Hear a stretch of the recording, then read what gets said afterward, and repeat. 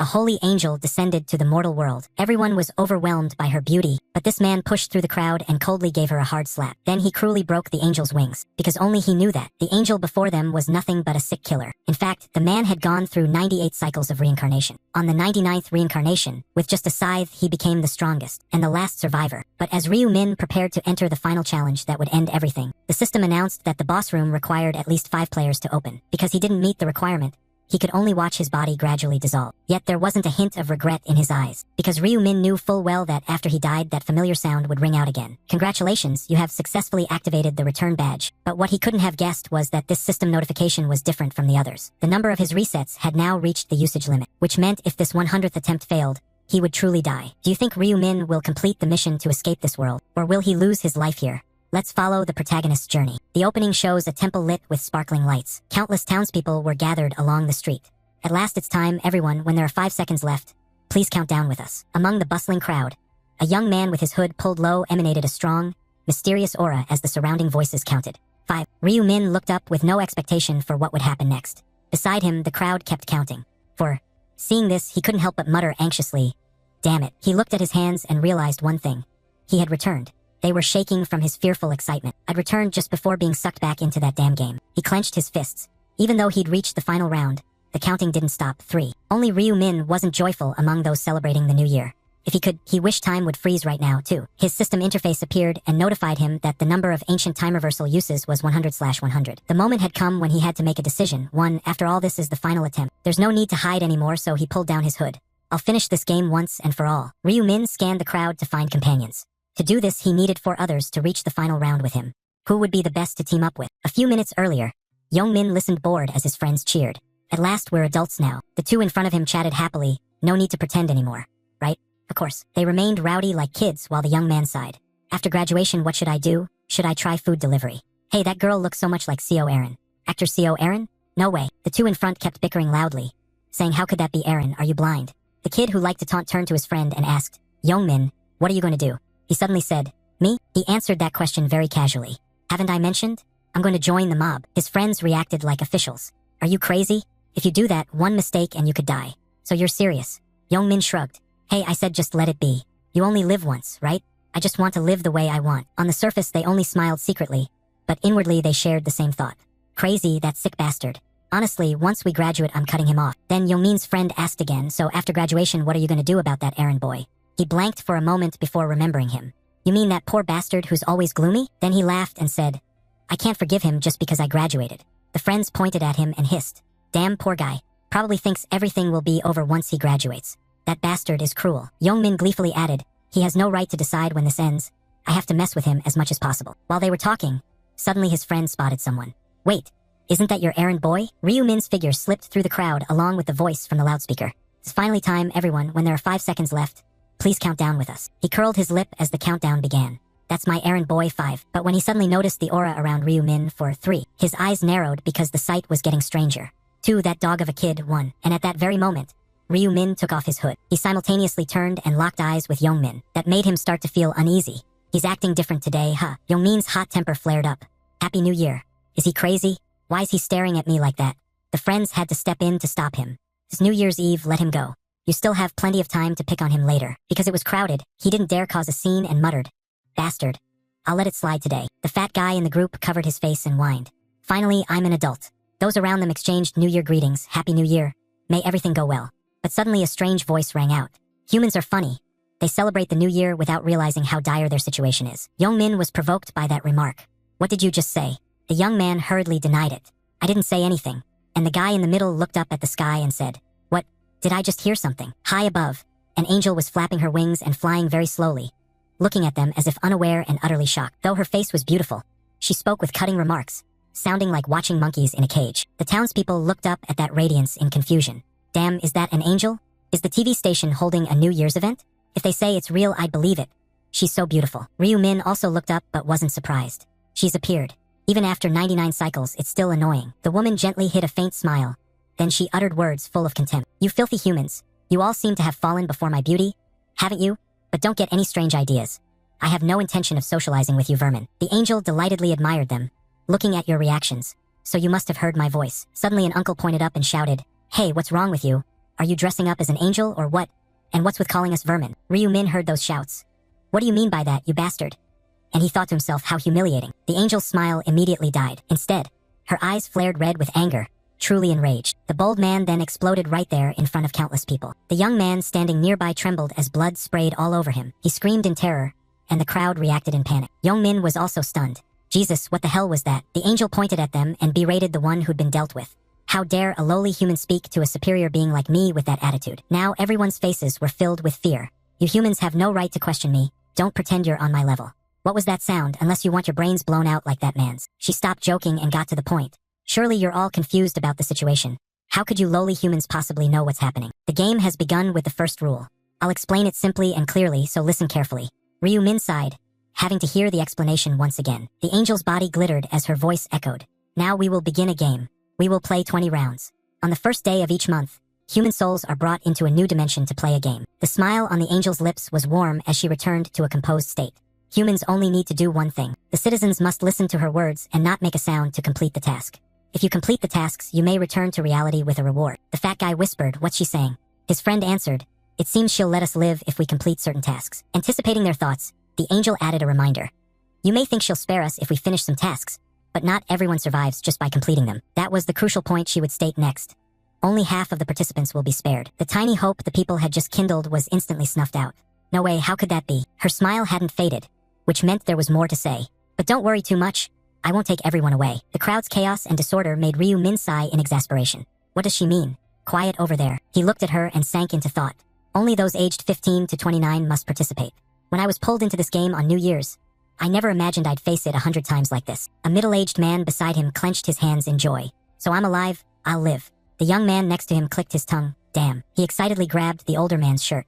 You're so happy to be alive, why are you mocking us? The man panicked and couldn't explain in time. What? Young-min, clear-headed behind them, loudly warned his friend. Stay put. Haven't you realized the situation? Didn't you see the guy whose head was blown apart earlier? After stating the rules, the angel moved on to count numbers. It seems the total number of participants is 1,801,029,290. She reached out and emitted a blinding light.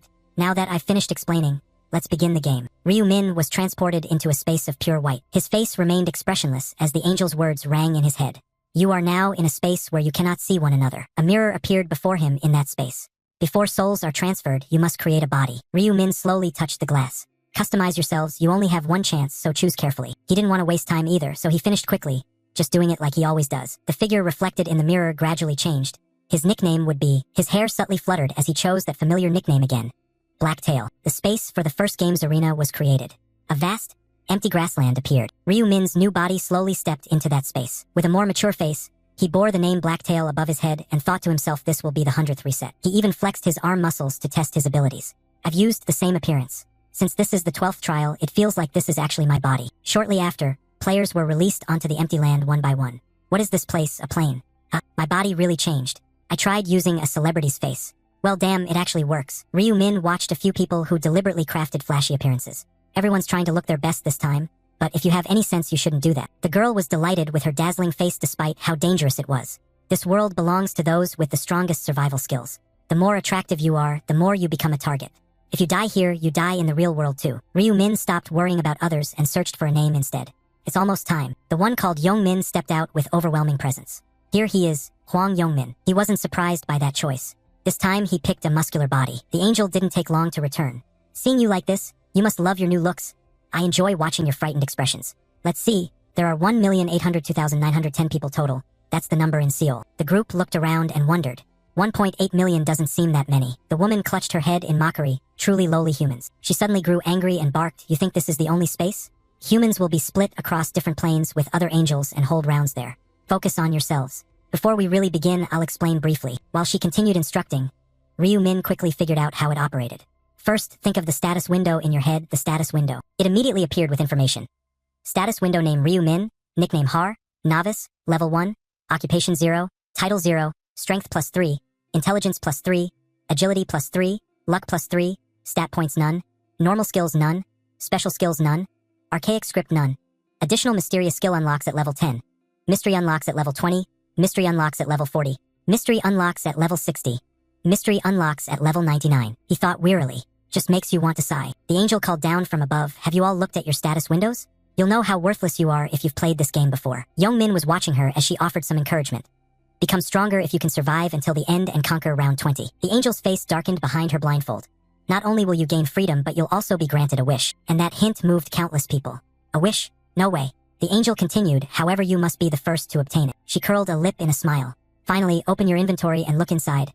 I've prepared a gift. Young Min tried thinking the keyword she indicated and was startled as the system panel changed accordingly. Inventory. He touched the screen and read the information line on it.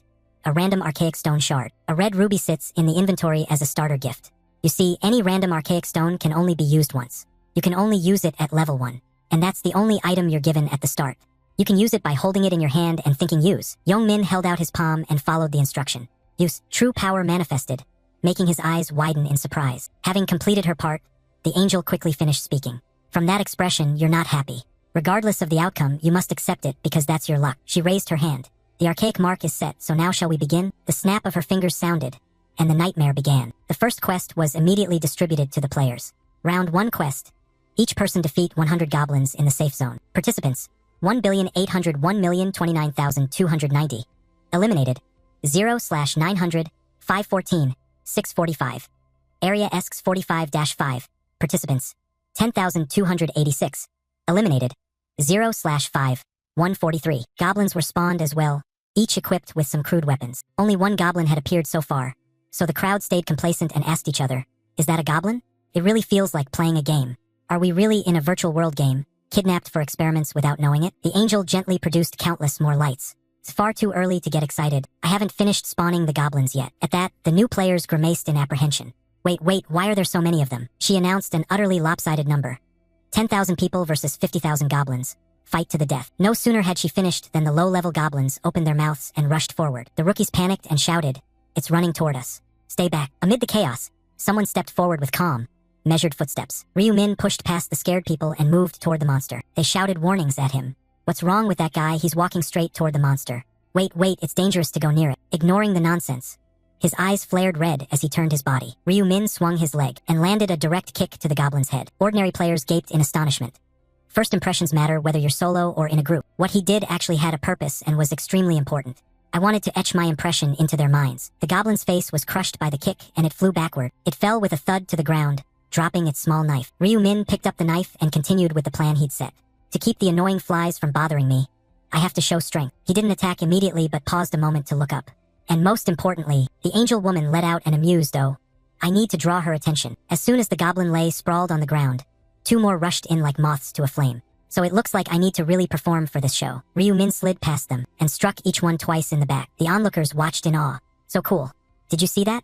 Who is that guy? Is he special forces or something? Blacktail, nice nickname, sounds badass. And thanks to his display, they gradually regained their confidence. These goblins are usually the weakest monster type in these games, right? The guys dawdled, saying we could probably kill it, maybe not as easily as Blacktail, but if we fight seriously, it shouldn't be too hard. However, the goblin's speed wasn't to be underestimated as they leapt straight at the players, grinning a sly smile while driving his hand in to stab the young man. The man beside him went pale and groaned. They had been all talk a moment ago, but now they'd lost their nerve and fled elsewhere. Help me. Behind Ryu Min, things started to get chaotic. They're coming again. A slaughter unfolded, but the side winning the bet was the goblins. In this situation, no one would mistake this for just a game anymore. The woman watched in horror as a goblin plunged its blade into a restrained person.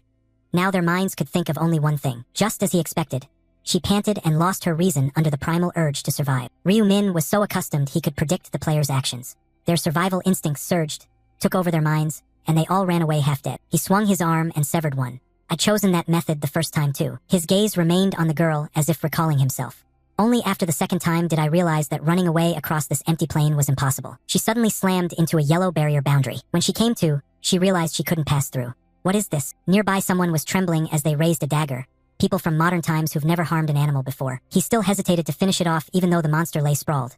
They'd likely find it very hard to kill a goblin. But to survive in this game, the goblin stared at him with its glowing red eyes, suddenly sat up and swung its weapon, terrifying him. I have to overcome that fear. The angel stood watching the bloody scene as if it were a pleasure. Help me. How fascinating the battle between humans and goblins is. She fully understood the players' capabilities. Though the goblins were child-sized, if the players offered no resistance, the goblins could take them down with bare hands, let alone with daggers. Her smile grew sharper as her amber eyes swept over them. However, Ryu Min fought the goblins with ease, making her curious about what that human was. She opened his system panel to inspect. Blacktail, Goblin defeat progress 70 out of 100. Blacktail, though she was the administrator here, her authority was limited and it annoyed her. This damn system hid all player information except quest progress. But the angel was in a good mood, so she continued her amusement. Fine then, having to instruct these pathetic humans wounds my dignity. But there are still a few interesting ones, so I'll stay a bit longer to enjoy them. The goblin took Ryu Min's dagger squarely in the face. The system kept reporting his progress. You have defeated a goblin. Experience plus 4%, gold plus 10. You have leveled up. Goblin defeat quest progress 75/100. Activities remaining to complete goblin defeat quest 25 out of 100. He tilted his body to dodge a thrown knife from the low-level goblins. 3 or 4 goblins ran up beside him. Very skillful and graceful. His agility allowed Ryu Min to take down 5 at once with the same move. He twirled his dagger with hands stained blue with blood. The goblin sensed the approaching danger and tried to back away. But it couldn't avoid Ryu Min's killing blow when this time he drove both hands down into its head. His voice was about to carve itself into the goblin's fear. Any others? The whole pack let out a weak cry and dared not charge. He sat up and wiped the blue blood from his face. Looks like I get a short breather. Thanks to his diligence, his stats had leveled up many times. Status window. Name Ryu Min, nickname Han, novice, level 4, occupation 0, title 0, strength plus 3, intelligence plus 3, agility plus 3, luck plus 3. Stat point 6, normal skills 0, special skills none, archaic language none, supplementary skills, mysteries unlock at level 10, level 20, level 40, level 60, level 99. In the blink of an eye, he had gained 4 levels. His hand holding the dagger touched the screen to allocate skill points. Each level grants 2 stat points. Put all points into agility. With his experience, Ryu Min was cautious when upgrading himself. Besides increasing dodge rate, agility also raises attack speed and movement speed. In the early game, agility is the most important stat. He satisfiedly flicked the dagger to shake off some blue blood. At this pace, I've probably drawn the angel's attention. Time to finish this. Suddenly the dagger spun through the air and plunged into the head of a goblin in the rear. Its terrified scream rang out as Ryu Min's face tightened. Come here. The more he taunted, the further the monsters retreated. He let out a long breath. Aren't you going to? Then the strongest player burst out of the bushes, him. A sharp boost in agility let him move through them without leaving an opening. Then let me handle you. The goblin whipped around in anger. Before they could attack, they were struck by Ryu Min's spinning blow and turned into wooden corpses. System. Experience 4%, gold 10. You have leveled up. Goblin Hunt quest 100/100. Round 1 quest complete. A halo appeared around Ryu Min's body to mark the player. He calmly waited inside it. Round 1 is done. After killing these goblins, I'm sure I've caught the angel's attention. Praise notifications announced his name in the system. Congratulations on completing the first round quest in this area. Congratulations on completing the first round quest across all areas. Ryu Min smiled with satisfaction. I got first place. The higher the rank, the better the rewards. The top 3 ranks get the best rewards. As he'd expected, the system offered him a choice. Congratulations on completing the first round quest in this area. You will receive an optional weapon, an area-specific reward, and an all-area reward. A small chest was added to his inventory and the all-area reward read. Congratulations on completing the first round quest across all areas. You will receive a treasure chest. My reward is probably the largest compared to everyone else. Ryu Min tapped the sword-shaped ticket first. Choose the weapon from the area reward first. The screen proposed 3 weapon types with 3 different names. You may choose one of the following weapons. He withdrew his hand in mild surprise. It wasn't a big deal, but lucky that I got this so early. Then the young man tapped the screen lightly to choose a weapon. The item updated immediately. Short sword received. Category short sword. Weapon. Rarity. Uncommon. Attack 15. Agility plus 1 effect. Durability 150 to 150. Equip restriction. Novice level or above. Description. The best dagger a novice can use. He threw the goblin's small knife to the ground after getting the better gear. Toss this trash away. With blue blood still on his hand, he tapped the X icon. I'll hold onto the choice chest I got from the special reward for now. While Ryu Min leisurely prepared, those outside were still straining to fight. Glancing through his info once, one line caught his attention. Thinking back now, in his description there was a line that read Final Time Traveler, which piqued his curiosity, the title he had obtained earlier. This was something he'd never seen in his 99 resets. He extended his hand again and whispered, use. The stone shattered to activate the system function. You have used a random archaic shard. Congratulations, you have received the archaic script.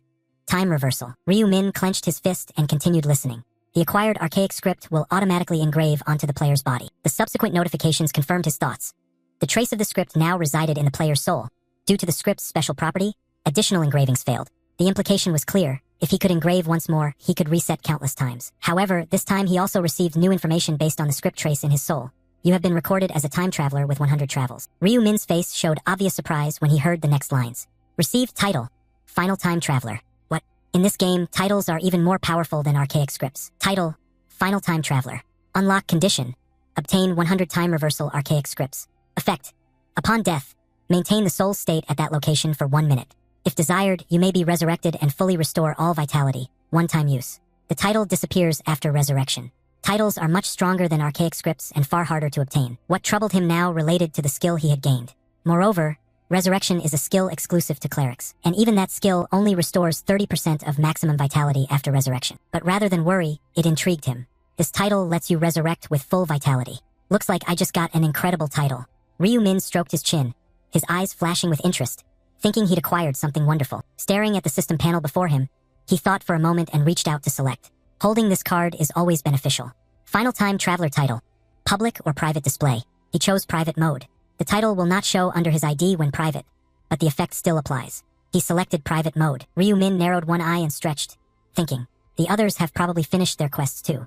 I wonder how Yong Min is doing. Yong Min stood behind two people who were fighting, holding a knife in his hand. There he is. Ryu Min smiled, thinking it seemed Yong Min had survived. Rays of dazzling golden light streamed down from the sky. The angel Brielle appeared. She curled her lip into a smile. No wonder. It's getting more and more boring. Her light shone directly on several people, her voice echoing to make the others halt. Pitiable humans, you will gradually be culled to match the remaining number of goblins. My apologies, it's my fault. Angel Brielle clasped her hands. Her wings spread wide. Stir everything back to life. The blonde girl hugged her loved one, two streams of tears falling from the corners of her eyes. Stir things up? She stood stunned as the boy she held gradually faded away. The others stared in confusion as each cold body on the ground gradually dissolved. They asked in bewilderment. The corpses are disappearing. What's happening? They looked up at the angel Brielle hovering in the air. The ferocious monsters, drooling, lunged forward aggressively. They cursed in shock. Son of a... Her eyes flared as she looked down, a sly smile spreading across her lips as she quipped nonchalantly. I've given you an extra 50,000 lives. You should have more than enough to slaughter now. The armed monsters charged in, killing. A young man plunged into its belly, and its blood spurted everywhere. The knife-wielding monster chased after that person. They grappled back and forth. The system panel popped up. Quest requirement completed, 1021/5143. Yong Min looked at the monster in front of him, then pulled the other's shirt down his back. He tightened his grip around the monster's neck. The system announced, quest requirement completed, 2129/5143. Ryu Min sat down on the grass. Someone trapped inside the beam of light reached out to help but couldn't break free. He could only watch helplessly as his teammate was attacked by the monsters. The system appeared again. Quest requirement completed, 3532/5143. Angel Brielle laughed with delight at the blood-soaked scene. Ryu Min glanced over at her. Beams of light shone down on each person. The system's machinery roared. Quest requirement completed, 5143/5143. The monsters immediately vanished, leaving the townspeople puzzled. The goblins are gone. Where did they go? She glanced at the system board and said, only half the task was completed. Quest requirement 5143/5143 completed. Now it's done. Angel Brielle looked down at the people below. She said coldly, the others will have to die. After all, these are the rules of the game. Everyone froze, faces full of helplessness. We're going to die. Wait, Angel, I only killed one more, please no. Waves of light from the sky frightened many people. Brielle clapped her hands lightly and mocked. Why the long faces? Shouldn't you be happy to be alive? It's fine, you survived and can return now. She covered her mouth with her hand to hide a smirk, her voice dripping with contempt. Congratulations on passing the first trial. Try harder next time. Now let's announce the rankings before you leave. The scoreboard appeared. Round 1 overall, 1H, level 5, no title, 10 minutes 21 seconds. 2 The Fools, level 5, no title, 16 minutes 15 seconds. 3 Tien Maver, level 5, no title, 17 minutes 7 seconds. Current area ESC 45-5. 1 Hakaw, level 5, no title, 10 minutes 21 seconds. 2 Life is a Film, level 5, no title, 23 minutes 55 seconds. 3 Black Dragon in Hand, level 5, no title, 24 minutes 43 seconds. Another board appeared. Ryu Min studied each one. He ranked first both overall and in the current area. Ranking rewards. Low-tier rare weapon voucher. Optional special reward chest. Quest completion bonus 1,000 gold. You will receive quest completion rewards shortly. You received 1,000 gold for completing the quest. Congratulations. You can use the gold to buy items at the shop. Equipment purchase unlocks at level 10. Countless people looked at him in surprise. He gave a slight smile and thought to himself, everyone probably already knows I'm first. Angel Brielle propped her chin on her hand. She was amused, her voice loud. I can't believe the number 1 spot in the region is in my territory. Unbelievable. Hakaw, isn't it? Answer me. He looked at her and said, please, go ahead. She raised a hand and smiled, asking, how are you so strong?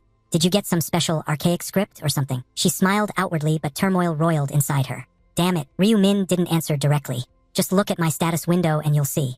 Angel Brielle stammered, well, she awkwardly spread her hands, of course. An angel like me can always see that information. I was just testing you. He suppressed a laugh, thinking to himself, don't make me laugh. Ryu Min suddenly called, hey, Angel. She wondered, yes? She lifted her head at his request. May I make a request? The confident look on his face puzzled her. Angel Briel muttered. A request? Ryu Min folded his arms seriously and said, right, the reward for first place seems a bit meager. Yong Min and the others stared at him in astonishment. Everyone looked at Ryu Min in disbelief. Angel Briel's face filled with anger. She snapped, what did you just say? He stood within the beam of light and arrogantly said, I hope you can grant something more worthwhile. She growled threateningly, say that again if you dare. Ryu Min repeated without fear, I don't like my reward, so I'd like you to grant something better. The space fell silent. All attention turned to him. Briel's eyes brightened and she gave a diabolical smile. A mere human dares to demand from me? I noticed him because he was energetic at first, but after killing only a few goblins he already disrespects me? She stretched out a hand. I'll make your head explode. Then remembering that power had already been used, she angrily withdrew her hand and clenched it. Damn it, I've already killed someone with a one-time ability. Arrogant human, do you think I can't kill you? Angel Briel saw something and paused. She spoke mysteriously, yes, I know what I should give him. Angel Briel looked down at Ryu Min and asked back, you want a better reward? She replied, planting a foot on the grass. I usually refuse such requests immediately, but Angel Briel stepped closer to Ryu Min on second thought. Let's talk privately. Everyone else wait a moment. People became noisy at her words. Is she really going to grant him that? I can't believe he haggled with an angel. Should I try too? I want a different reward. Maybe it's because he's first place. Whispers rose. Yongmin glanced at Ryu Min. Get out of the way. What kind of reward must it be to make this happen? I'm jealous. He shot him a cold look. The other man was puzzled by that glance. Ryu Min gave no explanation and walked away, leaving Yongmin stunned. He followed behind Angel Briel. She turned her head to him and asked irritably, why don't you come closer? Are you going to keep making me turn around? Walk beside me. He replied yes. Her eyes narrowed and her lips curled with hatred as she thought, foolish humans. Only obedient when ordered, yet so greedy. Angel Briel turned and walked on. And anyway, why should I exchange what the system gave him? Even if I could, he wouldn't be the only exception. She glanced at Ryu Min with malice, a scheming smile on her lips as she thought, he should accept what he's given. I'll show him the consequences of greed. Seeing a boulder ahead, Angel Briel thought to herself, I'll kill him the moment we pass that rock. The two continued walking, and her mind churned with countless thoughts. Trouble was likely. If I kill a player out of personal spite without using the one-time ability, what if players later complain of injustice and rise up? Then those in charge would hold me responsible because of my actions, and the game would be broken. Briel's foot drew nearer to the rock, so I need a place where no one is around. She grinned wickedly with no hint of goodwill, thinking, you stupid bastard. If you shut up, no one will ever know what happened. Angel Briel turned around, wearing an oddly cheerful expression as she looked at Ryu Min, her voice seductive. You want a better reward, right? Tell me, what do you want? A fist from him shot toward her face, leaving her stunned before she could finish speaking. Ryu Min's blow came down without mercy, straight to Angel Briel's face. Her face swelled before she could even gather herself. Briel's eyes filled with utter astonishment. She fell to the ground, rage boiling inside her. A yellow liquid ran down Briel's face. She raised a hand to inspect it in shock. What is this? Did that damn human just hit me? She sprang to her feet, her face twisted terrifyingly as she stared at Ryu Min. You wretched human. He suddenly vanished without a trace. Angel Briel was stunned, unaware that he had appeared behind her. He had disappeared. Ryu Min grabbed hold of her wings. Briel looked back in panic. With his other hand, he rose up and squeezed her throat. She screamed in terror. Wait, wait. What are you doing? Stop, stop. His movement was decisive, and Briel's piercing screams rang out. She collapsed to the ground, eyes vacant and mouth agape. Ryu Min must have felt some emotion. He tore off one of Angel Briel's wings with his hands. He looked at her coldly and said, don't be such a crybaby. Ryu Min gripped the remaining wing, making her howl in pain. The broken wing leaked streams of yellow liquid. He said indifferently, now you can't run anymore. Briel ground her teeth as she glared at him. Ryu Min asked casually, how's that? Does it hurt? She snapped, it hurts, of course it hurts. A smile crossed his lips as he said calmly, if I'd waited another 5 minutes you'd have been the one asking that obvious question, and smiling that contemptuous smile of yours. Briel shot upright and yelled at him, are you crazy, human? What are you saying? Ryu Min lifted both wings, a hidden dagger glinting in one. He asked coldly, you planned to use that hidden blade in your wing to kill me, didn't you? Knowing he'd guessed correctly, he tossed the wings aside and replied casually, you bet. Briel writhed in pain, one hand on her shoulder, shouting, what do you mean by kill? She was at a loss for words, insisting she never intended that. Ryu Min frowned, his blood-red eyes coldly fixed on her. Lying won't help. You don't need to speak for me to know everything from your face, Briel. Her face grew fearful as she stammered. How could a human know my name? He drew a dagger from the system, his voice turning icy. Even if you know, it won't do you any good. Angel Briel recoiled fearfully. What are you doing? Why did you suddenly draw a weapon? Ryu Min examined the knife and replied, still not understanding why. She pointed her index finger at his face and adopted a threatening tone. Do you want my head to blow up like you're completely insane? I only need to snap my fingers and you will. He, as if holding her by the throat, said, you no longer have the ability to kill anyone. Angel Briel pressed her lips together and fell silent. She still shouted, you think you can escape punishment? My companions will definitely not sit idly by. Ryu-min was bored by her words. Companions my ass. Angels are a selfish lot. They don't bother with other people's problems. Whether you live or die, they won't care. She stammered in disbelief. Nonsense. He stepped close to her and raised the knife. Enough. I'll send you on your way. Angel Brielle scrambled to her feet and backed away, waving her hand. Wait a moment. You gain nothing from this. He answered, oh yes you do, but you wouldn't know. She threatened, if you kill me you'll regret it, you won't be able to return. Ryu-min, as if knowing everything, said calmly, this system will automatically return me after I've taken care of things. She was shocked and helpless. How do you even know that? Angel Brielle made a request. All right, I'll give you any information you want, just give me a chance. He bluntly refused, no need. Ryu-min continued, if I wanted information I'd have tortured you to extract everything I wanted. In this game environment, each species looks out for its own. Besides, the truth is you're just a pawn playing the guide. She widened her eyes in surprise. A pawn? Angel Brielle raised her hand, astonished. Since when? Ryu-min lunged forward and stabbed decisively. Her piercing scream echoed through the forest. He looked at Angel Brielle lying cold on the ground. She was completely gone. The system's mechanical voice rang out. You have defeated an angel. It has been confirmed that you are the first player to defeat an angel. You have been awarded the title, First Angel Slayer. The system announced again. You have been awarded Angel Blood and the first Angel Kill reward. A glass vial and a gem appeared in Ryu-min's hand. Indeed, this time I am the first. The system notified. You have been awarded the Slaughter archaic script for the first Angel Kill. The items in his hand glowed, a golden light enveloping him. The mechanical voice sounded again. The archaic script obtained is automatically imprinted into the player's body. The system panel displayed the current rewards for the player who first killed an angel. Title, First Angel Slayer. Requirement, become the first to kill an angel. Effect, when fighting divine creatures, all stats are doubled. I first learned of this reward when avenging an angel on the 13th run. It's probably limited to a single player. Slaughter archaic script. Effect, each time you kill a target, all stats increase by 1%, up to 100%. Maintained until the related game round ends. Each reward is comparable to a unique item. Ryu-min smiled at the system panel, thinking to himself that the angels would be very surprised if they discovered he'd acquired an archaic script. His eyes gleamed red, and also, he raised the glass vial in his hand, his mind full of calculation. The main reason I killed the angel, its function was shown on the system panel. Angel Blood type. Unique consumable item. Effect, can change your class to Death God, usable from level 10 upward. Description, a reward item for the first player to kill an angel. Only the first player to slay an angel has the right to change their class into the angel's archenemy, the Death God. Badges appeared. Starting at level 10, every player can have a class. There are 30 different classes total, and switching classes is very easy. The blue glowing shield lay on the ground, emitting a source of spiritual power. You must obtain a class change item. Usually you acquire this item through hunting or by completing some simple condition. The glass vial shown along with a red class icon above it, but there are exceptions, when switching to a special class that is awarded only to players under special circumstances. The red class ranks above all other classes. And of course those who hold this special class are on a completely different level compared to normal classes.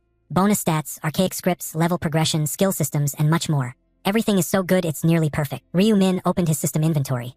He thought to himself that if he spoke it aloud he would have returned before finishing the first round. He continued thinking that he would use the rewards earned from ranking first in every area. The system displayed the selectable rewards. You may choose one of the following rewards. Touch the reward you want. 1. Triple experience effect.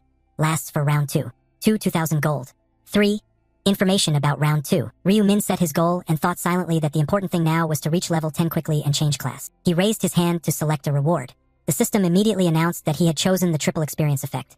Round 2 has begun and the effect is automatically applied. Ryu-min glanced at where Angel Brielle lay and fell into thought. This is the last time, so I have no other choice. At all costs, I must get stronger. He walked over to her. A notification panel appeared. Round 1 complete. All regions, survivors. 900,514,645. Current region ESCs 45-5. Survivors. 5,143. Souls will be transferred to bodies in the current dimension.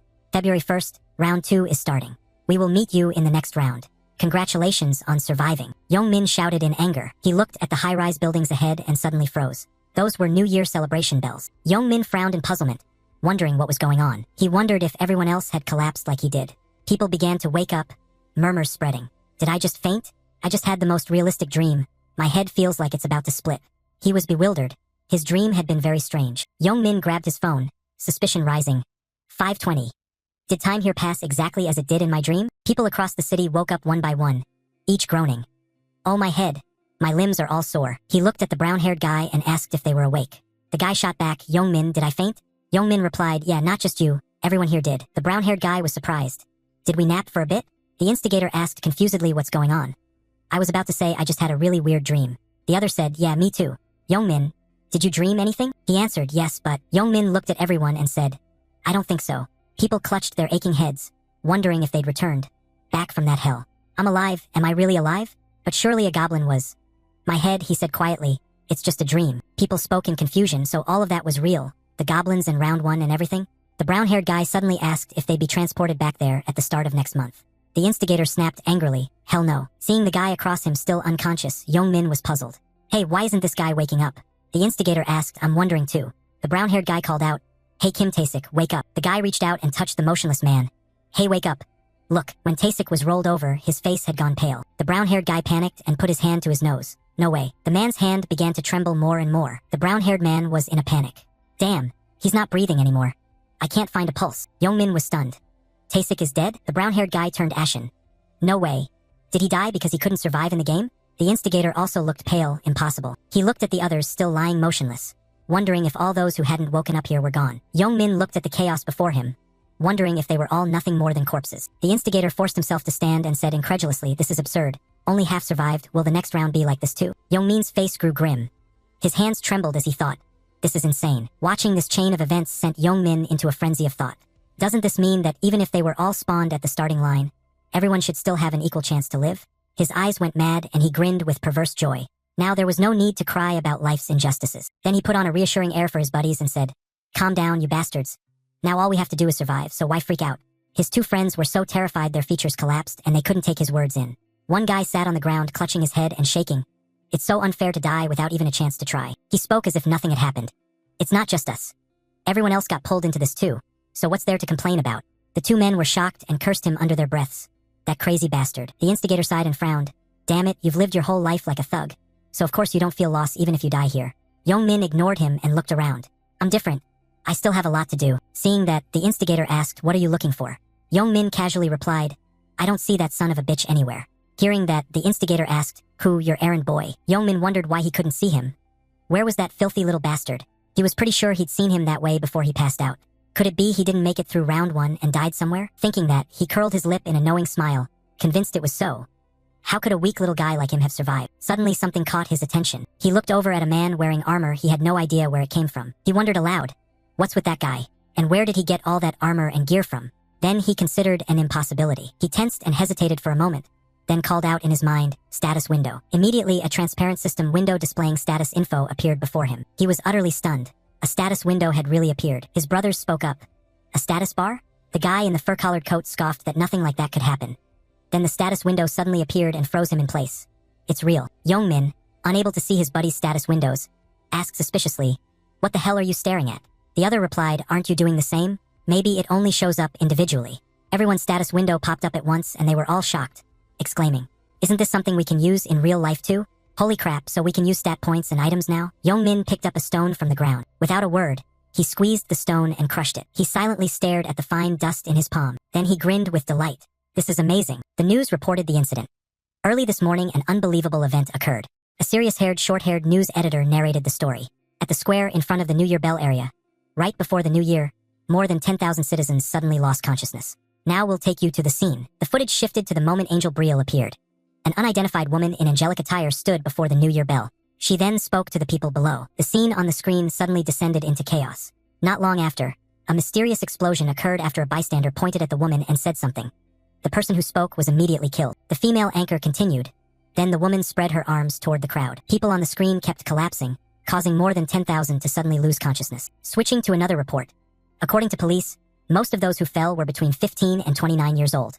The reporter solemnly said, "We have confirmed this phenomenon did not occur only in this country but has happened on a global scale." Netizens immediately erupted in comments. What the hell? Are the reporters crazy or what? Why broadcast this nonsense at dawn? Many refused to believe it and pushed back. Is this April Fool's? Over 1.8 billion souls were kidnapped. It's unbelievable how large-scale the fake news problem has become. Some even criticized the reporters, saying they're way too cooperative. Yet others agreed in the replies, guessing the reporters must have had nothing to do on New Year's to make up such a fake story. The video looked totally CGI. People in the comments were brawling. Some didn't believe it, and while typing their responses they dropped dead. Ryu Min calmly scrolled social media. Started, he thought. He thought to himself, this is only the beginning. The news kept reporting the incident around 5:20 a.m. Roughly half of the unconscious regained consciousness, while the other half remained in a vegetative state at the scene. They were all diagnosed as clinically dead. Celebrity A was found dead at the square. This is the first time over 11% of the population have died in a single crisis. Deaths continued to be discovered and reports of fatalities kept rising. He remained utterly calm. The real problem lay elsewhere. He then looked at the news screen. The survivors were now being called players and investigators were still probing the cause. His thoughts mingled with the anchor's voice. The issue was that the abilities players gained had manifested in the real world. He continued thinking that no player yet had really high stat points, so the impact was limited for now. His expression was icy, but as players' levels rose, they would gradually become powerful entities. An image of a dark knight appeared in heavy iron armor with a surging, overwhelming aura. No matter what modern weapons were deployed or even if entire armies were sent, those players could not be suppressed. Weapons that were essentially people, uncontrollable, would be born. He lifted his foot to walk, but he had no intention of merely watching the world descend into chaos. The hooded coat over his head made him seem mysterious. If things were left as they were, the world might perish long before reaching round 20. There was only one solution. Then his gaze sharpened. I need to control all the players, he thought, certain that only a power above all could do it. As he thought, he recalled the times he'd reset. Of course, he'd have to use different methods than before. A system notice appeared. To open the door to the boss room, you need at least 5 players. His face darkened into gloom. I already have a few potential people in mind, and I have several ways to recruit them. He ended that line of thought and kept walking. But it wasn't time to act yet.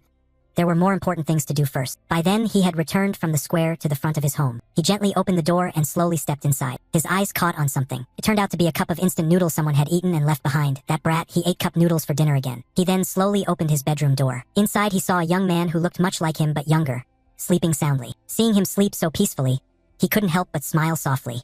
He can still sleep soundly even though his big brother hasn't come home? It turned out the young man sleeping was Ryu-1, his younger brother. This is my brother.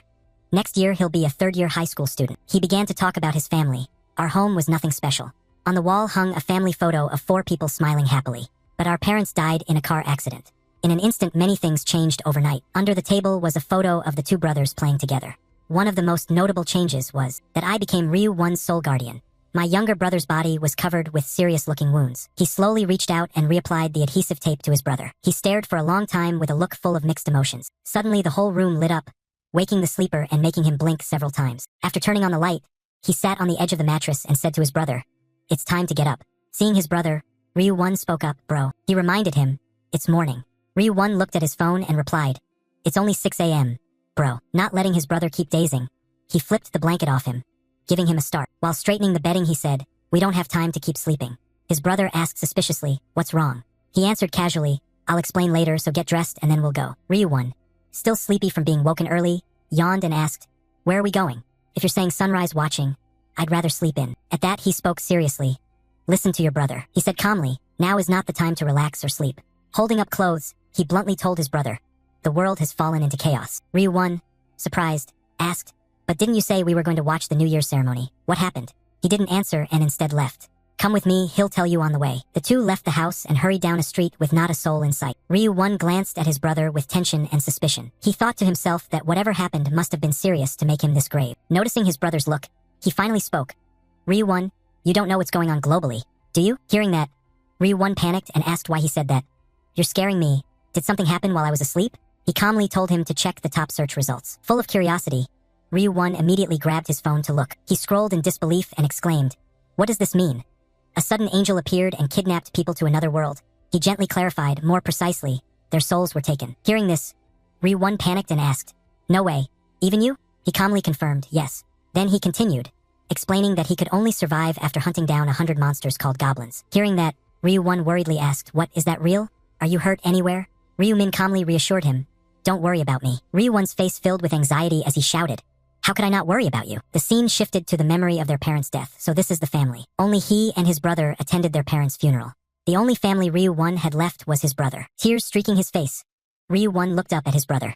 Of course I know. His brother's figure was lonely yet steadfast and reliable enough to fill the void their parents left. Just as now, his silhouette was both reliable and solitary, so he had to develop an exceptionally steady mindset. No matter how he thought about it, Ryu-1 was deeply worried for his brother. But having mental fortitude and killing 100 monsters are 2 completely different things. Looking at his brother in pain, he must also have a weak side. Ryu-min now smiled with a touch of helplessness and said, "I know what you're thinking." After saying that, he turned back to his brother and carefully explained, "There's a system there called stats, like in a game, so my physical skill isn't actually that important." He added, "So you don't need to worry." Ryu-1 hesitated a bit and said, "If that's the case." But, he continued patiently, "If you see me in the future, you probably won't think like this anymore." Hearing that, Ryu-1 asked confusedly, "What do you mean?" He didn't answer directly but smiled and said, "If you want to know, just come with me. At this, Ryu-1 stubbornly refused out of curiosity. I'm not going. Until you tell me where we're going, I won't take another step.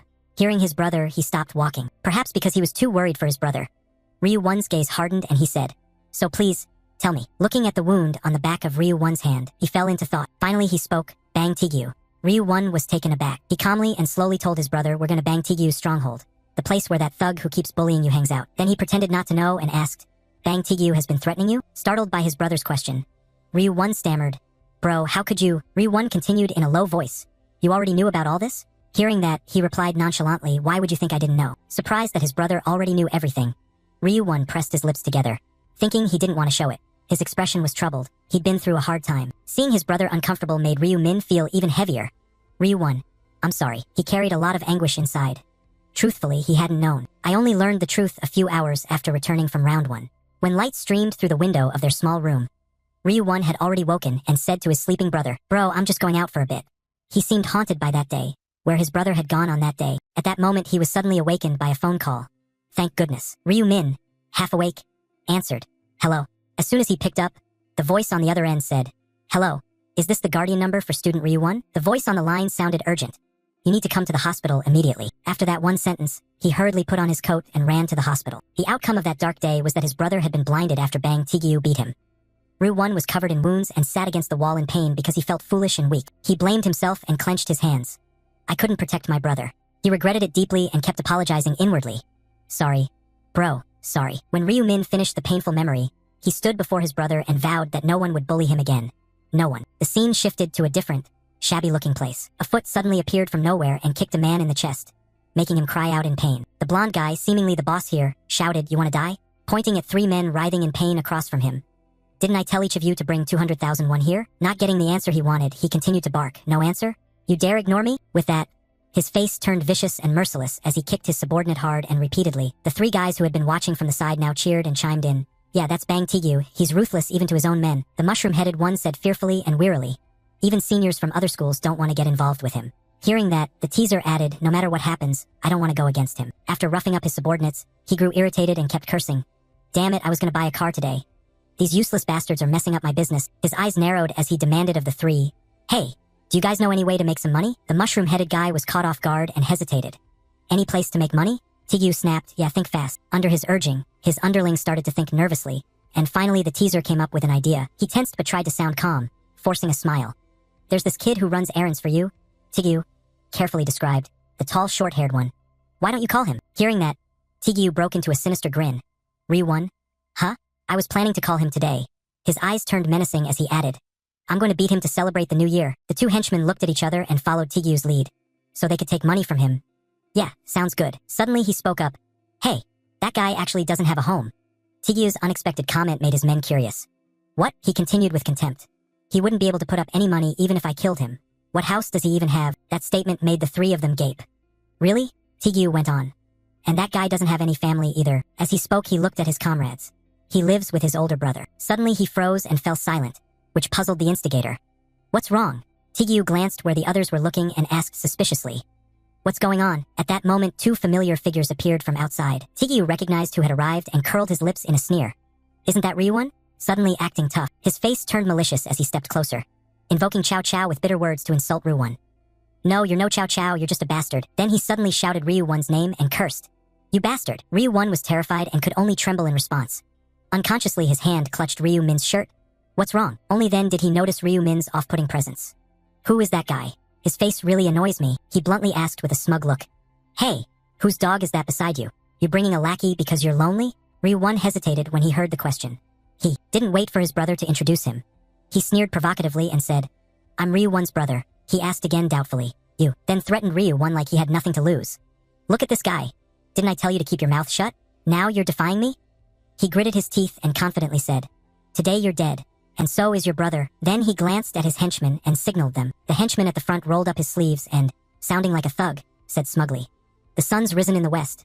Who would a mere lackey be to stand up to Tigyu now? He led the way and asked, Hey Ryu-1, can your brother fight? He waved his hand in a mocking way to insult the brother's height and sneered. You bastard, you gonna run? Without hesitation, the brother threw a straight punch aimed at his face. He took the blow and tumbled to the ground, which stunned the henchman behind him. He learned nothing from the one before him and angrily swung a punch straight at him. You damn bastard. The punch was so fast, but the brother easily dodged it. Immediately after, he followed with a blow that knocked the second man out. That punch sent him flying far away. The remaining men all rushed him together. He unleashed 2 lightning-fast punches to their faces.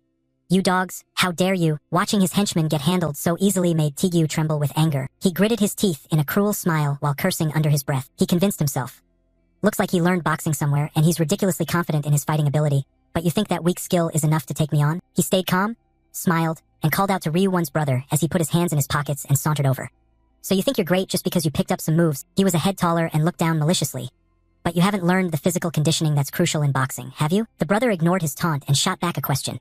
Haven't you been following the news? He frowned and looked at him puzzled. What news? Tigyu asked. Knowing he hadn't checked the news, the brother sighed in disappointment. Enraged by the whole scene, he swung a punch.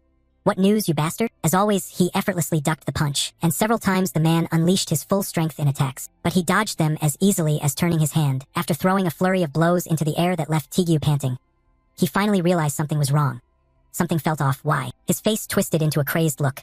Why can't I hit him? Only then did he slowly gather power into his fist and say calmly, if you see the news, then, lightning fast, he surged forward. You would never dare to stand up to a player like me. He punched him in the face. Ryu-min, his face dark, thrust a powerful blow at Bang Tigyu. He took a heavy hit and went down, motionless. Only seconds later did he come to and react. You, Bang Tigyu angrily lunged a fist forward. You bastard, but there was nobody in front of him, no figure anywhere. Where did you go? He spun around in panic. Impossible. Bang Tigyu took another punch to the face. He clutched his face and shouted angrily, You! How dare you hit me? He froze as one of his teeth fell out. Bang Tigyu screamed in fury and hatred. I'll kill you. He summoned all his strength and threw a punch at Ryu-min. Die. He easily dodged and countered. Ryu-min unleashed a series of punches to the man's face. He staggered and could barely stand. Even those watching from a distance were breaking out in cold sweats. His face swelled into a grotesque lump. He kept aiming for his face as he fought. Bang Tigyu panted, then turned and stared at Ryu-min.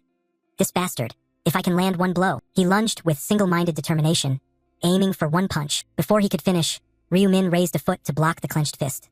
Please, as expected, the blonde guy got hit again. This time it wasn't gentle. He was sent flying and smashed hard into the wall. Bang Tigyu struggled to sit up. Ryu-min looked at him coldly. Bang Tigyu glared in pain. You bastard. Ryu-min remembered himself covered in wounds and bruises, hiding in a dark room. No matter how many times he recovered, he'd never forget that feeling. He stepped closer slowly so that hell would never repeat. Bang Tigyu struggled to his feet, pale with fear. Don't come near me. He clutched his neck and backed away, stopping. Ryu-min sat down in front of Bang Tigyu, took his hand, and smiled. He closed his eyes, full of suspicion. He glared at him ominously and stared. That's why you shouldn't mess with my brother. Bang Tigyu froze for a moment. A second later he howled in pain, clutching the hand that had grabbed him. Bang Tigyu screamed miserably as Ryu-min kept his grip on that hand. He panicked in terror. No, it hurts. Bang Tigyu's screams grew louder and more pathetic. The henchmen who saw this were terrified and fled immediately. Ryu-won stood at a distance, hearing the shouting, and turned away. He couldn't bear to look. Ryu-min glared and warned menacingly, Bang Tigyu, if you ever lay a hand on my brother again, do you know what will happen? I know. Bang Tigyu stammered, trembling and kneeling on the ground. I know, I won't do it again. He switched his expression back to a friendly smile. All right, but Ryu-min's actions betrayed that angelic face. He snapped the other hand of the man. I'll teach you a proper lesson so you don't repeat it. The man screamed and begged. No, please. In the abandoned factory, the sound of bones breaking rang out along with painful cries. Ryu-won followed behind Ryu-min and called to him. Hey, bro, you're kind and gentle. How could you do that? When did you learn martial arts? Ryu-min smiled and told his brother. Didn't you notice? Players can use skills in real life too.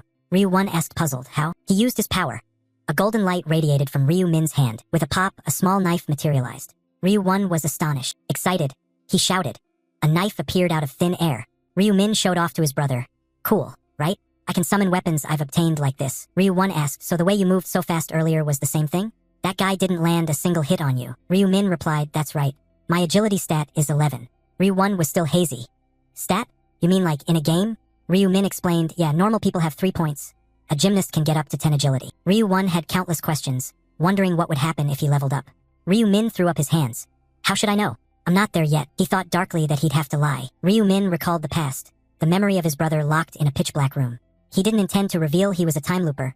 Back when he did it on the 11th loop, Ryu-won was kidnapped by another player. He thought gloomily.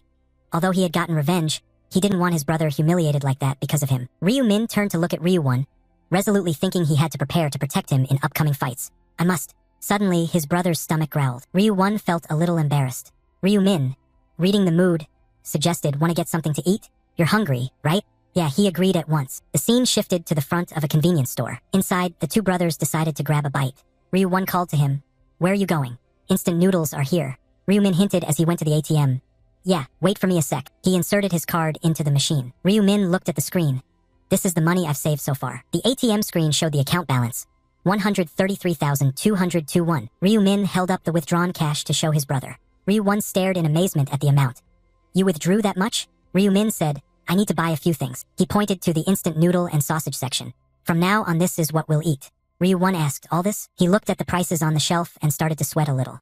Bro, everything here is at least 5,000 Ryu-min didn't care. It's fine. Get whatever you want. He smiled and glanced over. It's New Year. Are you seriously planning to eat only ramen? Ryu-1 hesitated, reluctant to spend the money. I know, but buying like that wastes money. Ryu-min urged his brother, it's okay. Pick quickly. Ryu-1 happily picked his dish. Then let's have the spicy beef hot pot. Okay, bro? His eyes sparkled excitedly as he looked longingly. I want this too. It looks so delicious. Ryu-min pointed and said, let's go to a restaurant once in a while, like Korean beef hot pot. Ryu-1 felt it was already more than enough and didn't want to waste money. No need to go that far, this is already too much for me. Ryu-min looked at his brother gently and thought, just wait a few days. I'll feed you so much meat you'll get sick of it. Steam rose hotly from the box of meat. Ryu-1 scooped a spoonful of rice with a piece of meat into his mouth. His eyes shone in amazement as he clasped his mouth, savoring it. This is so good. Ryu-min watched his brother happily and said, really? Eat up. Ryu-1 looked at him puzzled. Bro, thanks a lot. Where are you going? Ryu-min stood up, wait for me a sec. He left, and Ryu-1 watched him go. Suddenly Ryu-min came back carrying a black pen and slammed it down on the table. Ryu-1 stared dumbfounded at the pile of lottery tickets on the table, unable to speak. Wait, you withdrew all that money just to... Are you going to play the lottery with all of it? Ryu-min answered confidently, exactly. Ryu-1 beside him rushed over in a panic. Wait, how many did you buy? Ryu-min calmly and cheerfully looked at his stack of tickets. 20 tickets. Ryu-1 shouted in alarm. What? You spent 100,000 on lottery tickets? Do you even know what you'll get? Ryu-min put on a mysterious look. Just wait and see. Ryu-1 broke into a sweat with his brother. What are you doing? He stared at the pile of tickets, more and more panicked. Why do you keep choosing the same numbers over and over? Ryu-min? Why? He looked at his brother with confident certainty. These are winning numbers. The two went home and turned on their phones to listen to the winning numbers being read. Lottery draw number 1049. We will begin the drawing today. Ryu-1 turned pale and sweat ran down his face. We're doomed. We wasted 100,000. The show started the drawing. The announcement sounded and he grew even more upset about the money. We could have bought better food with that cash. Ryu-min didn't care and said, hey, can you stop biting your nails? The lottery numbers were called one after another. The first lucky number was 3. The second was 18. Ryu-1 froze. He was surprised to hear the host call the third lucky number as 9, the fourth 38, the fifth 21. Finally, the sequence of winning numbers appeared on the phone screen and matched the numbers on their tickets. We will announce the numbers for Lottery 1049 again. 3, 18, 9, 38, 21. Supplementary number 5. Ryu-1 yelled in astonishment. This is crazy. We won first prize. He was moved, his eyes shining as he looked at his brother. Hey, pinch my cheek. Do it yourself. Ryu-1 couldn't believe it and asked again to be sure. This isn't a dream, right, bro? Ryu-min teased with a smile. Do you prefer it to be a dream? Ryu-1 shook his head. No, of course not. Ryu-min laughed happily and said, don't worry. It's not a dream. Ryu-1 asked once more. This isn't a dream, right? Ryu-min confirmed firmly. I'm telling you it's not. Ryu-1 held the tickets in his hands and cheered with joy. We won the lottery. Ryu-min signaled for silence and lowered his voice. The neighbors can hear. Ryu-1 fell silent. He smiled at his brother. You like it that much? Ryu-1 confirmed, of course. Aren't you happy? Ryu-min nodded. Of course. I remember thinking the same my first time. I even screamed. In Ryu-min's memory, the two brothers were both astonished and beaming. We won the lottery, this isn't a dream. But after repeating it so many times, it became routine. I have to make money quickly after each reset. But the good times didn't last long, because over 900 million people had died and the economy collapsed. Times changed and hardships multiplied. Tradable items among players, things that would be valuable later, still had to be bought with money. Ryu-1 looked at his brother's stack of lottery tickets. I can't believe we actually won. I wonder how much the prize is worth. Ryu-min rubbed his chin and said, who knows? He estimated that winning this much would be enough to shake the world. The scene shifted to a clear, sunny day in front of the non-heat bank. Ryu-min walked in slowly. I stopped worrying after winning the lottery so many times. He approached the teller window and called to the staff. I'm here to redeem a winning ticket. The clerk smiled and congratulated him. Oh, congratulations, sir. He looked at Ryu-min and thought to himself, he won the lottery? He looks like a student. He got to work. Can you tell me where you bought the ticket? Ryu-min answered, the QS24 store, Yonhui branch. The clerk flinched. What? He fell silent, recalling what colleagues had said. The Yonhui QS24 branch. Did you hear? There were 115 winning tickets this time. What? 115, that many? A coworker had added. It's crazy. But the craziest part is that those hundreds of winning tickets all came from the same place. The clerk marveled. Don't tell me one person bought all those tickets? He remembered a colleague's instruction. Never mind. If anyone says they bought tickets from the Yonhui branch, call the president immediately. It's a VIP customer. Back in reality, he was a bit distracted. Ryu Min spoke up. Sorry. The clerk said awkwardly. I'm sorry, but could you wait a moment? Ryu Min replied. Sure. After a short while, an older gentleman appeared and thanked him for waiting. He welcomed and shook his hand, introducing himself. I'm Kwon Juno, president of Non-He Bank. Ryu Min returned the handshake and introduced himself. I'm Ryu Min. Kwon Juno congratulated him. So you're the lottery winner. Congratulations. Ryu Min smiled and replied. Thank you. He smiled and gestured toward a more private spot. I'd like to talk. Why don't we go somewhere quieter? Please follow me. Kwon Juno led him to the lottery business office. In here, they entered, and an employee stood to greet them. Welcome, sir. She looked up and asked, who is that beside the president? Is that his son? Kwon Juno pointed and introduced him. He's a VIP here to claim a prize. Make sure he's made as comfortable as possible. The blonde ponytailed woman stared at Ryu Min in surprise. So he's the one who won with 100 tickets? He turned and said, feel free to look around. Ryu Min smiled and answered, yes, thank you, sir. She tried to steady herself. Stay calm. She smiled and got to work. Welcome, sir. Please have a seat here. The blonde ponytail leaned down to ask politely, would you like something to drink? We have coffee, tea, or juice. Ryu Min just wanted to get the prize and go. I'm fine, more importantly, I want to claim the prize. She sat down and asked, all right. First, I'd like to verify the winning tickets, sir. Ryu Min produced a stack of winning tickets and said, here. The blonde with the ponytail widened her eyes in shock at the stack of winning tickets, thinking she couldn't believe he bought them all with the same numbers. Did he foresee the future or something? She finished checking and looked up. I've completed the verification. These are all first prize tickets. Ryu Min got straight to the point. So how much will I receive? She broke into a cold sweat. He sat impassively as she read out the amount. Yes, sir. The prize is about 22.5 billion won. Ryu Min sat calculating. After taxes, I'll have around 15 billion. Everything moved fast once I claimed the prize. With the money in hand, he began to execute his plan. First, find a new place to live. After buying a house, he'd invest a portion into stocks. And that evening, he opened a trading account. The plan, Bitcoin would rise about 500% next month. He'd use the Bitcoin gains to fund stock investments, and today, the two brothers moved into the new house. Ryu Min asked Ryu Won how he liked it. Do you like the new place? Ryu Won, delighted, said, of course, it's beautiful. I've never seen such a big, nice house. I have to take a picture. Ryu Min still felt it wasn't quite enough. He'd wanted it grander and more spacious. This is the best place we could move into right away. Security's good too. Ryu Won turned to ask, but why are you paying rent? With that money, we should buy it. Ryu Min dropped the bombshell. I don't have much money left. Ryu Won froze. Ryu Min said proudly, I've already invested over 14 billion won in Bitcoin. Ryu Won stared blankly, still processing. What? They reacted differently. Ryu Won went pale and frozen, while steady Ryu Min casually tried to reassure him.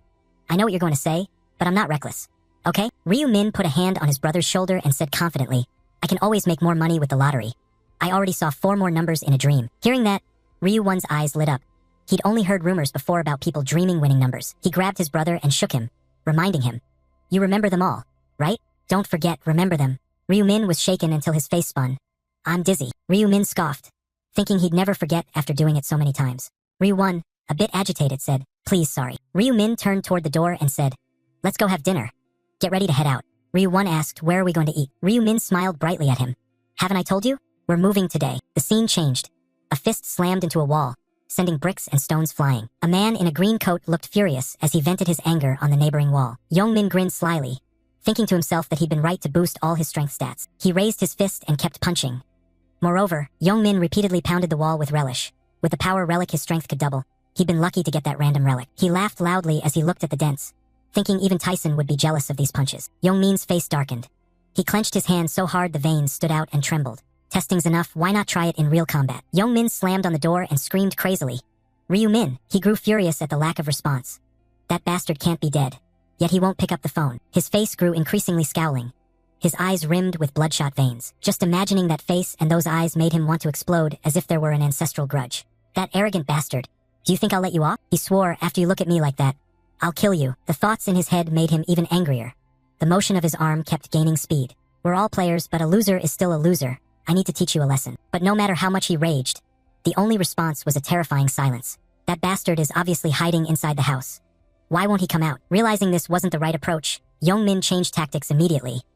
Then, a twisted smile spread across his face as he pressed his ear to the door to listen for any sounds inside. He figured that bastard must not be home. Well, no choice, let's go back. He seemed ready to act at the slightest noise from within. You try breathing and I'll smash this door, he snarled, And just then someone suddenly called out, "Hey, student." Turning, he saw an older man standing there as if he'd been there all along. The man's expression looked annoyed, already bothered by visitors so early in the morning. "What are you doing in front of someone else's door?" Young-min snapped rudely at the older man. "Why do you care? Are you the homeowner or something?" "Actually, I am the homeowner," the man replied. His straightforward answer startled Young-min. "Back to the point. So what are you doing here, meeting a friend?" The meaning of that word caught him off guard. Friend? A quick idea popped into his head.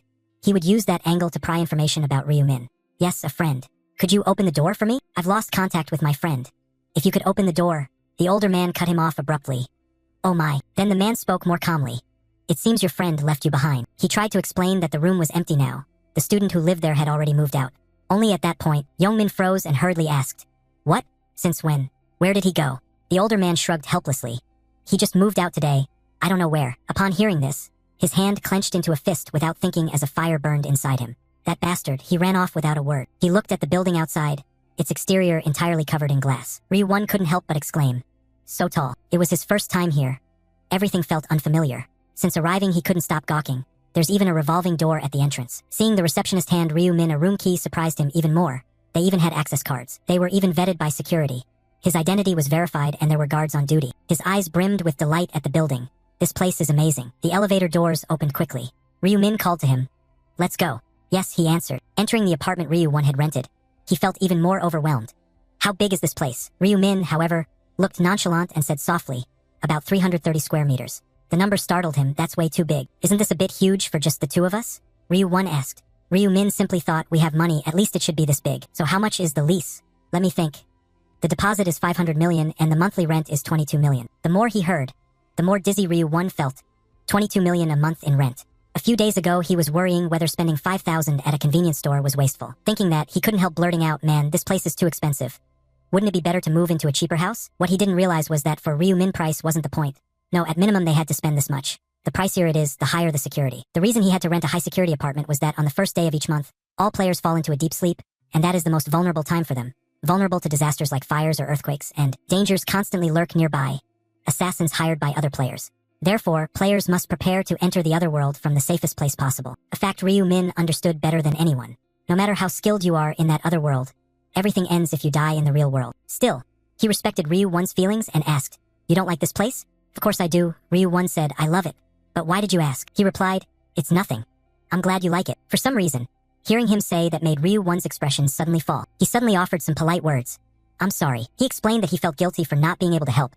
Next month he'd be dragged into another world to fight again, while Ryu-1 would sit here enjoying everything as if nothing were wrong. "I'm useless. I'm sorry. Don't overthink it like that. You deserve a beating for worrying so much." Ryu-min smiled to encourage him and tried to shake him out of it. "Why are you so down? Don't you think you'll win the next round?" To change the mood, he suggested they stop thinking about it and go eat. "I've heard the Korean place on the second floor is great." Okay. Just then his phone buzzed unexpectedly with an incoming call. At a glance Ryu-min understood.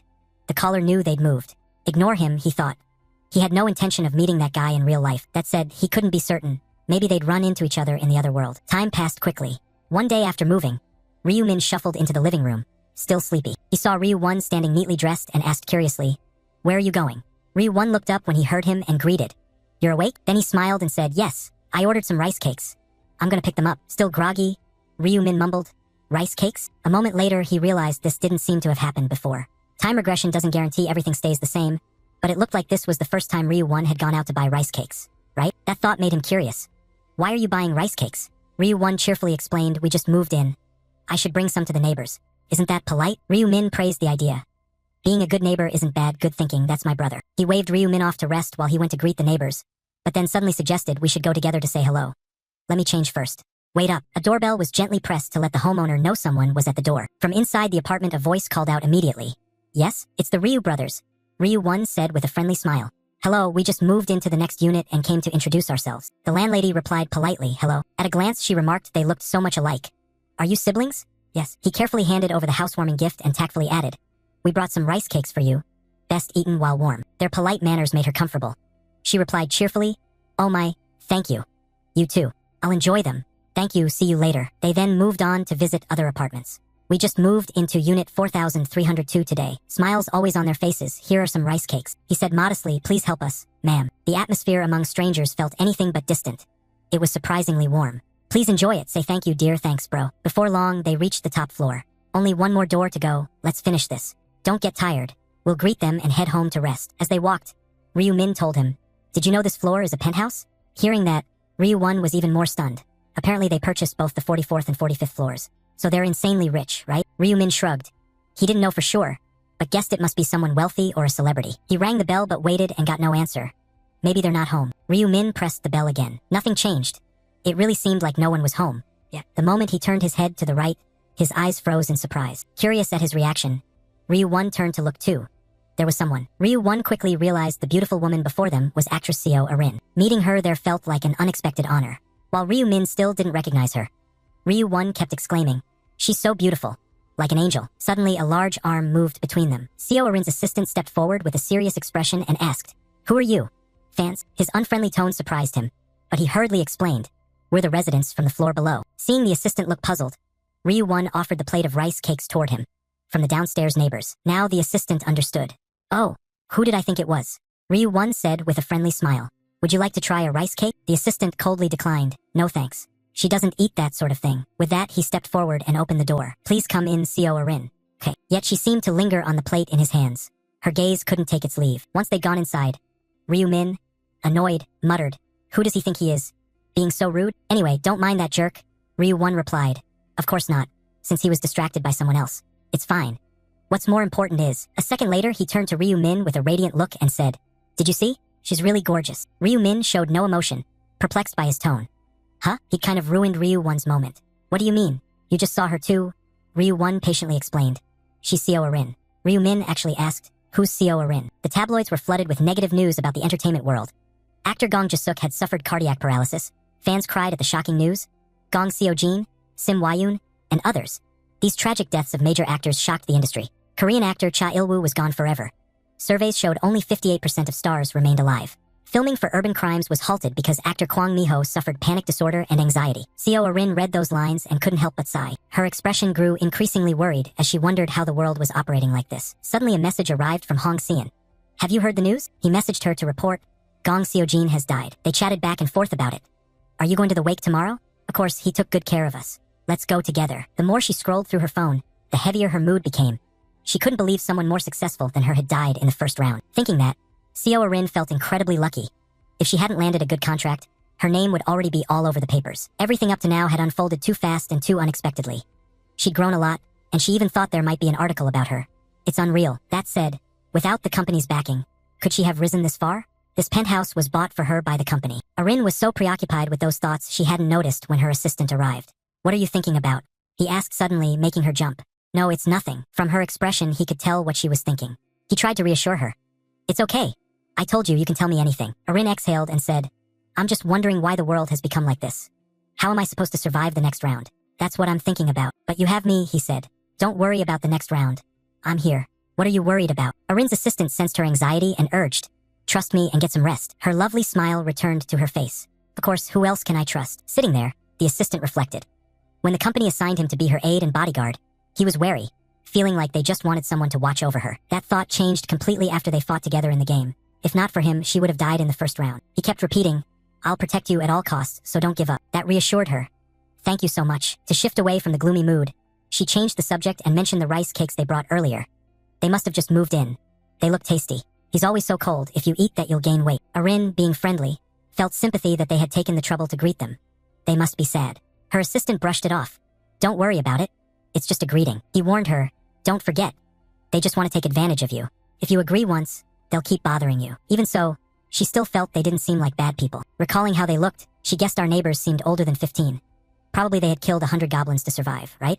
Probably. If that's true, it's fascinating. People who've gone through such danger can act like nothing happened. Her assistant wasn't dreamy like her. Bluntly, he added, do you think killing 100 goblins would be hard for them? Only idiots lose. Arin understood why he said it so calmly. His skills in the other world were outstanding. Still, when she heard outstanding, Arin couldn't help but think of Ryu-min. He wasn't as skilled as that guy. He even almost made her feel sorry for the goblins. Curiosity rose in her. He probably had some job in real life. What does he do? Could I survive round 2 if I teamed up with someone good? Then she worried again about her fate. Last time she survived by luck. Could she survive next time? The vacuum cleaner broke the silence in the house. It was Tuesday, January 31st, at 11 a.m. Ryu-won was cleaning. When he heard the door open, he quickly turned. He immediately saw Ryu-min enter. You're back. You're home? Seeing him, He nervously asked, "Did you make any money this time?" Ryu Min replied calmly, "Not as much this time, about 1.5 billion won. Last time was 1.7 billion won, and you still complain it's not enough? Are you kidding?" The bank didn't say anything. "This is the 4th time you've won. About that, remember at the bank you even made Quan Juno exclaim in surprise. You're back again? Lucky customer?" He asked curiously, "What's your secret?" "I didn't mean to hide it. I told you before. I was given a prophetic dream." That answer made him envious. "Impressive, I wish I could get a prophetic dream too." "Don't even say that." Ryu Won himself doesn't understand why it happens to him, let alone anyone else. "Anyway, I wanted to ask, so are you planning to put all the money into Bitcoin again this time?" "Of course, it's already gone up to 15 billion won. With such a huge sum, I'm worried. Shouldn't we pull it out now? I'm afraid we'll lose everything." But Ryu Min felt this wasn't the right moment yet. "Definitely not. This is all part of my plan, so don't worry too much." Ryu Won, "I'll handle it. Let's grab something to eat." They quickly went to a nearby restaurant. Judging by his look of enjoyment, the food there was excellent. After eating, the brothers went shopping a bit. Life is really nice when you have money. When night fell, what had to happen would happen. Tuesday, January 31st, 11:55 p.m. Ryu Won took Ryu Min's hand tightly and whispered his name. His eyes were full of worry as Ryu Min entered the game again. "You have to survive and come back. Okay?" Contrary to his younger brother's worry, Ryu Min answered with confidence. "Don't worry. I saw you take down Bang Tigyu, right?" Which was true. Ryu Min gently patted his brother's head and said, "Don't worry. Go to sleep." After sending that, he fell asleep too. "When you open your eyes, I'll wake up with you. I'm off now." The moment he lost consciousness, he was immediately transported to another space. On arrival, he saw quite a few players already there. Looking around, everyone was stunned. "We're back? Already? Really? We're here again. Where are we?" This place wasn't like round one. Ryu Min's presence caused a stir. He was the #1 player from the previous match. He could feel many eyes on him. From the way people avoided approaching, most had recognized him. He's the one who massacred the goblins, right? #1. Young Min was in the crowd too, screaming and hunting for him. It seemed everyone had gathered. When will it appear? As the game began, Ryu Min's gaze shifted automatically. His emerald eyes turned a cold, sharp red. At that moment, an angel descended from above and spoke. "Is everyone present?" The players' faces immediately twisted when they realized it was a different angel. "Right, what happened?" The new angel gently explained that the angel in charge of round 1 had been in an accident and would not appear. Smiling at them, she continued, "Do not panic, humans." A second later, that holy smile vanished and was replaced by a series of grotesque expressions. "From now on, I will guide you thoroughly. Greetings are enough. The game officially begins now. Since you're all here, I'll announce the mission for round 2. A series of boards then appeared right before everyone's eyes. Suddenly, lines of text appeared on the board announcing to everyone. Round 2, main mission. Choose a regional representative within 3 hours for the entire region. Number of participants 900,514,645. Number completed not over 900,514,645. Current region ESK 45-5 participants 5,143 completed 0/5. 143. Voices rang out. Choose a regional rep? What the hell? I guess they'll ask us to kill a few more monsters. Wait, look at the completed count. Does that mean this time everyone can survive? The angel seemed to notice everyone's confusion and immediately explained. You look puzzled. I'll explain. The angel pointed to the sky and quietly explained to them. See, this stage has nothing to do with fighting. You only need to choose a representative. Now, before you is a magic circle and a person holding a sword, the angel added. The regional representative can use their authority to command others. Tell someone to drop out and they must, order someone to die and they will die. After the angel's explanation, people looked troubled and worried. Wouldn't that kind of power be terrible? The angel continued. In 3 hours, everyone will receive their ballot. On it, just write the name of the person you want to elect as regional representative. A voice suddenly called out. That's it? No other rules? The angel answered the question. Yes, just voting completes your mission and lets you go home. Treat it like a break. Someone exclaimed excitedly. Just vote and we're alive. No more fighting. That's way easier than the last round. The angel declared at once. So for the next 3 hours, discuss who will become the regional representative. Discussion time remaining. 2 hours, 59 minutes, 59 seconds. After hearing the angel, people grew noticeably enthusiastic. Really, that's all it takes to survive? Easy as pie, and if you become the representative you get power. Youngmin grit his teeth and shouted. Damn it. After all the prepping and getting ready to fight, the other guy stopped Youngmin. Youngmin, come on. Surviving by ballot isn't the end of the world. I put all my stats into strength and never got to show it off. That pisses me off. Ryu Min thought. He focused on strength so much, will a strength relic appear this time too? He turned and replayed the details in his head. Both Youngmin's relic and this situation played out exactly like his memory. While everyone argued, Ryu Min pondered. They'll debate to find the chosen one during the 3 hours. But that isn't important. When there's a main mission, there will be side missions. He held the long sword and thought for a moment about whether the side and hidden missions in round 2 would grant class upgrades. Ryu Min gripped the sword tightly to prepare for that. He told himself goblins were getting closer. He needed to reach level 10 as fast as possible. Goblins appeared before him. Ryu Min lured them over. In an instant, he lunged and unleashed a flurry of slashes at the goblins. After killing the goblins, the system displayed a notification. You have defeated a hobgoblin. Current kills, 1 out of 100. Used triple experience buff. Experience plus 9%, gold plus 15. All stats increased 1% due to the butcher relic effect. With the goblin dead, he continued considering his course. Going deep into the forest to hunt was the right decision. And again, his hand still gripped the sword as he decided to keep moving. Wherever one goblin appeared, there would be a whole pack. The goblins kept rushing out. Their eyes were full of bloodlust. In that moment, Ryu Min curled his lips into a smile. As the goblins came, he planted himself before them, ready to fight. The goblins appeared one after another, and Ryu Min swung his arm, cleaving at each one. After Ryu Min wiped out the goblins, the system popped up. You have defeated a hobgoblin. Current kills 50 out of 100. Notifications followed. All stats increased 50% due to the butcher relic effect. You have leveled up. The system added. Discussion time remaining 2 hours, 29 minutes, 24 seconds. Only 30 minutes have passed. Status window. Suddenly the status panel appeared before Ryu Min. Name Ryu Min. Nickname Ha. Rookie rank level 9. Class none. Title last time traveler. Hidden title first angel slayer. Hidden stats. Strength 7. Intelligence 4. Agility 18. Luck 3. Unassigned stat points 8. I'm already level 9. He thought while touching the system panel. Early game you choose agility first. If I want to mark like Yongmin's strength relic, boosting strength helps, but dumping all points into strength makes survival hard. Ryu Min figured that no matter how strong you are, if you can't avoid a critical hit, you're as good as dead. The system continued explaining. Players have 4 stats: strength, intelligence, agility, and fortune. Strength increases physical damage, stamina, and defense. Intelligence boosts magic damage, willpower, and perception. Agility raises attack and movement speed and evasion rate. Luck increases critical chance, item drops, and gold rewards. He looked away and thought that no stat could be neglected. He reasoned especially about the Reaper, since it uses both physical and magical damage. Balancing stats would be ideal. He sensed something odd and grew suspicious. Look, someone's following me. I didn't notice because I was hunting, but it seems I'm being trailed. I haven't wronged anyone to deserve this. Ryu Min called out to threaten the strange figure. I don't know who you are. Show yourself. If you don't state your purpose, he continued to intimidate, you'll die. Suddenly a girl raised her hand and said, "It should be me." He saw Seo Arin and thought it was the actress Seo Arin following him. "Please, sorry for tailing you." A voice rang out. "Forgive us." He continued, "We mean no harm, please don't be angry." Ryu Min suddenly thought of On Sankyol. He pondered further. If it's On Sankyol, isn't he Ma Jianrock's right-hand man? The system displayed information. Ma Jianrock is the eldest son of the country's largest company. A player nicknamed Heavenly Devil, and one of my targets. Winning over Ma Jianrock would help me a lot, but my true aim is to recruit a priest allied with him during round 20. Ryu Min was a bit surprised to meet Ma Jianrock's right-hand man so soon. But why is On Sankyol with Seo Arin? Wait, could he be her bodyguard? Seo Arin's face looked slightly flustered. Then he recalled rumors that Ma Jianrock was sponsoring a celebrity for more important business reasons. Ryu Min asked them, "Since when have you been following me? The future keeps changing in unwanted ways." Seo Arin replied, "From the start, when you set out, I saw you enter the woods and trailed you. Sorry if it bothered you." Seo Arin seemed a bit embarrassed by Ryu Min's question. "Why follow me? It's not malicious, we just wanted to propose something." Ryu Min asked, "A proposal?" Seo Arin continued, You ranked first in round 1, right?" She pleaded, "I was wondering if we could cooperate." Ryu Min gave a cold laugh and replied, "Cooperate? Isn't that a word used only when both sides need each other?" He waved them off. "That's true, but what do I need from you?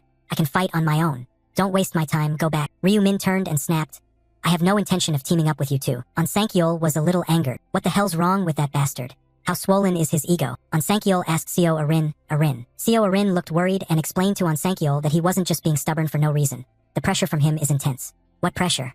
He glares, points a sword, and it's natural she'd be afraid. Seo Arin, a bit frightened, said she wanted to team up with the top-ranked player. But things didn't go as she expected. On Sankyol replied to Seo Arin, "I told you. Someone like him is too arrogant to need allies, which is a shame." Before Seo Arin and On Sankyol, the goblins cut down the bodyguards and said to Seo Arin, What a waste of time following someone like that. I didn't expect monsters in the woods, though.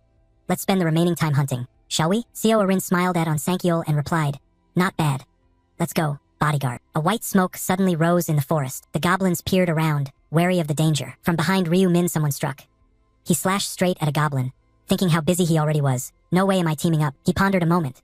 Top priority now is to level up. Going solo gets experience faster. The system displayed, "You have defeated a hobgoblin, current kills 60 out of 100. All stats increase 60% due to the butcher relic effect." Suddenly a giant gnoll appeared before Ryu Min. He smirked. 5 gnolls at once? Lucky break. The gnolls charged at Ryu Min one after another, howling. The gnolls leaped with weapons and lunged toward Ryu Min. He used a slashing attack that sent them flying. The gnolls fell to the ground. The system notified again. "You have defeated a gnoll, current kills 65 to 100. All stats increase 60% due to the butcher relic effect. You have leveled up, you have reached level 10. He decisively looked at the notification.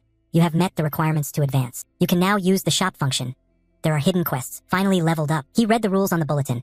Round 2 side mission, level up before voting time. Obtain a promotion item and receive a class.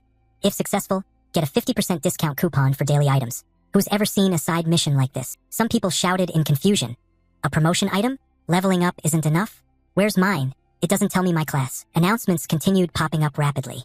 Everyone knows getting a class is good, but no one knows how to get the promotion item. Promotion items usually require completing special conditions. Information displayed the game rules.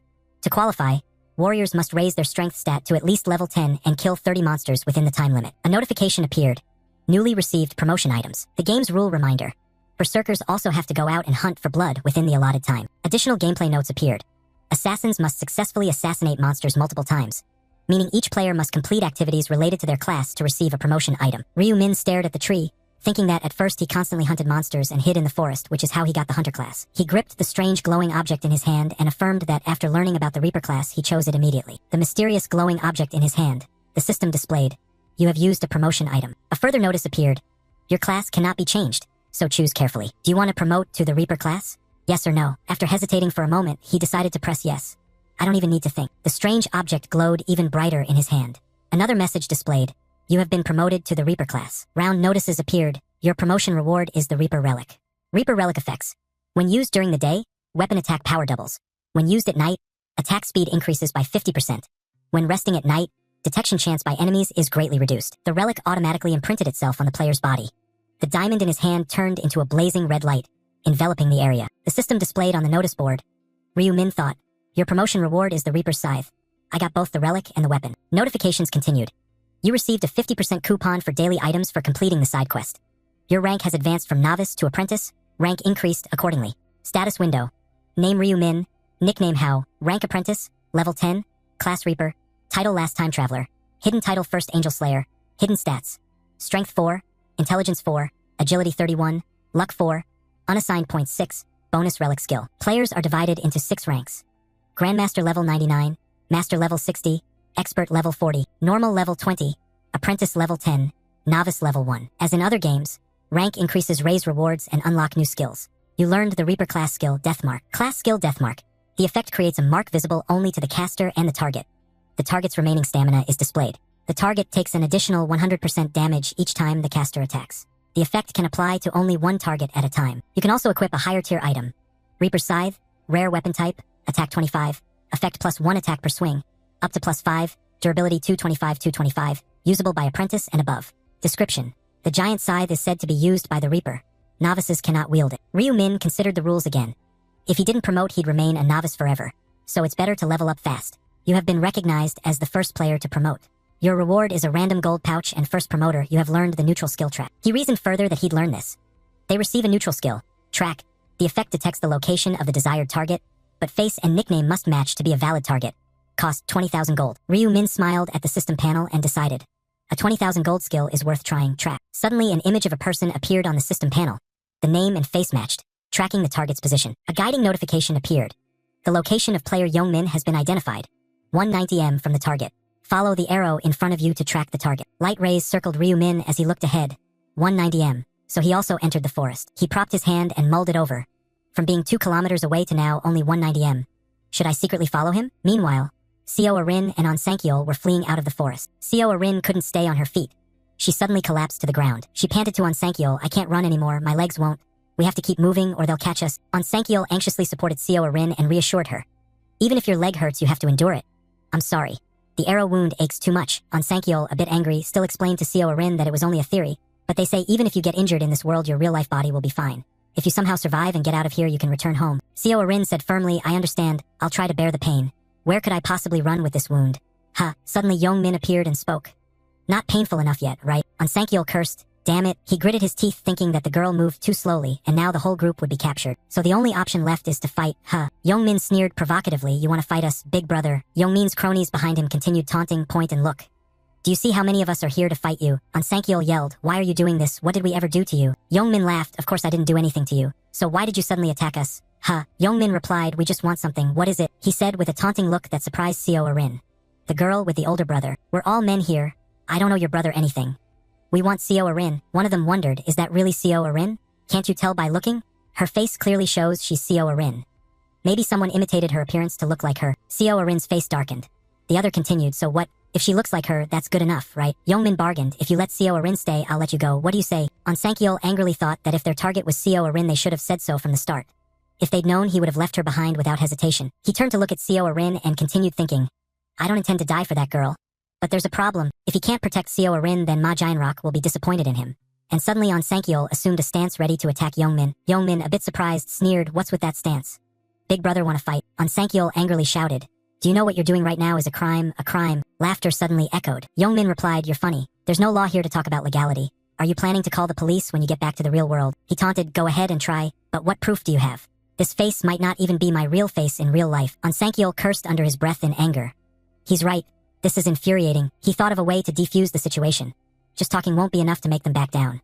He'll have to drag his battered body into a fight with them. Suddenly by the tree, Ryu Min stood with his arms crossed watching everything. Sankyol suddenly snapped and turned to ask, are you Haekwon? Youngmin wondered when this guy had shown up. Ryu Min stepped forward and asked Seo Arin and Sankyol, what are you two doing here? Youngmin, not knowing what's going on, warned Ryu Min, buddy, mind your own business. I'll answer who I want to. What's happening? Sankyol shouted bluntly, their target is Seo Arin. They ambushed us. If you help us, I'll never forget this. Haekwon. Ryu Min asked coldly, is what he said true? Youngmin replied, so what if it is or isn't? Youngmin added, this isn't your business. Suddenly a red glow appeared around Ryu Min. What? Do I know these people? Youngmin, a bit alarmed, asked, what do you want to do? The red rays still surrounded Ryu Min as he said coldly, I won't let them get hurt. Youngmin grit his teeth and glared at him in fury. Seo Arin cried out joyfully, Haekwon, and Sankyol quickly blurted, thank you. Ryu Min stepped up to protect them, thinking it would also benefit him. He turned to Sankyol, thinking that helping would leave a good impression on Ma Jianrock. He calculated that if such a group owed him a favor, the rewards would grow and he'd be handsomely repaid. Then Ryu Min glanced at Youngmin's crew. Besides, he didn't like those bastards anyway. Seeing him, one of them warned warily, what are you doing? I'll kill you if you come any closer. Ryu Min just stared coldly without saying a word. Then he gave a faint smile and asked, what? Don't feel like fighting me anymore? At that moment Youngmin felt a bit scared and muttered, damn it, what are you saying? He recalled what Ryu Min had done. You tore those goblins apart in an instant. Last time you even ranked top. Would you really want to fight a monster like that if you were me? Suddenly a sound startled him out of his thoughts. It was Ryu Min swinging his scythe to the ground and saying, if you don't want to fight then just say so. Youngmin asked him, if I tell the truth will you let me go? He crossed his arms and answered bluntly, I'll consider it if you kneel and beg to live. In his head he understood Ryu Min's meaning. So you're asking me to humiliate myself? He hesitated amid the bewilderment of the onlookers as my friends stood watching, and right in front of Seo Arin. Then he looked at Ryu Min and sighed inwardly. If I could I wouldn't want to fight him either, but you've pissed me off, you dog. Suddenly Youngmin remembered something. Wait, he recalled that he was strong enough to punch through a wall with his bare hands, and thought that if lucky he might even be able to take him down with one punch. Then he curled his lip in a smile. Youngmin warmed up his limbs and said, you've gone too far, you bastard. While his men just stood there looking dumbfounded, he rolled his shoulders and started walking toward Ryu Min. What do you want me to do? Kneel and beg? You want to die? But in his head he was calculating. Right, I'll get in close like this and punch him straight in the face, and figured even he wouldn't survive that hit. He wondered uncertainly how an ordinary person could survive a punch that could break a wall. Right? Ryu Min at that moment didn't stand still either. He deliberately sheathed his weapon. Seeing him do that, Youngmin froze and stammered, what are you doing? Are you throwing your weapon aside? He held out his hand and replied confidently, if you fight me barehanded while I have a weapon that's unfair, winning that easily would be boring. By now Youngmin was provoked.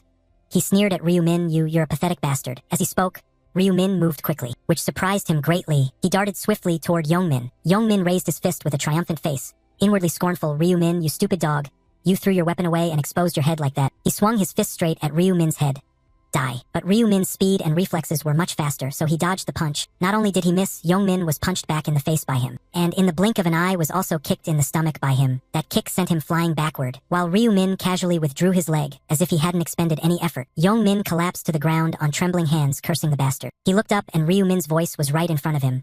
Don't curse like that again. As he spoke he stepped forward and kicked him so he flew backward. The blow sounded filthy and made him cry out in pain. Seeing Youngmin struggle to sit up holding his face, he stopped and stood still. A moment later he grabbed the collar of his shirt. He punched repeatedly at several places on his face. Youngmin couldn't do anything, just endured the beating in pain and felt like these weren't punches but as if a hammer was smashing into his face. Looking up at Ryu Min violently attacking in a terrifying way, he wondered, is this bastard as strong as me? He doesn't have my level of strength. Watching that fist still being thrown, Youngmin remained lost in thought. How is he this strong? What he saw was Ryu Min's expressionless face and blazing red eyes. At this point his teammates could no longer stand by. They grabbed weapons in a bow and called to Youngmin. Someone said shoot that bastard, which drew Ryu Min's attention and made him stop. The arrow flew toward him. Seo Arin shouted in alarm, hey, Dodge it. He quickly dodged the arrow. The archer panicked and fired arrow after arrow, shouting for Ryu Min to die, but he kept dodging the arrows the man shot at him. He moved with quick, fluid motions to evade the attack and closed in on him. In an instant he appeared beside him and asked, "You only got that bow and killed that monster by luck, right?" Which terrified him. Ryu Min raised his hand and manifested his scythe with a smile. "Unlucky for you." At that moment he swung his scythe. "Now you ran into me." The hand holding the bow was slashed open. It happened so fast he couldn't react. Pain hit him and he fell screaming, "My hand." Even so he still cursed Ryu Min a bastard. Two others in the back, though scared, kept their weapons and loudly said, "You think you can pick a fight with us and just walk away?" Then one of them lunged forward with a dagger. "Die, you dog." Ryu Min asked calmly, "Is that what you think?" Then he used Deathmark. A black skull symbol emitting red light appeared above the dagger wielder's head. Ryu Min swung his scythe behind him. Then he swung it straight forward. The scythe's blade sliced across the man's leg. Immediately it was severed, making him scream and collapse. The other guy panicked, trembling at his leg. While he was still looking at the previous man, Ryu Min quickly lunged over. Before he could react, Ryu Min was right beside him and said, "You dare attack me with a weapon? You must have some skill then." The scythe swung and, despite his armor, his arm was severed. He looked at his bloodied arm, crying in pain. The skull symbol from before appeared above his head. Ryu Min turned and thought, Deathmark is different. It doubles damage, so one cut can slice through armor. Seeing the group, none of them were intact. They all lay on the ground moaning in pain. He thought this was far too easy. He fell silent and thought, but I can't end things like this. The hand holding the scythe moved, prompting the boy sitting on the ground to cry out in shock. Ryu Min decided he had to deepen this fear, so they wouldn't dare come near him again. The archer's both thighs were deeply cut. He lay shaking, unable to get up. The dagger wielder weakly begged as he attacked. "Please stop." The other man, pale-faced, pleaded, "I'm about to die. Please spare me." Ryu Min swung his bloodied scythe with an indifferent tone and said, "Quiet. A little blood spat won't kill you yet." He breathed a sigh of relief. "That's the end of them. Next is." Then he glanced away. Looking toward the tree where Young Min was hiding, he called out, "Hiding is useless." The scythe was swung, no exceptions. The scythe aimed at Young Min's arm. His fate matched the other three with a piercing scream. Ryu Min said coldly, "Stop crying like a child." He knew this was nothing yet, recalling the time he and his friends had brutally bullied him in the past. He knew that wasn't as terrible as what he'd endured compared to the pain you caused me. Ryu Min swung the scythe and ruthlessly severed Young Min's remaining arm. Seo Arin and On Sankyol silently watched the horrific scene and Young Min's screams. On Sankyol winced in panic. He cut off the opponent's two arms mercilessly even though they had lost all will to fight. He watched Ryu Min chopping one limb after another off Young Min, thinking some might see it as cruel, but he liked a person who could stay cold-headed like that. Sweating, On Sankyol thought, "That's the guild leader? You dare oppose him?" He stood up and called out, "Are you two all right?" Looking at the man before him, On Sankyol replied, "Yes, thanks to you." Ryu Min pointed at Young Min's group and declared, "You don't need to worry about them anymore. As you can see, they're crippled, so it's best we start voting them off." Seo Arin and On Sankyol immediately bowed their heads. "Thank you so much for helping us." "Thank you very much." Seo Arin looked up hesitantly and asked, "Still, won't they die soon?" He turned to look at them with contempt. "So what? They're less than animals." When he turned back, he saw her bowing her head in hesitation. "She's too weak." Ryu Min wondered why she would care about the lives of these bastards. As if she's some kind of saint. Probably keeping up appearances because she's famous. Suddenly On Sankyol spoke up. "Hey, He politely raised his hand and asked, "May I ask something?" "Hope you don't mind." He put his hand in his pocket. "What's up?" Looking at Young Min's gasping form, he asked curiously, "Why spare them? In this world, it wouldn't be a big deal if you killed them." Young Min, in his pitiful state, flinched at those words. He smiled. The reason? He privately rated him highly. Indeed, Ma Jianrock's right-hand man. Looking at these pathetic people, he replied simply, "Killing them gains nothing." On Sankyol asked, "Gains nothing?" He gave his reason. Leaving them alive could cause trouble in the future. Ryu Min looked at the group now immobilized and asked, "Trouble?" He sneered. Could they do that? He turned to explain, moreover, reducing the population isn't good, because the number of successful participants would drop. Hearing that, On Sankyol understood, he bowed in agreement exactly. As he said, if the number of successful participants falls, the housing for those who clear the stage will also decrease. He looked at Ryu Min admiringly. He even considered these aspects. His game knowledge is on another level. He's truly impressive. On Sankyol exhaled. "I get it, we'll stop worrying about this trash." Ryu Min immediately turned to leave. "Alright, I'm going." But On Sankyol called him back. "Wait, you." He wanted to repay the life-saving favor. "If you give me your account number, I'll send a reward in the real world later." He didn't stop walking and replied curtly, "No need." Watching his retreating back, On Sankyol wondered, he helps others without asking for anything in return? He thought to himself he'll report this to the guild leader immediately. Young Min's groans caught his attention. Although he wanted to kill them, he held back, because as the guild leader said, killing them gains nothing. He spat on Young Min's head, insulting the bastards, then called out, "Let's go." Seo Arin replied, "Understood." Where people had gathered to vote, it was noisy with arguing. "Please give me all your votes. Please vote for me. If you elect me as regional representative, I'll do the job well." "No, compared to him, I'm confident I can do better." Two men were arguing and shoving each other. You fat pig." The other angrily replied, "What did you say? How dare you call me that?" Seeing their conflict, people turned to calm them both down. Don't fight, even combined we're too weak. What good comes from brawling? Exactly. Seizing the chance to mediate, he put a hand on his chest and said, hot-headed people aren't fit to be a representative. Let me do it. One arm rose. Wait. That man confidently pointed to himself. My father is a member of parliament.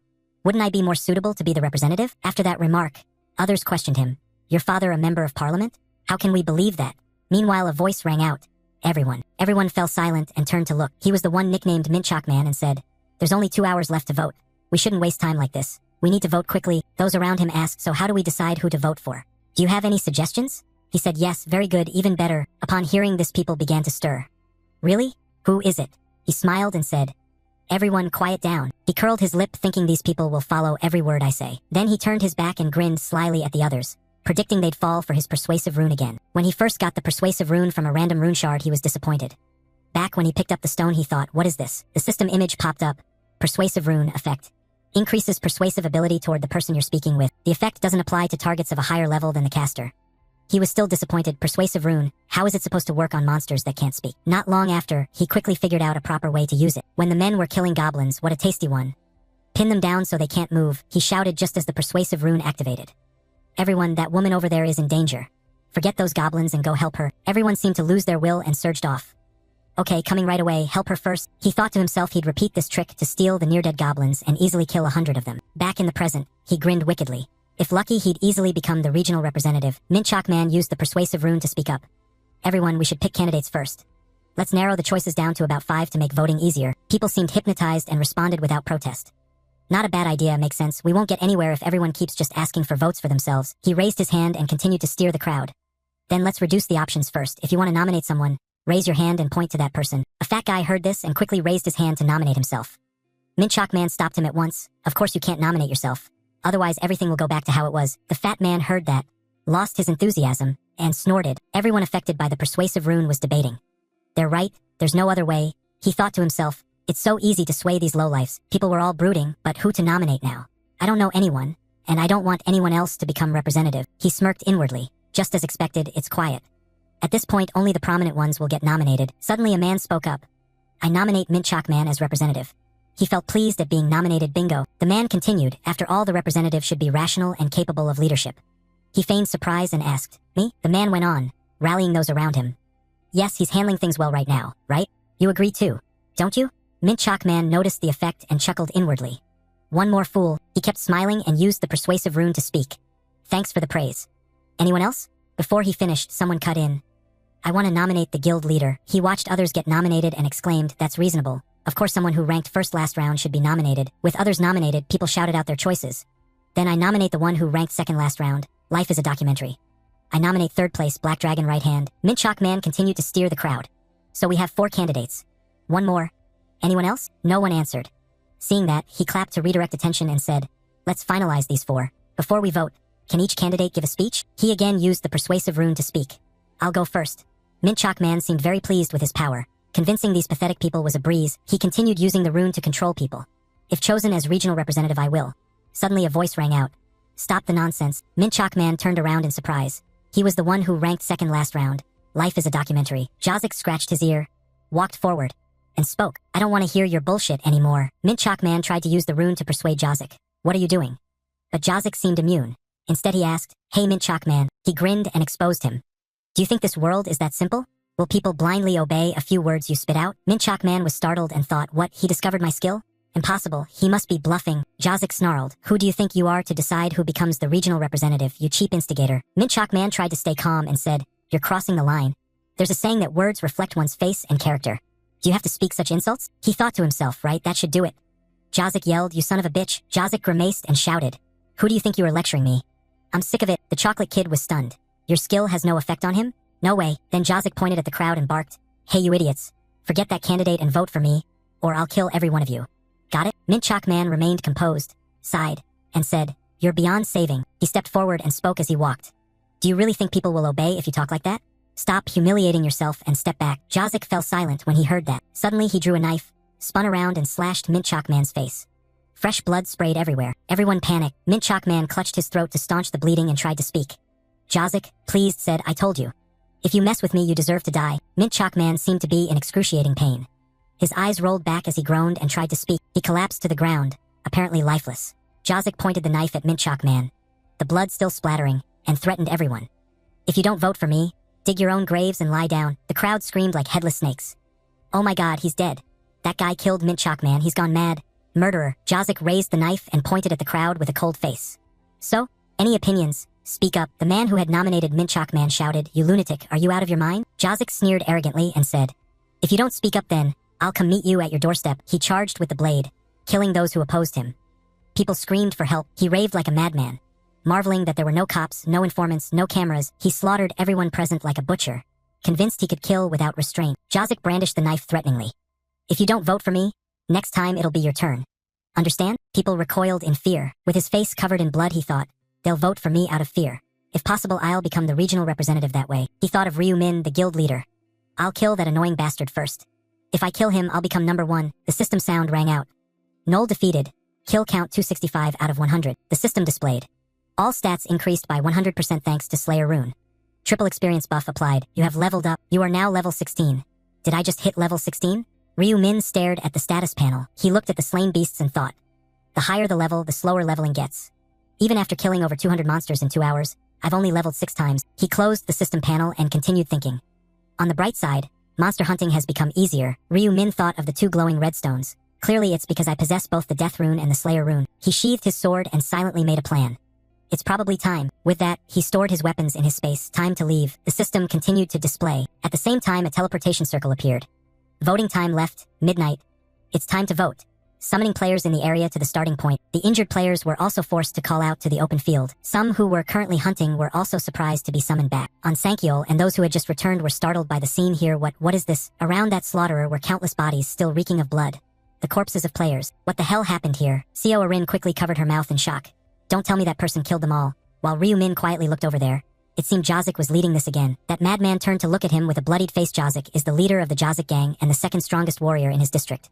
Actually, his personality is terribly trashy. Then he curled the corner of his mouth up, flashing a perverted grin that made him think even harder it's best to defuse that bomb before it explodes. Ryu Min coldly glanced back as if to respond.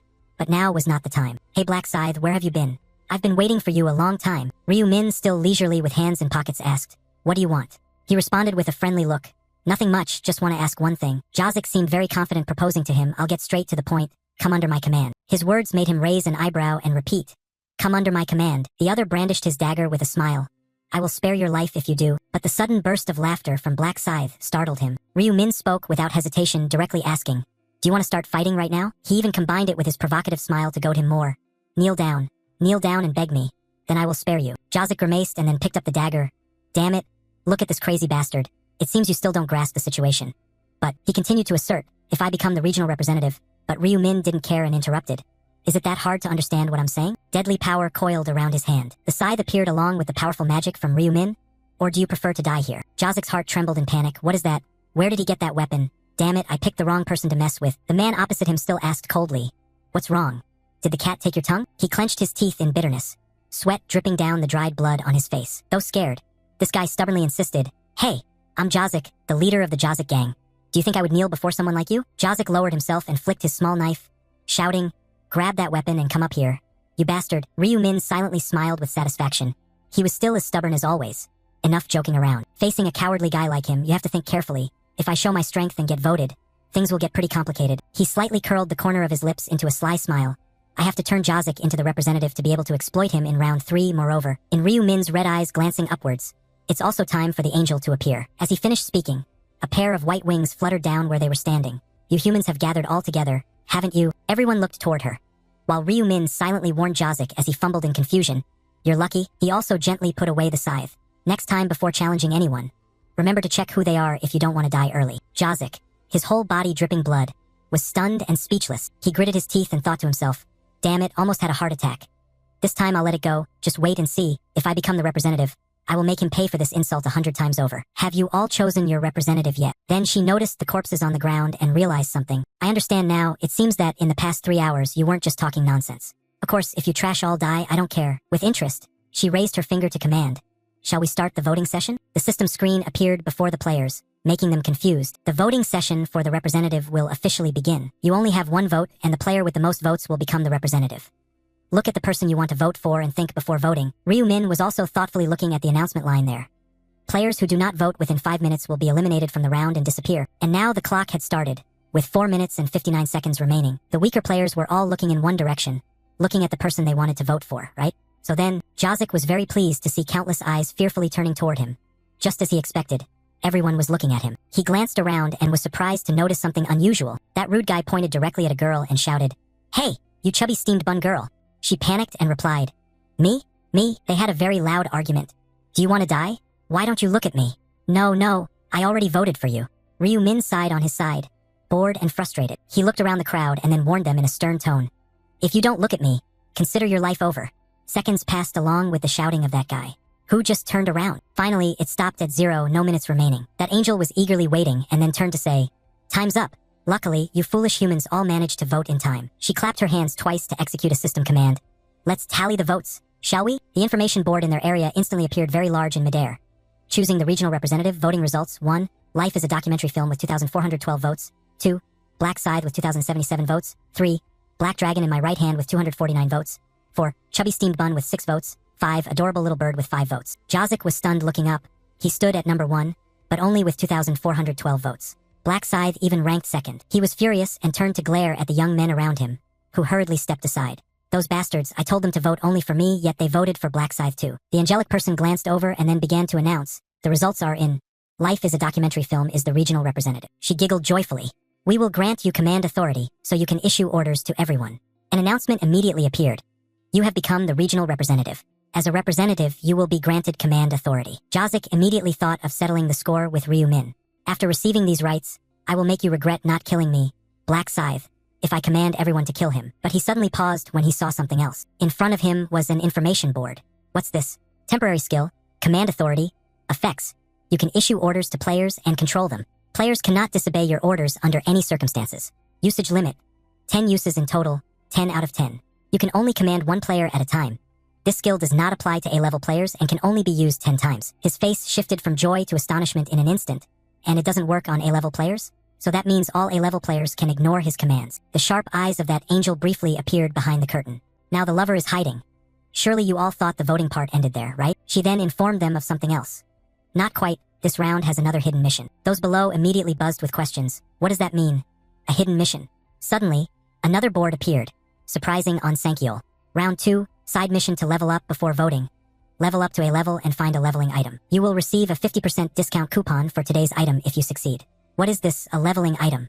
Co Arin nervously read the line, level up to a level. The angel asked them with some disdain. The mission window was set up to appear like this at level 10, but you all didn't realize it, right? Someone scratched his head anxiously, wondering how we could level up without monsters. That remark unintentionally triggered her unhappy emotions.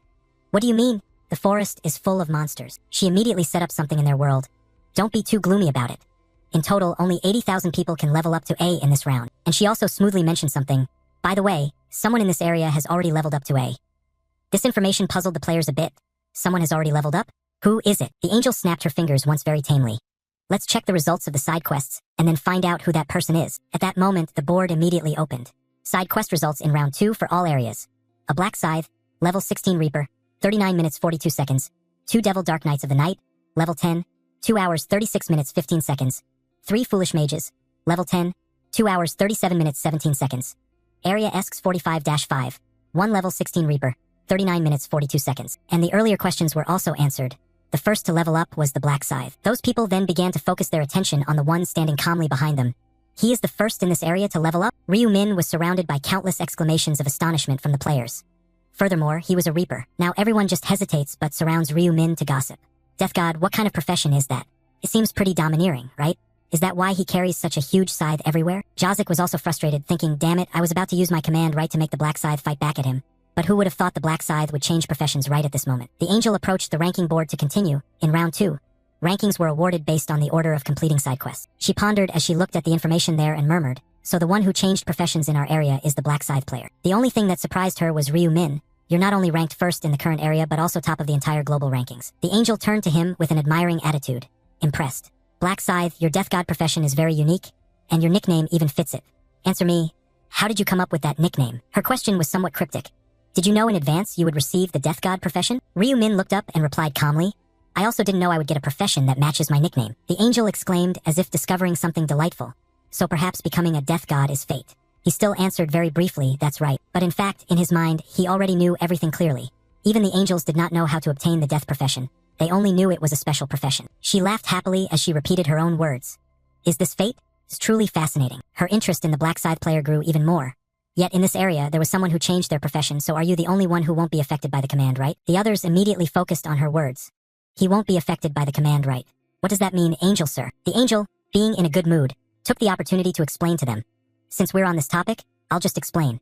The command right does not apply to humans with professions, so the area's representative cannot order the Black Scythe to act according to their will. That's how it is. She exposed all the representative's weaknesses. Moreover, the command right can only be used 10 times. So just because someone is the area's representative doesn't mean they have unlimited power. The players had another chance to be amazed. Only 10 uses? So that's how it is. Jazik gritted his teeth in frustration but couldn't do anything. Damn it, that wretched angel, there's no way to tell them that. Having gossiped enough, she continued with her mission. So we should reward the Black Scythe since you got the profession earliest, right? That powerful snap of the fingers rang out once again. Congratulations, you have completed the mission ranked first in the current area. Congratulations on completing the mission ranked first in all areas. Ryu Min touched the screen to make a selection. You receive the reward for achieving first place in the current area, choosing a low-level rare armor. You receive the reward for achieving first place in all areas, choosing a special reward. The very familiar items appeared before his eyes once again. Please choose one of the following rare armors. Reward. Select the reward you desire. Medieval Warrior's Metal Armor, Professional Hunter's Leather Armor, Breathable Mage's Cloak. He quickly tapped on the middle equipment without hesitation. The first choice was too heavy, and the third choice barely offered any defense. The second Golden Yang was also unlocked. Please choose one of the following special rewards. Reward. Select the reward you desire. Triple experience effect applied to Stage 3, 3000 gold.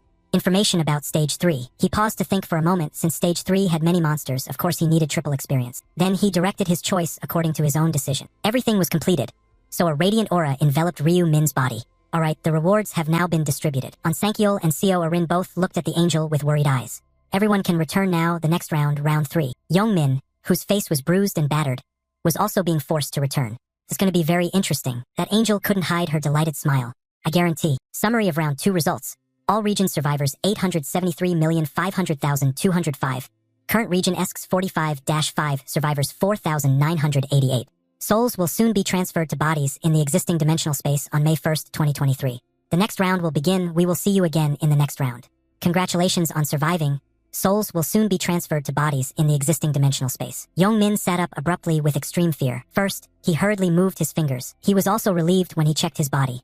His hands were still intact. Just as he guessed, as long as he didn't die, his body would remain intact when he returned. But then Young Min's face darkened and he told himself he would never pick a fight with Black Scythe again. Never. Damn it, I don't want to get involved with such a cold bastard anymore. Onsankyol was in Seo Arin's room comforting her. You worked hard, Arin. The girl sat on the cushioned chair and replied, What did I do? You were the one who bore it all. Still innocent. She turned and said, Thank you for protecting me. He hurriedly adjusted his tie and looked away. I'm your manager and bodyguard, after all, so it's only natural. Seo Arin suddenly mentioned the person who saved them, and I also want to thank the Black Scythe once again. Is there any way to do that? Onsankyol explained to her that we don't know his real appearance, so there's really no way to find him. It seems the Black Scythe also doesn't want his identity to be revealed. The girl still didn't understand his meaning. He didn't want to do that, right? Her manager clarified. Did I ask him for his account number to compensate him? However, judging by how quickly he refused, he hesitated a little before speaking plainly. The Black Scythe knows that using his account number could reveal his real identity. Seo Arin immediately lowered her face. Saddened. To ease her worries, he proposed another way. If she wants to thank him, why not look for him in the next round and then give him an item as a gift? Seo Arin quite agreed with that idea. That's a good idea. I have to think of a way to repay him properly. They paused their conversation as the room grew dark all around. Rest for today. We'll meet again tomorrow. Yes, goodbye. Afterward, Onsankyol used the elevator to return. He suddenly noticed his phone vibrating in his jacket pocket. He raised the phone to his ear and carefully greeted, Chairman Ma Jianrock. A cold voice came from the other end of the line. Director Onsankyol, he asked with concern. You're not asleep yet? The other person responded cheerfully. I just got back and was drinking some whiskey. The elevator had already reached the 4th floor while they were still talking. I have already seen the summary of the results. Mr. Chairman, congratulations on having changed your profession to Dark Knight. The chairman responded modestly and then began to probe, saying, There's nothing worth congratulating. Is something wrong on your side? Onsankyol carefully gave a brief report of everything. Seo Arin and I only managed to reach level 8, and meanwhile we were injured and could no longer go hunting. The person on the other end of the line was curious. Injured, he went down to the parking basement and started looking for his car. Actually, I was intending to report this matter to you, sir. Is now a good time? The other person remained on the line but fell silent when he understood what On Sankyol wanted to say. It was related to the Black Scythe. He stood looking at the city through the window and then ordered him, "Go to the hotel. I will listen directly." On Sankyol responded very professionally, "Yes, I will be there within 20 minutes. Then he opened the car door to get inside, unaware of a shadowy figure hiding by the wall. The figure wore a hood covering their head and watched as the tail end of the car slowly left the basement. Ryu Min watched after them, thinking, as predicted, he was headed to Ma Jianrock's place. Rewinding 10 minutes earlier, while the younger brother was still dozing beside the bed, he had already woken up to check on some things. The system asked him, "Please think of the target you want to track and say their name." He immediately voiced the name in his mind, On Sankyol. The system matched the name and the face, and started tracking the target's location. The system function helped Ryu Min immediately locate On Sankyol. The target on Sankyol's position had been found. The position was 9 meters away. He's quite close, isn't he? Is he still on the upper floor of the penthouse? Suddenly, the number below started to increase. It rose higher and higher, drawing his attention. Is the position changing? When it nearly reached 87, his curiosity grew even more. With the position changing so quickly, he must be using the elevator. Where is he going so early in the morning? A thought flashed through Ryu Min's mind. Could it be that he's heading to Ma Jianrock's place? He quickly put on his jacket to leave the room immediately, wanting to confirm first. And now back to the present. Ryu Min was standing inside the parking garage. Luckily, as soon as he returned, he could investigate him right away. Tonight, the moon was almost entirely covered by dark clouds.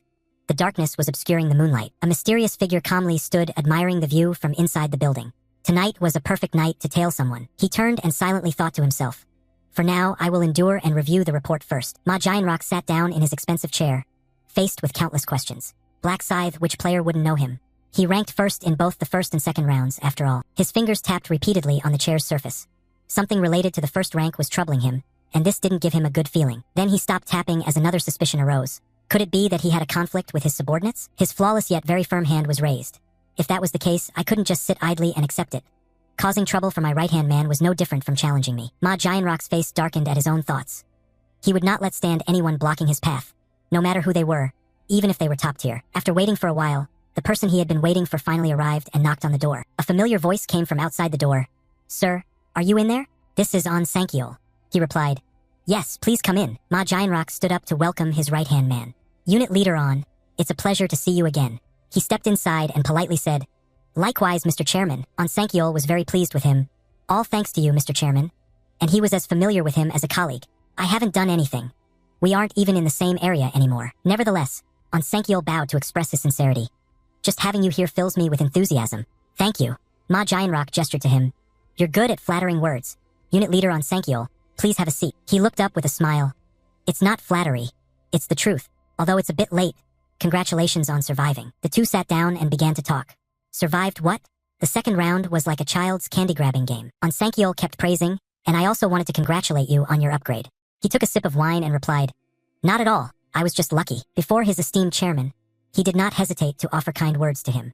They say luck is also a kind of skill, and ranking second and third across all regions isn't easy. Ma Jianrock smiled at him as he continued speaking.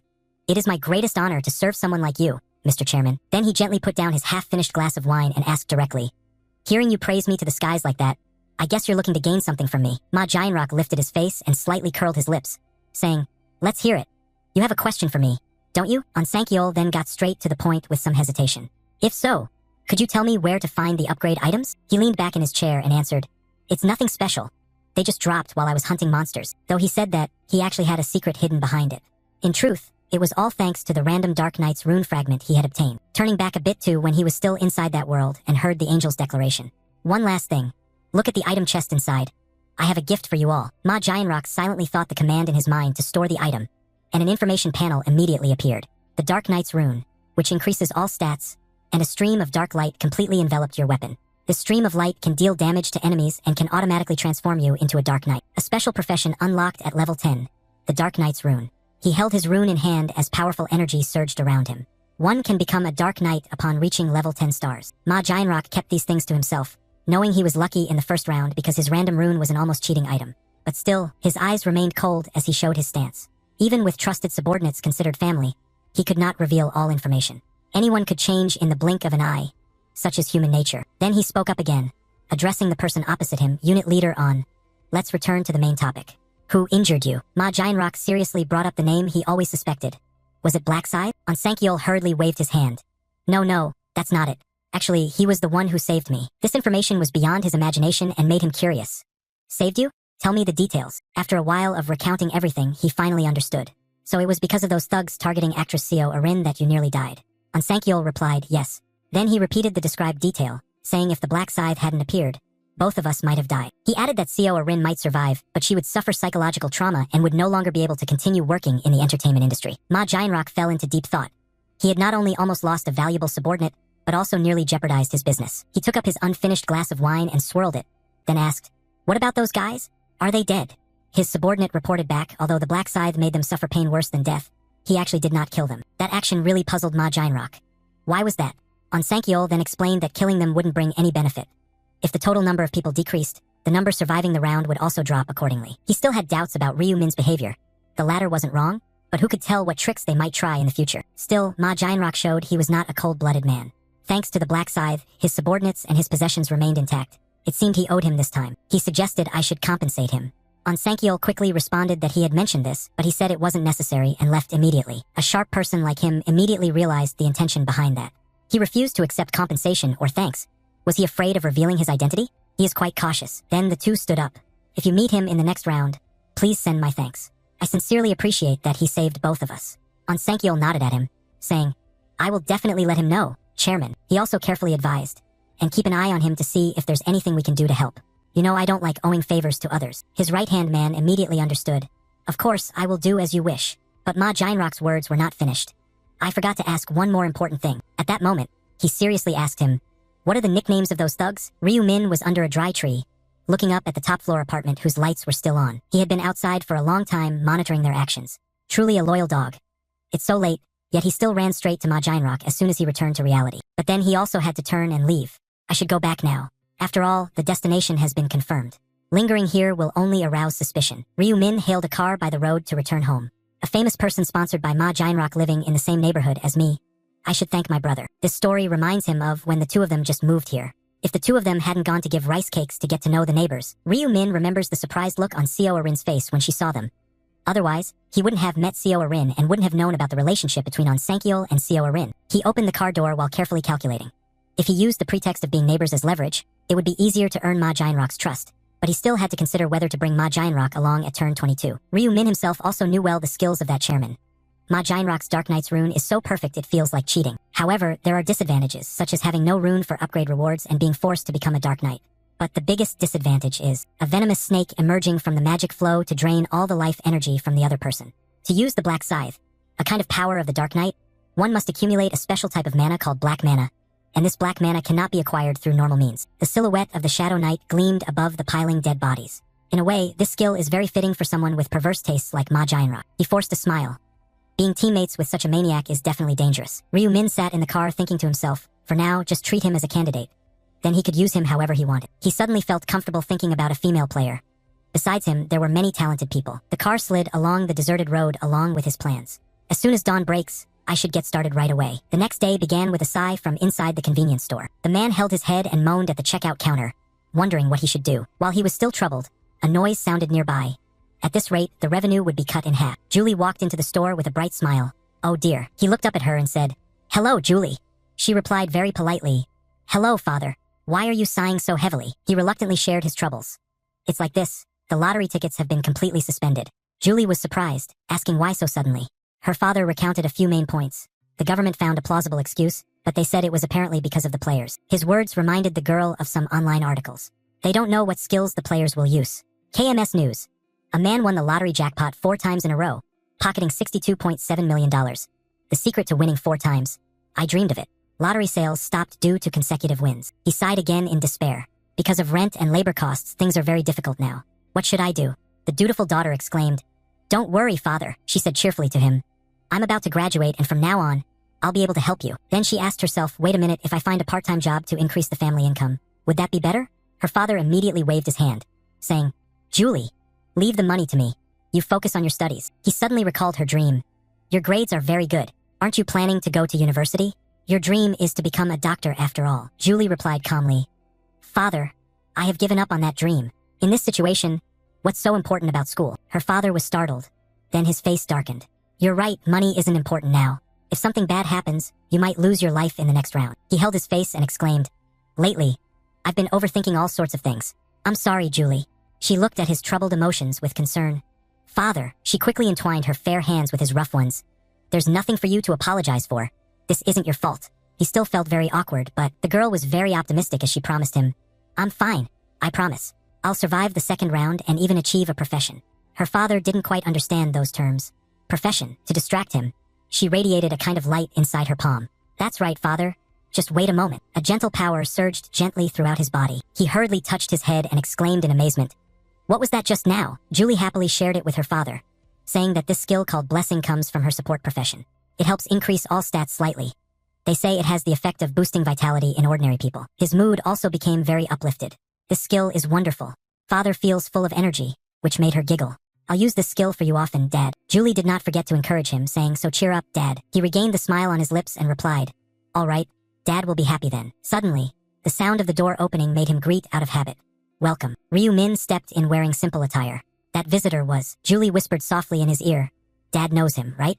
And the father stammered, he is the winner." He gently walked inside while they were still whispering among themselves that the winner had guessed the same numbers for 100 tickets. Ryu Min immediately approached and said, "Hello, sir. Do you remember me? I bought 1,000 lottery tickets." He replied, puzzled, "I still remember. But why have you come here?" Suddenly, he bowed to the man, saying, "First of all, I want to apologize." That action startled the other man. "Why would you suddenly apologize?" He calmly explained his reason. "I have checked the news. Because I won first prize consecutively, the store was forced to stop selling lottery tickets." Julie stood nearby, silently sweating as he admitted his fault, saying, "I'm sorry for accidentally causing damage to the shop." The shop owner hurriedly waved his hand. "Don't worry. It's not your fault. Not being able to sell lottery tickets won't starve me." Ryu Min still didn't relax because of that, though he felt guilty for causing trouble to the uncle.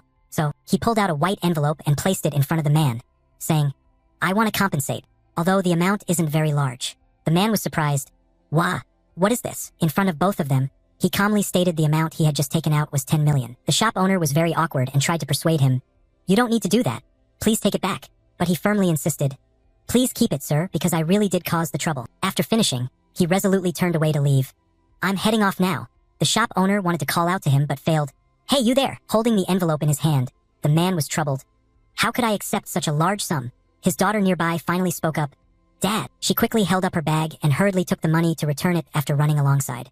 Her father readily agreed and said, "Yes, return it to him." Julie hurriedly chased after him along the smooth sidewalk. It wasn't long before she caught up with Ryu Min and called out to him, "Wait for me a moment." He turned to look back with a very expressionless face. Because she had been running, her face was flushed pink. "Ryu Min, is that you?" she said. He responded in a strange tone. "And you are?" She immediately smiled brightly and then introduced herself. "You don't know me, do you?" "I'm Min Julie, we're in the same class." With his memory, he took a moment to think, same class. She then paused. "Don't tell me you don't know we are classmates, right?" On the surface, Ryu Min just smiled and took the blame. But inwardly he thought differently. "I'm sorry, I'm not good with faces." Which was, of course, a lie. He actually knew her information very well.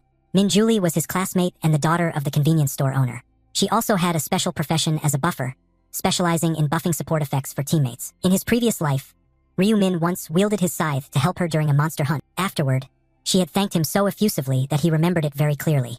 "Back then, I just found out she was in the same class, and I was truly surprised. This kind of fate really exists. The reason I used the excuse of casually meeting Min Julie was to bring her over to my side." Returning to the present, Julie boldly invited him. "Let's go somewhere to talk." He eagerly nodded in agreement. "Sure." After walking for a while, they finally sat down on a bench inside the park. Julie took out the money bag from earlier and handed it to him. "Here, take this." Ryu Min looked surprised. "Isn't this the money I just gave you?" She firmly explained to him. "We can't accept such a large amount, so you should keep it." Ryu Min also didn't force her. Accepting 10 million felt a bit heavy, and he knew they wouldn't take it anyway because she was the kind of person who, no matter how difficult things were, didn't like living in debt. She waited a moment, and when he still hadn't taken it back, she gently reminded him, "Please take it quickly. My hand hurts." But his answer was even more stubborn than Ryu Min's attitude. "No, I just told you. That's the amount I want to compensate because I feel guilty. At least by doing this, my conscience can be at peace." She tried to persuade him once more, saying the amount was too large. This time he actively cut her off. "No matter how big it is, I want you to take it. Otherwise, I'd feel guilty and keep thinking about it." Julie honestly shared with her friend that even so, the sum was still too much and she felt burdened by it. In his heart, he silently responded to her. "That's why I gave it to you." He leaned close to her ear and whispered, "Tell the boss too. To me that money isn't much. Just take it without hesitation." Julie felt even more awkward holding the money in her hands, thinking, "Are you always this stubborn? Why are you like this?" He just said that and then stood up. We're done talking, right? I'm going now. The girl was startled and quickly shouted, Wait, wait. She opened the envelope and pulled out a few bills. 10 million is really too much. I'll only take 1 million. That should be enough, right? Ryu Min replied, You have the right to decide. Huh? You should go ask the shop owner, uncle, then. Julie looked up at him nervously, but she was sure her father wouldn't be comfortable with that amount of money. At that moment, he suddenly noticed something. The convenience store owner is your dad? She nodded, and Ryu Min exclaimed in admiration. I often go there. That's really interesting. Julie awkwardly went along with his story. I also find it interesting that the person who won the lottery first prize is actually a classmate. His eyes briefly flashed with a hint of sadness. Then she brought up the thing from earlier when she asked him if he really didn't know they were classmates. I recognized you right away when you just stepped into the convenience store. Ryu Min stuck firmly to his answer. Sorry, but I really am not good at remembering faces. He smiled at her and asked, Besides, this is the first time we've talked like this, right? The girl faced him and hesitantly said, Yes. In the end, she looked so disappointed that she lowered her head shyly. So this is the first time you've heard my name. He continued pretending very earnestly. Sorry about that. Seeing the embarrassed face of the young woman in front of him, he thought to himself, although he felt a bit guilty for pretending not to know her, he still harbored no ill intent, so he looked at her affectionately. But he had to do this to make her interested in him. Her feet twirled slightly under the tiled floor out of embarrassment. I just told you. My name is Min Julie. I'm your classmate. Julie pointed to herself and then stood up straight. And this is my face, now do you remember? The person in front blushed all over. So he stopped teasing her and cheerfully promised, I will remember. At this moment, the girl realized her own actions and felt even more awkward. Suddenly reality slapped her in the face. What the hell am I doing? Introducing myself to a classmate just before graduation? Ryu Min directly hinted to her a few words. At least now I know after graduation we won't just lose contact, right? He also seized the opportunity to make a proposal. By the way, can I have your number? She froze for a moment because those words were a bit misunderstood. My number? Huh? He already had his phone in hand. What's wrong? Asking a classmate for her number isn't strange at all. She quickly reached out her hand and handed it to me. Without daring to look up, she hurriedly typed the numbers into the device. After finishing, she quickly returned it to the person in front of her. Here, Ryu Min looked at his phone and exclaimed, Meeting like this truly feels like fate. So from now on, let's keep in touch. Julie was caught off guard by his sudden approach and could only follow his words. All right. They temporarily ended the meeting as he took the initiative to leave first. Well then, I'm off. I have urgent business to attend to. Only then did she realize she had forgotten something. But Ryu Min had already waved and walked away. Wait, the envelope, and so the girl was left alone, adrift in her own thoughts, still unable to return what he had given her. Julie placed her hand over her chest and then ran back the other way. It was really strange for him to suddenly ask for her phone number. Oh no, my heart is pounding so hard. A warm ray of sunshine shone through the emotions of the young woman, making her realize that although she knew he only saw her as a friend, she liked Ryu Min. Things were not always as good as they are now. At first, we met by chance. Ryu Min was bullied and beaten right behind the school, and she witnessed it. You bastard. I told you to bring the money already. Do you think we're joking? No. Julie quietly called for help on her phone. Police, please. After that, she still hid behind a utility pole to watch the lonely figure of that young man. Was it because she felt sorry for him? Or was it because she was the one who reported to the police that she felt responsible? I followed him to make sure he got home safely, and thanks to that, she also witnessed the scene of him working inside the store. Seeing Ryu Min working part-time as if nothing had happened, they were separated by just a pane of glass. And I realized he was much stronger than he appeared. Even during class duty, Julie's eyes followed him. From then on, I began to take an interest in him. She quietly watched Ryu Min dozing off at the desk, but I didn't have the courage to talk to him. Even when he went to see his younger brother, she only dared to hide behind. After that, the feelings I had for him grew a lot, to the point that I didn't even dare to get close to him anymore. No one would have thought we would meet here. Julie stood still and closed her eyes in silent gratitude. Now I was brave. This was an opportunity granted by heaven. A gentle breeze blew through the short hair of the girl who had just fallen in love. I couldn't pretend not to know that after receiving 10 million. She gave a happy smile, then wondered if she should invite him out to eat. At this moment, Ryu Min was a bit free, sitting on the bed and looking at his phone. Messages appeared on his phone. Have you eaten? I have something to tell you. Can we meet in the cemetery area? I will treat you to a meal. Seeing the other person message that, he replied, All right, I'll pay. The person on the other side seemed very determined, insisting on treating him to a meal, saying, Let me pay. When he saw the other sent such a cute sticker, he cheerfully replied, I have a lot of money. Apparently, the other was very determined and still wanted to pay for their meal, but I don't like to eat for free recklessly. What do you like to eat? Ryu Min looked at the messages they had exchanged and felt relaxed. Indeed, she seemed to feel indebted to him and even suddenly invited him to eat, which was a good sign. He even smiled softly without thinking. If he could naturally become close to her, it would be easier to turn her into an ally. After turning off his phone, he got out of bed and thought further. I will help Julie and bring her to round 20. Ryu Won was sitting on the sofa when he suddenly noticed his brother dressed smartly, so he paid attention. He asked curiously where he was going. Hearing that, Ryu Min calmly replied, I'm going to meet that friend. Ryu-1 hesitated a little but still asked. Friend? Not a girlfriend, right? His younger brother's question made him laugh a little as he retorted. Why can't I go meet some girls? After that, he reminded his younger brother. I'll be eating out. Don't skip your meal. Got it? Ryu-1 cooperated fully and replied. Yes, sir. Once his brother left, he was left sitting in a daze on the sofa, silent and seemingly lost in thought. Suddenly, he caught an unexpected signal. Impossible. He immediately questioned his own life in doubt. Is he going on a date? Scene shifts to a fancy steakhouse where suddenly a voice probes. Do you like steak? Julie was a bit surprised by his sudden question, so she quickly blushed and covered her mouth. What did you say? Seeing her flustered like that, he remained completely calm and repeated the question. Do you like steak? Feeling shy, she stammered a little as she replied. Ah, I really like that dish. He acted as if nothing was wrong and casually picked up his fork, saying, Then eat up. After responding to him, she thought to herself with some amazement, not expecting that she would get to have a private meal with Ryu-Min. Truly a lucky day. The two ate in silence under soft music and the chatter of other customers, surrounded by an awkward atmosphere. Only then did she realize the atmosphere was not very comfortable and was becoming increasingly awkward. She thought, I have to say something. Come on, be brave. After a moment of thought, she came up with a topic to talk about and hurriedly asked him, How did you manage to win the lottery so many times in a row? 4 times consecutively, right? He was eating deliciously and hadn't noticed the awkwardness until she asked, at which point he looked at her. Then, without feeling shy, he made up a rather ridiculous excuse.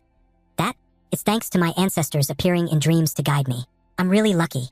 In Julie's imagination, the ancestors appeared with sparkling eyes and said, Remember these numbers. She both imagined it and looked at him in surprise, asking, In dreams? So how much have you made from those dreams? His expression didn't change at all as he naturally continued speaking.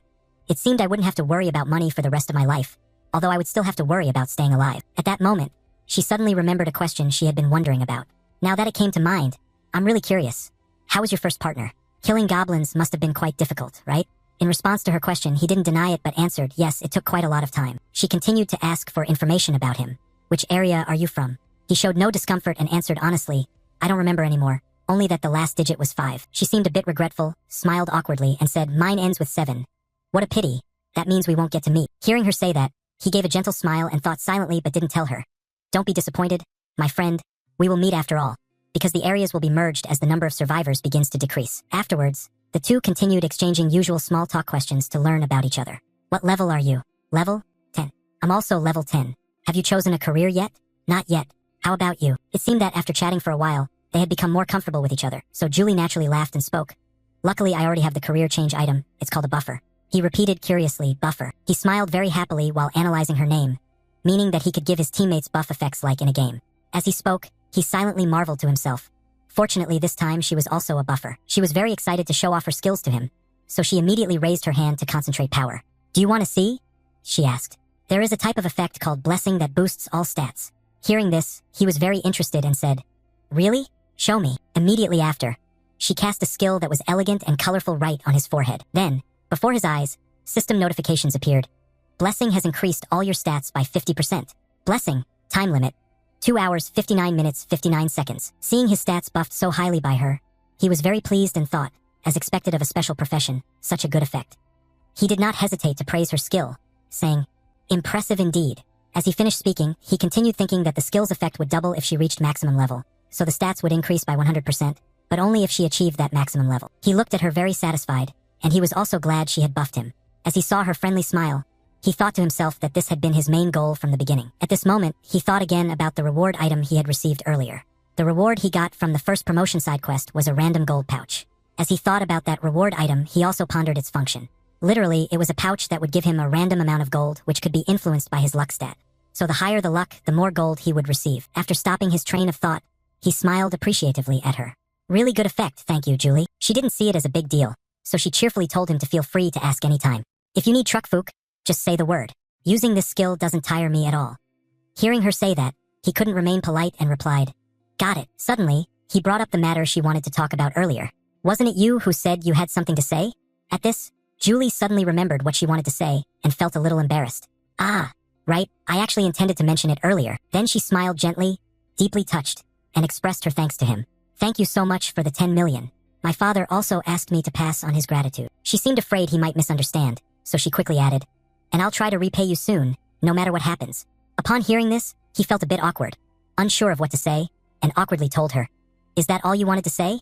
I already told you not to worry about it. She was not upset at all when he refused her kindness but still enthusiastically suggested to him, if you don't need money, then perhaps you want something else, right? I know. After finishing speaking, she immediately took out some items she wanted to give him and said, take this. He looked at what was in her hand and asked, what is this? She held the strange purple object in her hand and handed it to him, saying, I got this while hunting. If you don't need money, then at least I should give you this. Her expression was very sincere, wanting him to accept it. This is my token of goodwill, so don't refuse it anymore. After they finished eating, they parted ways and said goodbye to each other. The meal was wonderful. Well then, see you again later. He said goodbye while reminding her, be careful at the next gateway. Okay. She smiled happily upon hearing him say that and replied, we must live to meet again. After saying goodbye to her, Ryu-min slowly walked alone along the brick-paved road. Then he opened the window of the warehouse system. At that moment, he began reading the lines of information about the item Julie had just given him. Low-level death color demon essence, classification, property, description. A beautiful purple stone from which he could feel the delicate mana inside. Simply put, it's a gem used to embed into items to enhance their attributes. He carefully read each line of information and then marveled at the fate behind this. Who would have thought he would receive something like this from her? He reached into the storage to take out that magic essence and carefully analyzed it. Just from this brief description, it was hard to know its use. Then he raised the magic essence high and pondered deeply, thinking that once it reaches level 20, we'll realize how rare this item truly is. Turns out that at level 20, players receive a fixed skill. The combination feature unlocks once the player reaches level 20. Its effect sounds quite similar to weapon forging but at a higher level. When used, it allows us to combine a weapon with a magic crystal. This skill can even be upgraded, and we can choose the upgrade options. At this point, he introduced the types of magic essence. There are 7 colors of magic crystals in total. Red, orange, yellow, green, blue, teal, and purple. Each magic essence of a different color has different abilities. Red is damage, orange is strength, and yellow is luck. These magic essences are considered extremely rare because of their extraordinary skills. Green enhances agility, blue enhances intelligence, teal helps reduce damage taken, and the rarest one is the purple essence, which is the one he currently holds. Finally, the seal of death magic essence is the rarest of all. It has a very low appearance rate and boosts all stats. He was extremely happy to have received this magic essence so early in such an unexpected way. He felt very lucky to have suddenly come across one. At this moment, he suddenly realized that his luck was quite exceptional. His current luck index was truly very high. Then he thought further and put the precious magic essence crystal into his inventory. He would use the magic crystal upon reaching level 20. And now he decided to make good use of Julie's skill to open the blessing reward item. The time limit was 30 minutes and 58 seconds. I should open the gold pouch before the buff ends. Suddenly, he remembered something. Slowly. After thinking, he reached into his bag and rummaged around. He needed to boost his stats with the butcher's rune first. Then he took out a small white bag containing mealworms, 100 mealworms. He looked at the bag and pondered. The butcher's rune would increase his stats by 1% for each target he killed, including insects. As long as the creature was alive, it counted. At this moment, he suddenly dropped the bag to the ground. Since there were no insects in the other world, he was forced to hunt monsters. But luckily, he was currently in the present world. He calmly lifted one foot and said, sorry. Then he lowered his foot and stomped hard. Immediately, a system notification appeared. The kill count was 45 out of 100, and all stats would be increased by 45% due to the effect of the butcher's rune. He kept stomping down and crushing those mealworms. The kill count reached 67 out of 100, and all stats would be increased by 67% thanks to the butcher's rune effect. Every time he stepped down, the number kept increasing continuously until it reached the maximum of 100. The death count had reached 100 out of 100, and all stats would be increased by 100% due to the effect of the rune of the butcher. Then he immediately called up the status window. The status window showed the name Ryu-min, nickname Black Scythe, apprentice rank, level 16, occupation reaper, titles, last hidden traveler, first hidden death god. Stats, strength plus 90, intelligence plus 9, agility plus 63, luck plus 45, stat points 0. Looking at the numbers appearing in the window, he finally noticed the change. His luck had increased from 15 points to 45. That meant he could expect a favorable outcome. Next, he called up his inventory, the storage space, and then took out the reward item, a bag of gold. Random gold bag. Classification. Consumable. Rarity. Rare. Effect. Provides you with a random amount of gold ranging from 1 to 9,999. Usage requirements. Must be used before the next round begins and rank must be above rookie. A limited item gifted to the first person who changes rank. This item automatically disappears when the next stage starts and is affected by the luck stat. Now confident, he decided to use the reward item. The luck stat had already increased to the maximum possible level. Now, thinking so, he wasted no time and read the use command. Immediately after, the bag of gold in his hand began to float and rise in the air. He looked at it with a bit of anticipation, wondering how much he would earn. Even with the same stats, receiving different amounts of gold was normal, but it seemed he had calculated in advance, so he confidently guessed. Based on his luck so far, it would probably be between 3,000 and 6,000 gold. Suddenly, without knowing what he saw, his expression turned extremely surprised. A system message appeared. You have used a random gold bag. This notification made Ryu-min curious. They continuously notified him. You have used a random gold bag. You have earned 9,999 gold. He was somewhat surprised. 9,999 gold? Ryu-min was delighted to receive an amount of gold beyond expectations, quietly thinking to himself that he must have gotten the maximum gold after all. Receiving blessings is truly valuable. The system's summary notification displayed his total gold. So his total gold was 16,249. That should be enough to buy an epic grade item now. Just as he thought that, the system screen suddenly vanished. The item he wanted would only be available in 2 more weeks, so for now, he would hold on tightly to his goal. The bright morning sunlight shone into the building where the 2 brothers were staying. Ryu-min stepped into the house, took off his jacket, and said, "I'm home." Seeing him come back, Ryu-1 was pressing his phone with a delighted tone as he called out. Ryu-1's hand holding the phone covered half his face, but his delighted expression like a puppy was still visible now. "How was your date?" Ryu's question made Ryu-min curious. Date? Ryu-1 saw that his older brother didn't understand and felt a bit disappointed. Asking again, "Isn't it true that you went on a date with your girlfriend?" Ryu-min, sitting on the chair, avoided his younger brother's question, saying, "Stop talking nonsense. What are you eating for lunch today?" Seeing that, Ryu-1 sat down next to his brother and answered with a happy expression. "I ordered black bean noodles." Ryu-1 seemed unsatisfied and replied sulkily, "So what if it's black bean noodles? Do you know how much I've been wanting to eat that dish?" His words reminded his brother of the past. "That's right, just last month, the situation for the 2 of us was still very difficult." Ryu-min continued thinking that his Bitcoin investment had increased to $150 million. But like before, it might drop significantly 2 weeks later. When that time comes, it's best to let it go. Meanwhile, his younger brother Ryu-1 sat beside him with sparkling eyes as he saw something. On the TV screen was an image of a car being shown, sparking an idea in Ryu-1. "Before that, I should get a driver's license." In the exam room, everyone was focused on their own work, including Ryu-min, who was taking the theoretical test for a driver's license. It seemed the repetition made Ryu-min somewhat bored, so he sighed and thought silently, "How many times have I taken this test? Just do it for the sake of it and then leave." After speaking, he grabbed his jacket, stood up to leave, causing the supervisor to become curious. As Ryu-min's back slowly walked toward the door, it stirred even more thoughts in the supervisor's mind. What was wrong with him? When looking at Ryu-min's computer screen, the supervisor was startled. "Your score is 95. You passed the theoretical exam to get your commercial driver's license." His mind was filled with questions. Just a little time and he got 95 points? Ryu-min knew his results better than anyone. The outcome was clear, yet he only took 4 days to get his license. He proudly handed the glowing license to his younger brother, Ryu-1. "Too dazzling. I have more driving experience than anyone." Suddenly, Ryu-min pondered a bit about his own reality. "Wait a moment, how many years have passed? How old am I?" He immediately thought after getting the license, "I promptly bought a supercar, a Lamborghini Aventador, the red Lambo, which I didn't take long to choose since I had driven this model several times before." Ryu-min asked, "How long does direct import take?" The attendant responded cheerfully, "If you order today, you'll receive the car within a month." Holding the iPad, he said, "That works, I'll sign right now." Hearing Ryu-min finalize the order, the attendant visibly delighted, as if he was glowing all around. "Excellent, sir, you are truly sophisticated."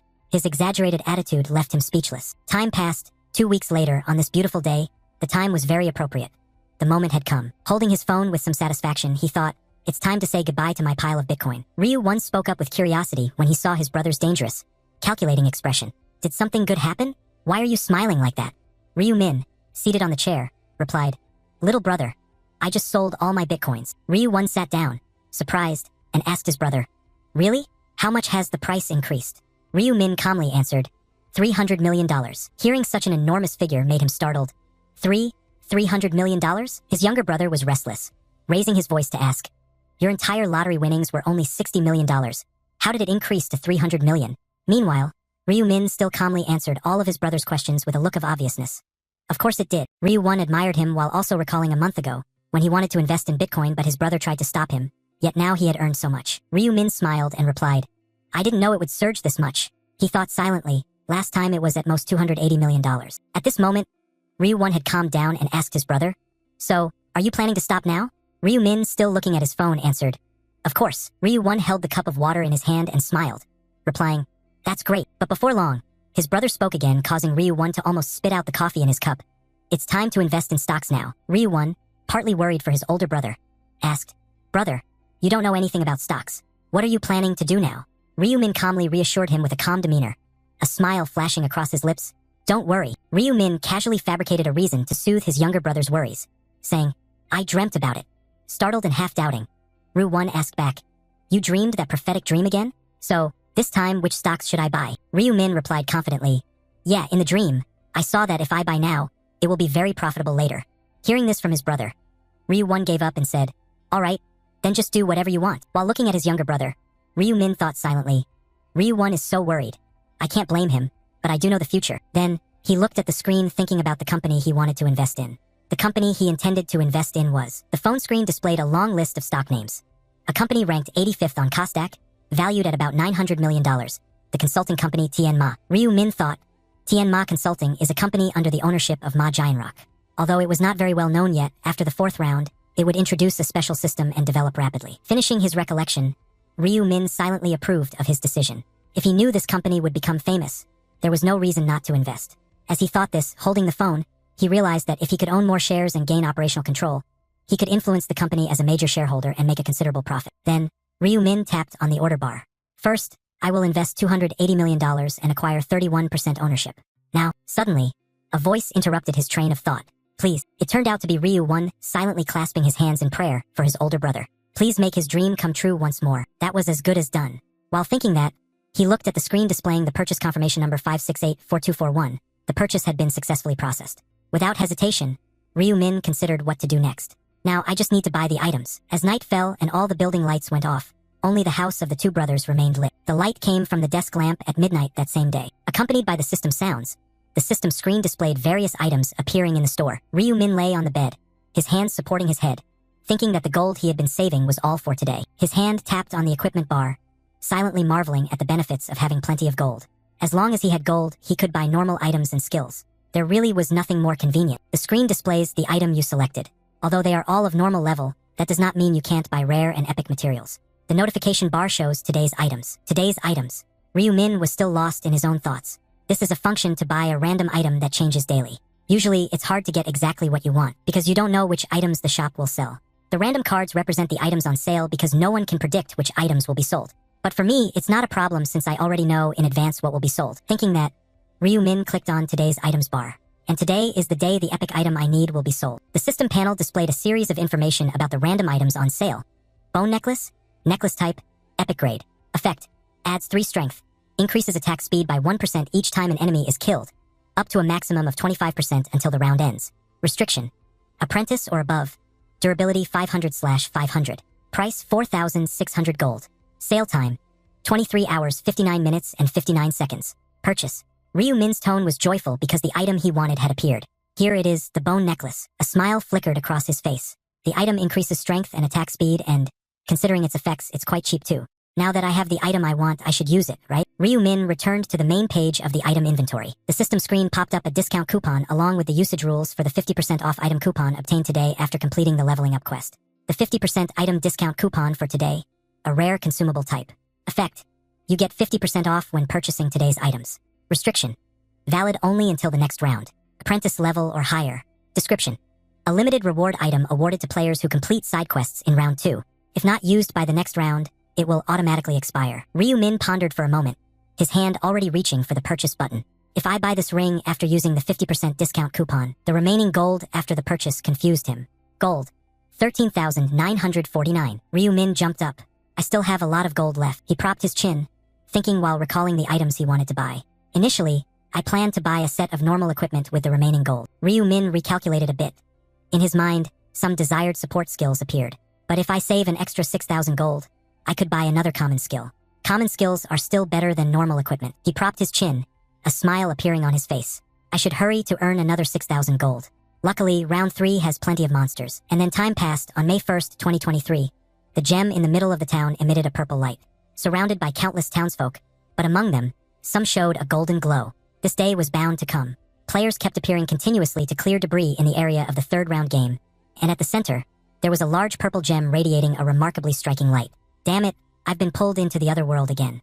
After being forced to log into the game, players kept voicing their confusion.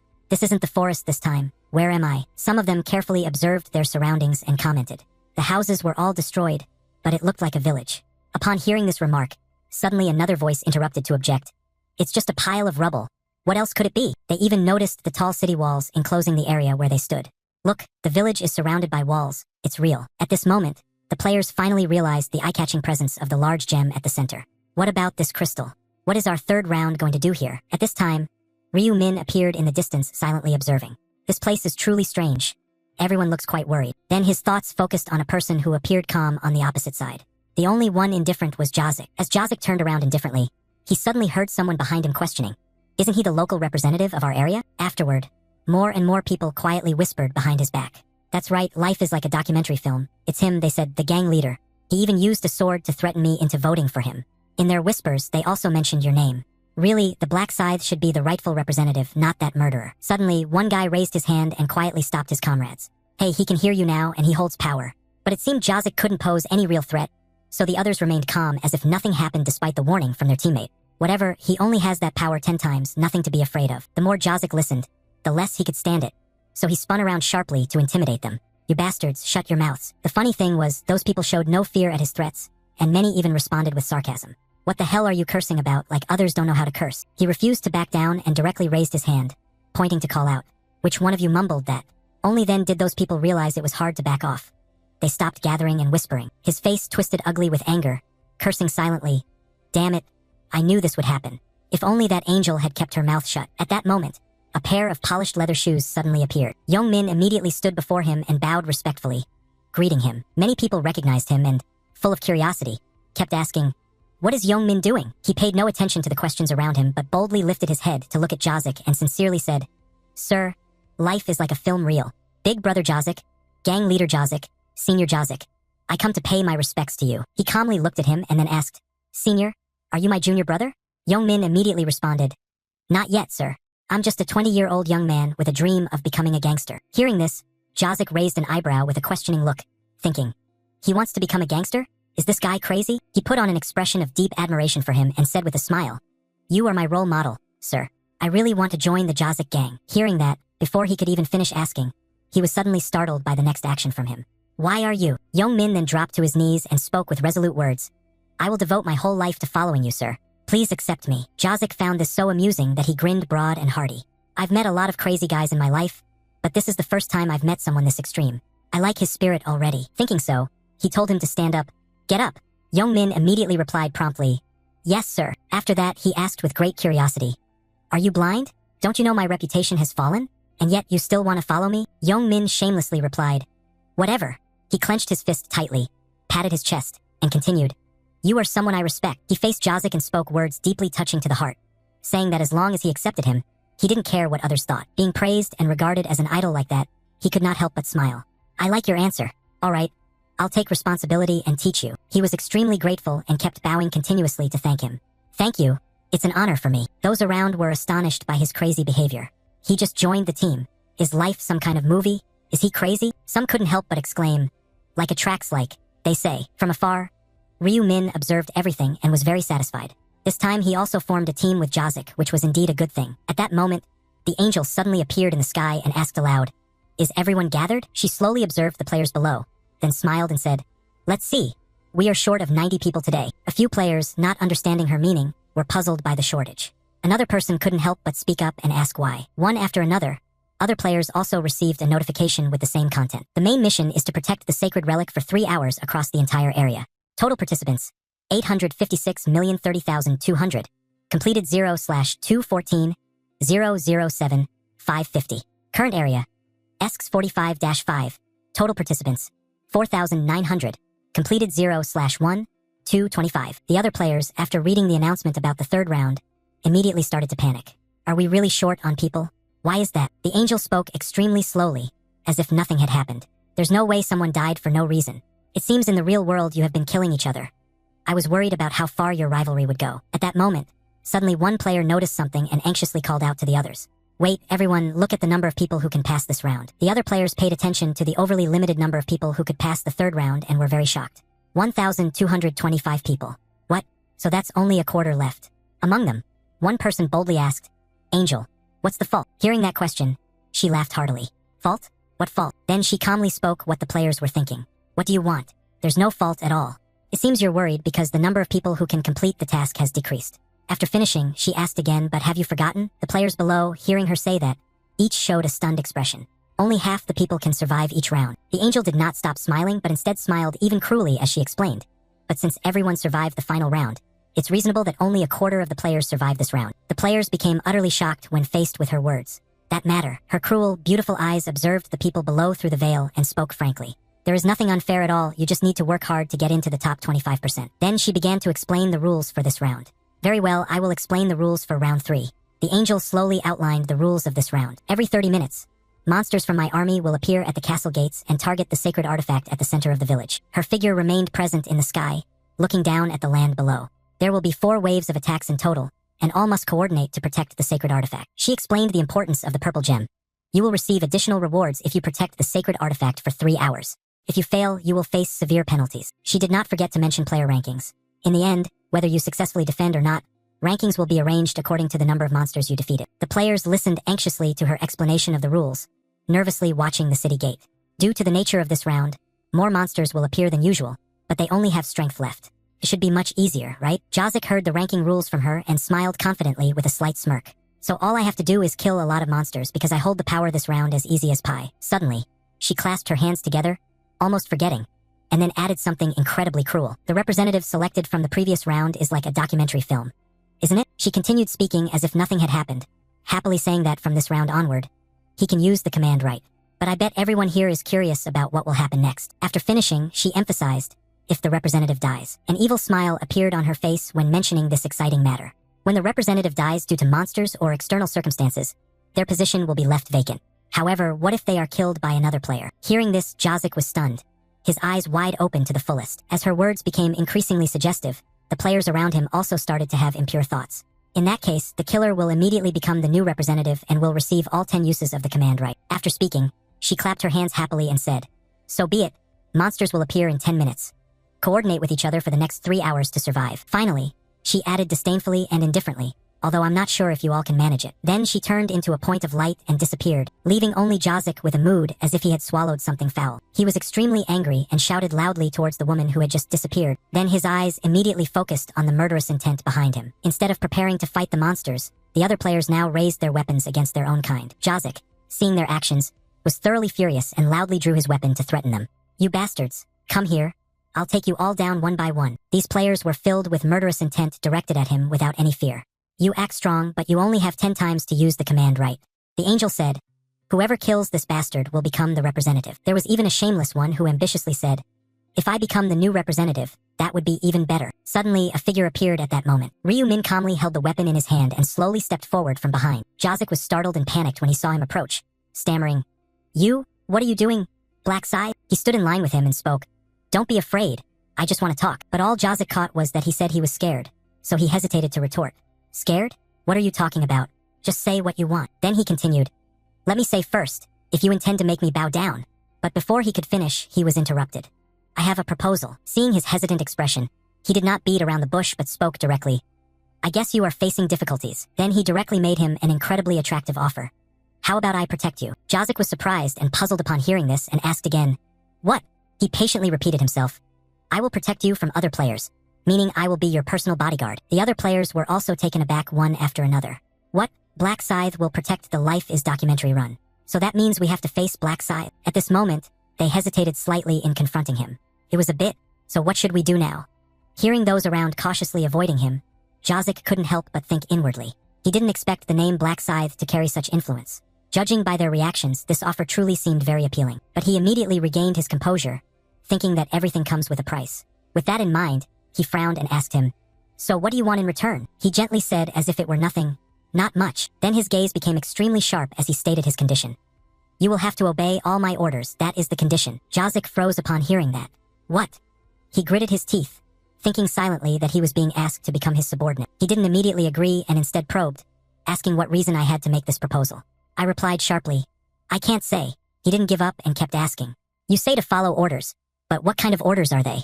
I patiently responded, "That too, I can't say. You just need to obey my orders unconditionally." Jazik felt bitter at my indifferent attitude and thought, "So you want me to follow you for life?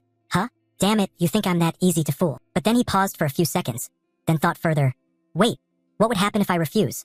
He wouldn't just attack me out of nowhere in broad daylight, right?" While he was lost in thought, I decisively said, "Choose." Then I didn't forget to drop a hint, reminding him that others were also waiting on his decision. He hesitated for a moment.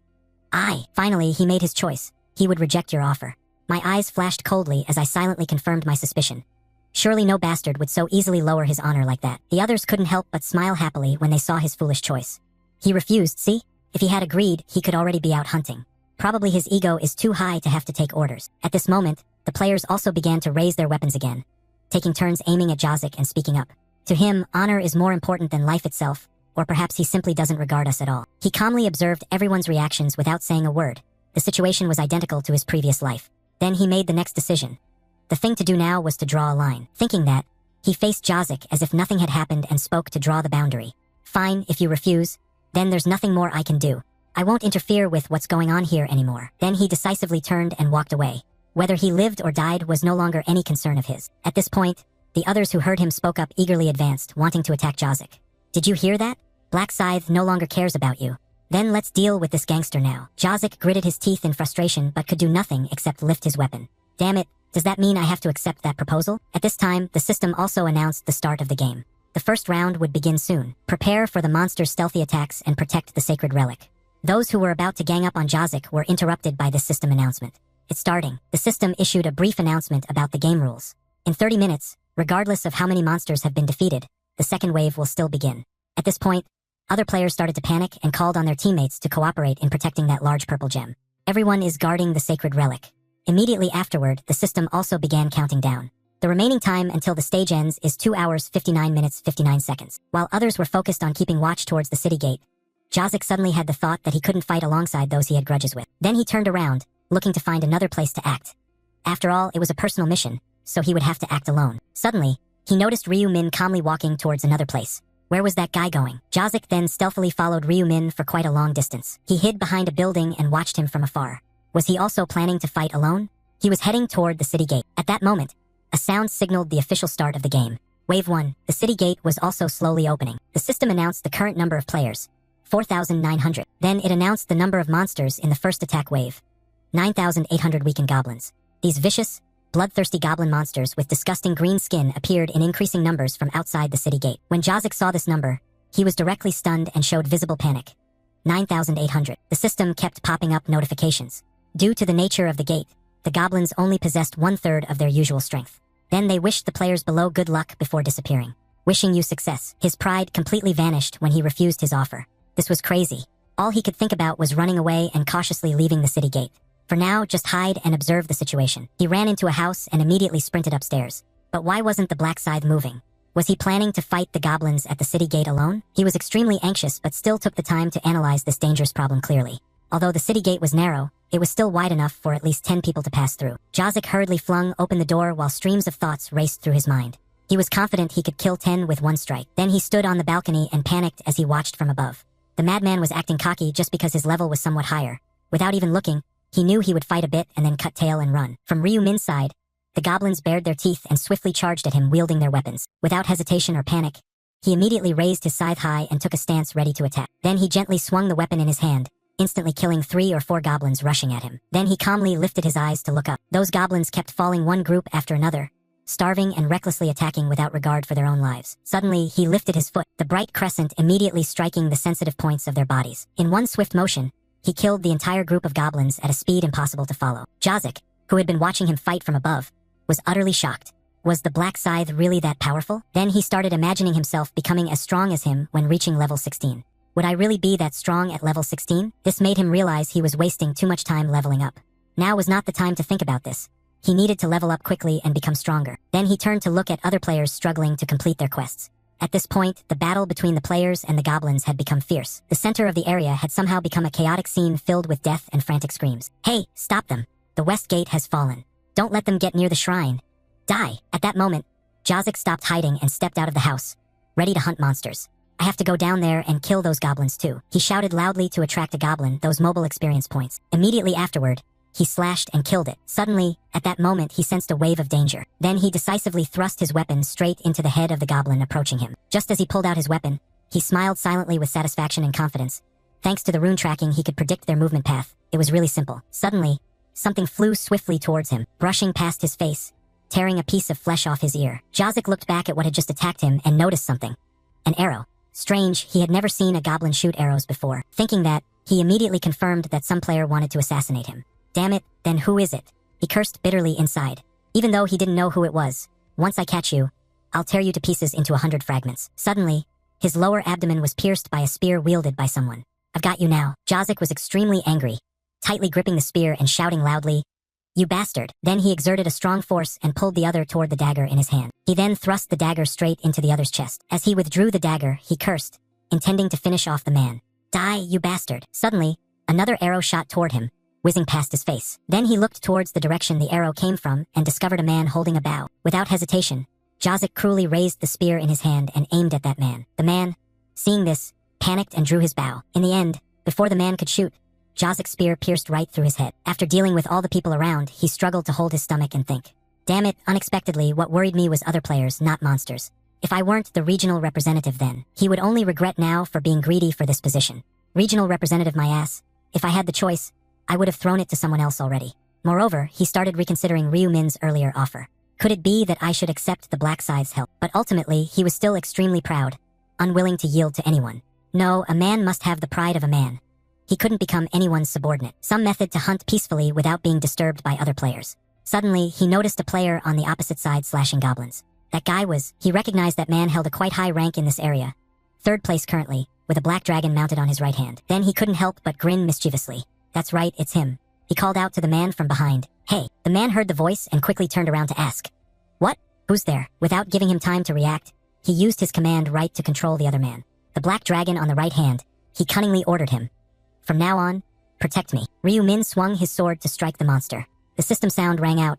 Effect of the bone necklace activated, increasing attack speed by 25%. You have defeated the goblin. Current kill count 52 out of 100, has used the triple experience buff. All stats increased by 100% due to the effect of the rune butcher. Gold plus 3.3, bonus gold plus 1.66. He intently looked at the system panel, thinking about the status window. Ryu Min opened his inventory to check it out and exclaimed, I've already earned nearly 2,000 gold. His face brightened, the corners of his lips slightly raised as he wondered, at this rate, I'll easily gather 20,000 gold by the second attack wave. Monsters from afar began eyeing Ryu Min, but he remained calm and contemplative. No, this round I must accumulate lots of gold and then buy 2 common skills. If I succeed, I'll obtain the Dark Knight's rune. He coldly cast a sharp, red-eyed glance over them. Ryu Min swung his scythe, striking a critical blow against the monsters. The monsters behind growled cautiously, and he sneered aloud.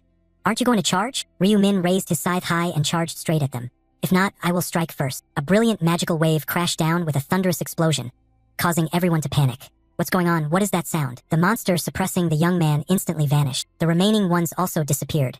The system screen showed you have successfully repelled the first attack wave. Everyone breathed a sigh of relief. I'm alive. The system announced the number of surviving players is 3,933, and the number of players who died is 967. Surviving players will receive a reward of 500 gold. A young man sat down and said, before the second wave, we need to take a short break. Ryu Min stared thoughtfully at the people lying in the deep red pools of blood. 967 had died. Although they had weakened the goblins, they still couldn't be underestimated. He glanced around searching for someone. But where was he? Ryu Min looked at Jazik, who was clenching his teeth tensely, then fell into deep thought. There he was, as expected with Jazik, still alive. There's no way he could have survived this round. Panting heavily, he gripped his knife tightly, looked around, and shouted loudly. Damn it. Jazik frowned in thought, unaware that the enemy was sneaking up on him. Those bastards weren't after the goblins, only targeting him. That guy yelled, lunging his knife straight at him. Before he could reach Jazik, 2 others attacked him and he fell down in pain. The command emblem shining brightly above his head made him inwardly smug. But thankfully it was because of them that the command power was truly amazing. Thanks to them, who acted as flesh and bone shields, he survived the initial attack. Young Min stood in front of Jazik and asked, Are you okay? Jazik looked at him with confusion, thinking this madman still followed him even though he never used that authority. The wound in his abdomen was bleeding, and he let out a painful cry. Blood dripped down Jazik's hand, and the worry inside him rose. He's losing too much blood. At this rate, will he survive this round? He clenched his teeth and cursed silently. Damn it, beads of sweat drenched his forehead, dripping down with each pang of pain. He gritted his teeth determinedly, thinking to himself that he would endure and survive this round. Suddenly, Jazik and Young Min glanced back. The monsters rushed in one after another. The system displayed, Wave 2, 3,933 players versus 7,866 goblins that had been weakened along with hobgoblins. Due to the nature of the round, the goblins only retained normal strength. The monsters wielding knives charged straight at Ryu Min.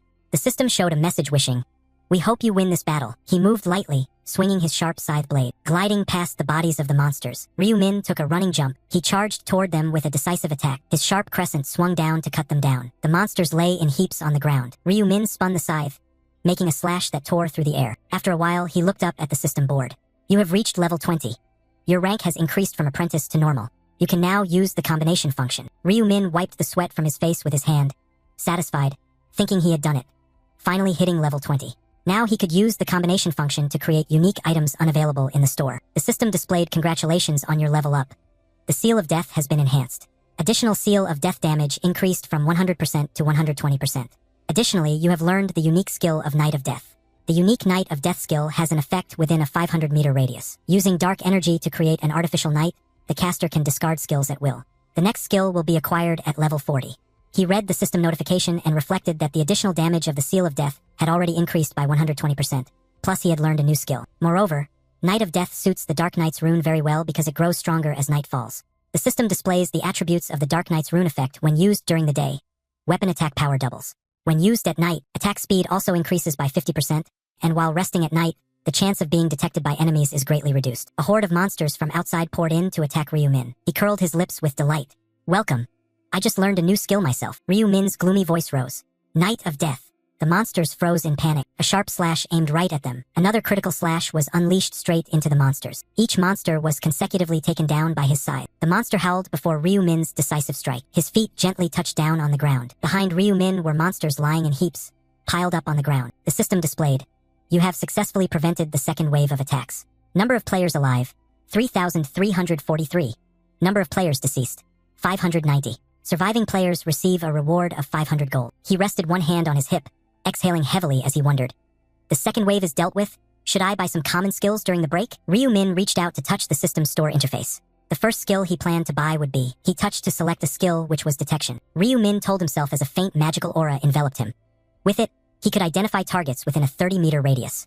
It seemed that within 30 meters around here, there were only hobgoblin corpses. So, should I save an additional 20,000 gold? He charged to attack the monsters just as the system displayed the message.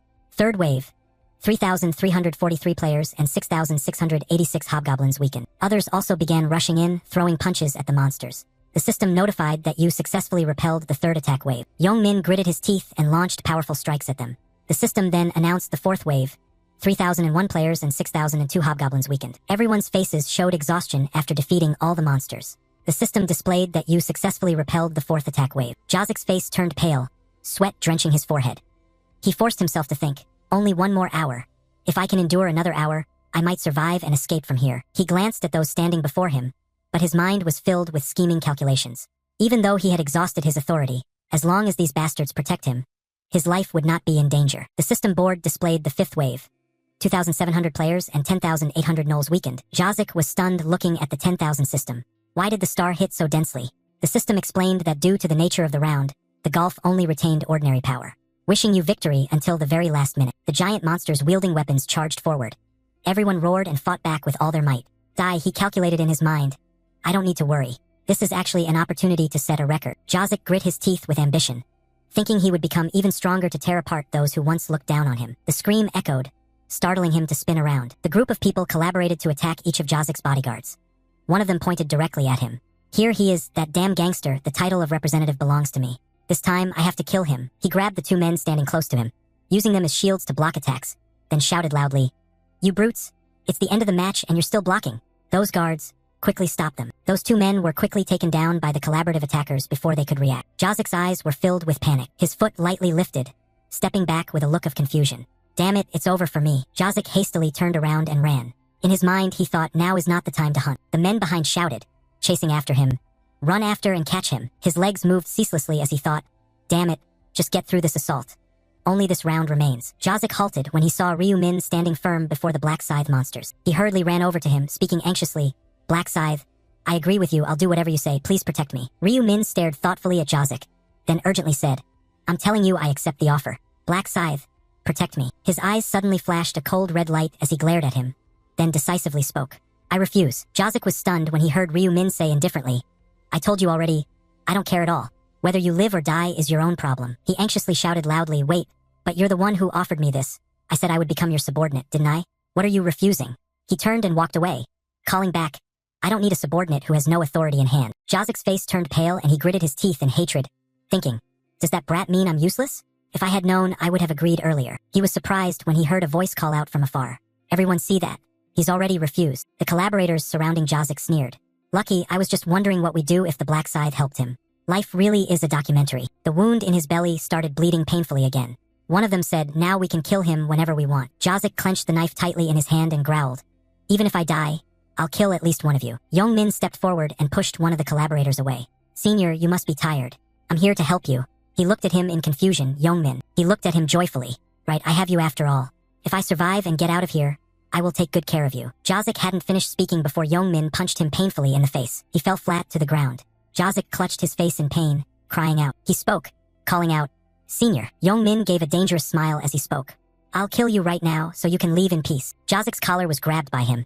He yelled out in rage, You bastard. He threw a powerful punch into his face. Young-min kept punching Jazik's face relentlessly, making him scream miserably. His face was beaten until it was swollen and bleeding. Jazik lay motionless, eyes wide with confusion and chaos. Damn it, Cho Jazik. He glanced at the man standing in front of him, smirking. Filled with rage, he thought, once again betrayed by this bastard. Young-min raised his leg, gathering all his strength to deliver a fatal kick to Jazik's body. The system announced that the regional representative was a documentary film that had been killed.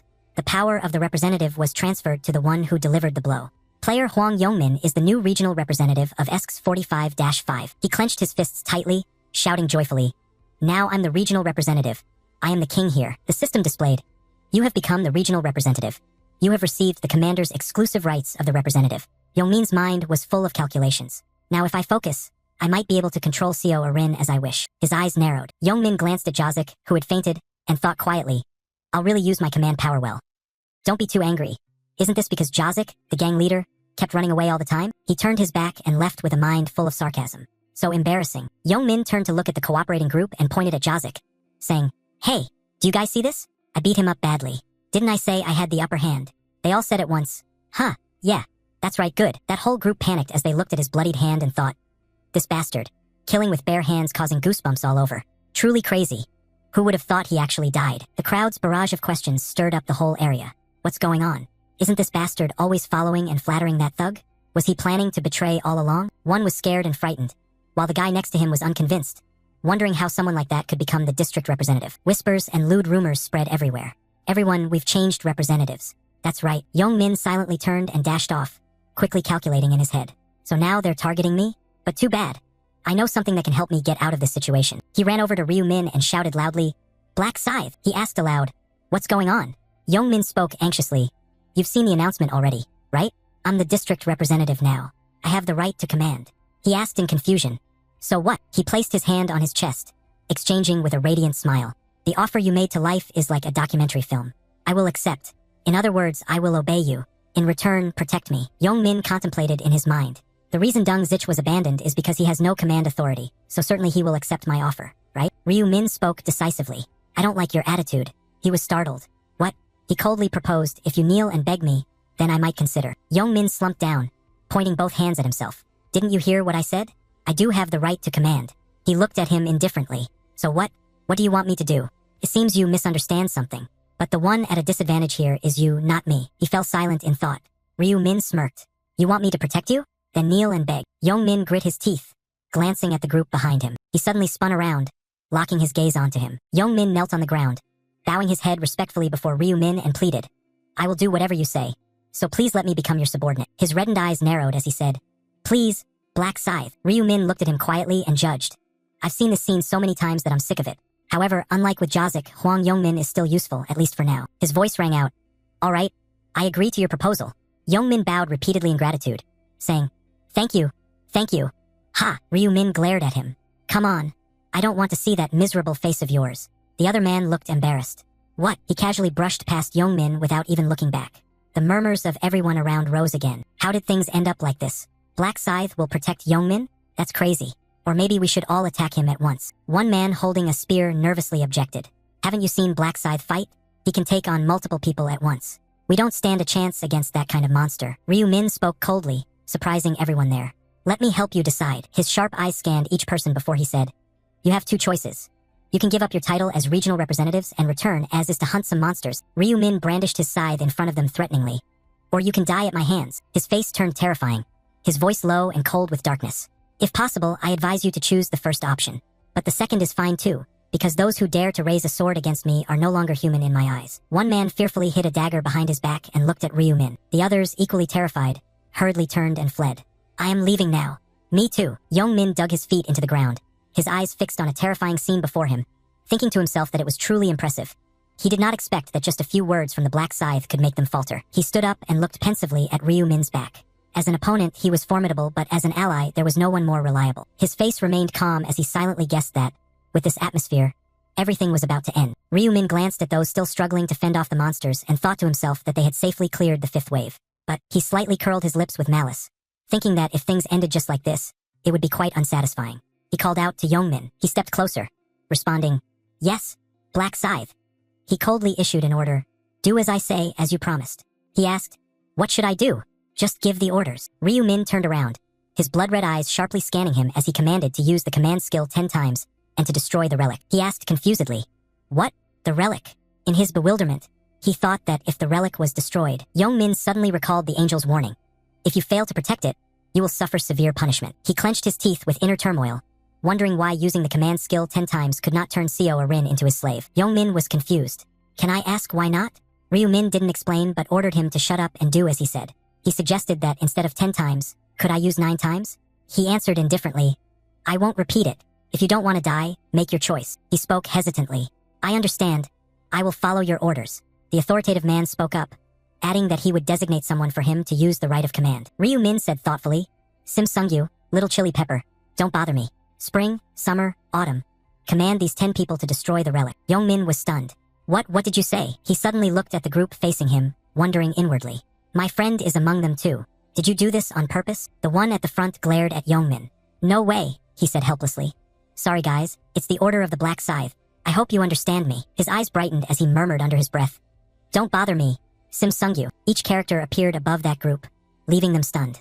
Young-min whispered again, "Little Chili Pepper, spring, summer, autumn."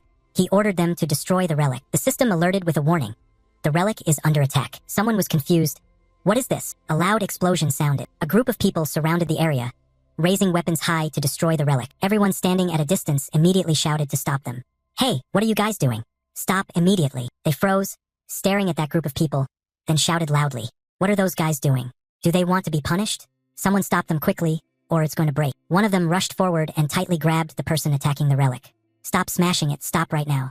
Is there anyone who can stop them?" Another one without hesitation swung his knife and attacked that group. The relic started to develop cracks along its surface. Soon the relic shattered into pieces. The system announced the relic had broken. The main mission had failed. The system displayed a punishment notice for the failure. The agent of divine punishment will be summoned within 30 minutes. Why is the whole crowd in panic? What is this agent of divine punishment? The system appeared. Survive under the agent of divine punishment. The round will not end until time runs out. Someone anxiously asked if this was a boss. Ryu-min smirked with interest, looking at the words on the hidden side quest system board. Round 3, side quest. Resist the agent of divine punishment and survive. Completion reward, 3,000 gold coins. Time left, 0 hours 29 minutes 29 seconds. The crowd excitedly chatted. The system said if we survive, we get 3,000 gold. I told you, guarding the relic only gave 2,000 gold. This way is much more profitable. I agree with that too. Ryu-min, deep in thought, observed everyone celebrating. The mission completion was more rewarding than the prize after clearing the fifth wave, which is why I was so intoxicated that Young-min broke the relic. But the reason I didn't personally smash the relic was because the crowd gasped when the system suddenly announced that it had detected players attacking the relic. 10 players attacking the relic would be punished. The system displayed that all stats would be permanently reduced by 50%. Those attacking the relic turned pale and hastily objected. "What? Stats reduced? We were only following orders." "Damn it." The brown-haired archer angrily pointed at Young-min's face and shouted, "Young-min, you bastard." He was flustered, apologizing. "I'm sorry. Who knew there'd be such a punishment?" He was stunned when the system continued to announce that the regional representative would also be punished for failing to protect the relic. Young-min was filled with confusion upon receiving the message from the system. All stats would be permanently reduced by 50%. He angrily kicked the wall hard, swearing under his breath. Ryu-min, standing at a distance, observed the chaotic scene ahead, thinking to himself that the permanent stat reduction was directly related to survival and therefore a lethal blow. Now it was time to prepare to summon the agent of divine punishment. He shouted once, and immediately the system interface appeared. Shop. Ryu-min reached out to select items, reminding himself to use the leftover gold to buy common items. The system displays attributes. The Assassin's Hood, a common tier armor helmet, defense 20, agility +3, durability 250, restriction. Used from common tier or above. The Assassin's Hood always smells like blood, as if it were never washed. The cunning long boots, common tier thick type, defense 15, agility effect plus action speed plus 5%, durability 250, restriction. used from common tier or above. The long black boots are tight and seem cramped, but surprisingly comfortable to wear. He thinks that even a slight stat increase helps catch it easier. He moves into the item combination area. Next is the combination. Ryu-Min reaches out to select an item and inserts an item. He begins combining this item with another piece and then combines it with a mana stone. The system announces a successful combination. The option to add +1 to all stats has been added to the bone necklace. Ryu-Min gazes intently at the combination panel, thinking that since he can embed 1 mana stone per equipment, he will apply the same method to the remaining items. The system chimes, successful combination. The option to add +1 damage reduction has been added to the skilled hunter's leather armor. He selects another item. The system displays a successful combination. The option to add +2 strength has been added to the black scythe of death. Ryu-Min closes the system panel and contemplates that the lowest rank mana stone doesn't help much. But it's better than nothing. The crowd below stirs, so it has started after all. A confused girl clutching her black scythe tightly, full of worry. I was a little nervous then. The man nearby clapped and encouraged. Just try to hold on for 30 minutes. Young-Min gritted his teeth and looked around. The people nearby whispered in agreement. He was right, we just need to keep running. Ryu-Min raised his head, deep in thought. Well, running away from the agent of divine punishment isn't easy. In my previous life, out of 2,700 people, about 500 survived. Each person collapsed on the ground, losing their combat state. Just trying to survive was already very difficult. At first, the agent of divine punishment was such a formidable monster that it took 5 level 40 players to stand a chance against it. He looked up at the brightly glowing rift in the sky, but I intended to kill it right away to claim the big reward. Ryu-Min recalled the moment he defeated Briel the Angel because he had the title for killing Briel. The system announced the title. The first to kill the angel, the condition to earn it was to be the first to kill an angel. The effect during battles with divine creatures was that all stats would double. The title, first to kill the angel, would double all stats when fighting divine creatures. A dazzling angel appeared, spreading its wings wide. And the agent of divine punishment is a divine creature. The agent of divine punishment's imposing presence attracted all eyes, causing the crowd to stir. Is that really the agent of divine punishment? So if we just avoid it, we'll survive? Isn't that too easy? I thought at least some monsters would appear. Young-Min relaxed and exhaled a breath. Damn, you scared me just now. The guy nearby raised his hand to look around but couldn't see anything. The bell on the agent of divine punishment staff gently trembled. The agent of divine punishment took a step forward. The agent glanced at the staff and then raised it high. The staff slammed down on the ground, releasing a powerful stream of magic. The magical energy gradually expanded, shocking everyone. Everyone stared in astonishment at the dazzling light covering the entire space as the system announced. The agent of divine punishment has established a boundary. The people inside the magical boundary panicked, trying to break free but to no avail. What the hell is this? Boundary area, the system displayed. Unless the one who created the zone lifts it, you are not permitted to leave. The faces of the relic destroyers gradually turned pale, and with worry they asked, can't we leave? Are we trapped inside here? The system responded, the attributes of those within the boundary have decreased by 50%. Those inside pounded on the magical boundary, calling for help. Please get us out of here. Ryu-Min gazed thoughtfully at them. Nearly 300 people had been captured. One person wondered aloud, what is that huge orb? He felt regretful and thought to himself, it's truly unfortunate, but I can't save those 300 people. The agent of divine punishment looked down silently. In a moment, thousands of swords appeared surrounding the divine being. He turned his head away with a smirk, so it's starting now. Those caught within the magic circle screamed in pain as countless swords rushed toward them. They shouted and desperately tried to dodge the swift, sharp blades. Damn it, does it want us to throw these things? Even to the naked eye, they're hard to see. Countless swords continued to emerge relentlessly from the agent of divine punishment. Cries echoed everywhere as numerous bodies fell under the rain of swords within the limited area. Once trapped inside, avoiding the shafts of light was nearly impossible. The atmosphere grew gloomy, but on the other hand, as long as you could avoid them, nothing else was difficult anymore. Suddenly, Ryu-Min slipped away. While everyone was distracted, this was his chance. He cast a calculating glance at the agent of divine punishment. Just as expected, when hunting humans, it paid no attention to its back. The moment it lowers its shield, I will strike. The swords continued to relentlessly attack those inside the magic circle. Ryu-Min looked up at the magical barrier and a thought flashed through his mind. This is the moment. He gradually advanced toward the back of the agent of divine punishment. Thinking he didn't have to worry about it turning around since it no longer had ears, Ryu-Min tightly gripped the scythe in his hand and dashed toward the agent of divine punishment. In his mind, the distance between him and it was 5 meters, a marked rune on the agent as he vocalized the seal of death. Ryu-Min's sharp scythe aimed straight at the agent of divine punishment. I have to finish it with the very first strike. The agent spun to look back, eyes wide open with astonishment. He swung the scythe at the agent of divine punishment. Now, being cautious was already too late. The agent screamed in pain as streams of water flowed down its head. This move was truly perfect. Ryu-Min spun around and slashed once more. I hit its eye directly. His foot landed on the ground. Ryu-Min glanced at the agent of divine punishment, wailing pitifully. He thought to himself as he saw the stamina bar above the agent's head thanks to the seal of death. Now it only had 60% stamina left. Just one strike reducing its stamina by 40% wasn't bad at all. Ryu-Min immediately ran off without looking back. Surely now it intended to establish a boundary zone to search for him. The agent of divine punishment raised its weapon, The system displayed that the agent had established a boundary zone. He leapt swiftly out of the magical circle and glanced back. But once it realized the boundary zone could not trap anything, it would destroy the boundary. As fast as lightning, Ryu-Min charged straight at the agent of divine punishment. His sharp eyes locked firmly onto the agent since he had already taken one of its eyes. Ryu-Min swung the scythe, creating a sharp magical wave that hurtled straight at the agent of divine punishment, so he had to take out the other eye as well. The god cried out in pain, his body increasingly covered with wounds. He gently landed on the ground. The system display of the agent of divine punishment had established a boundary. The stats of players inside that boundary had decreased by 50%. Ryu-Min smirked, thinking it didn't really matter. Missing an eye, now it was just a punching bag. The agent of divine punishment roared angrily, generating a series of sharp swords. Frowning, he thought to himself, it seemed the god intended to shoot beams of light in all directions to kill him. The god's swords flew up, and Ryu-Min stood behind, raising his voice, Knight of Death. Dark magic surged, swallowing the swords. The agent of divine punishment was astonished. Ryu-Min leapt up, swinging the scythe into the god. Light cannot conquer darkness because the system of this world was designed that way. His eyes turned bloodshot as he slashed the scythe toward the agent of divine punishment.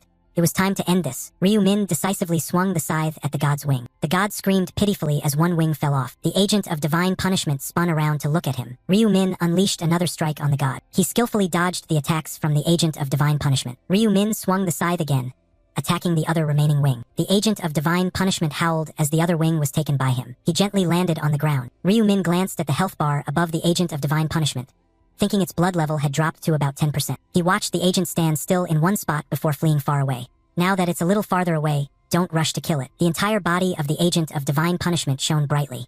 The system announced that the conditions had been met and activated the passive skill, Final Brilliant Rune of Radiance, of the agent of divine punishment. The agent of divine punishment is now in an immortal state. Ryu-Min looked at the agent solemnly, thinking, after its blood level falls below 10%, it will enter this phase. If I had severed its head before that, I wouldn't be able to kill it later. The agent of divine punishment roared in anger and raised its staff high, creating multiple magic circles. He followed the magic streams, attacking everywhere with anticipation. Show me your final effort. The agent of divine punishment staff produced countless magics. The system sounded, 50 seconds left of the final brilliant rune of radiance. The agent crazily attacked all around, with the system counting down 30 seconds. The agent of divine punishment slammed its staff to the ground, and the system announced 10 seconds, then 5 seconds. Ryu-Min smirked, watching the system's countdown. 1 second, all of the agent of divine punishment's magic was withdrawn. The system displayed that the immortal state was lifted. Immediately, he lunged straight at the agent. Ryu-Min coldly raised his scythe with eyes sharp as a blade. He struck decisively at the agent of divine punishment. The system continuously announced that you have defeated the agent of divine punishment. You have leveled up. You have leveled up. You have leveled up. Gold increased by 8,200. Bonus gold 4,100. Ryu-Min calmly watched the agent of divine punishment fall. The system displayed confirmation that you are the first to kill the agent of divine punishment. The system notified that it has awarded the title challenger of the agent of divine punishment. He watched the body of the agent of divine punishment gradually fall to the ground. The system displayed the title challenger of the agent of divine punishment. The unlock condition: become the first to kill the agent of divine punishment. Effect: reduces damage from divine creatures by 80%. 2 items appeared in Ryu-Min's hand, and the system announced, you have been rewarded condensed ether for the first kill of the agent of divine punishment. You have been rewarded a rune of radiance for the first kill of the agent of divine punishment. He clenched the 2 items in the palm of his hand. The system notified that the recently obtained rune automatically imprinted a seal on the player's body. Ryu-Min glanced at the attributes in the system panel, thinking, just as he predicted, he had received condensed ether. The system displayed, condensed ether, item type, advanced ether that has undergone multiple refinements. It reveals a 7-colored rainbow light depending on the viewing angle. He pondered, this is the only reason for me to kill the agent of divine punishment. He looked at the items in his bag, reflecting that condensed ether is needed to create god-level items. Ryu-Min focused intently on the item he just received. He was also rewarded with the rune of radiance. The system displayed that the intelligence effect would increase by 1, and the effectiveness of divine skill abilities would increase by 1% per level. Since he was at level 30, his intelligence would increase by 30, and the skill effectiveness would go up by 30%. He smiled slightly.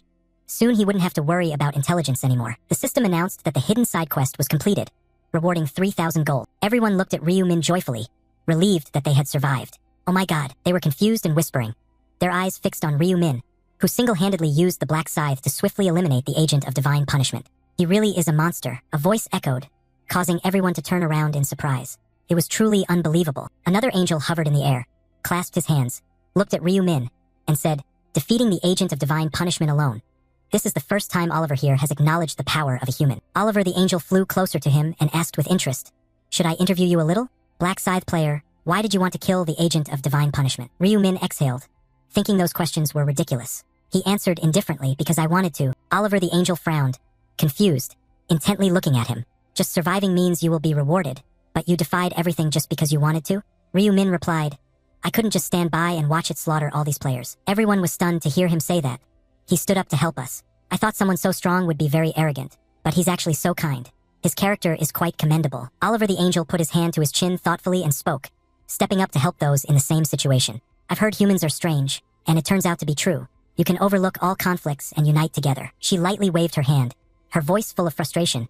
I just can't understand. You're just imagining things. What would selfish angels like you understand? Oliver the angel rolled his eyes at the players and said coldly, You have tried hard to survive, but it's still not time to relax. I smirked with a dangerous grin.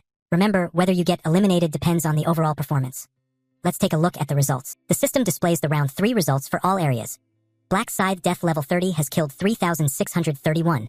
The Foolish level 13 Mage has killed 982. The Dark Knight level 13 has killed 963. Current area ESCs 45-5. Black Scythe Death level 30 has killed 3,631. On Sankiol, Knight level 11, has killed 687. Co Arin, Summoner level 11, has killed 576. Everyone was amazed, their eyes glued to the system board. The Black Scythe alone had killed over 3,600 monsters, while the second place didn't even reach 1,000. Moreover, it showed that he was really level 30. It's crazy, right? Did he get extra experience points or something? Ryu Min pondered quietly, realizing that he must have received extra experience points, but only by topping the leaderboard in all areas would he truly understand. The system announced, Congratulations on completing the mission by ranking first in all areas. Congratulations on completing the mission by ranking first in the current area. Your reward for first place in all areas is a special reward selection voucher. The system sounded again. Your reward for first place in the current area is a rare intermediate ring selection ticket. He kept tapping on the system board, thinking an intermediate ring selection ticket. Here it is. The system notified, you can choose one of the rings below. Rewards. Please touch the reward you select. Ring of Impairment, Ring of Magic Blue, Ring of Resistance. Ryu Min selected an item. Judging by the names alone, it seemed like the weakest, but he chose the Ring of Resistance. The system displayed the properties of the rare Ring of Resistance. Rare level ring, luck +4, resistance 35, durability 450/450, requires normal level or higher. Description. The ring helps resist adverse status effects. Ryu Min focused intently on the item, thinking that no matter how high his stats were, once affected by a detrimental status effect, death would be certain. Resistance does not increase with stats, so taking this now is the best choice. Although at the moment, I don't need it much since monsters mainly attack to cause damage rather than applying many negative effects. He continued thinking about the system notification. You may select one of the following rewards. Rewards. Please tap the reward you choose. The 50% stat increase applies only to round 4, for 1,000 gold. Information on round 4. Ryu Min still carefully examined each reward. Indeed, there was no buff effect for triple experience points. After all, the purpose of round 4 was not to kill monsters. He reached out and pressed his choice. Then I will choose the second one, gold. Oliver, the angel, clasped his hands together and spoke slyly. How is it, humans? Have you checked your rankings yet? Those ranked 1225 and below will be cut. Everyone panicked and begged to be spared. Angel, please wait, I think the system miscalculated. Please check again. I have killed tons of monsters, so how could my rank be this low? Her eyes flashed with contempt as she said, What kind of bugs can't make it into the top 1225? Oliver grinned wickedly and snapped his fingers. They will be eliminated right now. They screamed in panic and agony as magical energy engulfed them. Somebody save me. The system announces the end of round 3. All survivor areas. 214,007,550. Current area ESCs 45-5. Number of survivors 1,225. Souls will be transferred to bodies in the current spatial dimension. The next round will begin on April 1st, 2023. We will meet you again in the next round. Congratulations on surviving. Co Arin woke up with a start, gasping for breath on her bed. She looked down at her hands and then touched her face with joy, thinking, I'm back. I survived round 3. Co Arin hurriedly got out of bed. Not only that, I also achieved the summoner profession. She smiled and looked up at the winged creature that had just appeared, summoning the fairy spirit. Co Arin gently smiled as she looked at the winged creature perched on her shoulder. It always stayed close to her in every round. I was able to complete round 3 safely thanks to these adorable fairy spirits creating shields. And also because my bodyguard distracted the enemy's attention. There is one more thing. Co Arin stared intently at the system panel in front of her, thinking that she was among the top 3 ranks. She reached out to take an item from the system panel. Co Arin held the magic stone in her hand, wondering if Black Scythe would like the magic stone she just received as a reward. Yongmin reached out and grabbed the night lamp. He threw the lamp against the wall, shattering it to pieces, then shouted loudly. Yongmin gritted his teeth and roared in rage. Damn it, Black Scythe. The system announcement has applied the punishment. All stats have been permanently reduced by 50%. He spun around abruptly and quickly strode toward the bed, scolding himself silently. Damn it. If I had known it would turn out like this, I wouldn't have ordered those guys to destroy the relic. The ringing phone startled him. Youngmin picked up the phone. His face turned pale as he looked at the phone. I'm doomed. Youngmin nervously stared at the phone, saw Sunghan calling, and thought to himself that he was finished. He answered the call. Sunghan. Then the voice on the other end started cursing. Hey, are you crazy? Sunghan gritted his teeth as he listened to Youngmin speak, saying, What the hell is wrong with you guys? He angrily yelled at him. Don't pretend to be dumb with me. Don't you know that because of you, our group is practically finished? How can you use your authority to boss around your friends and then even dare to call yourself a person? Youngmin loudly defended himself.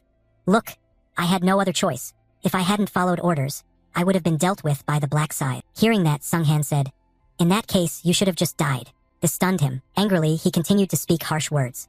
Instead of hurting your friends, you should just sleep forever. Youngmin indignantly shouted back. You bastard.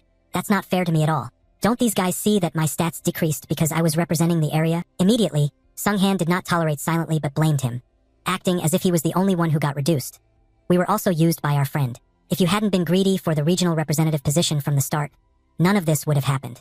You traitorous bastard. His voice over the phone seemed to lose composure, rendering Youngmin silent and speechless. He nervously called Kim Sunghan, but he didn't answer and firmly stated, Don't ever call me again, whether in reality or the other world.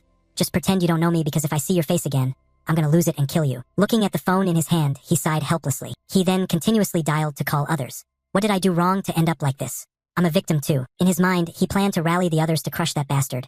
But the phone notified that the number you dialed is currently unreachable, surprising him. Before the phone finished the notification, Youngmin was so furious he threw it away. Please call again later. He cursed those damn bastards. Then he stood silently, lost in thought. Right, friends? I don't need them. Everyone has their own life. What did that guy say? If he sees me again, he'll kill me. Does he want to fight me or what? Immediately after, anger made him grit his teeth. Next time, just try to face me. I'll kill all of you. At a hotel, a voice echoed. Come in, Unit Commander On. A question rang out. This time you survived and came back, huh? On Sankyol bowed his head and replied, I was lucky. Ma Jianrock sat leisurely at his desk and asked him, The third round must have been tough. Are you okay? He answered, Yes, sir. I didn't have too much difficulty. Maybe the monsters have grown weaker. Ma Jianrock continued to probe. What level are you now? Have you gotten a class yet? On Sankyol politely replied, Sir, I am currently level 11. My class is Dark Knight, and Seo Arin is at the same level as me. He added that her class was different. She is a summoner. This surprised Ma Jianrock. A summoner. He remarked, Amazing. I didn't expect that to be a common class. On Sankyol raised his hand and recounted. I was quite surprised too. After her class changed, she summoned a fairy spirit to create a shield. Thanks to her, I can hunt safely. Ma Jianrock thought for a moment, then praised him. Very good, he said with interest. Keep up your relationship with actress Seo. If you want, you could even date her. Hearing that, he was flustered. Date her? What do you mean, sir? The other chuckled lightly and explained. I just meant that dating makes it easier to discover each other's weaknesses. I don't mean seriously dating her. On Sankyol wondered. So, should I date her, sir? Seeing him like that, Ma Jianrock laughed happily and said, It's been a long time since I've seen you this flustered. He said that if it was too much trouble, it wasn't necessary. Upon receiving that answer, On Sankyol breathed a sigh of relief. I understand now. After all, Seo Arin doesn't like me anyway. Ma Jianrock was curious. Why not? You're reliable and manly, after all. He replied, She's still very particular about me. Still calls me bodyguard. He said indifferently, Oh, I see. He pushed that issue aside, crossing his legs and asking, So then what is the urgent report you want to give me? He nervously lowered his head. First, I want to apologize to you. He asked why. On Sankyol candidly accepted the blame. I failed to carry out your order to assist Black Scythe, and I also did not manage to deliver your message to him. Ma Jianrock said casually, Oh, I see. Surely you have a reason. He answered, Yes, here's what happened. Then the two sat down to listen to On Sankyol's explanation. He silently focused on his story. After hearing everything, he put his hand to his mouth pondering. Agent of Divine Punishment. Huh? Sounds like a formidable opponent. So Black Scythe killed it. On Sankyol said, Yes, sir, he used overwhelming skills to deal with it, as if he already knew how to win. He hesitated to express his impression. Black Scythe seems like the kind of person who doesn't need anyone's help. Ma Jianrock seriously reflected, so his stats really surpass what we imagined. Strong enough that I feel embarrassed for having thought myself strong with the Dark Knight's rune. His eyes turned yellow with anticipation. Black Scythe, if there's a chance, I want to meet you. Then he spoke. You had your reasons, so I won't hold you responsible. Meanwhile, On Sankyol kept apologizing repeatedly. I'm sorry. He raised his glass, lightly dismissing the matter. Enough already. What are the results of tracking down those thugs? He reported what he knew to him. The first name was Youngmin. Even if that's his real name, there are dozens of people with the same name across the country. But if he is in his 20s and living in Seoul, that narrows it down to about 5 people, I guess. Ma Jainrock asked about their locations. He awkwardly said the detective agency said it would take a month to determine their home addresses. He sighed in disappointment. A month? Huh? Then we won't know until after round 4. He held the bottle and poured a drink for him. Well, there's no rush, so we can take our time. He wondered how much gold he had managed to earn so far. He answered, about 10,000 gold. Ma Jainrock pondered and reminded him, that's half the amount. There's a common skill in the shop called tracking. So remember to learn it once you've earned 20,000 gold. On Sankyol wisely agreed. Understood. Then he suddenly remembered something else and promptly reported, sir. I was a bit distracted and forgot to tell you that last month a shareholder bought a large number of shares in your company. He was puzzled and asked which company of mine I was referring to. He quickly answered that the Devil Consulting Company was the one you are currently focusing on. Ma Jainrock put the glass of wine down on the table and asked how much stake that person held. On Sankyol revealed, please don't be too surprised. It is as much as 31%. He was stunned. What? Someone bought as much as 31% of the shares. He confirmed, yes, even I couldn't believe my eyes when I saw the screen. He thought, Devil Consulting Company's market value is 90 billion, so 31% means that person invested 28 billion. Can one person really have that much money? His eyes turned yellow again as he concentrated. Is this some rich guy I don't know about? Or is it done by my own brothers? Then Ma Jainrock reached for his phone. No matter what, he was sure that person invested as much as 31% to be able to participate directly in management. Holding the phone in his hand, he asked Unit Chief on Sankyol, what is the contact information of this major shareholder? Another person was also holding a phone, waiting. That was Ryu Min, eagerly anticipating. It was about time he contacted me. I couldn't call him first. As a major shareholder, I had to save face. Suddenly, Ryu Won rushed in hastily. Brother, which floor are you at? Startling him so much that he dropped his phone on the floor. He sat up in pain, wondering why he was being asked that question out of the blue. Ryu Won hurriedly said that there was this kid who was extremely arrogant and kept bragging that his brother's level was very high. He grumbled, telling how they kept mocking him and said that his brother was already level 11 and had obtained a profession. Hearing that, Ryu Min sighed helplessly, saying level 11 is higher than yours, so don't worry. Ryu Won was doubtful, asking if that was true and what level he was. He put his hand on his neck, awkwardly thinking about how to tell her, since telling the truth might cause a lot of trouble. After that, he lied that he was level 12. Ryu Won was excited and asked if that was really true and if he also had a profession. He said of course, which made Ryu Won eagerly curious. What is it? What is it? What profession do you have? But Ryu Min decisively pulled the blanket over himself and lay down, keeping it a secret. This made Ryu Won disappointed, saying, come on, we're brothers. How can you have secrets? He coldly replied, of course I have. Go outside. I need to sleep a bit more. Ryu Won sulked and stepped out. Fine, he said. He slammed the door shut. At that moment, Ryu Min's phone rang. He held it in his hand and said, it's here. He sat up and answered the call. Hello. A voice from the phone asked, is this Ryu Min? He replied, yes. Who is this? The voice on the other end introduced himself. Hello. I am Ma Jainrock, the executive director of Devil Consulting Company. Upon hearing this, he smiled thoughtfully, deciding to play dumb at first. The more he appeared to be an easy mark, the more he could make the other party lower their guard. Ryu Min said, hello. Ma Jainrock cheerfully asked, last month you invested a fortune into our company, right? Are you pretending not to know about it? Yes, what's the matter? He wants to meet you. Since you have become the largest shareholder of the Devil Consulting Company, I want to meet you. I'm planning to treat you to a meal. He said, okay. He was delighted and said, great. He scheduled with him, how about this Friday? Ryu Min opened his calendar and thought, this Friday is very important to obtain the Rune of Inner. He suggested, I already have plans on Friday, so I can't.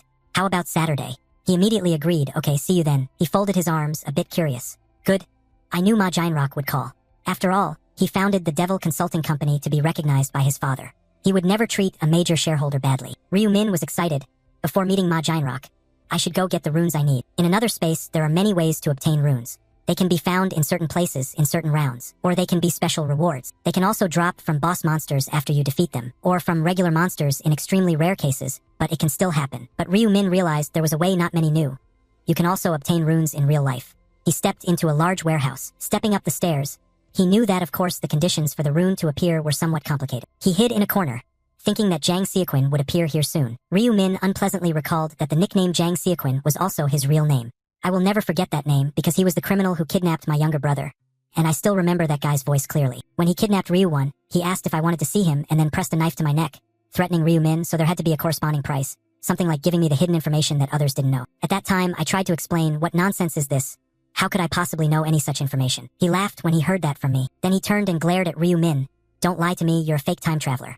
I was stunned, how could he know that? While I was confused, Jang Seoquin came closer and said, you're wondering how I knew, right? I have the Rune of Inner.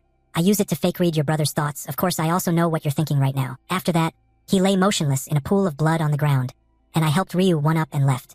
Since that incident, I have been seeking revenge against Jang Seoquin from the 11th time travel until now. That is why my goal no longer carries any personal grudge at all. But then he put on the mask, his eyes full of determination. I will obtain the rune of inner before that guy. Immediately, the warehouse door was opened, and Jang Seoquin entered, carrying a woman with him. It was today right in this place. He threw her down onto the mattress on the floor, then used his hand to peel the tape off her mouth, saying, "I'll take the tape off, so don't scream. Understand?" As soon as the tape was removed, she immediately begged in fear, "Please spare me, I beg you." He pointed dismissively and said, "Damn it, I let you open your mouth but you can only say that much. Try saying something different." Jang Seoquin frowned, holding the tape in his hand. "Help me. I have a little child. I'll give you money." "I don't want to hear any of that nonsense." That made the woman tremble with fear. "I'm sorry, I apologize." He threw the tape away and asked, "Sorry for what?" The woman knelt down, clasping her hands together and replied, "Sir, you're doing this because of the way I looked at you disrespectfully the other day, right?" "I'm truly sorry." Hearing this, he stepped forward and interrogated. "That's right. Why did you do something that makes you feel guilty?" He said, "I was in a bad mood that day, don't you know?" 2 nights ago, Jang Seoquin was wandering the streets. As he walked, he thought, which girl should I choose today? I feel like just one woman can help me relieve all my problems. Then he noticed a girl with a beautiful figure. He turned back to look at her back, then followed her into an alley, glancing around. Seeing no one around, Jang Seoquin quickened his pace toward the girl. He immediately emitted a light that appeared and blocked the girl's path, leaving her shocked. He used his hand to make her eyes unable to see anything, causing her to panic. "My eyes, I can't see anything at all." Her belongings and buttons fell to the ground amidst screams. "Who are you, Chihan?" After doing the bad deed, he left, leaving the girl triumphant. "Truly, it was a pleasure. The current situation makes me want to act freely as much as I want. It's just too good." He used to be in a re-education center. "My previous life was boring as hell, so even if I died, it wouldn't matter." Then one day, he found a rune of radiance that could make the body glow and blind opponents. For him, this was a new joy. This rune was perfect for him to find happiness. He entered a shop. A woman greeted him warmly, welcoming his visit. Jang Seoquin smiled slyly. She was quite pretty. He approached the counter and ordered, "Give me a large iced Americano." She politely replied, "Yes, your order is 5,001. He handed over the money to pay and then probed, "By the way, are you a part-time worker here? I'm a regular customer at this place, but you're not the staff I usually see here." She forced a smile and answered, "Ah, so you're a regular. I'm really sorry. It's because I didn't know. All the part-time staff have taken time off. You know how it is now. The world has become truly strange." Hearing that, he thought it made sense. They could die any time, so there was no way they would waste time working part-time. Jang Seoquin started a conversation while she prepared drinks. "Are you the owner of this shop?" She replied that she was. Then he asked, "How old are you? You look quite young." She answered, "Oh, I am 32 years old." Knowing the woman's age, he laughed amusedly and said, "So you're not a player?" She responded, "Yes, I'm relieved too." Then he directly approached and said, "May I have your phone number? I already like you." This made her quite confused. Seeing her awkwardly looking at him, he quietly asked, "What's wrong?" Then he showed a displeased attitude. "Why are you making that face? Do you hate my face that much?" She was embarrassed and asked, "What?" He shouted loudly, "Are you really disgusted by the spots on my face that much?" Jang Seoquin angrily slammed his fist on the table and cursed, "This is so annoying. I'm not drinking that cup of coffee, so give me my money back. It's disgusting." Seeing his attitude, the woman cautiously, fearfully handed the money back to him. Here, your refund." Immediately, he rudely snatched the bill back. Jang Seoquin aggressively stormed out of the shop, cursing the bitch who, just because she was a bit pretty, judged others by their looks and looked down on them. In his anger, he decided, "I will make you pay for looking down on me with that contemptible gaze." Then, as she stepped outside the store, he struck her unconscious with a stick. Back in the present, she could only kneel and plead with him. "I'm sorry, sir." He lectured the woman. "You shouldn't look down on others just because of their appearance, understand?" She obediently listened. "Yes, I won't do that anymore." Suddenly, Jang Seoquin turned his face away, showing displeasure. "This won't do. You don't seem sincere." Then he pushed the woman down. He grabbed both her hands. "Do you think I don't know? You're just pretending to apologize so you can be released." She kept begging, "Please, let me go." A figure appeared in the distance. He raised his hand toward the woman with a sinister smile. "You admit your mistake, right? If you do, then pay the price for your wrongdoing." She struggled and cried out, "I'm sorry, it's my fault. Okay?" While he smugly touched her. "That's right. So stay still." The figure was approaching them. A voice rang out. "You stay right there, understood?"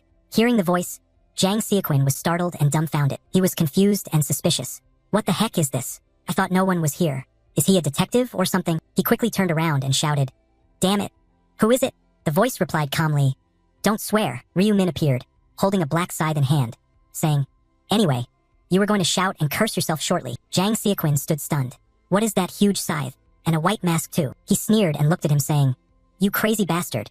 Do you think this is a playground for your little tricks? Ryu Min raised the scythe. It seems you still don't fully understand the situation. Do you think this looks like a toy? He swung the scythe decisively. He started to worry, wait a minute, then spoke up to ask. Is it real? Are you a player? He mocked him. How stupid. What do you think? Then he looked at the woman and said, You may leave now, miss. This is your only chance. Jang Seoquin turned to look at her and shouted. Who said that? A sound echoed from the ground. It was Ryu Min stomping his foot to gain momentum and darting toward him. He grabbed the scythe's handle and stabbed straight into his vulnerable spot. Jang Seoquin screamed loudly in agony, collapsing onto his knees and cursing fiercely. He calmly stood before him and said, I told you, you would be cursing a lot. Ryu Min turned to the woman. Go ahead. Leave this guy to me. She gratefully thanked him. Thank you. As she ran away, he swung the scythe down to the ground and said, Now it's just the two of us, right? Ryu Min smiled at Jang Seoquin. Now the real game begins. He angrily grabbed the dagger from the ground, stood up, and cursed. Damn you. I'll kill you. I'll kill you, you bastard. He stood still, watching him provoke. Your attitude's not bad. If you gave up this soon, what fun would there be? He shouted back. You bastard. How dare you laugh in my face? Then Jang Seoquin wildly swung his knife to attack, but he dodged all of them. He kept attacking continuously and began to lose strength, feeling bewildered inside. What the hell is this? Did he dodge all my attacks? Dodging his attack, he glanced at the dagger.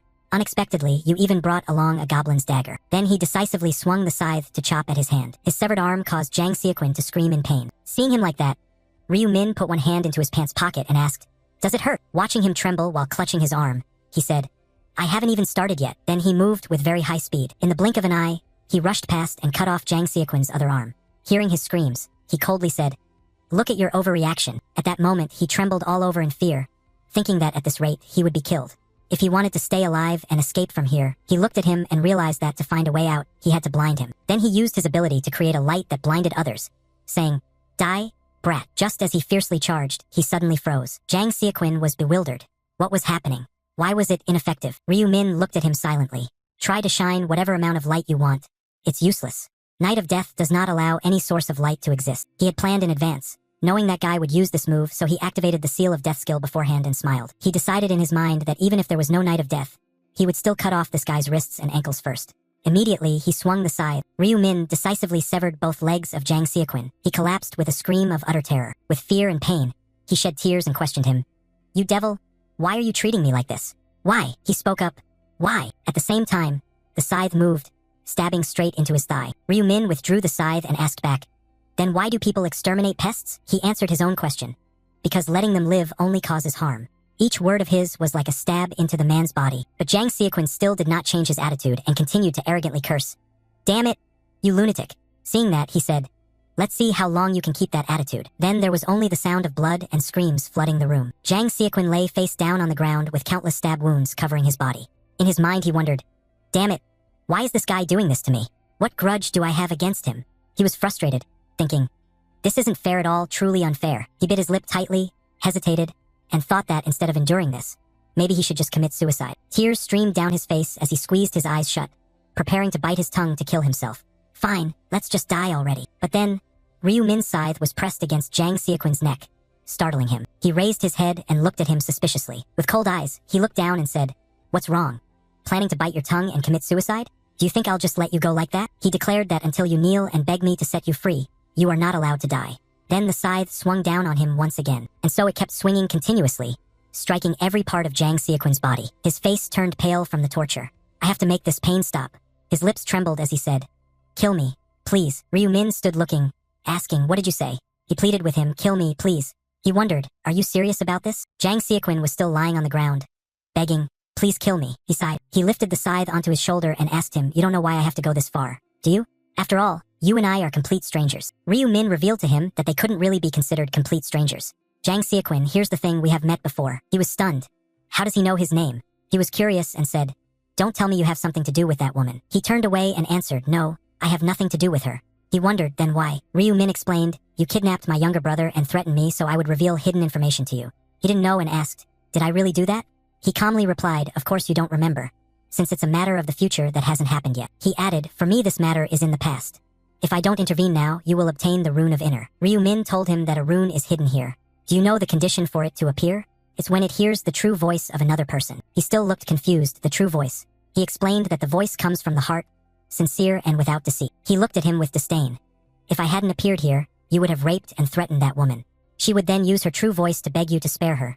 and you would obtain the Rune of Inner and use it to commit even more crimes. Jang Seoquin remained silent before his accusations. This has been proven many times through my regressions. But even without that, your previous 1 or 2 convictions already show that you are a damn despicable bastard. He pleaded, if I am worthy of death, please kill me quickly. But he refused, no, I will not touch you. It shocked him because he could not end the pain right now. He raised the handle of the black scythe. Ryu Min pressed it firmly across Jang Seoquin's mouth to silence him. He looked at him with loathing. What do you think I've been doing all this time? I've been waiting for you to stop breathing on your own. He was in pain but couldn't beg. I told him to kill me quickly. This pain is unbearable. Didn't you want to have the Rune of Inner thoughts? Didn't you want to hear the true voice coming from my heart? He squeezed his eyes shut, feeling the pain. So why did you stop me from speaking? Why didn't I let you speak?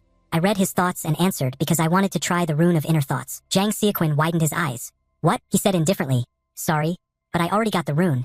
Don't you remember you sincerely begged me to kill you? Straight from your own heart. When he was in pain from having his limbs cut off, I felt that the rune reacted to your true voice at that moment. At this moment, the system announced that you have caused the target to use their true voice, fulfilling the activation condition. You have discovered the Rune of Inner thoughts hidden in this place. That rune hovered and shone before him. The system announced that the rune will automatically be engraved into the player's body. The Rune of Inner thoughts allows you to read the thoughts of the target before you.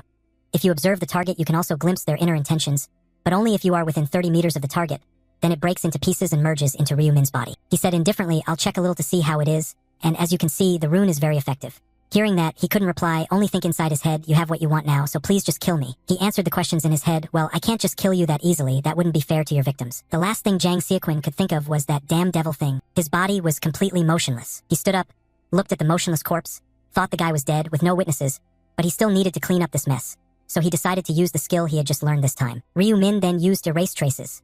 Its effect appeared.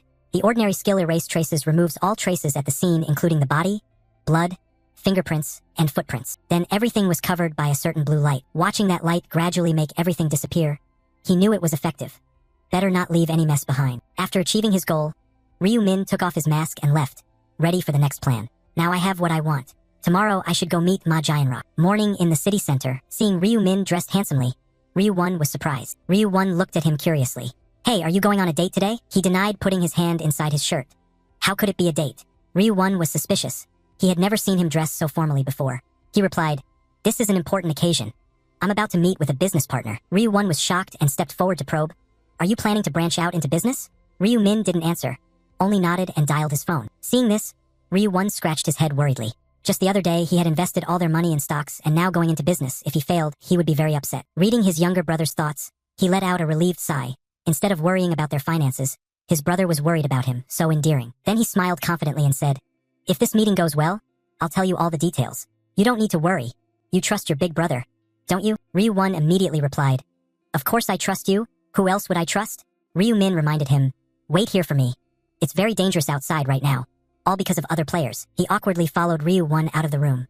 Yes, I've seen the news. They're using their powers to commit crimes. I also heard that overseas, criminals are having issues using their powers to escape prison. Ryu Min spoke seriously. That's right. If the age fits, even criminals are given the chance to become players. In his mind, he knew players were becoming stronger and stronger, while the population was decreasing every month, so if nothing changed, that would actually be strange. He recalls that later there will be a period when ordinary people are hunted like animals and treated like slaves. That is when the players reach the peak of their power. So, Ryu Min was very determined. Before the world turns into such a chaotic place, he needed to become overwhelmingly strong to dominate everyone, and also raise the reputation of the black side. He turned back to remind Ryu Won, generally saying that if she went outside, she should be careful. Ryu Won obediently replied, okay, when will you tell me about your business? But he only told her it was a secret, which made Ryu Won extremely curious. She was too inquisitive. He raised his hand to pinch Ryu Won's cheek and reminded her carefully, I will tell you soon, so don't nag anymore. Just wait here and order food on your own. Buy something more expensive than black bean noodles. Got it. Ryu Won answered, I know. Ryu Min stood in front of a magnificent hotel, looking around. Just as he expected, the guy had arranged to meet him here, like how the home team has the advantage in football. He stepped inside the place Ma Jianrock chose for their lunch meeting. Officially, it was a hotel belonging to the Osung Corporation, but in reality, it was one of Ma Jianrock's hotels. Of course, this was top-secret information. Probably only he knew this truth. At most, only Ma Jianrock's relatives knew as well. He had to try using this information to make himself more valuable in Ma Jianrock's eyes. He pretended to glance around to appear naive. Before that, I had to act true to my own image first. The more innocent the first looked, the better. He tried to appear shy and said, hello, I have an appointment here, and I was told to go to the reception desk. The professional female receptionist asked, are you talking about an appointment with the chairman of the Devil Consulting Company? He answered, yes, that's right. She stepped out to guide Ryu Min, saying the chairman would be here soon. While waiting, he could sit over there. He bowed his head and smiled. All right, thank you. Sitting down, he kept glancing around as if everything were unfamiliar. Perfect. Now I just need to sit still for a bit and pretend to be like those country bumpkins who just arrived in the city. He looked up at the lamp and deliberately said loudly, "That twisted lamp is really cool." Someone approached him and asked, "Are you Ryu Min? I thought you'd finally arrive." Ryu Min hurriedly stood up. "Yes, sir." Seeing him, Onsankyol looked quite surprised. He reached out with a questioning gesture. "Have we met before at the Galleria Long-Term Hotel?" He acknowledged, "Yes, I think we met when I went to deliver rice cakes after moving in. You were the one who came with Co. Arin." He bowed politely. "Yes, I apologize for behaving impolitely at that time." Onsankyol was stunned. The guy didn't even look 20. Yet this kid was a major shareholder who had invested 28 billion. Looking at his attitude, Ryu Min understood what he was thinking. Surely he was suspicious of him. It's hard to believe someone his age would have that much money. So his reaction was normal, right? He scratched his neck to appear friendly. "It's nothing really. We're not exactly close. I didn't expect the chairman of the Devil Consulting Company to live right above me." Onsankyol embarrassedly explained, "Please don't misunderstand. I'm not the chairman." He placed his hand on his chest and introduced himself. "Sorry for the delay in introducing myself. I am Unit Head Onsankyol. The chairman will be arriving a little late, so I came ahead of him." He raised his hand to gesture the way. "Let's go inside and wait." He replied, "All right." Inside the room, Onsankyol seated him alone at the table and stepped outside, asking him to wait here for a moment. He bowed in greeting and stepped out. Then he took out his phone and sent a message. He texted, "Sir Chairman, I have personally met him, and he definitely couldn't have invested that amount on his own. Surely someone instructed him to act in his place, so please be cautious." Ryu Min sat inside feeling smug. He had guessed it exactly. He told Onsankyol to probe first. For such an important meeting, there's no way someone meticulous like Ma Giantrock would be accidentally late. Suddenly, footsteps caught his attention as someone entered. Ma Giantrock stepped in to greet him. "Hello, I am Ma Giantrock, the chairman of the Devil Consulting Company." He extended his hand for a handshake. He took his hand and introduced himself. "I am Ryu Min." He politely invited you to sit down. I sat down and replied, "Yes, Unit Chief Onsankyol will sit beside me." He responded, "Yes." Ryu Min sat down and thought to himself that he intended to include Onsankyol in this meeting without consulting him. It seemed like he planned to take the initiative. Ma Giantrock spoke up. "Before we discuss anything, let's have lunch first. I've prepared Korean dishes and hope they suit your taste." Then, a line of people carried in plates of food. Looking at the gourmet dishes on the table, he tried to appear interested. In such a luxurious hotel, everything tasted excellent. Ryu Min then picked up food and ate while praising, "The food is very delicious." Ma Giantrock calmly replied, "Knowing you like it reassures me." Observing his manners, he thought the unit chief Onsankyol was right. He was still too young to invest 28 billion on his own. Even if he had that money, it seemed he lacked the courage to do so. Surely, he was already collaborating with someone else. Ma Giantrock grew curious about who had sent him here. Was it his own comrades or someone else? He decided he just needed to find out the truth and began probing. "The first time I met you, I was very surprised. Ryu Min, I never expected our major shareholder to be so young. May I ask how old you are?" He answered, "I'm 20 years old." Upon hearing that, his expression showed considerable astonishment. He acted normal, but his face showed a bit of embarrassment. "I'm 20, you're 29. It's really great to meet someone around my age," he replied. "Yes, I'm happy too." He continued to probe. "So how is it that at this age you can make such a large amount of money? Are you the son of a tycoon family?" Ryu Min looked at him. He was straightforward indeed. He waved his hand laughingly. "Not at all. I'm just an ordinary student, up until a few months ago." Ma Giantrock was curious. "Up until a few months ago?" He answered, "That's right. Have you been following the news lately?" he asked, implying. Ryu Min asked him, "Have you seen the news about the person who won the lottery 4 times in a row and suddenly became a millionaire?" He replied, "I have seen that news." He revealed it was him. "That's me. I'm the one who won the lottery 4 times in a row." The other man was stunned. "What?" Then incredulously he asked doubtfully, "Is it true? Are you the lottery winner who appeared in the news a few months ago?" He admitted, "Yes." Noticing something unusual, he wondered, "According to the news, the total prize money was only about 60 billion won. How did you make 280 billion? He explained, "I invested a bit in Bitcoin." The answer made Ma Giantrock somewhat skeptical. "Bitcoin, that's all?" he said. He replied politely, "Yes." He continued to ask, "You really are unbelievable. What made you invest 60 billion into Bitcoin?" "I don't think I could do that." Onsankyol looked at Ryu Min. "Looks like you're very lucky." He answered, "It's not luck." Onsankyol recalled, "That's right, I remember there was an article stating that you said the numbers on the lottery ticket came from a dream you had. If so, how could that not be luck?" He calmly said, "I didn't dream of it. This only made them more curious, so how then?" He turned to look at Ma Giantrock. Thinking this was the only way he could gain his acceptance and make him side with him, he tried to appear mysterious. "This is the first time I'm revealing this to anyone, but I have a rune that lets me see the future." This left them incredulous and confused. Ryu Min continued to reveal that this rune helps me see events a few years ahead. In other words, I am a prophet who can foresee the future. On Sankyol and Ma Jianrock looked at him in bewilderment. He wondered if he had just heard what he thought he did. On Sankyol also sat stiffly, thinking, prophet, what nonsense is this kid talking about? He asked again, are you serious? He placed both hands firmly on the table. Why would I lie to you? Hearing this, he quickly asked, so are you saying that your winning the lottery was because you used a rune to foresee the future? He happily explained, yes, that's also why I invested in Bitcoin to get richer. Because I could see the future, I was confident to invest all my money into it. He looked at him with disbelief and said, if you don't mind, can you prove it to me? If you can, then predict what I will do in a moment. He paused for a moment to think. Guessing what he would do next was easy because I could read his mind.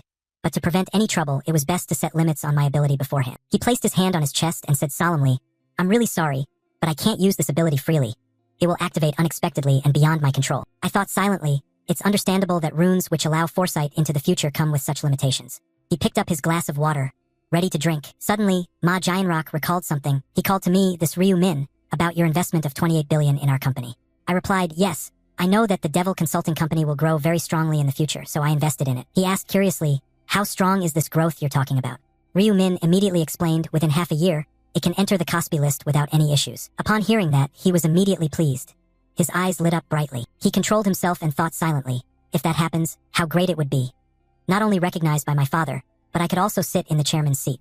I seem a bit too excited already. Just because of information I haven't even verified. I'm smiling like that. While picking up some food, I continued, but if you want to succeed, you have to completely change the business model. On Sankyol heard this and asked blankly, what do you mean by business model? He slammed his hand on the table in anger, demanding that the request was outrageous. At a time like this, are you telling us to change our business? You might as well tell us to change the company's name. Seeing him lose his temper, On stopped him. Unit Chief On, although like that, he remained very calm as he picked up his food. Since the type of business will change, of course, the name must also change. He teased him like that, making him even angrier. Are you serious? He showed a somewhat displeased expression. At this point, you still think I'm joking? Both of you are players, so you must understand. Revealing your rune to others is very damaging and disadvantageous to yourself. His words left the two of them speechless. They calmed down and listened to him.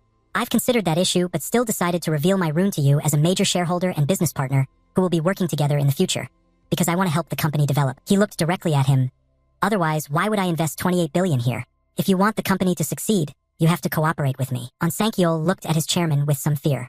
Mr. Chairman, you don't believe what he said, do you? He sighed.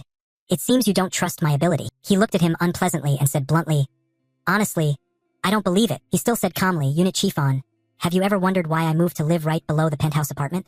Don't tell me you think that's just a coincidence. It made him agitated, but he couldn't do anything about it. Ma Jianrock turned to On Sankyol, wait, the apartment below the penthouse? Hey Unit Chief On, what does he mean? Is the apartment beneath yours? He said awkwardly, Sir Chairman, just about 2 months ago, Ryu Min moved to live on the floor beneath Seo Arin's penthouse apartment.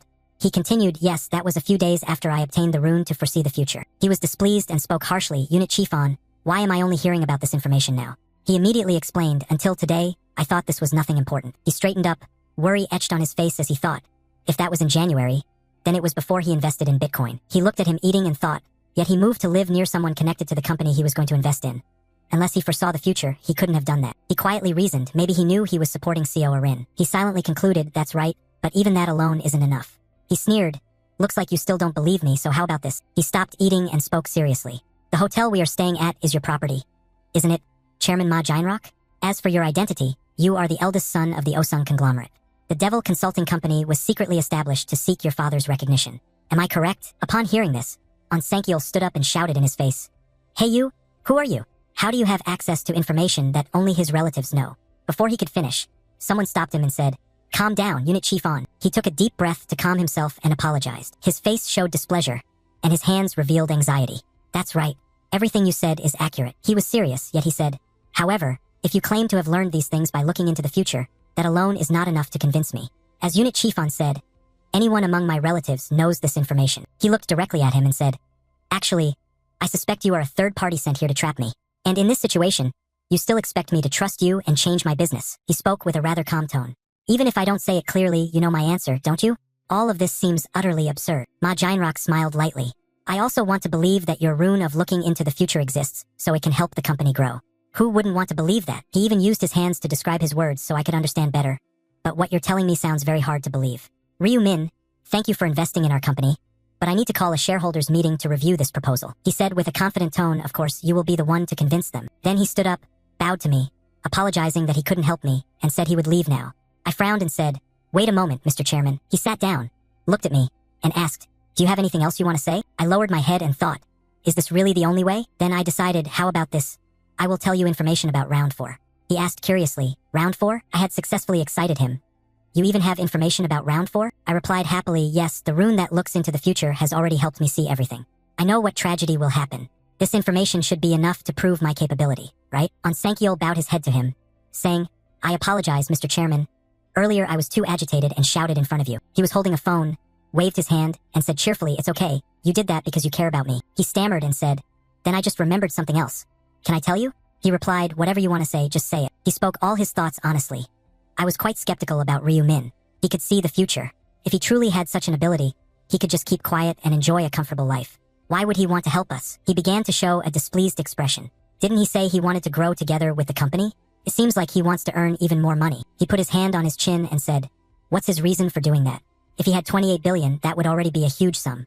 He could relax and wouldn't need to work for his entire life. Sankyol was trying to convince him. Surely that still wasn't enough for him. Human greed is bottomless. Even so, it's still extremely dangerous. And whether such an unbelievable rune truly exists remains a suspicion. He replied slowly, I agree with that, but he placed his hand on his chest and said, if he really is a prophet who can foresee the future, then we need to make him an ally. He stood up and said, just think about it, if we always have information about the next round and can prepare in advance, how useful would that be? And if, during that time, it also helps the company develop, then it can be considered a benefit. He wanted to ask further, but whether he truly is a prophet. He asked back about that, huh? He smiled happily, we just need to wait and see, right? Ryu Min went outside. He walked while thinking about something. He looked around and thought to himself, after round 4 ends, he will surely know that I am the prophet. I tangled myself up, but I didn't reveal to him any important information, such as side quests or how to climb the leaderboard. He pictured the 3 of them sitting at the dining table earlier. The task of round 4 wasn't to kill monsters. Instead, there would be a massacre among the players. He couldn't let his guard down for even a moment. Ryu Min put his hands in his pockets and thought seriously. That should be enough to prove that he is the prophet. He reasoned smartly. Then their attitude toward him would change. They would treat him well and try to protect him because he is the prophet. He thought while staring into the distance. Having the prophet on your side is always better than siding with others. Ryu Min picked up his phone. Now that I've played the role of the prophet, should I just perform it fully in the future? Then he started typing something on the keyboard. So first, who should I contact? On the pedestrian street, Julie was running desperately, thinking that at this rate she would be late. The traffic light turned red. She was afraid of being late for her appointment, so she said silently, come on, change to green. She wondered as she looked at the red car. What is that car doing? It's blocking the shop's frontage. What kind of careless person is that? The window of that car slowly rolled down. He called out loudly to Julie. She saw it and panicked. Ryu Min, the traffic light had already turned green. She quickly walked past him. She moved closer to the car. Is this your car? He cheerfully said, sorry for stopping right in front of the store. Please go ahead inside. While you're in there, we'll take a quick drive around. Julie was still surprised, but agreed. The car started moving, looking really cool on the outside. She timidly said to him, this is my first time sitting in a car like this. He smiled in response. Oh really? Same here. I just bought this car recently, so you understand. So that's how it is. She looked at him and asked, how much does a car like this cost? He focused on driving and said, not too much, about 900 million. She was shocked and repeated, 900 million? Not too much. Please come on. Do you know how many convenience stores I could open with 900 million? He spoke as if it was nothing to him. Compared to the money I won from the lottery, this isn't really much. Then she thought to herself, that's true, Ryu Min has become rich, he has 6 billion after all. I just feel like we live in 2 different worlds. Suddenly she blushed, feeling like she was on a date, which made her quite shy. While she was thinking this, he said something that startled her. To be honest, I have something to confess to you. She blushed and started sweating, stammering, confess. He quickly explained, it's nothing strange, so please don't misunderstand. She forced a smile and said, it's a misunderstanding. No way I did that. She thought to herself that she just wanted to find a hole to hide in. She waved her hand and asked again, so what do you want to confess? He said absent-mindedly, earlier I mentioned that the lottery results appeared in my dream, right? She promptly replied, that's right.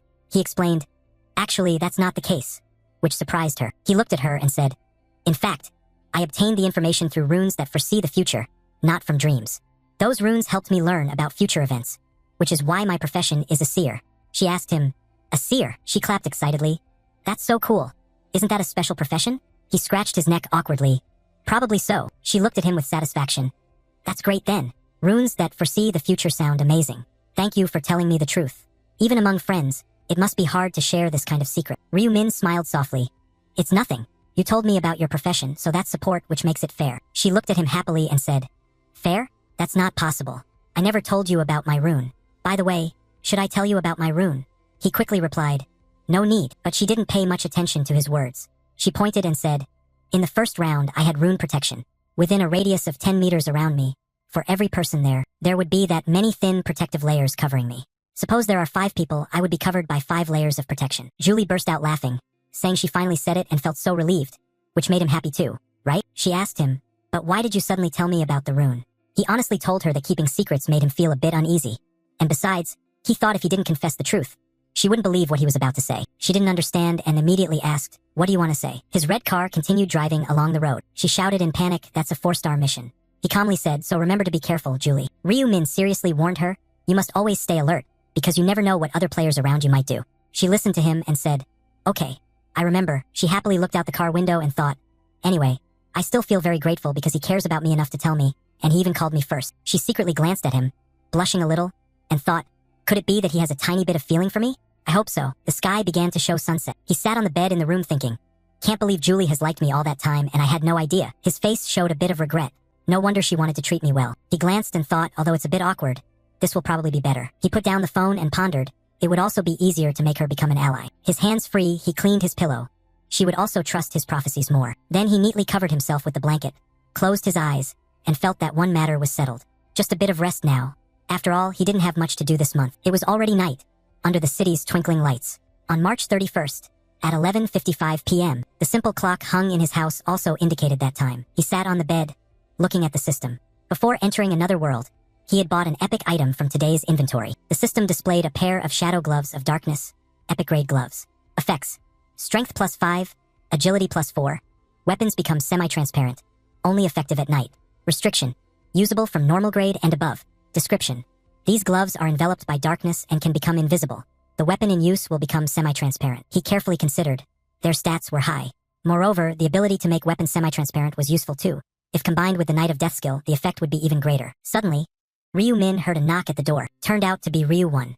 "It's time," he said. Ryu-1 entered the room and asked, "Are you confident you'll conquer this round?" Ryu-min glanced over and replied, "You won't know until you try." Ryu-1 showed some worry. "Hey, are you a prophet? You said you have information about round 4. Ryu-min replied, "Having information is one thing, but how to act on it is another." Ryu-1 anxiously said, "How could you be like that?" Ryu-1 came closer. "You have to survive and return. Understand?" Honestly, Ryu-min was angry. Pointing at my head, he said, "Don't open that black crow mouth of yours. That just spells doom." He lay on the bed, his face somber as he thought, the 4th round could very well be the round of death. But elsewhere, Yong-min ruffled his hair, thinking his mother was at it again. The status window, the system panel appeared, showing that punishments had been applied. All stats will be permanently reduced by 50%. He angrily thought to himself, "Damn it, I can't believe this is the result of betrayal. I don't even have 10 command rights left. How am I supposed to get through the 4th round?" His mind was very upset. He gritted his teeth, walking and thinking that those wanting to steal the regional representative spot might be targeting him, or some old friends might come back to take revenge. Suddenly, he looked up at the sky and then realized, besides, where exactly is this place? He fidgeted, looking around. What kind of mission starts in a damn place like this? All this white stuff around makes me feel like a lab rat. When he saw Ryu-min, he immediately thought, damn, that evil devil surely knew everything would turn out like this. Yong-min bitterly recalled how he manipulated others to destroy relics. Ryu-min said, both the 10 command rights were wrong and the relics were ruined. Looking back at that, he had no qualms about killing the agent of Divine Punishment's avatar. It was just too suspicious. His face darkened. He stood behind Ryu-min, thinking that if he were strong enough, he would have smashed that bastard's face to pieces already. Although angry, he couldn't do anything. It was really frustrating to see, but he had no choice. If he at least wanted to save his own life, he had to team up with that devil. Calm down and walk over here. Black Scythe Ryu-min turned and said, "What is it?" His face was strained. "Our previous deal should still be valid, right?" he asked with doubt. "Deal? Didn't you say that if I became your subordinate, you would protect me?" He gave a wry smile. "I no longer need a subordinate like you." He didn't believe what he just said. "What?" He stood with arms crossed, saying, "You have no more command rights to use. What's the point of holding on to being a regional representative without command rights? Not to mention most players already have professions now. Even if you have command rights, they don't really matter much." He spoke at length, leaving him stunned. But he smiled lightly. "You have no value left. You're just a moving target practice." He was angry, silently thinking, moving target practice. Just as he was in a state of fear, he suddenly heard someone's voice and immediately turned around. Ryu-min crossed his arms with a confident look. "Don't worry too much. You're only a moving target in name. There won't be many who actually want to kill you." He was flustered walking over to you. "Won't they target me?" You then explained, "As you know the fate of players who hold the role of regional representative, Everyone already understands clearly that being a regional representative is no easy privilege. Ryu Min spoke seriously to him, and the more levels a person gains, the fewer people they can command with their authority. Compared to the risks, it's simply not worth it. Young Min hesitated in thought. The Black Scythe's words were correct. If possible, he too would want to give up this command right. Seo Arin gently approached him. Seeing this, Young Min blushed, thinking, why are those people here? Seo Arin cheerfully exclaimed, hello, Black Scythe. On Sankyol's expression was similar to hers. Greeting him, do you still remember us? He replied, of course. Youngmin froze for a moment. What's going on? His face looked somewhat mocking. You once saved us from the thug standing right here. We wanted to thank you once again. Youngmin angrily said, what thug? Ryu Min timely stopped him. He wore an unhappy look. One thank you is enough. No need to look for me again. On Sankyol replied, we still feel grateful to you. And our company's president also wants to express thanks for saving us. He was about to say something more, then stopped abruptly saying, as for our president, let's drop it. I don't care, so stop there. Seo Arin saw him and quickly took the initiative to say, Black Scythe, this is a small token of my gratitude for saving us. She held up a beautiful, sparkling purple stone and said, please accept this. He thought to himself that it was the lowest rank purple magic stone. Truly an unexpected bargain. She was flustered, thinking that just saying thank you wouldn't be enough.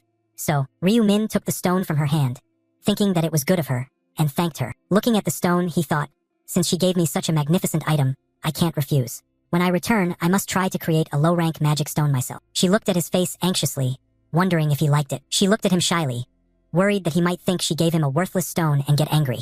He thought to himself, just as I thought, she doesn't know the value of magic stones. Well, if she did, she wouldn't have given it to me. Youngmin looked at him and whispered that he also had something similar. Hearing that, he thought, so he has magic stones too. He put his hand on his cheek, thinking it might be called a black diamond. Ryu Min was a bit surprised. What? Black diamond? Ryu Min analyzed it. A black diamond is an item that drops from monsters at a very low rate. It's even harder to obtain than a magic stone. And at this point, trying to actively acquire one is impossible. He thought smugly that now he knew this guy had such a valuable item. Is this luck or misfortune? Seo Arin stammered. You're the Black Scythe. Do you need a protective shield? He asked again. A shield? She hesitated slightly. I've been promoted to summoner, she explained to him with a cheerful face. I can summon a fairy spirit to create a shield for you if you need. Before she could finish speaking, he interrupted her. Thank you for your offer to help, but I must decline. I don't think it's necessary. Seo Arin felt even more embarrassed. I understand. She bowed her head and politely greeted him. Well, we'll be going now. I wish you all the best in this round, he replied to her. Good luck to you too. When he turned around, he saw Youngmin was about to leave. Ryu Min immediately called out loudly to him. Wait. Ryu Min looked at him and warned. At this rate, you're going to regret it. He asked confusedly. What do you mean? Ryu Min responded. I've already told you, you're a moving target. Youngmin turned away in disbelief, but he also said, no one will target me anyway. He explained, I said there wouldn't be many, not that there wouldn't be any. The benefits of being a regional representative haven't completely disappeared yet. Ryu Min walked away with an indifferent expression. Although most people have reached level 10 and have professions, there are still a few who haven't. That means there are still targets to exercise command over. Youngmin looked puzzled, and Ryu Min posed a question. Think about it. Do you really believe that out of thousands of players, no one is targeting you? He asked Ryu Min. So what should I do? He cheerfully continued. I'll help you so that you won't become an easy target in danger. He was utterly astonished now. Really? Before he could finish thanking me, I immediately interrupted. I never said I would do it for free. To compensate me for helping you, you saw the stone Seo Arin gave me just now, right? If you have something like that, just give it to me. He was somewhat embarrassed. I also have a stone like that. He promptly handed that stone to Ryu Min. The information about it is that it is a black diamond, an item described as a solid black stone with a smooth surface and a shiny layer. He felt satisfied and said, all right, any other items? He refused bluntly, no, whatever I could give you, I've already given. Please don't take my equipment. He sighed, don't worry, even if you want to give, I won't take it. He immediately countered, I have already given you the item. Now can you help me? Ryu Min turned his back. I will keep my promise after all. The angel appeared cheerfully and said, Oh humans, today you have gathered here again, though the number has decreased. The people below wondered, the number has decreased, so someone must have fought in real life. He stood with arms crossed and thought to himself, after a whole month with no players caught in trouble, that would have been the real surprise. The angel excitedly announced, well, it seems everyone is here, so I declare the mission for round 4. This information is about round 4, the main task. Mutual slaughter within 3 hours. Across all areas, the total number of participants is 181,906,418.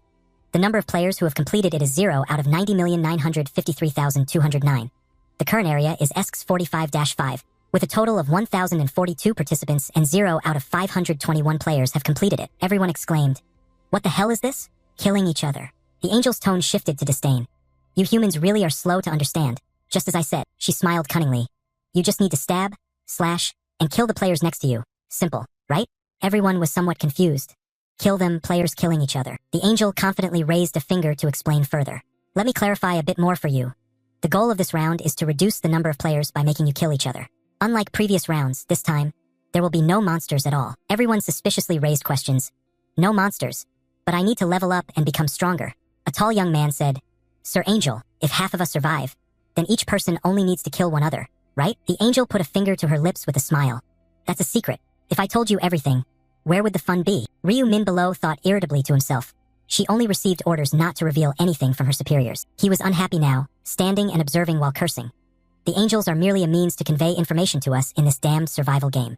There is another game master, and the fact that she is hiding a specific rule means she has received orders from the overseer. The angel crossed its arms and warned, killing players alone is not enough for you to complete the mission. Only the top 521 ranks will survive, and the criteria of that ranking board is a secret. She put on a cunning expression, saying that even the first person to kill is not allowed to take first place. The angel manipulated everyone and said, All right, that concludes the explanation. Now start slaughtering each other. Time remaining until the round ends. 2 hours, 59 minutes, and 59 seconds. Everyone was panicking. What should I do? So all I have to do is kill someone, kill them and the others too. Ryu Min had no conflicts with them at all. This crazy cycle. Young Min stood smugly with his arms crossed and said with delight, Kill other players, great. I want to kill a few bastards too. Ryu Min speculated. I guessed right. He's thinking about killing his friends. He smiled maliciously and slyly said, Wait, now that I think about it, wouldn't it be better for me if the other players hesitate and don't strike? That way, I become the champion. Young Min was furious, scheming intensely in his mind. Those dogs, I don't know where you all are, but I will kill every last one of you. He turned around and saw Ryu Min standing beside him, which startled him. You really scared me. He immediately felt uneasy. Black Scythe, what's going on? He spoke as he walked. I told you I would help you avoid becoming a target, didn't I? Well, now I'm fulfilling that promise. He immediately reached out and combined his power. Seeing this, Young Min didn't have time to think about anything. He began to step backward, but it seemed too late when Ryu Min adjusted and did something. Ryu Min made a swift move that caused him to lose his balance and fall down. A sudden notification appeared. Side mission. Round 4, side mission. Eliminate the regional representative within a set time. Completing the mission rewards you with a lowest rank mana stone draw token. The system announced you have completed the side mission and have been awarded the lowest rank mana stone draw token. The lowest rank mana stone draw token is a rare grade item that randomly provides between 1 and 5 lowest rank mana stones. It is restricted for use until the next round for participants of apprentice rank or higher. Description: a limited time item that randomly grants you mana stones. When you reach the next round, this item will automatically disappear, and it is affected by your luck stat. He was quietly pleased. Good. I got the reward I wanted. I killed Young Min to get the side mission reward, although that wasn't the only reason. The blonde young man shouted, Someone's dead. I saw it. Black Scythe killed him. He cast a displeased glance. Not long ago, they were the ones aiming for the regional representative position and wanted to kill him. Truly a bunch of hypocrites, and now they pretend to be decent. Everyone looked at him and shouted, Hey Black Scythe, you can't just go around killing people like that. Don't you have any humanity at all? Murderer, you're a murderer. Ryu Min thought to himself, they're not wrong to call me a murderer. I killed Jang Seoquin. Not only that, I will continue killing countless others until round 20. He stood there silently for a moment. I've never killed anyone without reason, especially in this round. I have no choice but to kill to get through it, whether I like it or not. The announcement for round 4 came in. Main mission, kill each other within 3 hours. All regions combined. Total participants 181,906,418. Players who completed 0/90, 953, 209. Your region asks 45-5. Total participants 1,042. Players who completed 0/521. He silently speculated that even though they knew this would happen, they still criticized him. A young man with black hair said, If things go well, maybe I could urge everyone to kill Black Scythe. The hooded youth thought similarly. I have to use this chance to ruin Black Scythe's reputation. A tall man full of determination said, If we attack as a group, Black Scythe won't stand a chance. That young man thought, we can't let Ryu Min become the regional representative. We have to accuse him of something new. They think they've found a good opportunity. It really is a joke. The young man shouted, Do you think this is funny? The girl beside him added, You're crazy. After what you did, how dare you? The system displayed a notification. Player Ryu Min has become the new district representative of the ESC's 45-5 area. The young man was shocked. So Ryu Min is now the district representative? The black-haired guy next to him was worried.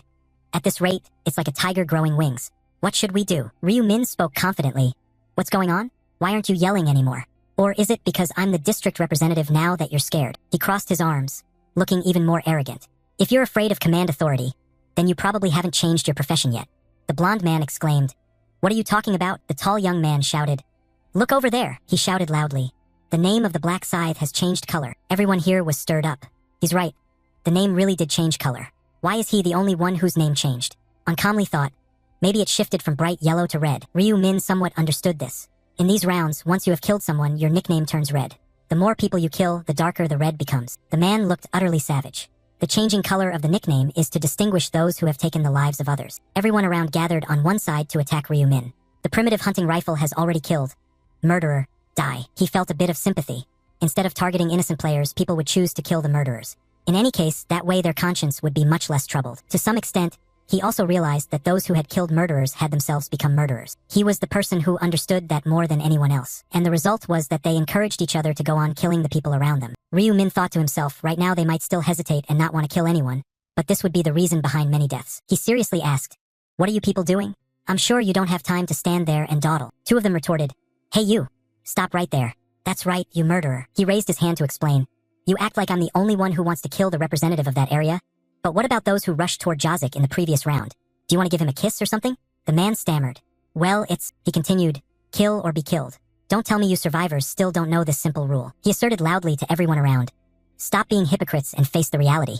If your life is in danger, there's no way you wouldn't point your spear at the one threatening you." He rolled his eyes fiercely. "Now is not the time to just sit and do nothing. If you all are so worried, then argue it out just like we voted the last time." He told himself and left. "Even if I don't say these things, they'll start fighting anyway." Ryu Min guessed that by then it would already be too late. If at least I didn't say this, they would keep wasting time. He turned around, looking at everyone while thinking, if that happens, the number of people who pass this round might not be 521. Even if it means making them fight, encouraging them to perform the mission is also a way for more people to survive. A woman with a strong appearance tried hard to persuade. "I think now we shouldn't just stand here like Black Scythe said. Shouldn't we do something?" The man beside her raised the issue. "So, do you have any suggestions on what we should do to talk about it?" She retorted, "What right do you have to mock me like that? I'm just discussing what we should do." That guy challenged her, "How about a one-on-one duel to be fair?" The platinum-haired boy, seeing that, immediately wanted to stop it. "Fighting to kill each other, how is that fair? And a duel? Do you think this is a game?" He urged, "We don't even have enough time now." The other man shouted angrily, "What did you just say?" And so, everyone kept arguing with each other non-stop. Seo-Rin hesitated and asked, "Hey bodyguard, what should we do?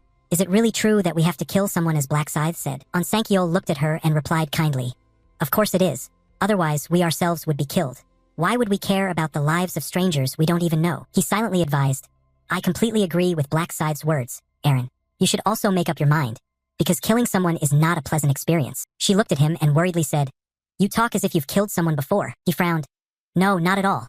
I'm just guessing." She looked around awkwardly and asked, "So who should we kill?" He replied, "Let's just see how things go. Right now everyone is arguing loudly. Stop behaving like this. We need to decide who to kill and get it over with. Then tell me, who would you kill? Those who have already killed are perfect targets. Focus on those whose nicknames have turned red. Who gave you the right to decide that?" The long-haired man expressed his opinion. "You mean we should kill Black Scythe, huh?" The black-haired man said smugly. "Black Scythe is clearly crazy. How could you kill someone who's already reached level 30? The blonde young man pondered. "I bet even if we all attacked him at once, we wouldn't be able to kill him." The brown-haired man was more cautious. "Be quiet. What if he hears us?" Ryu Min was extremely frustrated and powerless, thinking, "I can hear everything." They were arguing when suddenly they froze. The gray-haired man shouted, "What the hell are you talking about? Life is precious. Even if that person is a murderer, we shouldn't kill anyone." The man wearing a hat added, "This guy is right. If we kill someone, we ourselves will become murderers just like him." The young man argued back, "So what do you want us to do? Someone has to die before I can continue living, right?" The nearby man stopped him, saying, "Stop arguing. Let's just agree to kill some criminals. Okay?" The strong-willed girl spoke up. "How can we tell who is a criminal? Are you going to ask those with a criminal record to raise their hands? They won't resist voluntarily turning themselves in." The long-haired man shouted angrily, "Who the hell do you think you are? Looking down on others like that? Why don't you offer your own opinion?" She immediately insulted him. "How dare you curse at me, you bastard? Should I just kill you right now?" He was unafraid, replying, "What, you bastard? If you're so good, try it." "You bitch." A young man among them tried to fan the flames. "You too. Stop talking and just fight." He became increasingly irritated. "Who the hell do you think you are? Provoking us?" She pointed directly at him. "You guys hiding behind others and provoking people are the worst. You despicable bastard." He used his magic and you just said something. "Damn it, these bastards. I will kill all of you," and she was also preparing an attack. Ryu Min shook his head in frustration. It was really chaotic. They kept talking endlessly but couldn't do anything. Yet, he calmly observed that there was nothing to worry about. Soon enough, they would just start killing each other. The young man, appearing mature, expressed his opinion. "Hey everyone. Stop shouting and start thinking realistically." Immediately, his face showed panic. Young Min was sitting there yawning repeatedly. He wondered to himself, "Isn't that damn impossible?" Ryu Min stood with his arms crossed, having learned all the rules. This was the hidden rule of this round. After dying for 10 minutes, players would be resurrected. Min was stunned to realize everyone was staring at him. Why was everyone staring so intently? And it wasn't just staring, it was as if they were seeing a corpse. He stood up and looked at everyone in confusion. This was strange. Clearly, he was talking to the Black Scythe. What was going on? The black-haired man shouted. He's alive again, like a god reincarnated. What are you saying? It's the resurrection system for him. The long-haired young man reasoned. So that means the dead in this round will be resurrected. The woman beside him had a resentful expression and said, then killing them doesn't really matter, does it? The young man held up a knife with a dangerous expression. If they were to come back to life, then surely it would be fine. The woman with her hair tied up high walked over to stop them, saying, everyone calm down. She tried to prevent it, saying that we're not even sure if they can be resurrected, so don't rush. Suddenly, she was unexpectedly attacked from behind by someone. That guy used a sharp wolf-hand weapon to stab her repeatedly, then shouted loudly, how about you sleep first, you bastard, die. He stopped, staring at the blood-covered dagger and breathing hard for a moment. He didn't stop, continuing to shout, come back to life, I still have to fight you again. The people outside watching all felt a chill and disgust looking at him. In front of the crowd surrounding him lay a head with disheveled hair motionless on the ground. Everyone around was sweating in astonishment. Those standing outside discussed eagerly, but she wasn't coming back to life. We should wait a bit. Surely she won't revive immediately. The two men, one with brown hair and the other with moss-green hair, shouted loudly. Looking back, it took that guy 10 minutes to come back to life. Hey everyone, why don't we wait for her to revive? Everyone around agreed. I agree. Me too. After 10 minutes had passed, the girl lying motionless on the ground began to glow. The very deep and severe wounds started shining, showing signs of healing. Later, those large wounds closed up completely. She was now fully intact, without a single injury, able to stand steadily. The brown-haired girl woke up, stretched comfortably, feeling very relaxed. Suddenly she realized something and let out a loud ah. The brown-haired girl pointed at the people standing around and shouted loudly, which one of you bastards was it? Who ambushed me? The person wielding the fake wolf claw weapon suddenly appeared behind her with a terrifying smile, loudly saying, it's me, you bastard. This time was different from before. As he prepared to attack, the tall, strong man behind him chopped him in half. He collapsed silently to the ground, and the big fellow pointed at him, repeating the action the man had done earlier. So they come back to life after 10 minutes, huh? Everyone standing outside had turned pale. Some held their heads, others covered their mouths. No one dared to make a sound. Min stood at a distance, silently thinking. Although they had proven the ability to resurrect, they would still find killing unpleasant. But the people outside also began to respond, killing each other as he had suspected. Humans are often influenced by circumstances and reveal their own madness. The cold words spoken, disregard for humanity on one side, combined with a series of lethal slashes at each other, whatever, let it be. One person attacks another from behind. Damn it, whatever. I don't care anymore. Then even raising a sword against teammates. All are people like me. Go die, you're all crazy. Suddenly, there was a scuffle among the lunatics. Hey, you bastard, sorry. I hold no grudge against you. The silver-haired man wielding a sword swung it angrily toward the brown-haired man beside him. Why don't you try out your own tricks? The brown-haired man blocked and said, please just die already. Stop resisting. After all, you'll resurrect anyway. Those two were arguing loudly, but the outcome was finally decided midway. If you're so tough, why don't you just go die? In this area, right here and now, fierce battles are tearing each other apart, with constant attacks exchanged one after another. Blood splattered everywhere. Min stood at a distance, silently assessing. About 1,000 players were savagely slaughtering one another. Essentially, this was a battlefield. He activated magic, and a stream of red light appeared from his palm. Min confidently strode forward. Well, I guess it's time for me to make a move too? One of those engaged in the chaotic battle noticed Min, the black scythe. Suddenly a streak of red light flashed forth. He swung the scythe, spinning it once. Those in front struck by the blow were all sent flying. Min easily took care of those few, and around him, the players lay motionless on the ground. Others saw this and exchanged signals. They all simultaneously charged forward. This is our chance. Kill him. Before the captain of that group could finish his sentence, rapid popping sounds echoed, and moments later all three were flat on the ground. I'm alert, so you can't take me by surprise. Behind Min, the black dragon perched on his right hand was continuously attacking the backs of weak players lying prone. He glanced backward. Ah, that one too. He laughed heartily, attacking continuously and then showing satisfaction. He pondered that calling the fourth loop the one reserved for the black fire dragon wasn't an exaggeration. With the absorption rune in hand, this situation was like a feast for him. Min watched him fight from one person to another. Judging by how intense his name's color was, he must have killed about 10 people already. That name would need to eat several resurrection times. The black scythe looked at his own info board, laughing heartily with delight as he thought. Unexpectedly, every time I kill a player, my stats increase. This is truly a bargain. He happily felt the bargain, thinking, I knew my stats would rise when killing monsters, but I didn't realize killing players would have the same effect. That info board was advancing the absorption rune's progress bar. The absorption rune's effect. The progress bar increases every time you kill an enemy. Once the bar fills, you receive a random stat. Your enemy's level corresponds to how much the progress bar increases. The black scythe frantically murdered without mercy, using every possible method. He even wore a bright, delighted smile as he shouted loudly, "Die, die, die." The absorption rune's progress bar was steadily increasing quite a lot. Could it be because of their level? The black scythe turned to look with a big grin. He was at the same level as me, yet his progress bar grew so much. He looked delighted, eyes wide open, thinking about the possibility of defeating the black scythe. If I kill the black scythe, how much will the progress bar increase? It will probably fill up immediately, and then I'll receive a stat. After considering the benefits, the black dragon turned to look for Ryu Min, but then he thought better of it and decided to drop it. If I provoke that influential guy, who knows what disaster might befall me. Changing his target, he looked at the small, low-level group and thought that he should deal with those trash and level up more. True to his word, the black dragon smiled and sneaked up to attack one of them. "Sorry, I hold no grudges against you." He pulled out his cudgel and swung it, thinking that this was definitely a stress reliever. The black dragon continued targeting others with powerful cudgel swings. Because of that thug, I can't even hunt properly. He didn't notice that behind him someone was creeping up to launch a sneak attack. This round is definitely mine. The attacker lunged forward to stab, but the black dragon easily dodged to the side. The others gained nothing from killing players. He smiled brightly with a terrifying face, swinging his cudgel down, while my stat increased and I became stronger. The absorption rune's progress bar continued to rise. The people who were killed have now begun to revive. Some are motionless, some are slumped over holding their heads. The black dragon was extremely pleased.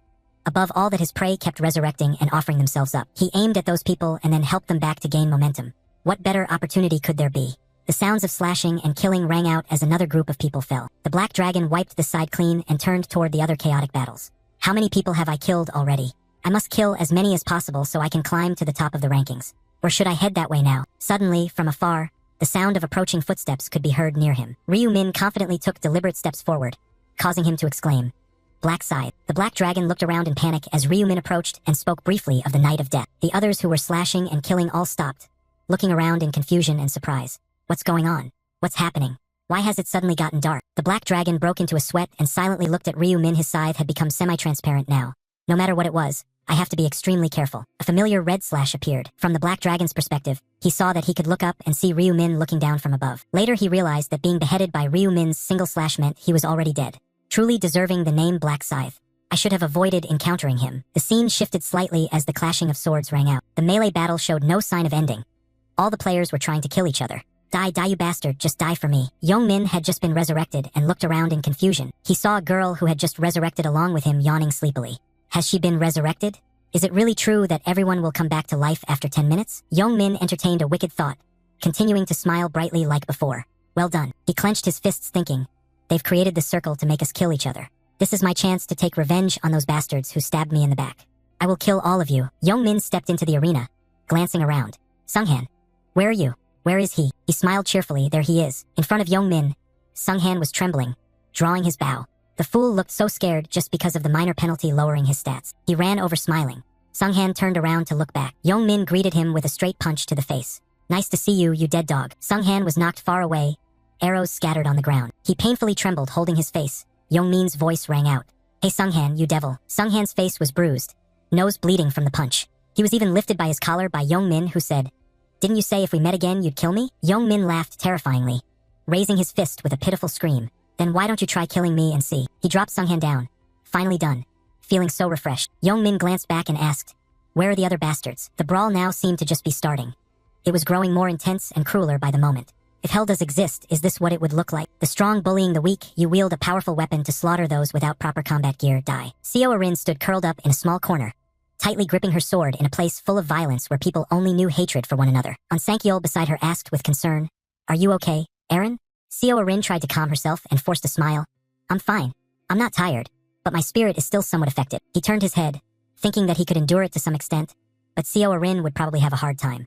If this affects her mentality and hinders her work, he would have no face to meet the chairman anymore. Suddenly, Ansankyol's gaze turned to observe her. A hand appeared from somewhere, reaching toward Seo Arin. That hand was not gentle at all. It grabbed her hair tightly. The man raised a knife, gripping Seo Arin tightly, shouting, go die. Ansankyol swiftly dashed from afar to rescue her.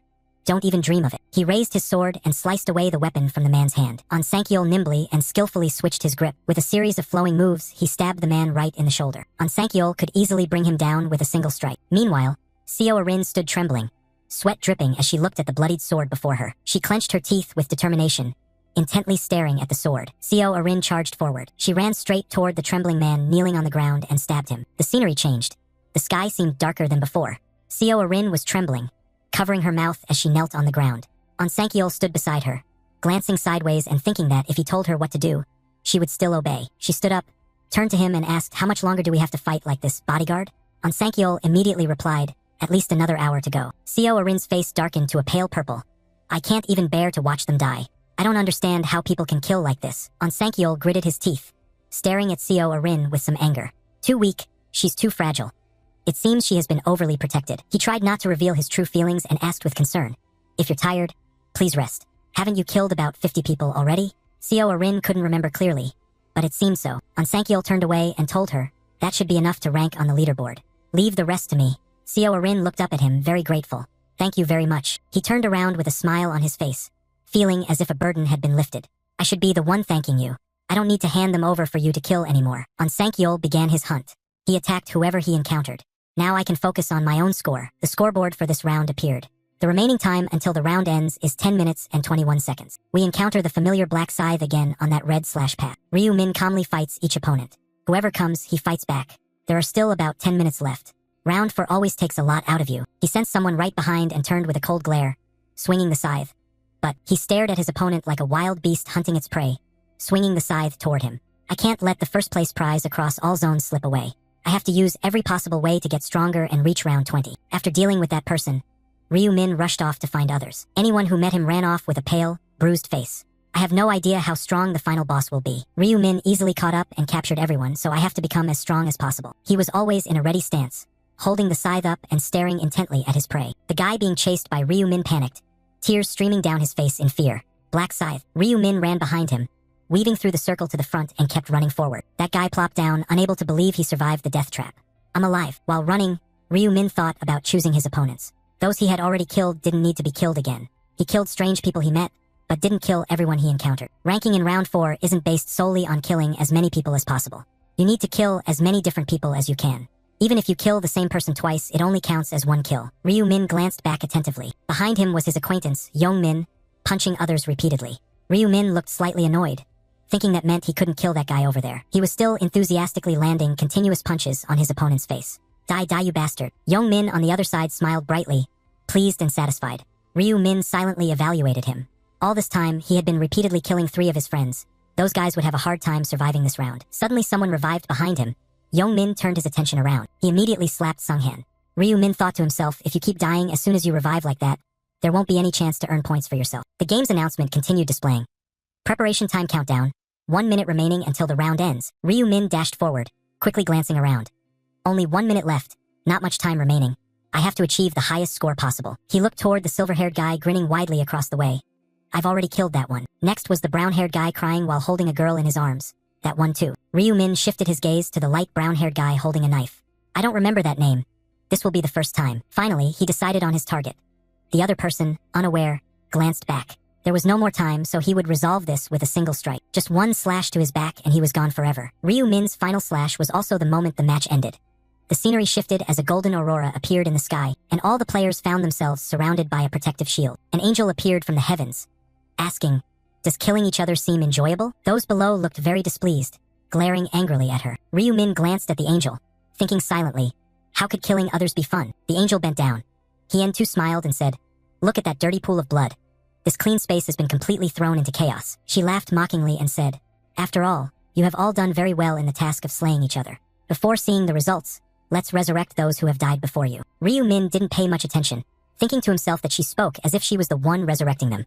In reality, it was the system's ability. Suddenly, a player who had his arm cut off watched as it gradually grew back. Other players experienced the same. Regardless of the severity of their injuries, they were all healed. Sunghan was no exception. Youngmin's friends, once healed, all angrily scolded him, shouting, "Youngmin, you bastard, damn you, I will kill you." Youngmin smiled brightly, glancing as he heard those words. "Damn it, you only lose to Jazik. What the hell are you guys talking about? Clean up that bunch of bastards." The angel cut in silently. She glared with irritation as a warning.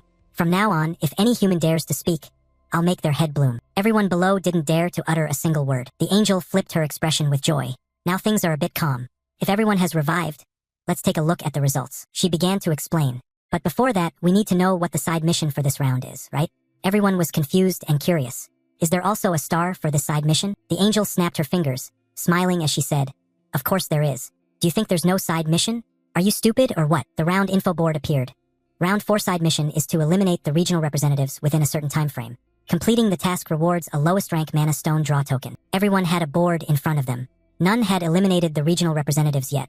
"Is that the side mission?" she explained, adding mockery. "That's right, foolish humans. Only one person in this area has completed the side mission." The name called was Ryu Min, known as Black Scythe. The crowd turned to look at him, Black Scythe. Now thinking back, wasn't he the one who killed Young Min at first? Young Min's face darkened, grinding his teeth in frustration. Damn it, so becoming the regional representative this round is a good thing. He frowned and turned to look at the board without saying anything. The people outside all glanced at Young Min, thinking to themselves that if they had known this would happen, they would have killed Young Min already. His face turned dark purple as he thought, "Am I dead?" Dead at the hands of the Black Scythe. On the announcement board appeared the phrase, "Skill temporarily unavailable." Young Min panicked, there's nothing left. His temporary command power was gone. He recalled what Ryu Min had said, "I will help you, so you won't become an easy target." Young Min was somewhat puzzled. He said he would help me avoid becoming a target, but then he took the representative position from me? An angel's voice rang out. "Now let's see the final result." She opened her eyes slightly, a smile forming. "That's right, you're all curious about how the results are calculated, aren't you?" Everyone was unsettled when the announcement was made. Some sighed deeply and slumped in regret. Rankings are based on the number of different people you have killed. Even if you kill the same person multiple times, it only counts as one kill. People were shocked by the emphasis on different individuals. Doesn't that mean you just have to kill as many distinct people as possible? The angel laughed scornfully. "You simple-minded fools.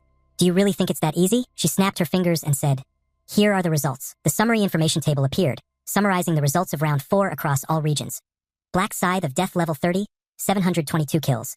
Foolish Devil Mage level 13, 521 kills. Dark Fiendish Cavalier level 13, 433 kills. The current region asks 45-5. Black Scythe of Death level 30, 722 kills. Cute Little Bird Warrior level 11, 211 kills. On Sankiel Cavalier level 11, 209 kills. She seemed surprised and let out an "oh." This time, Black Scythe also took first place. Huh? Ryu Min showed no emotion, no expression, just looked at her with cold, sharp eyes. Everyone who heard the announcement after was stunned, shocked beyond belief that he had killed more than 700 people. Is humanly possible to do that? Aren't there about 1,000 people in total when we all combine? So he alone killed 70% of the people here? Truly insane. The angel laughed joyfully. Just you alone killed as many as 722 people? You're very skilled. In that case, you deserve a reward, right? Next, the announcement board also appeared. Congratulations, you have ranked first in this mission in your region. Congratulations for ranking first in this mission across all regions. The reward for first place in your region is a mid-level rare armor selection token. The reward for first place across all regions is a mid-level special reward selection token. Ryu Min read through and seemed pleased. The mid-level armor selection token is very good. It's time for me to change my armor. The system continues to transfer, and you can choose one of the rare armors below. Select the reward you want. Polished bronze armor, blood red assassin suit, robe of darkness. Ryu Min selects. I will choose the second one, the blood red assassin suit. The information panel of the blood red assassin suit appears. Blood red assassin suit, a rare armor type, defense 60, agility +4, attack speed +5%. Speed +5%, durability 600/600, usage restricted to normal level or above. Description: a blood-colored suit worn by some assassin. Sometimes it will be soaked with the scent of blood. He turns to the side and looks at the system panel. Next is the special reward. The system appears for him to choose. You can select one of the special rewards below. Choice rewards. Desire 1 is a buff that increases stats by 50%, limited to round 5. 2 is 5,000 gold. 3 is information about round 5. Ryu Min thinks the side mission rewards for round 5 are very good, but the difficulty is a bit high. He immediately makes a decision and selects. Considering the difficulty, increasing stats will help him a lot. Returning to the angel who continues speaking. Have you all seen your rankings? Let me tell you, in our area there are 30 people tied at rank 521. All who are lower will be eliminated. She smiles slyly. Now let's begin the elimination process. Those who do not meet the standard are gradually fading away. No, they scream in panic. Wait a moment, Angel, are we really going to die this time? One by one, they vanished, Yongmin's friends among them. I don't want to die. Angel, please help us. Give me a chance, help me. He smiled in astonishment. I made it through just barely. On Seo Arin's side, she trembled, covering her ears tightly. On Sankiol still wore a cold expression, watching them disappear. Please help me, I don't want to die. Ryu Min closed his eyes and listened solemnly to the cries of despair. The elimination phase ended the silence, and he looked up. The summary board for round 4 appeared. Round 4 ends all regions. Survivors, 90,953,209. Your region asks 45-5 has 521 survivors after a moment. Your soul will be transferred to a body in the current dimensional space. Round 5 will begin at midnight on May 1st, 2023. See you in the next round. Congratulations on surviving. The scene changed to before a hotel as night fell. Suddenly, the sound of footsteps ran through the night. Sankyol panicked and flung the door open. Sir, Ma Giantrock, lying asleep on the bed, stirred at the loud noise. He was handsome as he woke. Unit leader Sankyol. Ma Giantrock sat up in confusion. What are you doing here? I don't recall calling you. Sankyol gasped hurriedly. I couldn't contact you, so I took the liberty of barging in. I thought something bad might have happened to you. He winked and smiled confidently. Not at all. Did you think I'd die in round 4? Didn't you see the results? Sankyol scratched his ear nervously, sweating. I did see your name on the ranking board, but I still feel worried. After all, the last round was truly insane, wasn't it? Ma Giantrock was still a bit dazed, holding his face. So as soon as I got back, I immediately passed out on the bed. My spirit is just so exhausted. Sankyol said seriously, that's right. 433 people have died. He suddenly got serious, his eyes turning cold and sharp. If you count the repeated deaths, there might be even more. I've gotten that strong already. What kind of monster is Black Scythe? Is he even human? He speculated with some curiosity. Do you think he's still an active soldier in special forces? Someone with such skills and courage in Korea. I keep thinking about that. Ma Giantrock silently thought about Black Scythe. The more he thought, the more he admired him. No matter what his true identity was, if he could cooperate with him, it would make me feel very reassured. He did not know Ryu Min's other identity in the real world. So later he would have to ask that fairy about Black Scythe. Sankyol added worriedly. But, sir, the 4th round went exactly as that fairy said, which is truly astonishing. Honestly, until I saw it with my own eyes, I doubted that guy. Ma Giantrock agreed, me too. He recalled the words of the real-world fairy Ryu Min. The mission of round 4 was not monster hunting. It was a massacre among the players. Ma Giantrock was somewhat confused. Massacre. At that time, Ryu Min seriously analyzed the situation. Indeed, it was a disaster, and the players needed to kill each other. He had to stay vigilant. Sankyol requested an audience. Now, what should we do, sir? Ma Giantrock hadn't formed a clear plan yet. What do you mean? He asked him. Regarding the prophet Ryu Min, do you really want to make him a business partner? Ma Giantrock firmly held up his jacket. Of course, he is the major shareholder with 31% of the shares. What rights do I have? In reality, the company is basically in Ryu Min's hands now. Sankyol raised his hand in confusion. So you're gonna follow his advice and switch to another industry? Ma Giantrock put on his jacket and stepped out onto the balcony. Talking won't change anything. In that case, the company can develop further. As he walked out, he said, besides that, we need to win him over to our side. Don't underestimate him or feel arrogant just because he's young. Ma Giantrock gazed thoughtfully at the scenery. Even if you dislike his attitude, you must flatter him and follow all his instructions. That's the only way. He turned around and smiled at Sankyol. Only then can we reap all the sweet benefits from the honey jar named the prophet. Do you understand? He bowed respectfully, signaling understanding. Yes, sir. From now on I will be more careful when dealing with Ryu Min. The sky was gradually lightening, and their conversation was nearing an end. Very well, call him immediately. What should I say to him? Ma Giantrock suggested that to celebrate our survival, we should throw a party tonight and told him to bring any family members along if he has any. Should I invite Miss Seo to the party as well? Sankyol seems to have some bias against her. What about Seo Arin? He is incredibly handsome and gentle in the early morning sunlight. Moments like these call for having someone famous join in our celebration. Don't you think? The scenery changed beside the coffee shop. Ryu Min had been standing here waiting for some time. He smiled and waved, calling out, over here. Julie stepped forward to greet him. Ryu Min, you look well. He smiled in return, you too. She asked with concern, are you okay? Suddenly inviting me out like this. Ryu Min replied casually, I'm fine. I just thought we should go out to eat and celebrate successfully passing this round. Don't worry, it's on me. Julie teased. Then I'll make good use of having a wealthy friend.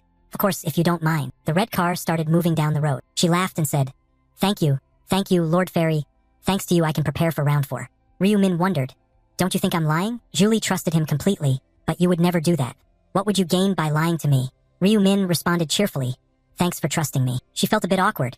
Thank you. Come on, I'm the one who should be grateful. If you hadn't told me I needed to kill at least 30 people, I would have been dead by now. Thank you. Inside, Julie thought to herself that he really had no reason to be grateful to her at all. He thought that even if he hadn't revealed anything, she would have survived thanks to the protective rune. She was also quite talented. More than that, compared to Seo Arin, who was like a flower protected in a greenhouse, she was more like the weeds growing outside. They arrived first at a Western-style restaurant with a slight Japanese fusion. They sat down at the table that Ryu Min had reserved. Let's eat. Thanks. Enjoy your meal, Julie thought, looking at him. This was how many times he had thanked her already. She seemed flustered and awkward, sweating. Julie was silent, frowning. Should a killer like me be doing these things? I only came here because Ryu Min called. But having a peaceful meal like this is really... Ryu Min noticed her unusual appearance and asked, Julie, why aren't you eating? He guessed she was still feeling guilty. She gave a quick excuse and moved past the subject. I don't feel very well. He got straight to the point. Is it because you killed someone? Ryu Min comforted her, telling her not to overthink or blame herself. You have to survive. Julie still had a hard time letting go. That's true. But, he said gently, and besides, it's not only you. I and the other players can't avoid it either. She still couldn't escape that trembling shadow. Even so, I killed him. Ryu Min interrupted. That's enough, he seriously explained to her. So what?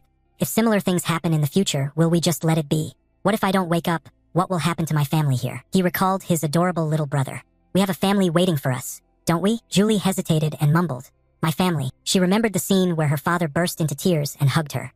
If I don't wake up, Dad will be very sad. Julie clenched her hand, showing determination. You're right. I forgot about my family and didn't realize they were the reason I was able to hold on for so long. She looked up at him. Thank you for comforting me. Ryu Min cheerfully picked up his chopsticks and gently reminded her to eat more. It's nothing. Enjoy the delicious food here to ease your sorrow. Julie happily returned. Okay, only now did they really start eating. It's really good. It felt like the fatigue from the 4th round was completely washed away. Hearing you say that, I'm very happy. The sky was changing color, slowly waiting for nightfall. Thank you for treating me, Min. Ryu Min noticed. This is the first time you called me without using my full name. She didn't mind much and asked, is that so? If you don't mind, can I call you that from now on? He happily agreed. Of course. Ryu Min thought delicately to himself. It seems his mood has improved. Should I bring up the main topic now? He straightened his face and addressed the main issue. Julie, I called you here today to share information about round 5 with you. Julie suddenly froze. Round 5? Are you predicting the future already? He got straight to the point without beating around the bush. Round 5 will be the toughest round so far, and different regions will be combined. She didn't quite understand and found it hard to imagine. Ryu Min summarized it for her to make it easier. Basically, the divided regions will merge into one. Julie sprang up in astonishment. So does that mean you and I might be able to meet? He calmly took a sip of tea. That's right, but not during round 5. In Ryu Min's mind, actually, we will meet in round 5, but if I tell you we're in the same region, you will want to meet me. He set down his teacup and continued. I have to meet you while remaining anonymous. To accomplish that, listen carefully to what I'm about to say. Ryu Min suggested to her, as I revealed, round 5 will be even harder. You might not pass through, but there is a way. Julie eagerly asked, what is it? He mentioned a familiar name and instructed her on how to pass the challenge. Black Scythe. Go see him and ask for his help. Julie was suddenly surprised. Black Scythe? Julie wanted to confirm her thought. The Black Scythe you mentioned, is that the person? The one ranked first across all regions? Ryu Min, it must be him. She awkwardly pointed at me, looking embarrassed. So you want me to ask the Black Scythe for help in round 5? He advised her that instead of asking for his help, it would be more appropriate to say cooperating with him. Ryu Min gave her the best option. You need to temporarily form an alliance with him. Only then can you survive. Julie pointed at me and said, but he is a level 30 Black Scythe. Do you think he would be willing to cooperate with me? She felt somewhat apprehensive hearing him speak. You have your own skills, after all. Surely the Black Scythe needs you too. Their relationship will be symbiotic. Julie thought if she could safely get through this round with his help, that would be great. She sighed anxiously. Honestly, I'm still worried. I don't know if the Black Scythe will follow me just because of my small buff. Ryu Min smiled at her thoughtfully. That's not just a small buff. Your skill is amazing. Ryu Min reassured her. Don't worry. The Black Scythe will try to cooperate with you not only in this round but also the next. I've already seen that scene in the future, so you don't need to worry. She sincerely hoped for that. Really? She also felt somewhat reassured. Thanks for telling me such important information. Naturally, Ryu Min said we're friends after all. This is just what I should do. Julie suddenly remembered and asked him, can you reach out your hand a little? She concentrated, and a blue light spread out. I should give you something to repay your kindness, right? A blue glow illuminated around Ryu Min's body, radiating all around. He smiled brightly, thanking her. Thank you, Julie. In Ryu Min's mind, he seemed to have anticipated this. He guessed that she would buff him because he knew her nature. She didn't like owing others. Julie blushed with embarrassment. On this side, he finally achieved his goal. Now he can go home and use that. The system information panel appeared. All stats had increased by 50% thanks to the effect of the bless skill. A white pouch was thrown onto the table by someone. The current kill count was 100. All stats had increased by 50% due to the effect of the Rune of Slaughter. Ryu Min had arrived home and sat in a chair deep in thought, empowered by the bless effect from Julie and the additional stats from the Rune of Slaughter after killing 100 worms. He observed the information panel before him, silently judging that his stats had probably increased quite a lot. Status window. Status window of Ryu Min, nickname Black Scythe, common rank, level 30, Grim Reaper profession, title Time Traveler, hidden, first to kill angel, hidden, punishment God Challenger, hidden, strength plus 93, intelligence plus 111, agility plus 105, luck plus 84 stat points. The thing Ryu Min noticed most was that luck was at 84 stars. He drew a random card. It seemed that with such high luck, he could expect to draw something good. What he drew was the lowest rank Mana Stone draw token, a rare tier item. Its effect is to randomly grant from 1 to 5 lowest rank Mana Stones. Use is restricted until the next round from apprentice rank upwards. It is described as a limited-time item that randomly provides you with mana stones. If you don't use it by the next round, the item will automatically disappear. Its effectiveness is influenced by the luck stat. Ryu Min held it carefully, observing and thinking about how to use it. If I were an ordinary person, I'd probably pray to the gods to receive a better item. He smirked quietly to himself, but forget about praying to that damn so-called deity. Ryu Min recalled what the angel once said.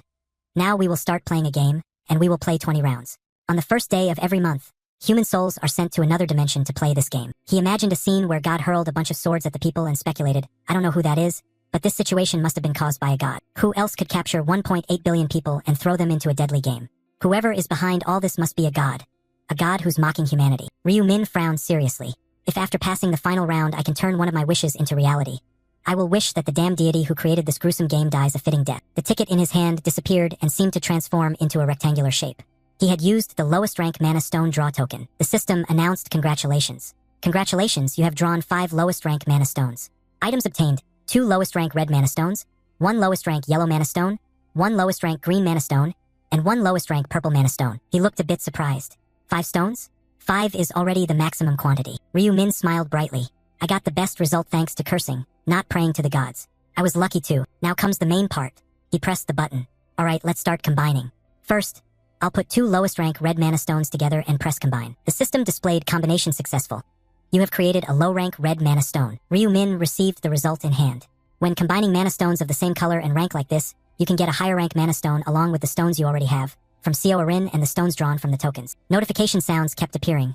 Combination successful. You have created a low rank purple mana stone. He thought of a new approach. Next, if I combine mana stones with a combination item, the success rate is extremely high. Combination successful. The assassin's hood has had its damage increased by 2%. Good, now let's combine the next few stones. Ryu Min sequentially tries on various items. The dark gloves add 2% to all stats. The resistance ring has been enhanced with an additional 2 luck. Next, he changes to the long boots of wisdom, which have been enhanced with an additional 2 agility. He looks at the breakdown table and thinks to himself, I'll remove the blue mana stone from the hunter's leather armor. The system notifies that the blood-red assassin's suit has been further enhanced with 1% damage reduction. Ryu Min smiles, about to reap the rewards. So I've used up all the mana stones I had. Using the information to trade for that buff is definitely worth it. Dusk gradually falls. The sky darkens near the large apartment complex. Now, it's time to prepare to meet Ma Jianrock. Ryu 1 appears with a bewildered and astonished expression. Then, he looks somewhat flustered and awkward. The chairman of the company he invested in is the heir to the Osung conglomerate. Ryu Min confirms that he was invited to the party as their business partner, and that they will collaborate in the future. He trembles fearfully, his face pale and eyes shining as he looks at him. Can you really go to a place like that? Ryu Min carefully tightens his tie. He says he can bring family along, so there's no need to worry. Your tie is crooked. The doorbell rings. Ryu 1 stiffens in shock. They're here, Ryu Min says. Let's go. The two of them go to open the door. Ryu Min calm and composed as usual, while Ryu 1 is tense and uneasy. Ryu 1 is surprised, his eyes wide open. Sankyol stood at the door and bowed. Hello, I am here to accompany you. Ryu 1 wiped sweat and clung tightly to him. That's the person we met before. Sankyol asked, This is Ryu Min, raising his hand to introduce. He's my younger brother. He handed an invitation card to Ryu 1. Sorry for not introducing myself to you sooner. I am Sankyol. We have met before, haven't we? Here's my business card. He reached out to accept it. Yes. Sankyol appeared apologetic. Although I have already admitted my fault to your older brother, I sincerely apologize for treating you rudely before. Seeing this, Ryu 1 did not harbor strong resentment against him. Sankyol raised his hand and bowed, inviting them to proceed. Just consider this party as an apology, so I hope you won't mind. Let's go now. The car is waiting for you too. The sky had grown completely dark. The lights of Ma Jianrock's hotel shined brightly, illuminating a dark corner. The two brothers were led by Sankyol, who showed them the way inside. Suddenly, a voice from somewhere caught their attention. Shareholder Ryu Min. Ma Jianrock smiled as he came down the stairs to greet them. I'm glad to see you are still alive. Ryu Min smiled in return, me too. Ma Jianrock noticed the person standing next to him. Is this your relative? He introduced. Yes, this is my younger brother, Ryu 1. He smiled warmly and shook hands. Nice to meet you. I am Ma Jianrock from the Devil Consulting Company. You have to use your right hand to shake. Ryu 1 stiffened but extended his hand. Hello, Ma Jianrock asked curiously. Is your younger brother also a player? Ryu 1 shook his head. No, he's not a player. Ryu Min looked at his younger brother with a smile. He's only 14 years old now. Ma Jianrock looked at Ryu 1 and said, It really is lucky. If you were just 1 year older, you wouldn't have been able to avoid this deadly game. I'm quite envious of you. Ryu Min showed no expression, but in his mind, he despised the notion. Envious. Really? He led everyone inside, inviting them to take this way. Although somewhat simple, we carefully prepared this feast. In one room, the banquet table was fully set, and the dishes were served with 2 attendants standing ready beside it. The food was beautifully arranged and looked incredibly delicious. Standing next to the table were the waitress and the private chef, performing and preparing the dishes. Ryu-won stared in astonishment, eyes sparkling at everything before him. Ma Jianrock raised his hand, inviting everyone to feel at ease. You must be hungry. We didn't prepare much, but surely it's enough to fill your stomach. Ryu-won was dizzy and confused, thinking, is he joking with me? He smiled warmly and began the meal. Please enjoy the food first. Suddenly, the room's door shifted. Ryu-min, alert, turned around immediately. He looked back with bewildered surprise. Seo Arin, dressed elegantly and exuding charisma, stepped inside. Was Seo Arin invited as well? She glanced to the side, looking over. Ma Jianrock stood up from his chair and said, Finally, you have arrived. Miss Seo Arin. She hurriedly apologized to him first. Sorry, sir. I had to attend the funeral of a fellow actor, so I'm late. He also showed a friendly gesture, forgiving her. You don't need to worry, we understand. More importantly, this is the major shareholder of our company I told you about. She habitually tucked her hair back to introduce herself. Hello, I am actress Seo Arin. Ryu-min gently pulled Ryu-won, who was still wide-eyed. Weren't you two the ones who brought rice cakes when you first moved here? He replied on his behalf. Yes, that's right. She then appeared cheerful with them, but inside she was suspicious. So I'm the neighbor of the major shareholder, how wonderful. He looks even younger than me but has already become a major shareholder of the company. Is the chairman joking with me? Ryu-won turned to ask his brother nervously, Hey brother, that person is Seo Arin, right? His attitude made Ryu-min realize one thing. Ryu-won still didn't know about the relationship between Ma Jianrock and Seo Arin. Seeing her suddenly appear like this must have surprised his younger brother a lot. He looked at his younger brother's flushed face and thought, but more importantly, which person wouldn't naturally react like this after seeing her appearance? To avoid suspicion, he also told himself that he should pretend to be somewhat interested as well. Ma Jianrock noticed them and slightly curled his lips in a quiet smile. The boy was indeed still young. Turns out the fairy isn't so different from anyone else after all. Calling Seo Arin here was a wise decision. He immediately wore his signature smile and extended his hand in invitation.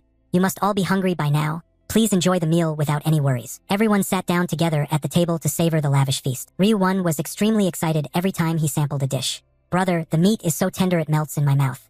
He was pleased too and laughed, saying, Really? Then eat plenty. Ma Jianrock waited until they had eaten a while before starting to probe.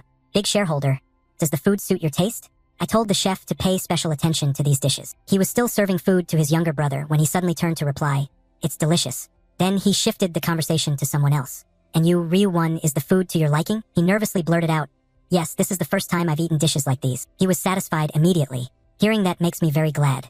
Luckily, I had quite high demands for the chef. They continued their meal at a leisurely pace while Ma Jianrock kept asking questions. I see you didn't bring any other family members. Why is it only you? Ryu-min's face suddenly showed displeasure. My brother is my only family.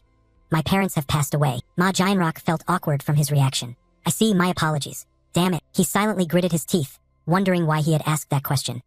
The harmonious atmosphere between them was completely ruined. Only now did he clearly see Ryu-won's face, about to cry, and cursed inwardly. Damn it, I should have kept my mouth shut until the mood improved. Not long after, the plates and bowls were cleared away to be replaced with dessert. Ma Jianrock drank his tea with extreme discomfort. Someone needed to improve this atmosphere. He tried looking at the person next to him and attempted to signal. Seo Arin, look over here for a moment, Seo Arin. But his words failed, and the new chairman, having lost patience, set his teacup down. He stood up in the middle of the meal and suggested to Seo Arin, Seo Arin, could we talk for a moment? She still looked confused as she followed. All right, they went outside together, moving quite far from the room. While walking, Ma Jianrock finally began to speak. Listen, Seo Arin. The girl behind replied reflexively, Yes, chairman. Then he paused to steady his words. An implicit question was posed by the chairman. Was the food good? Seo Arin smiled brightly. Very good, sir. It was precisely her naivety that caused him to fall back into a gloomy mood. The chairman's face darkened, as if about to choke someone.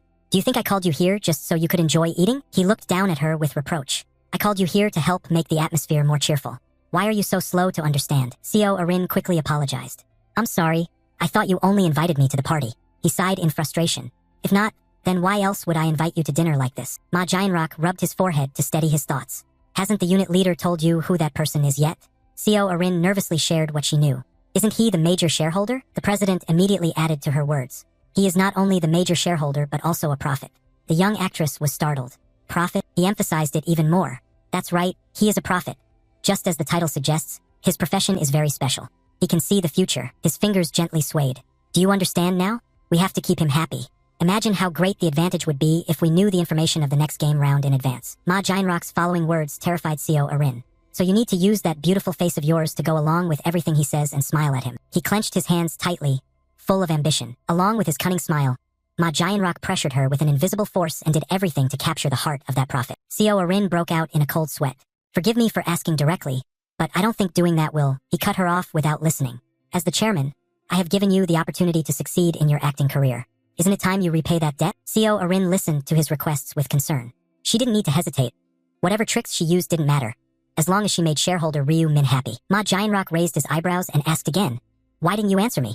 At this, the vulnerable girl quickly blurted out, "I understand now." They paused their discussion when he decided to return to the party. "I will observe to see if you make a serious effort.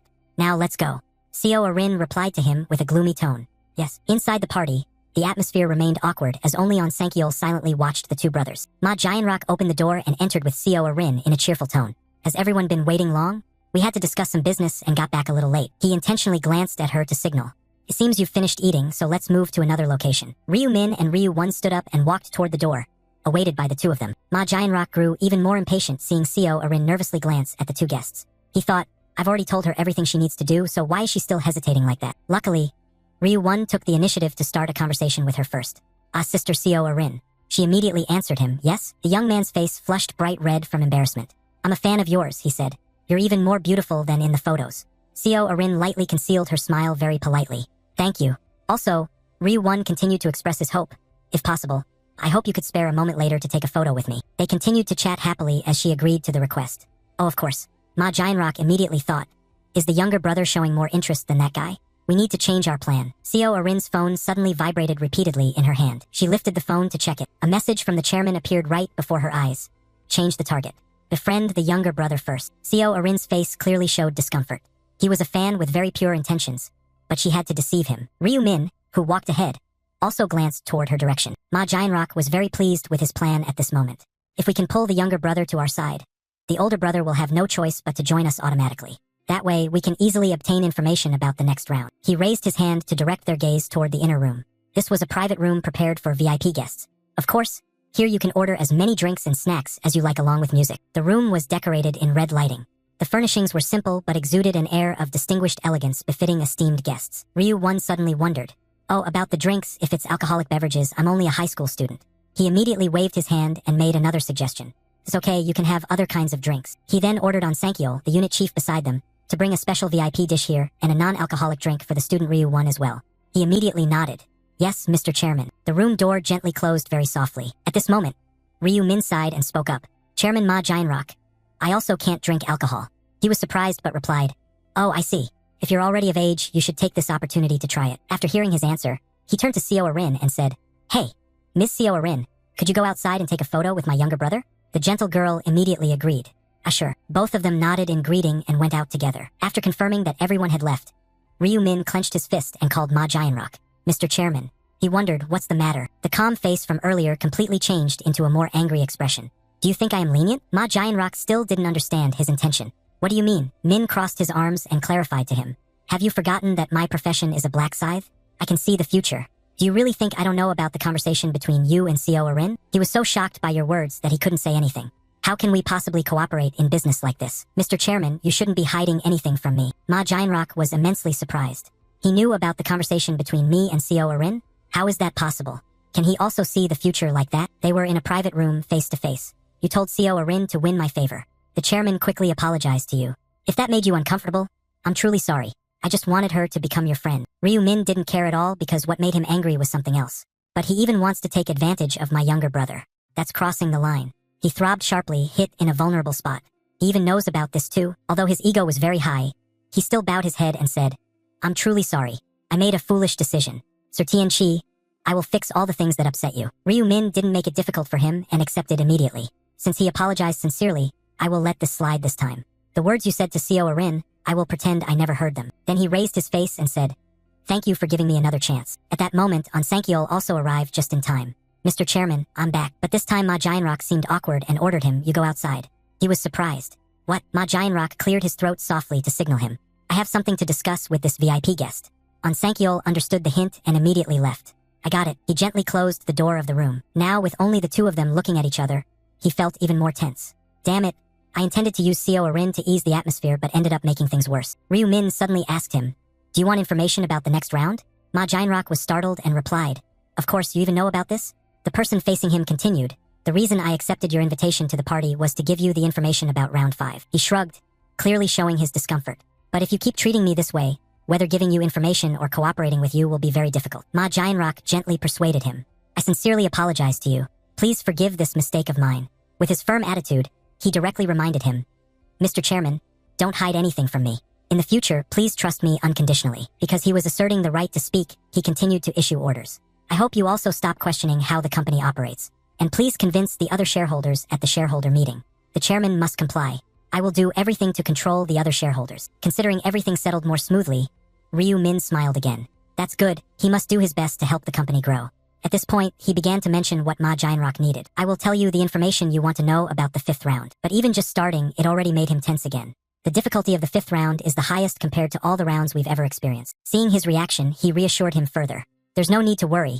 If it were me, I wouldn't face any big problems. He was eager to hear more. So, what is the mission of the 5th round? Ryu Min held up 3 fingers. The task was to kill 300 orcs. But it wasn't that simple. And there was one more important thing. He needed to remind him that the zones would be merged. Ma Jianrock opened his eyes wide in surprise. The zones? The reason for this was carefully explained by him. Because the number of players had significantly decreased, the separated zones would start to merge into one. He asked with some anticipation so we can meet players from other zones like Black Scythe, for example. But Ryu Min shook his head and firmly stated that he would not be in the same area as the player named Black Scythe. Ma Jianrock didn't probe further but asked aside. I see. Do you know Black Scythe's identity? He chuckled silently and answered as usual. I don't know who he is, but you'll soon meet him. Yet in his heart he thought, we are already meeting, aren't we? Ryu Min's eyes turned serious once again. And there was one more thing. To increase his credibility, he said things the other didn't expect. You were chasing someone, right? The one named Yongmin. Ma Jianrock was stunned. You knew about that too? He calmly folded his arms and repeated what he said before. I've told you it's useless to try to hide anything from me. At this point, the chairman completely trusted him. Just as I thought, the rune that peers into the future surpasses imagination. You are a seer. If only you knew who that person really is. Then a harsh word was spoken. Don't investigate any further. Ma Jianrock was curious. Is there a reason for that? Ryu Min turned away and hinted at him. If you touch that guy, you will suffer great losses. The chairman wanted to hear more clearly. May I know exactly why? But he tactfully refused. I can only tell you that much. Ma Jianrock fell into deep thought to consider this. Seeing him working so hard, he secretly laughed inwardly. Actually, I keep that guy alive because he is still useful. Ma Jianrock was also very clear-headed and agreed immediately. I understand, we will stop investigating Yongmin.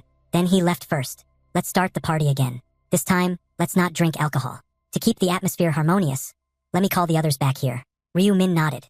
All right, after leaving the conversation, Ma Jianrock sighed with his icy cold gaze. Phew.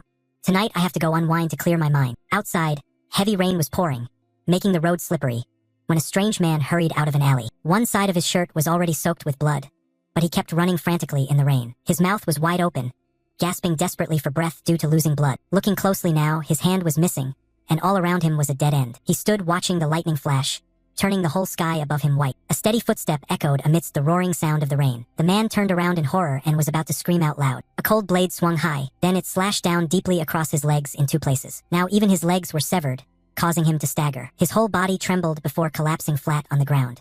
A terrified scream rang out, but someone covered his mouth, silencing him. Soaked, Ma Jianrock ordered the man.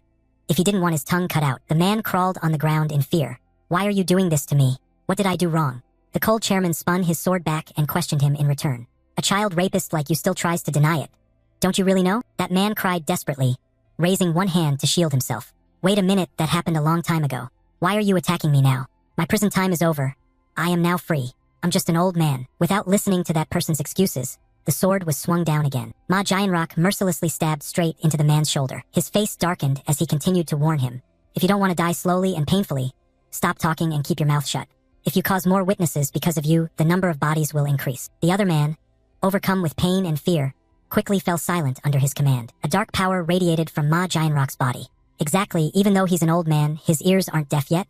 It's no good for scum like him to still be alive, is it? It coiled around the sword that was stabbing into the man's flesh. Then that powerful energy grew stronger and stronger, gathering around where the sword was embedded. The man's tears streamed in terror. What is this? Then the magical force tightly clamped his mouth and face, preventing him from speaking. Gradually, those strange things engulfed every part of the unlucky man's body. His arms stretched out, desperately seeking help. Countless venomous snakes gnawed at every fragment of the old man's soul, causing him to groan in agony. Ma Jianrock watched that scene with discomfort in his heart. If it weren't for his own dark mana needing replenishment, he would have killed trash like him immediately. He gently lowered his sword to let mana flow into it. There was no other way. To use the dark scythe, he needed dark mana. Giant raised his sword high once again, knowing that to replenish dark mana, he had to take the lives of others. With just a swing of his hand, the slash cut through the slimy mess on the ground. Now, that guy could finally die. The bloodied arm also collapsed and lost its vitality, and as he killed the person, the body was not very intact.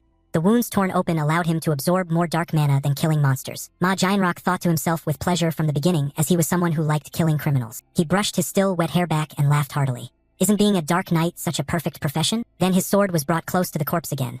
Cleaning this trash down here really helped relieve some of his tension. He silently commanded in his mind for the absorption rune to slowly emit and devour. But after waiting for a while, the flow of magic only circled around the dead body with no other movement. He felt a little disappointed.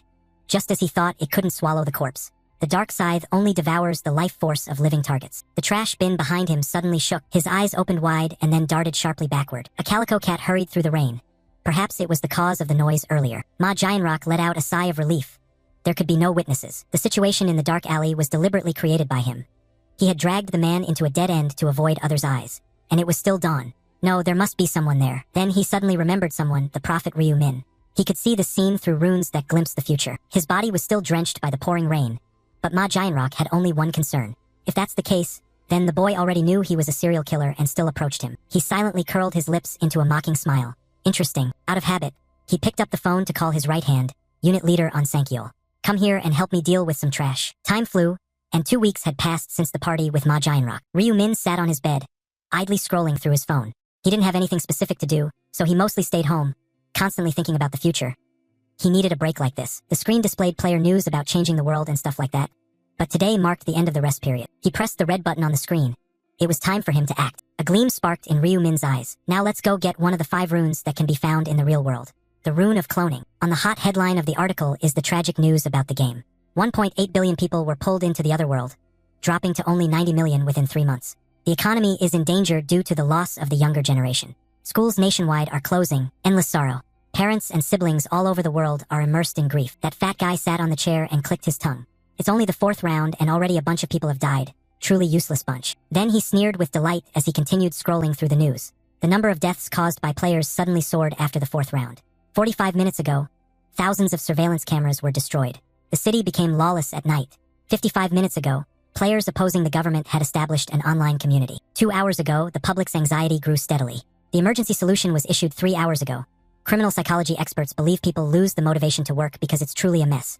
If they were players, they would do the same. He picked up his axe and muttered, "What's wrong with wanting to do anything before dying? Damn foolish fools. That's precisely why they shouldn't always force us into a mold. Don't do this, don't do that, it's all because of restrictions and rules." Black scythe in hand, he swung his axe. He shouted loudly in anger as he struck the floor with a strong blow. That's precisely why all of us are now breaking out. Then his face became dazed as he looked up. Well, it doesn't matter anymore. No one can stop me now. He smirked, laughing until wrinkles formed around his brows. After all, I'm a player superior to all of them. Around him lay scattered corpses in pools of blood. Now, who should I kill next? The black scythe in his hand looked at his palm and wondered why he felt nothing despite having just killed someone in real life. Could it be because he had already been through hell in the 4th round? He complained indifferently after creating this mess. But only 1 point per person? So stingy, is it because they're civilians? Thinking back to himself in the previous round excited him even more. The 4th round was truly amazing, even more enjoyable than killing monsters. On his system board, it was recorded. Absorption rune effect. The accumulation stat increases when you kill enemies. When the score is full, you will receive a random statistic. The amount of accumulation you gain is proportional to the level of the enemy. Thinking this, he pushed open the classroom door again to look for someone else. I want to kill players instead of civilians because I get more points from them. While scrolling through his phone, black scythe in hand accidentally came across a notable piece of information. Could it be that there was an online community forum for players? Players rebelling against the government had formed an online community 2 hours ago. This was exactly what he had been hoping for. So an idea popped into his mind. Could he join the forum and meet other players to kill people? That way, he would earn many more points. Upon clicking it, countless questions appeared. Joining the forum described it as the nation's first online forum aimed at helping players. Players change the world. Welcome to BCW, yes or no?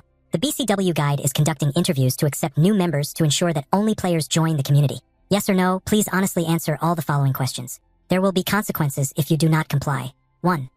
Please enter your name, address, and phone number. 2. Please enter your level, class in the other world, and your username. 3. Please enter your region. 4. Please enter your rings. 5. Please type, "I agree," if you consent to participate in the interview. Black scythe in hand silently clicked his tongue. What? They wanted all his personal information and an interview too. What a hassle. Nevertheless, he quickly filled in his information, reasoning that he had to get in here to be able to meet other players. While he was still sitting at the keyboard typing, his bizarre thoughts grew even more smug. Other players would never imagine there could be a player out there killing others. After completing the procedures, he went to a shop nestled amidst lush greenery. Is this really the place? The screen clearly displayed a message from the interviewer. Please come to the Welcome Cafe in Wabu, Namyang before noon. You may wear anything you want. Looking up at the sign in front, he knew he had arrived at the right place. This was it. But the black scythe in his hand flared with a hint of irritation. Damn it, they called me out to this godforsaken place where not even a bus passes. In such an uneasy mood, he opened the door and stepped inside. He vowed to kill that damned interviewer if provoked. The interior was clean and elegant, which made him a bit uneasy. The decor was more modern than he expected. The man in his 30s sitting at the table soon noticed the newcomer. Were the other two the only guests? He quickly stood up and asked, "Are you the person we have the interview appointment with?" The black scythe in his hand stopped moving and he replied, "Yes." The man intentionally stepped closer and spoke warmly. "What's your username?" He answered immediately, "Black Scythe." 30 shook hands with him. "Pleased to meet you. I am the interviewer. My username is 30. The black scythe in hand was wide-eyed with amazement. "Are you a player?" His reaction was not unexpected to him. "I know I don't look it much, but I'm already 30 years old. This way, please." He pointed at the person wearing a pink coat sitting on the chair and introduced, "This is Little Cockle. He also came for an interview. Cockle, this is the black scythe in hand. You two might become teammates, so go ahead and greet each other." He pulled out a chair with a disdainful thought. "This punk who looks like a sardine is also a player? He looks so weak. Hello." The person beside him also nodded politely. "Hello." Once seated, he began to wonder. "I guess the business isn't doing very well. No customers and I don't see any part-time staff either." 30 smiled slightly and explained, "It's quite far from the city, so it's understandable. That's why we rent this place for interviews." The black scythe in hand still asked innocently, "So you rent this place, but shouldn't the owner still be here?" "I don't see anyone," he replied enthusiastically. "The owner is preparing food in the kitchen. This is a coffee shop, but they also serve meals." He still focused on the strange scenery around the coffee shop. "I see." The place he was looking at was the corner of the wall. "There isn't even a camera here?" Then the black dragon fire in his hand glanced over to the person in pink beside him. "If I kill these two and run away, no one would know." However, he reassured himself. "Not only must I kill the two of them, I cannot miss this opportunity." "Aren't we interviewing?" 30 said cheerfully, "We are waiting for one more person. We'll start when he arrives." He heard that and asked again to be sure, "One more person? So there are 3 of us?" He answered while looking out the window and suddenly exclaimed, "Yes, the appointment time is a bit late, so let's wait a little longer. He's coming now." The cafe door gently opened and the welcoming bell rang. 30 courteously welcomed that player himself. "You're here for the interview?" he asked. "Yes," was the reply. Then he asked, "What is your username?" An unexpected name was spoken that made him quickly cover his mouth in shock. Black Scythe. Time rewound to a few days earlier during an online meeting in front of a computer screen. "Welcome, Jammy. Nice to meet you." "Welcome, Popering." The chairman clasped his hands together and smiled to begin. "Everyone is here except jam made of honey. Now let's start the meeting for the 3rd week of April. Lost Yark, you speak first." The person called out immediately responded, "Yes." The chairman asked him how many people participated in the forum this week. Lost Yark seriously reported, "About 2,000. The chairman remarked, "More than last week," and he agreed with that observation. "The number of players is gradually decreasing month by month, but the number of forum participants is increasing every week." Lost Yark voiced his own speculation. "I think the article about us attracted them." The chairman immediately wondered, who hired the journalist? Jammy raised his hand to take responsibility. "It's me, Chairman." He looked surprised. "I understand now. I didn't expect you to have connections in this field." She then smiled amusedly and explained further. "It's a new connection." The chairman continued to maintain a smile and said, "Wonderful. I couldn't ask for more from a long-time member." "So Lost Yark, out of 2,000 people, how many actually have skills?" He immediately replied, "If we exclude players without a class and those below level 10, we have about 1,200 people." A fairly large number for the chairman to ponder. "So how many are truly useful?" Lost Yark then put on his glasses and picked up the tablet. "I will talk about that." He scrolled through the lines of information on the device and began to read. "A notable player is Black Scythe Hoa Trong Tae from the ESK's 45-5 region. He is a normal level 10 warrior but earned 3rd place in his area." The chairman tried to consider that. 3rd place, he must have a good rune for his level. Either that or he's lying. Lost Yark expressed his satisfaction again. "But I think he's skilled enough to be selected as a candidate for the executive position." The reporting continues. "That's right. Anyone else?" He scrolls some more and then stops. "Another person is Little Cockle. He comes from the ESK 122-7 region, always ranking between 4th and 10th. Lost Yark also reports another encouraging figure. Beyond those two, 50 players are in the top 100 of their region. The chairman's eyes light up. "That's quite a number. It seems I will be busy interviewing everyone." Suddenly, the conversation shifts to someone else. "Is it you, my 30-year-old self?" He quickly wakes up from his nap. "Sorry." The chairman's face immediately turns stern. "Were you dozing off? What were you doing last night that has you sleepy now?" The 30-year-old starts to say something but is cut off by his superior. I won't hear any excuses. Finish the 50 interviews before the next meeting. If you don't finish on time, another senior candidate might replace you. Due to his mistake, he nods in agreement. Understood. Please leave it to me. The chairman turns to ask another question. Anyway, has Los H made contact yet? He checks his phone and replies, if he had, I would have reported it immediately. Hearing this, he sighs. Perhaps you're right. I will grant him an executive position immediately if he joins. What a pity. Then he continued to give instructions to the operators. Jamie, can you ask that journalist to write an additional article? We might need more promotional strategies to attract Black Scythe to participate. She smiled with eyes squeezed shut and gestured with her hand. Of course, as long as there's money. He was very generous and immediately agreed. Don't worry about that. I will reward you for your dedication. Jamie happily beamed. Thank you, Chairman. He was about to say something else. But then we moved on to the next topic. However, Lost Yark suddenly exclaimed in surprise, wait, Chairman. A renowned figure has just requested to join the forum. The chairman immediately paused with curiosity. Who is it? His subordinate's hands trembled as he hastily gave the name. Black Scythe. All the operators snapped to attention upon hearing of the presence of the top server. Back then, at this moment, the 30-year-old awkwardly shook hands with the person in front of him. Very pleased to meet you. It wasn't too difficult getting here, was it? He coolly brushed off that remark. It was difficult. He quickly rubbed the back of his neck and forced a smile. Sorry about that. This is the best place for us to maintain privacy. Then they walked together into the meeting place. By the way, you're really handsome. The girls must like you a lot. This way, please. The guest sat down on the chair beside the 30-year-old, who invited him with a warm welcome. These two had come for interviews just like you. The black dragon fire in his hands opened his eyes wide in amazement. Hello. The introverted young man softly spoke as well.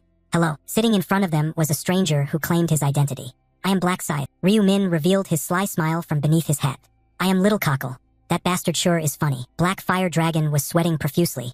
Was that person Black Scythe, the one who had killed me 5 times? I really wanted to ask him if we had ever met in real life, because why would he be so fond of killing me? The 30-year-old reminded him. What's with Black Fire Dragon? Aren't you going to introduce yourself? He quickly lowered his head and whispered. Hello, I am Black Fire Dragon. The fake Black Scythe nodded as if he had heard. His reaction made Black Fire Dragon grit his teeth in greater fear. What? He didn't even respond? I thought he would recognize me if I said the player's name. Or could it be that he couldn't remember my name despite having killed me 5 times? Ryu Min beside them sipped his drink while silently observing their every move. Had I really behaved so arrogantly? I was also impersonating, but this guy was a real con artist. He actually already knew the identity of the person in front of him. His player name was Kukurabingbong. He was a professional swindler who used all sorts of tricks and schemes to make money. This alias in the future has the potential to create another copy. Currently, he isn't exactly a big problem, but later he will acquire the rune of cloning and become famous. More accurately, infamous, because he uses the rune of cloning to carry out all kinds of crimes. He carefully calculated in his mind. This is the bitter reality that even criminals can gain power from the other world. But it's good that I met him as planned. I will take advantage of him to obtain the rune of cloning. The 30-year-old took out his computer and began. Have introductions finished? Then I will start by confirming personal information. Let's begin with Little Cockle. Ryu Min feigned extreme shyness as he said, My name is Kim Sungin. I'm 20 years old. I just graduated from graduate school, so I currently do not have a job. The 30-year-old operator recorded the information very carefully. Says here you are a level 13 assassin, is that correct? He promptly replied, yes. Then he asked further, you are also ranked 4th in your regional rankings? Correct, although he outwardly appeared embarrassed. Inside, Ryu Min silently cursed. Absolutely not. It's all lies. Of course, except for the player's name. During a gathering with the crowd, he saw a player with that name and decided to steal it. Little Cockle really is a name that exists. In other words, I am also impersonating someone else, but I have to do this to meet the condition to obtain the rune of cloning. As far as he could remember, In Hong had personally stabbed a girl in the stomach. The rune of cloning requires the recipient to kill someone at the place where the rune is hidden while impersonating another. The other remained very calm to make himself look as cold as Ryu Min. In the past, that bastard had killed someone while pretending to be Ryu Min and had obtained the rune of cloning. Then 30 looked at Hyungtek. Alright, next is the Black Scythe Fire. He immediately answered, My name is Sim Hyungtek. I am 16 years old and currently a high school student. The man exclaimed in surprise but had opposite thoughts in his head. You are the youngest here. This fat pig is a high school student, huh? That's terribly filthy. 30 looked at the person in front of him and wondered if he could still look down on him like that knowing Sim Hyungtek had killed his classmate. That was not something an ordinary high school student could do. He also repeated the same question, you are a level 10 warrior and were ranked 3rd in your region before, right? Black Scythe Fire slammed his hand on the table. So what? You think I'm lying? He shrugged and explained, it's just part of the process. Sorry if you feel offended. Then at 30 began the interview with the final person. It's your turn. Black Scythe, your name is In Hong. Glancing at him, then said, Kim In Hong, 28 years old. I am a fund manager. I have never fallen out of the top ranks in my area and I am currently at level 30. Surely you know my profession is Knight of Death, right? Is there anything else you want me to confirm? The operator naturally did not dare to argue back and only forced a smile. Nothing else. Thank you. Ryu Min kept eating the strawberries in the glass but was very dissatisfied. A fund manager, my ass, he should be a manager of some swindlers. Then he would use the name Black Scythe to borrow money from other players. 30 put down his computer and became serious again. That's all I need you to confirm about your identities. Now let's start the interview. Just tell me why you want to join BCW. You go first, little cockle. Ryu Min twirled the straw to show his awkwardness. For me, currently the world is very dangerous. Going outside alone is scary, and there are many other reasons. I think living with other players would be better. He turned to the person next to him. Okay, next, Black Dragon Fire. Hyangtek, think carefully. You can't say you came here to kill other players. Then he casually borrowed the previous person's reason. I'm similar to Little Cockle. I can't go to school anymore, and I'm also worried about the next round of play. When he turned to Inhong, the 30-year-old showed a bit of enthusiasm. Is that so? What about you? The Black Scythe raised his eyebrow and replied, I only registered because I saw there was a forum. It sparked my interest. The 30-year-old forced a smile. So that's it. Meanwhile, Ryu Min stared intently at him, knowing he would surely pass the test. No matter what he said, because he was the Black Scythe, he adjusted his posture seriously, then smiled. All right, everyone's answers are quite satisfactory. Next is the final part of the interview. As he spoke these words, the 30-year-old's attitude grew very excited. Killing someone, you must kill another person to pass this final part of the interview. Ryu Min was shocked. Kill someone? But why? He calmly said again, you probably don't understand. All right, let me help enlighten you. His eyes widened with discomfort. You must have seen the posts. The government has started cracking down on our players and turning their backs on us. They fear us because we are stronger than them. The 30-year-old's hands clenched with ambition. However, our players will soon dominate the world. That world will become a much quicker reality if we all cooperate. A broad smile blossomed on his face. So we have no reason to be hindered by the law. We need to show the government that players are now the law by defying the rules set by the government. Ryu Min was still very confused and covered his mouth. Is that the reason we have to kill someone? 30-year-old emphasized further. Yes, that's how we show the government our resolve. Even Hyangtek froze in shock while Kim In-hong remained calm to show them that we are not controlled by the law. 30-year-old finished speaking and returned to his gentle smile. Do you understand now? Little Cockle replied very softly. Yes. He raised a finger and reminded them of one thing. If any of you do not want to complete this final part of the interview, you may leave right now. However, leaving also means you will no longer be able to request our help later. He wiped the cream off his mouth, not very surprised. His point was that anyone who leaves will be blacklisted. They do this to pressure us into killing people, making it difficult for us to ever leave this community afterwards. Black Scythe Haohand and Kim In-hong Ji both pondered silently for a moment but did not object. 30-year-old clapped his hands satisfiedly. It seemed like you all were ready. Good. Then I will take that as everyone's agreement. We will begin the final part now. Hyangtek asked, what do you mean by begin? Begin killing? But there is no one here to kill. He immediately replied, you don't need to worry about that. 30-year-old smirked and spoke cryptically.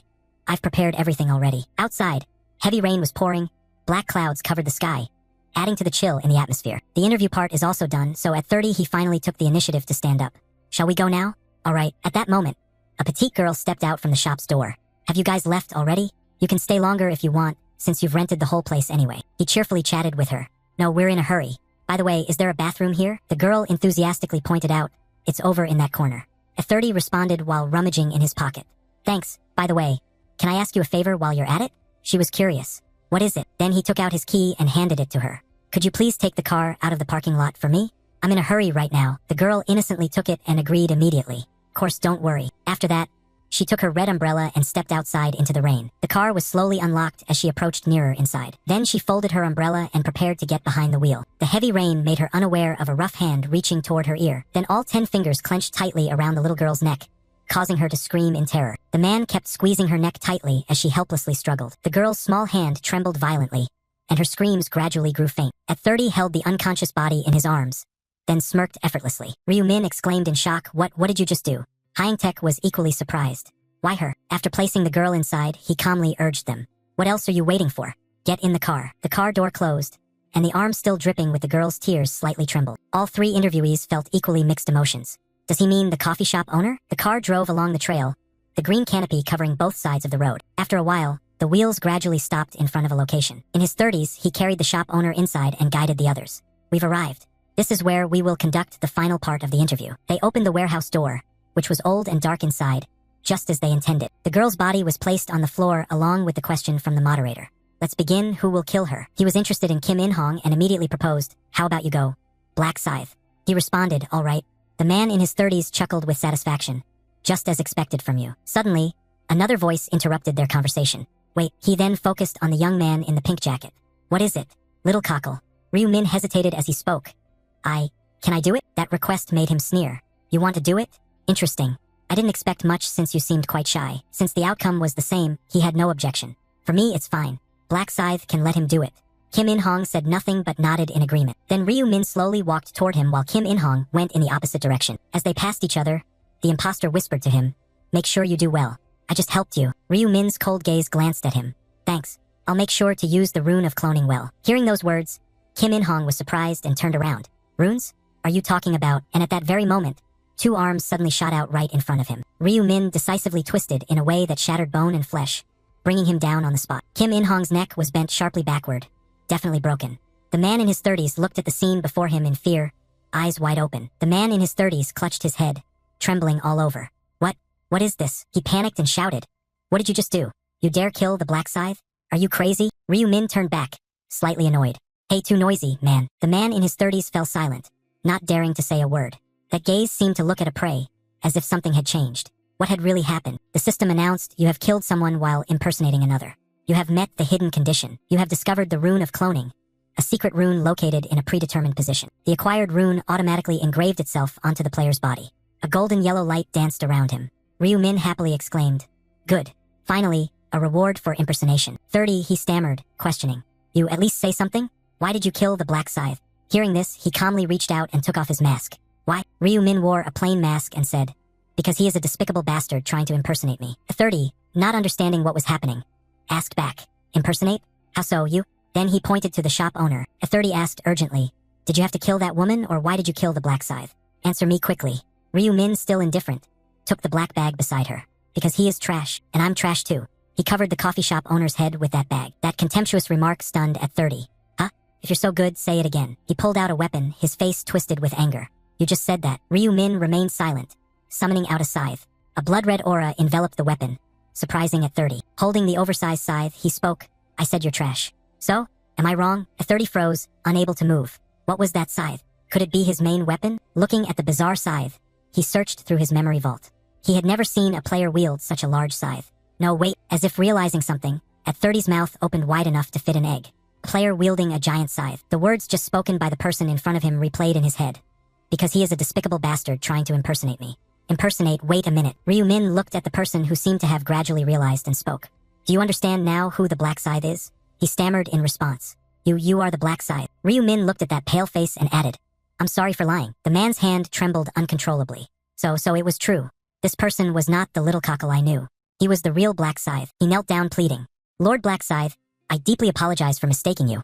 It's just that you acted too well. Please spare me." A stroke swept through, and the 30-year-old's head flew off before he even understood what was happening. His head rolled all the way down to Hyungtaek's feet before finally stopping. The 30-year-old died with eyes wide open, his pupils dilated and then constricted. Even though Hyungtaek had dealt with a classmate, he couldn't avoid this chilling sensation. He looked at Ryu Min, realizing this was the true Black Scythe. He was on a completely different level. Cold sweat poured down Hyungtaek. He couldn't even properly see the motion of the scythe swing. Suddenly, Ryu Min pointed the scythe directly at Hyungtaek's face. "Now only you and I remain. What do you think my next move will be? If you have any last denials, say them now." Hyungtaek trembled, not sure if it was from habit or nervousness, his voice stammering. I won't say meaningless words like, "Spare my life." "There is only one question I've always wanted to ask if I ever got the chance to meet you." Ryu Min already knew that question. "You're wondering why I killed you 5 times in round 4, aren't you?" He was slightly startled, then hesitantly replied, "Why yes." Ryu Min did not hesitate to explain calmly. The reason was simple. He wanted to keep him within his control. Hyungtaek doubted. "How could I be controlled by you?" Ryu Min replied indifferently. He seemed to be the most skilled person among those I'd met at the time. "I just need to eliminate competition." Seeing his silence, he asked again, "Anything else?" Seeing you still remain utterly silent, he was losing patience. Now he could finally rest in peace. After a long moment, Hyungtaek finally spoke. "May I ask one last question?" "What is it?" He stammered as if trying to buy time. "Why do you want to kill me?" Ryu Min did not hide the truth but stated plainly. "Because you're trash. And me? What have I done? Isn't it you who came all this way to kill this girl?" Hyungtaek tried to deny it. "But I haven't done anything yet." Ryu Min continued. "Not done anything? You've just been standing there watching the whole time." The atmosphere was filled only with Ryu Min's cold, contemptuous snort. Finally, he said, "Fine, unlike those bastards, your only crime is standing by indifferently. I'll give you a chance to live." Upon hearing this, he rejoiced with a visible expression of relief. "Really? Truly?" Ryu Min tapped his black scythe against the floor, the sharp tip striking the ground with a piercing sound. He stated the conditions for Hyungtaek's survival.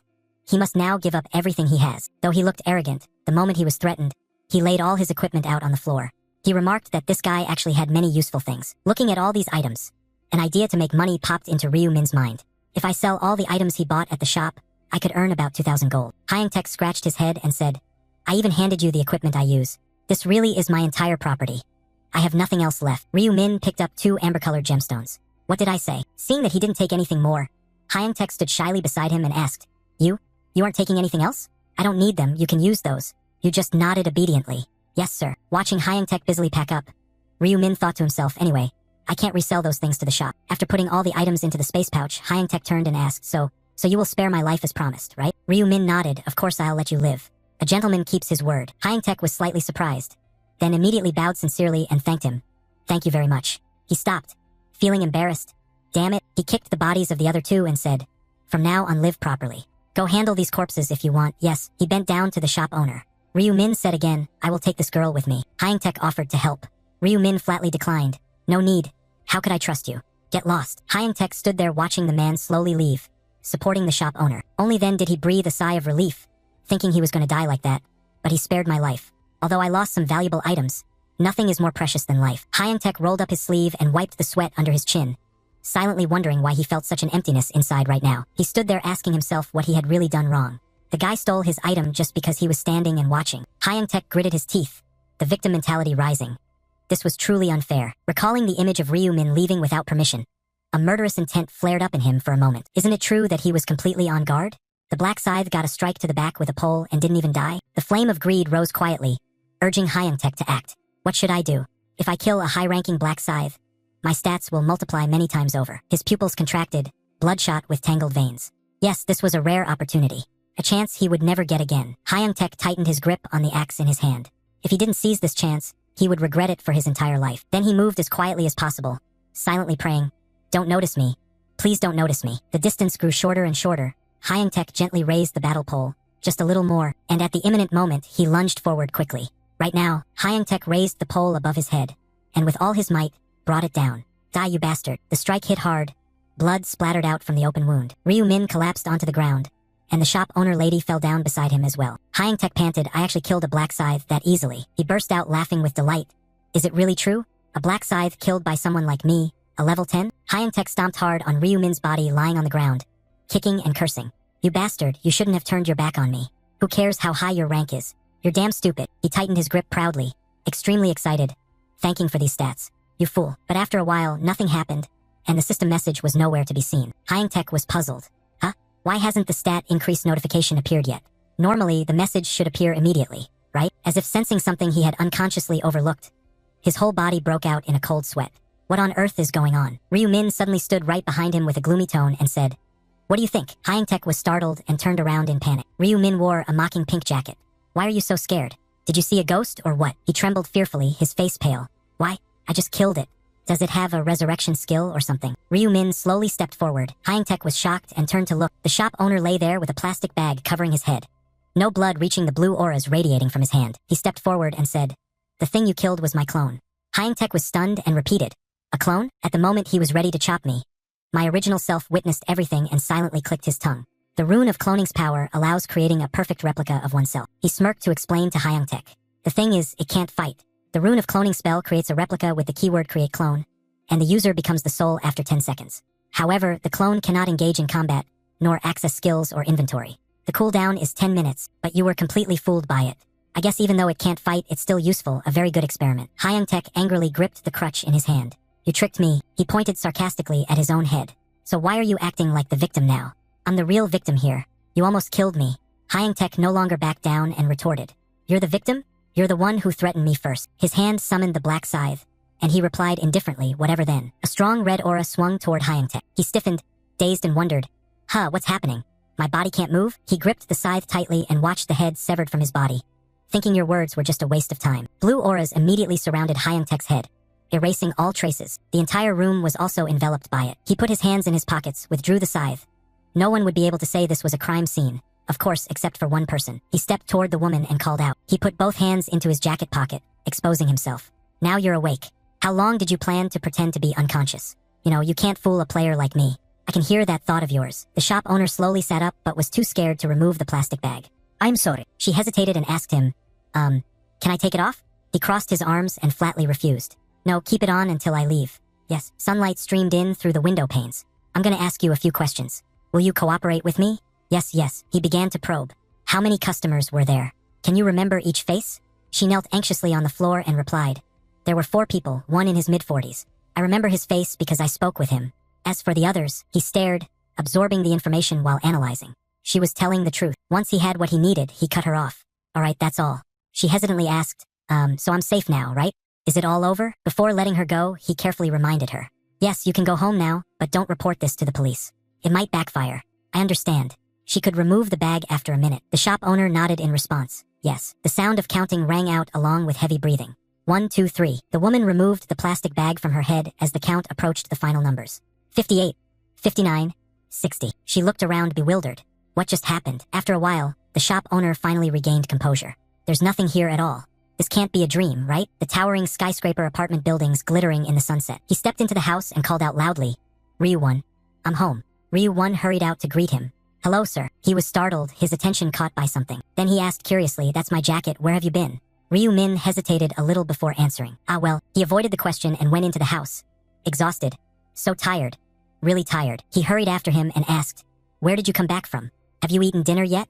Ryu-min took off his jacket and replied, not yet. He thought for a moment, then suggested, let's order something. Ryu-min nodded in agreement. Yeah, order whatever you want to eat. Looking at the jacket and recalling the violent scenes just now, he couldn't help but sigh. It's spotless, but I can't give it back to him. Then he threw the jacket away, which shocked him greatly. Ryu-1 was confused and ran over. Min, what are you doing? Why are you throwing it away? He calmly replied, it's old. I'll buy a new one for you. You've worn it too long. He looked pitiful, as if about to cry, which made him a bit anxious. I'll buy you a better one. Okay? He turned his face away with a sigh. No need. School is closed and I can't go outside anyway. He looked at him with a hint of sadness. It must be frustrating to be stuck at home and unable to go to school because of something like Hyangtae. Then he suggested, Gani, do you want to go out and play with me tomorrow?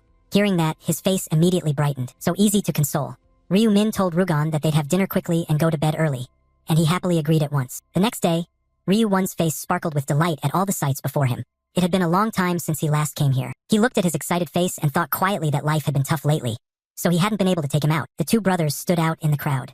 Is this place still open? These days, there are far more places closed than open. In times like these, hope is an important belief. Suddenly, he noticed a family laughing and chatting happily. His eyes looked at him with deep meaning. Ryu-1 suddenly grabbed his arm and pointed ahead. Mr. Min, you go over there first, hurry up. They both arrived at an exhibition area filled with panda stuffed animals. He shyly clipped a panda hairpin onto his head. How do I look? His eyes sparkled as he took out a few more. You look super cool. So cute, pick that one. He happily looked around. So many cute things here. He held up the shiny black card like a dominant CEO. Yes, whatever you like, just take it. The 2 happily walked and talked. What do you want to do now? We have to do everything there is here. The 2 moved on to ride the roller coaster, then switched to the bumper boats, visited the pandas. Ryu-1 took out his phone and snapped pictures rapidly, praising nonstop. Twin pandas, so cute. He looked at him with silent pride for making the right decision. Yesterday he was so gloomy. Taking him out like this was definitely good. Suddenly, he turned around worried and asked, but Min, tomorrow is the 1st of May. Is it okay if I go out with you like this? Of course, I am happy, but Ryu-min quickly spoke to reassure. Don't worry at all. I'm fine. This time it will be over 10 hours. So even if I sleep a bit long, don't be scared at all. He grabbed his shirt anxiously. 10 hours, it's not dangerous, right? You have to come back safely, okay? He smiled brightly and held out his hand. Don't worry too much. Ryu-min rubbed his head to comfort him. I promised I won't leave you alone. He touched him, soothing his anxiety. That's enough. What should we do now? Let's go visit the zoo. In a towering apartment building on April 30th, 11:50 p.m. He was lying in bed, startled when he heard the phone notification sound. Ryu-min picked up the phone and was surprised to see the name Julie displayed. There was a series of messages. Min, it's almost midnight. I believe this time will be fine too. Do your best. Good luck. Good luck. See you later. After reading, he silently thought she must be very nervous. Ryu-min looked at the phone and smiled faintly. Don't worry. From now on I will protect you. He placed the phone down on the nearby table. It's time to go. The phone screen was still bright, showing 12 o'clock. Ryu-min quickly appeared in an empty lot, with a large crowd of people. They looked around puzzled. Huh, is everyone here already? No way. To me, they just haven't arrived yet. No, in the last round, the number of survivors was about 500. They were a bit confused, which made sense, feeling somewhat empty. Ryu-min stood not far away, watching them sigh. It really does feel empty because the first round had nearly 10,000 people, but this feeling of emptiness will soon pass. Oliver Sparkle appeared. She frowned and gritted her teeth, complaining, your reactions are too boring. Oliver flew among the crowd muttering. A total of 442 survivors were summoned. You should have had 521 people, but we lost nearly 80. It seems there has already been conflict in the real world. It's okay, she didn't care about that. What you do in the real world is none of my business. Oliver raised a finger, however, with only a few people we can't play properly. Her face suddenly turned cunning. So I have prepared something for all of you. Oliver smiled and informed the players about the merging of regions. Someone raised their hand and asked, "May I ask? Could you explain in more detail?" She gritted her teeth irritably. "I've already said it. You should understand immediately. How troublesome. As the name suggests, it's the merging of regions." Oliver grew impatient but still explained with interest. "I don't know if you realize, but just within the country you're in, there are already hundreds of regions. To be exact, 875 regions." Those below were astonished to hear that. 875 regions? Our country alone has that many regions? She laughed loudly and said, "What's so surprising? Compared to other countries, that's actually few." The people below began to ponder Oliver's words. That's right, if each region is allocated 10,000 people, then obviously the more populous the country, the more regions it will have. Exactly. Wait, if each region also has angels then? The crowd below started to buzz. Does that mean there are at least tens of thousands of angels on this earth? Is that right? Are there really that many angels? Oliver sneered. Just as you guessed, each region has an angel in charge. Are you only realizing this now? How foolish. The person below quickly caught the information and asked again. Angel, so this survival game wasn't created by you? Hearing this, she paused for a moment, then coldly asked again, "Why do you think so?" The person dared to answer. Surely tens of thousands of angels wouldn't cooperate to create this survival game. Oliver flew closer to him. She pointed at his face and threatened. "What if we really did cooperate? Do you plan to praise us? Stop worrying about pointless things. Meddling too much will get you a cracked head one day, human." With such a position, it made him pale and stammer. I'm sorry." Oliver muttered, "It's okay, just human after all." Ryu Min silently observed as if he had anticipated. Seeing her avoid the topic showed she had been hit in the heart, but it was understandable. There must be rules to keep information about the creator's secret. Not only he but everyone had gradually become suspicious, further reasoning that, moreover, an angel who could be killed by players could not have created such a massive survival game. Oliver flew up and down and said angrily, "From now on, I will no longer answer your pest questions. Bugs, act like bugs if you want to live, why ask so much?" Those below were scared, and she continued to grumble in frustration. "You're wasting my time anyway. As announced, I will start unifying the areas. You just need to know that this measure is taken because there are too few players." Oliver warned, "Stop making useless guesses." Suddenly the ground shook, startling everyone. "What is it? An earthquake?" The ground below immediately formed evenly shaped squares, and from there the fire began to surge. Then a large column of light appeared in front of everyone, making those there turn pale with fear, not knowing what terrible thing in this hell was about to happen. After that, the place where they stood also became a square of death. The areas beside them had turned into a sea of fire, so they had no way to escape. Layer upon layer lit up visibly. Each square gradually brightened. Then within their square, it divided into smaller squares. The people standing inside gradually revealed themselves. Each player was bewildered, mixed with panic. Suddenly, the beams of light withdrew, causing everyone to exclaim in astonishment. "Is it over?" At this moment, they finally had time to look around. Next to the square, many more people in different outfits appeared. "Those people," Oliver announced as he finished, "the region merger has ended." Seeing them confused, a female figure asked, "What's wrong? Since we're all human, why not greet each other a little?" Another purple-haired angel appeared and said, "Indeed, how long do you intend to just stand there like that?" Looking up at the bewildered people below, another angel, glancing at the estimated number, "Are there 10 angels?" Another angel appeared, but the voice mixed with contempt sounded exactly the same. "Hello, are you humans? Surely you've heard of the angels in charge. Due to the small number of people, the zones have been merged. According to the current announcement, the 10 areas have now been merged into one, with a total of 4,844 people here." The people below panicked. Merging 10 areas? Nearly 5,000 people? No wonder it felt so crowded. Oliver continued, explaining that other areas are also in the process of being merged. Naturally, since they have merged, the area names will also change. She spoke with interest, saying that the new name of this area is CESKS007, which includes only players from South Korea. The people below stirred, realizing, oh, they're all from our country. Thankfully, we can still communicate. Otherwise, we might have been mixed with players from other countries later on. Ryu Min looked around and thought that the merging of areas obviously wouldn't stop this time. Whenever the number of players drops below 500, further merges with other areas will continue. He still clearly remembered the situation from the previous reset. Eventually, when the number of South Korean players dropped below 500, they would have to compete with players from other nations. Ryu Min looked up, his thoughts running long. But that issue wouldn't happen until round 11. For now, he needed to focus here. Based on the progress of the reset, he was sure that in a moment, the angels would organize a side game. Oliver spoke on behalf of everyone. Before announcing the main mission, we will play a side game to celebrate the merging of the areas today. The angel group began to discuss. Isn't there a representative for each region? But now that they have merged, what should be done? Of course, they have to elect a new regional representative. Someone below asked again, the new representative for this region? Oliver pointed with his finger. The method is very simple. She smiled with interest. The 10 former regional representatives would come forward and fight each other to the death. The one who wins and survives last will be promoted as the representative of this unified region. There was a stir below. To become the representative of the unified region, they have to kill each other, so cruel yet intriguing. Who will become the representative? Right now, some popcorn would be perfect. An angry man thought, damn it, what the hell is going on? A nearby girl also clenched her hands anxiously. Do they really have to kill each other just to choose a representative? Another man bit his hand regretfully, thinking that if he had known this, he wouldn't have become a regional representative. Before the door of life and death, everyone carried their own thoughts. They wondered if those who die this time would come back to life or not. These people also seemed to be representatives of other regions. Although their assessments of the situation differed, they all shared the same thought. Also, can you even give up your regional representative rights? As for Ryu Min, he calmly assessed the situation briefly. Previously, being a regional representative brought no benefits, but from this round onward, things will be different. We absolutely have to win this life or death match and become the new representative. Oliver added, the regional representatives don't need to worry so much. Although it's a life or death match, it doesn't mean they will actually die.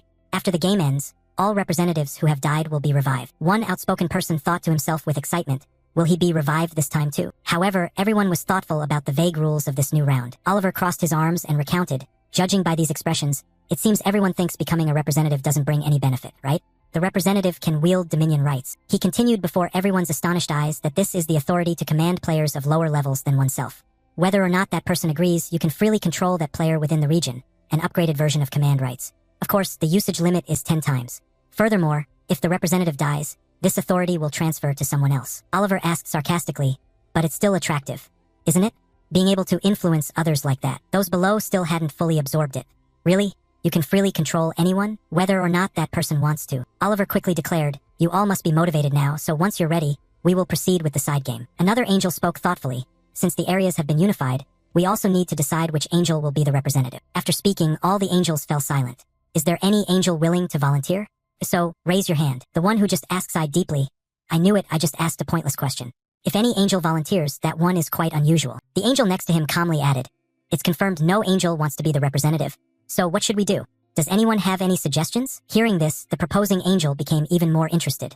Using dice to randomly select a representative, leaving it to luck, is one way, but it's not very exciting. They began to buzz with discussion. How about deciding the order and taking turns to be the representative? This way isn't very fair. Those later in line would have to wait a long time. True, the areas will merge again soon anyway. Oliver asked disappointedly, is there a way that's both fair and interesting? At this moment, Priscilla proposed a new suggestion. How about this? Aren't the area representatives going to compete against each other soon? She looked at Oliver and said, the angel responsible for the realm of the dead first will be penalized by having to act as the representative. Everyone around agreed with this opinion. Interesting, a good idea, I like Priscilla's approach. Do the other angels agree with this method? They all raised their hands in response. I approve, I also approve, I approve as well. One person had a different opinion. Wait a moment, why not do it this way? Oliver spoke up with a suggestion. Instead of the first dead person, the angel in charge of the last survivor would become king. Oliver folded his arms and smiled as he explained, choose the angel responsible for the person who survives until the end to be the representative angel. The angel beside him looked surprised as the representative said, the other angels must absolutely obey the orders of the representative angel. Suppose someone is appointed as the guide. Then it is mandatory to comply because that is a royal command. Priscilla lightly touched her chin and asked, so that means if the regional representative wins, then we also win. If that's the case, wouldn't that also make the winning player the representative angel? They continued to chat with great interest. This matter just got even more exciting. Representative, sounds appealing, a unique idea, Oliver. The red-haired angel seemed thoughtful, daring to propose the winner as the representative shows quite a bit of confidence. Oliver turned to look at her and replied, of course I'm confident. She smiled slightly, very confident. But what can you do?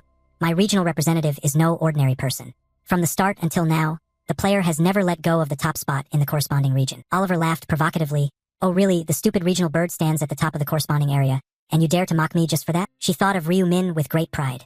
If they knew who our regional representative was, they would surely be so shocked they'd fall to the ground. After speaking, Oliver acted as if nothing had happened and asked Do. So what then, is that your decision? Naturally, I have no reason to refuse. The other angels also happily joined in. I agree. This idea sounds more interesting. Me too. I'm confident our regional representative is no pushover. One angel looked at Oliver and asked, so it's decided. Then, shall we begin now? Oliver, you go speak. Understood. Then they looked down at the players filled along the rows below and announced, from now on, we hereby start the exception game to select the unified region representative. All regional representatives, please gather here to receive orders. These words immediately caused some prominent people to break out in cold sweat, tightening their fists. Some others looked up at the angels with full alertness. Ryu Min just silently pondered with a cold expression. After a while, 10 representatives were separated out, including Ryu Min among them. Oliver faintly smiled and waved his hand. The ground beneath them immediately shook violently. Suddenly, flames blazed up, and a circular stone platform with patterns gradually appeared. Gradually, stone pillars grew tall surrounding the stone platform, and the players gathered again. Finally, a completely circular arena was formed right in the middle of the open space. The 10 people inside wore expressions of extreme astonishment mixed with confusion at this scene. Oliver looked down from above and explained once more. From this moment on, within this area, we will proceed with a deathmatch, killing each other until only one survivor remains. If someone dies outside the arena, they cannot be resurrected, so even if you die, do not leave this arena. While everyone was concentrating, the command rang out.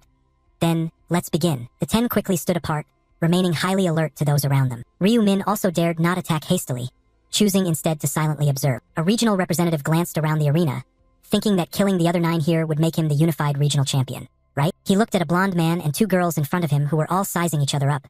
It seemed that none dared to act rashly yet. They were probing each other. That's right. Those who had previously secured a spot as regional champions were all capable individuals. He curled his lips arrogantly, thinking that still, none were stronger than him. In his mind, he recalled his past battles. Never before had he lost his top position in the corresponding region. The rune we possess is practically like a cheating tool. As long as the dagger pierces the opponent's body, the rune will automatically activate and cleave through the remaining part. Even stabbing someone in the back, as if possessed by a devil, the sword moves on its own. Thanks to this, by round 4, I had killed as many as 312 enemies. The angels above asked the same question. What are you doing? Why aren't you fighting? Fight quickly, you foolish humans. Noticing their impatience, he thought silently. What's going on? Is there a bet involved? Why such agitation? No need to say I was about to act myself. Confidently, he strode straight ahead. No one was stronger than him anyway. If he seized this chance to make a strong first impression, the others would be scared and dare not attack. To make that happen, suddenly, he halted his steps and turned around. The regional representative drew his sword and stood alone facing the others. He took a fighting stance, looking defiant. A sacrificial victim was needed, a victim to be the offering in my performance. The regional representative tightly gripped his sword and sneered. Whoever dares to step forward, I will deal with first. At that exact moment, Ryu Min calmly stepped forward from the group. He wielded a long black scythe, coldly confronting the challenge. The regional representative was still smugly wondering. So the first victim of mine has finally shown up. The man stood still, watching Ryu Min with suspicion. A large, crude scythe. Such a weapon was rarely seen. The regional representative, still looking down on the person in front of him, suddenly froze. Although he had seen cases with the scythe as a nickname, the one who actually wielded the scythe was. He stared intently at the blazing golden text above Ryu Min's head. Black scythe. Cold sweat began pouring down like a stream. His mouth wide open, speechless. Could that really be Black Scythe? Was that the nickname? The regional representative's mind scrambled, but he still tried to calm himself. Could it be a namesake? No, nicknames can't duplicate, right? His sword tip gradually lowered. Then who was that other person? The regional representative looked at Ryu Min coming toward him and screamed madly inside.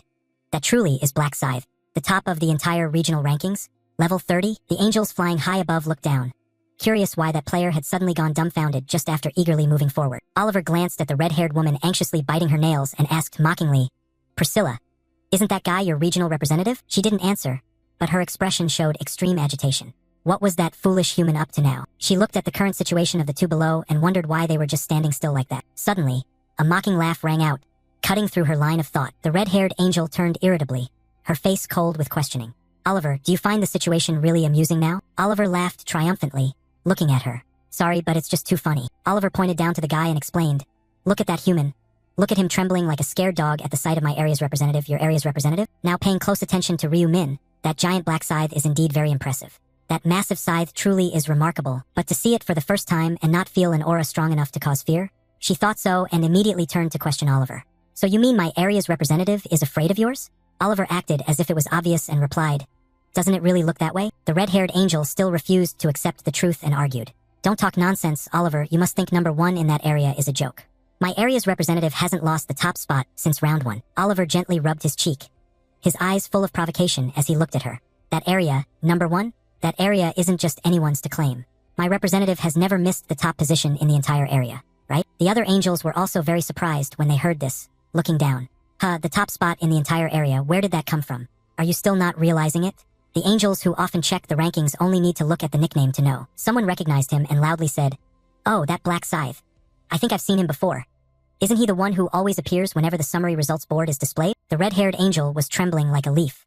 That Black Scythe is Oliver's regional representative. If that person really is the Black Scythe, then our regional representative is simply no match. Another angel suddenly made a surprising sound, causing her to jump in fright. Below, the regional representative was just cut across the neck by a slash, and his head fell down as the battle ended extremely swiftly. Oliver chuckled teasingly. Priscilla had been eliminated right before their eyes. A blonde man who witnessed this also broke out in a sweat when he recognized Ryu Min. Her. The Black Scythe? Why is the Black Scythe here? He looked around.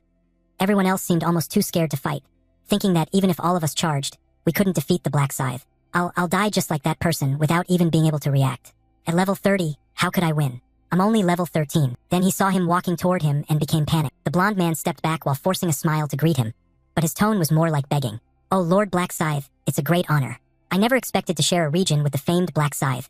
I'm so happy it brings tears to my eyes. Ryu Min came closer and closer, and he grew more and more frantic. Now stop, let's speak in our own language. A girl holding a bow quickly withdrew her weapon, showing sincerity to him. See, didn't I already put my weapon away? I told you I had no intention of fighting the Black Scythe. The blonde-haired man hurriedly put down his weapon, looked up at the sky, and apologized to the angels. I give up. I beg to give up. Me too, I also beg to give up. Me too, I also beg to give up. One angel sighed in disappointment at the scene. How disgraceful. What is this behavior? Giving up? Did you just say you give up, humans? Another, equally displeased, spoke up. You are ruining the game I've painstakingly prepared. The angels all grew angry at once, their faces filled with fierce killing intent. A warning. From now on, anyone who dares mention giving up again will have their head blown apart. Those below turned even paler with fear upon hearing this. If heads can be blown apart, then don't even think about resurrection, do you understand? The girl with the bow once again drew her weapon. The others quietly followed suit, watching Ryu Min warily. One even tried to reassure, there are 8 of us, who knows, maybe we can win. He saw their expressions and was slightly disappointed, thinking, do you mean those angels are even scarier than me? It seemed they intended to rush forward together, but this only made him more interested, and he smirked faintly. No matter how many ants there are, in the end, they are still just ants. The group felt their pride was insulted and immediately became irritable, picking flaws. Was that bastard mocking us? We're of high rank, so we're quite at ease, right? We're also well-known figures in this area. The entire group seemed provoked, charging forward without fear of death to attack all at once. Ryu Min quickly leapt forward. His eyes were drenched in bloodlust as he decisively swung his scythe. Ryu Min launched a powerful attack, knocking many enemies aside in an instant, leaving the group astonished. He then rushed swiftly toward each individual, taking them down one by one. The scene became chaotic, with Ryu Min sweeping through the battlefield amidst splashing fresh blood. The angels appeared horrified by the carnage. They began whispering among themselves, unexpectedly ending in such a ridiculous way. Is it over already? Has Black Scythe won? Priscilla seemed to realize something and spoke up. Then the angel in charge of the Death Scythe, Oliver, was mentioned. Someone said that he would be treated like a king for a while. She angrily shouted out, Oliver. Priscilla furiously questioned, You knew how this would end, didn't you? Oliver replied calmly, of course I knew. Hearing this only made her more furious. Indeed, Priscilla pointed directly and called out, Everyone, this bastard deceived us. She made that proposal because she knew she would win. She grew even more resentful upon hearing that. Why do you state the obvious? What did you say? Oliver explained without a hint of shame. Of course this game benefits me, that's why I proposed it, but if it didn't benefit me, why would I suggest it? Then she glanced down contemptuously. Besides, did I force you all to bet? No. Everyone agreed to bet because it seemed interesting. So why are you blaming me now? Seeing her opponent growl angrily, she provoked, so wanna fight? If you're confident, then go ahead and fight. Oliver raised his voice to remind her. Angels fighting in front of humans lose all their dignity. If the Archangel finds out, no need to guess, you'll be locked in the Absorption Rune. Priscilla suddenly became tense, muttering Absorption Rune. That place is truly dreadful. I really hate the Absorption Rune. She continued taunting, why don't you dare attack? After all, according to the bet, I'm the king now, right? Priscilla, for the time being, you'll be the representative of this unified region. Priscilla asked in panic, until when? Oliver replied calmly, until I stop being angry. What's wrong? Aren't you going to proceed already? Priscilla left, still complaining to herself about why she ever agreed to such a bet. She flew toward humanity to announce, as you humans can see, the representative of the unified region has been decided. At this moment, the system displayed that the player Black Scythe had become the new regional representative of CX-007. Temporary skill, Dominion right, the effect allows commanding a player and forcing them to comply. That player must obey the order under any circumstance. Usage limit is total 10 times, 10 out of 10. Only one command can be issued to one player. The skill has no effect on players with a higher level than oneself. Sure enough, the Black Scythe will become the representative. Since Black Scythe is level 30, if desired, he can control anyone. It is unwise to anger him. She looked down from above and declared, all right, since the outcome is decided, I will revive the players who have died. Then, the glowing feathered wings shed a few feathers. The souls of those who had just passed away suddenly began to shine. The man who had been knocked out earlier was panting in fear. The group who had just been revived were equally surprised. What's happening? I clearly remember my body was severed. Priscilla, showing impatience, explained that you were killed by the Death Scythe. The new unified regional representative is the Death Scythe. They finally had a vague realization. So it ended up like this after all. She continued to announce, since there is a new regional representative, I will revoke the representative rights of those who have been revived. The group looked disappointed when they heard Priscilla's words, But don't regret too much. The opportunity to regain the representative position is always available. Priscilla snapped her fingers and instructed, "The minigame has ended. Now I will guide you on the official mission." Each person has their own information board. New information has been updated for round 5. The main task: each person must eliminate 300 orcs within 10 hours. The side quest: collect 4 balance stones. Success will be rewarded across the entire area.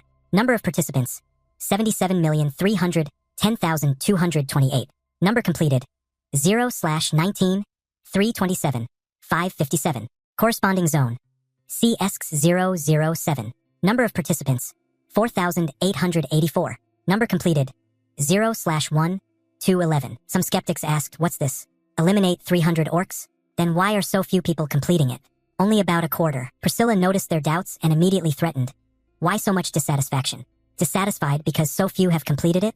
Want me to lower it even more?" The crowd reluctantly accepted. She reassured everyone, "Until now, I've only given you easy tasks. So this time, I already reduced the number of completions required and prepared a harder challenge." But don't lose heart. They gradually regained their spirits, but eliminating 300 orcs is not a difficult task. Orcs in the game are just like small fry. Hearing this, Priscilla rubbed her temples in frustration and said, "You will experience it yourselves and then understand how difficult it is. I won't say more." Earlier, 2 people asked suspiciously, "Angel, what is the side quest? Why is its reward marked with a question mark?" She helplessly explained, "Unlike previous rounds, this time the side quest is public, but as you can see, the reward remains a secret." He was equally dissatisfied, always secrets whenever possible. Ryu Min pondered quietly for a moment.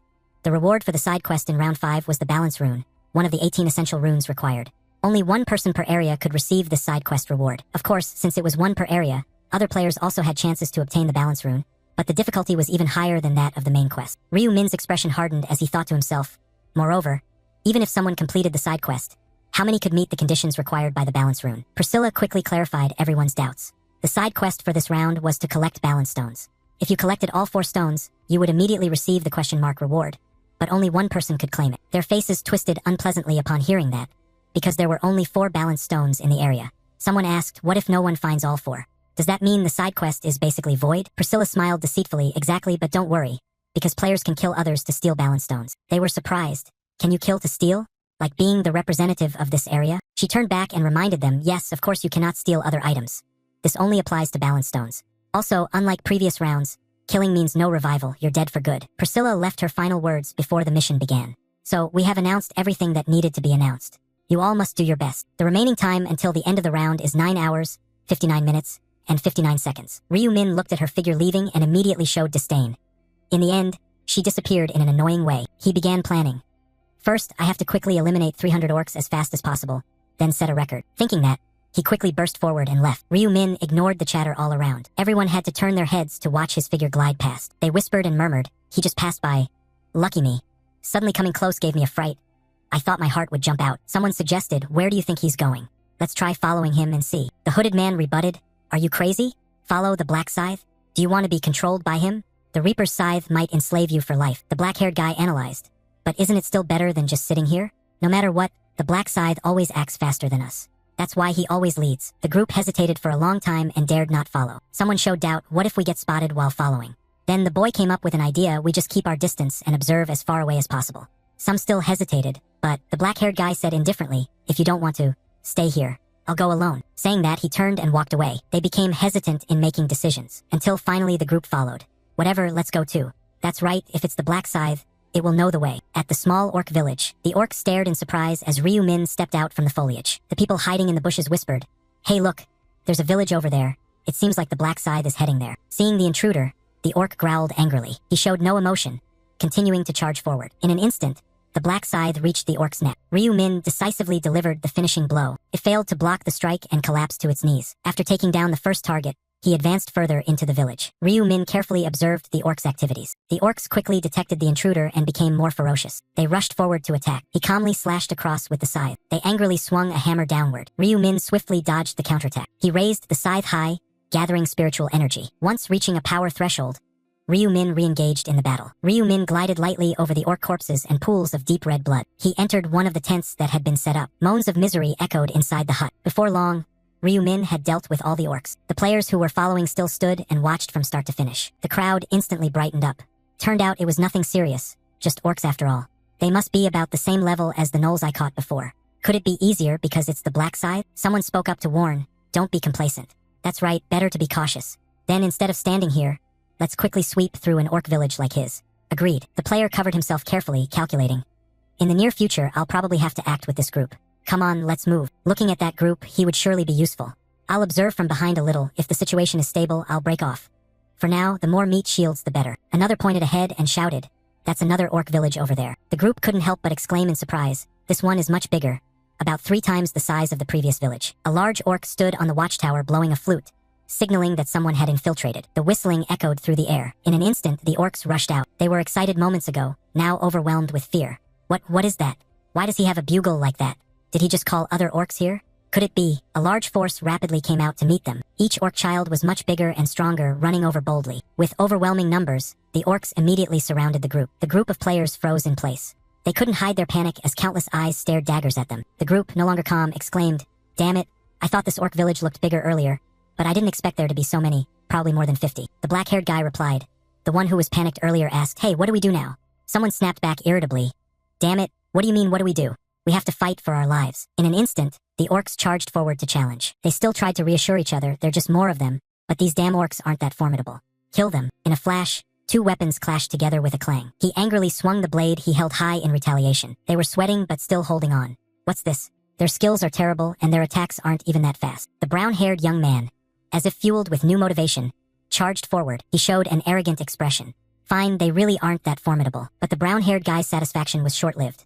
He was stunned to realize his sword wouldn't come out. Immediately, he took a full hit from an orc strike. Like that, the brown-haired guy collapsed while the others still struggled to fight back. Damn it, get out of the way, you damn orcs. The group was quickly wiped out by the orcs. Before long, the young leader lay under their blades again, wondering how he ended up dying at the hands of orcs. As the finishing blow was about to be delivered, the black-haired guy shouted loudly, help, help. Ryu Min looked behind with suspicion, no longer seeing the players who had followed him earlier. He noticed something unusual but then let it go. With 20 people moving together, it's hard to keep silent. Well, since there were as many as 20 people, he didn't need to worry much, as long as they didn't foolishly engage the orcs from the large village. And it was best not to provoke the orc village with guard posts, because he knew well that if the orcs on guard sounded the horn, more than 50 of them would quickly gather since there were over 200 orcs living inside the village. Truly, that was an enormous number with about 10 green-skinned orcs per square meter. He recalled the strength of the orcs when he first entered the village. Ryu Min couldn't help but marvel. Moreover, the muscle density of orcs was distinctly different from humans. It was difficult to pull out a sword once it stabbed in, and they were very tenacious. His footsteps gradually quickened. He launched an attack while thinking to aim for the neck, the orc's most vulnerable spot, and strike decisively. Just as he predicted, the orc was swiftly finished off, fresh blood splattering everywhere. His expression was emotionless as he passed over the massive orcs. Ryu Min reflected, after all, that was only for a regular player. He took step after step forward, then teleported behind the orc and finished it off. Drawing out his weapon, fresh blood spritzed up, and he quietly opened the status window. Then the system displayed the remaining time until the end of the round. 8 hours 59 minutes and 22 seconds. Main quest progress. Orcs 300/300. Total participants in the area. 77,310,228. Completions 1/19th, 327, 557. Area C, ESCS 007. Participants 4,844. Completions 1/1, 211. He planned and calculated the next move, completing the main task in about an hour. First, he had secured the first position. Now it was time to help Julie. Ryu Min remembered her character design and signaled to keep watch. Elsewhere, it seemed a battle had just ended, and Mankey hurried over to check. Are you okay? Young Ho, breathing heavily, struggled to speak. This time I almost died for real. Those two were Choi Mankey, a member of the Young Climbers Guild, and Cho Young Ho, the leader of the Young Climbers Guild. Having just finished a prolonged battle, they could finally relax a little and chat. What kind of orc is this strong? Exactly, looking at it you'd think it's just some walking pig. Definitely not to be underestimated. Those here were members of the Young Climbers Guild. Young Ho turned to ask Mankey, so, how many have we killed so far? He was a little surprised but still answered, about 50, bro. Young Ho showed concern as he spoke. In 1 hour, 5 people have only killed 50 creatures. This isn't good at all. At this rate, in 10 hours, forget about 300 will be eliminated. Someone raised their hand to lighten the mood, saying, eliminated. No, if we're eliminated this time, we'll be wiped out outright. He grew a bit impatient and reminded everyone maybe we need to attack a bigger village. Mankey asked suspiciously, isn't that too dangerous? Exactly, dealing with 3 was already difficult, and now we plan to go to a bigger village. Someone added, I think just sticking to small villages to hunt safely like now is fine. Young Ho showed agreement, right? You guys are correct, not wrong at all, so I have nothing to argue with, nor am I forcing anything. But if we keep it like this, none of us will kill the full 300 and we will all end up dying anyway. No matter how difficult, Every choice carries risks. Suddenly Young-ho hesitated, but he spoke seriously. Listen carefully. Being on a sinking ship means no future. Footsteps echoed through the space. The forest had long since been stained with blood. When they arrived, Mankey raised his hand forward as a signal. Over there, that's the village we saw earlier. He was somewhat hesitant. Wait, it seems there's a guard post at the entrance. Let's go around the side instead. While the orcs weren't paying attention, the group sneaked in. Someone who noticed a gap spoke up. Look over there. There's a hole in the fence. Mankey went ahead carefully to scout the situation. Looks like no one is moving around. Inside, it was strangely quiet. When they saw it was safe, the group moved in. They quickly searched for any remaining traces. Young-ho was suspicious. Is everyone inside their houses? At that size, there must be about 5 per house, right? He answered worriedly, more than we thought.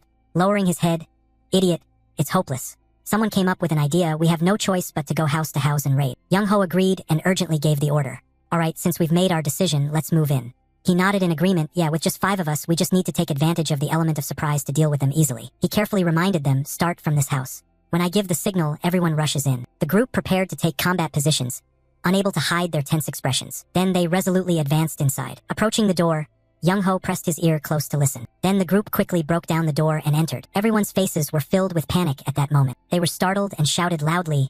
10 of them. The orcs saw strangers and immediately became aggressive, wielding their maces to counterattack. Someone shouted in fear. There are too many of them. What should we do? He calmly reassured them. First, let's just kill them one by one. Young-ho ordered everyone, left side first. They responded, yes. The young climbing team moved agilely, supporting each other. Everyone quickly cleared the way for Young-ho to advance forward. An orc was struck down, collapsing to the ground. After diverting the orc's attention, Mankey charged from behind to attack. He seized the opportunity quickly to finish it off, causing the orc to fall lifelessly to the floor. The orcs became furious, roaring angrily. It flew swiftly towards them. The orc stared intensely at Mankey in front of it. In an instant, it clawed and tore Mankey's shoulder. Young-ho saw him collapse and panicked, shouting loudly, Mankey. He immediately lunged forward with his sword, slashing the orc's neck. You damn pigs, die. One strike pierced straight through its neck. The massive orc was quickly defeated to the astonishment of everyone present. Seeing their comrades die, they became even more ferocious. He and his teammates surrounded Mankey to protect him. The orc mob stared at them, preparing for the imminent battle. Young-ho silently thought tensely for a moment. Only 8 remained now, but could they handle them with this number? One member spoke up to advise, boss, this isn't good. Let's retreat. He showed agreement. I was just thinking the same. Having said that, the group hurriedly fled and withdrew. The fierce orcs chased after them, capturing them. The door was quickly torn open, but just stepping out the door, they were frozen by the scene in front of them. The sound coming from the tent must have been heard by the nearby ones. They all simultaneously stepped out to surround the young climbers. Facing an orc mob, the members of the association were stunned and spoke up. How many are there? At least 10. They gradually sank into despair. It's over. Everything is over.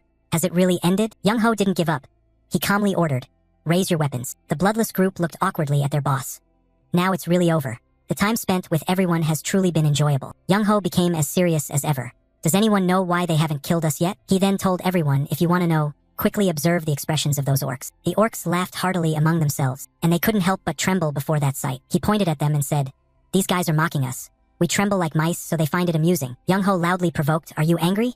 Being looked down on by orcs and treated like a joke, just like monkeys trapped in a zoo. He quickly lifted everyone's spirits. Don't give up now. Everyone, grab your weapons and kill just one target. That way, even if we die, we won't be ashamed. Someone immediately grasped their sword and replied, I understand, big brother. Each of them raised their weapons with determination. Sorry for showing you this shameful side, big brother.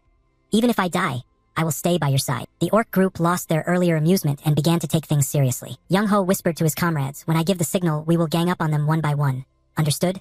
They replied, yes, big brother. After his rallying call, the group charged forward, catching the orcs by surprise. Then let's rush forward. The orcs suddenly startled, then burst into laughter as if something very amusing happened. For some unknown reason, they started to retreat. When they looked back, the orcs had vanished without a trace. Someone exclaimed in surprise, what is going on? Why are the orcs acting like this? The whole group turned their heads upon hearing the shout. Everyone. Young-ho was resisting the orcs at the place where the group had just entered their tent. They stood there staring. He maintained a confident expression. Now only 8 remain, charge. Upon hearing the order, they immediately dashed forward. Yes, big brother. After a tiring battle, they finally triumphed and cheered. We defeated all 8 of them again. Everyone enthusiastically turned to praise Young-ho. Big brother, did we do it? It was big brother who made it happen. That's right, if not for big brother, we would have given up long ago and been wiped out. He modestly replied, don't say that. It was because everyone had the strong will to fight desperately that we succeeded. Otherwise I would have died here as well. Young-ho turned to ask Maki. Hey Maki, how's your wound? You replied with effort, it still hurts, but I can bear it. It's okay. He helped you up and reminded, first, you need to rest quickly, remember absolutely not to move. Everyone else hide here too. I'll scout to see if there's a way out. Someone anxiously asked again, won't it be dangerous? Don't worry about me. Just stay quietly right here. They saw Young Ho leave, then called out, be careful, big brother. He observed the surroundings and couldn't help but doubt. How strange. Why is it so quiet? There's been no sign of anyone until now. Young Ho continued searching for clues, his gaze focused on the scene before him. What is that over there? Young Ho could hardly believe his eyes. He was stunned by the thousands of dead bodies lying before him. Young Ho stepped forward wondering, what exactly is this? He kept doubting the identity of the one behind this atrocity. Who would do such a horrific thing? Young Ho couldn't help but be shocked when he saw the person in front of him. Hey, that person is... He couldn't believe it and exclaimed, Black Scythe. Ryu Min turned his head to look back. Someone had already arrived at the village? He looked at the information displayed on the man before him, whose nickname was Young Ho. Ryu Min recalled something. Was this guy really Young Ho? The mercenary king. He pondered deeply. Among the melee classes, mercenaries are a kind of angelic class. They can use a variety of weapons and have similar skill sets, but there is one clear difference. That is, they become stronger when signing a pact with others.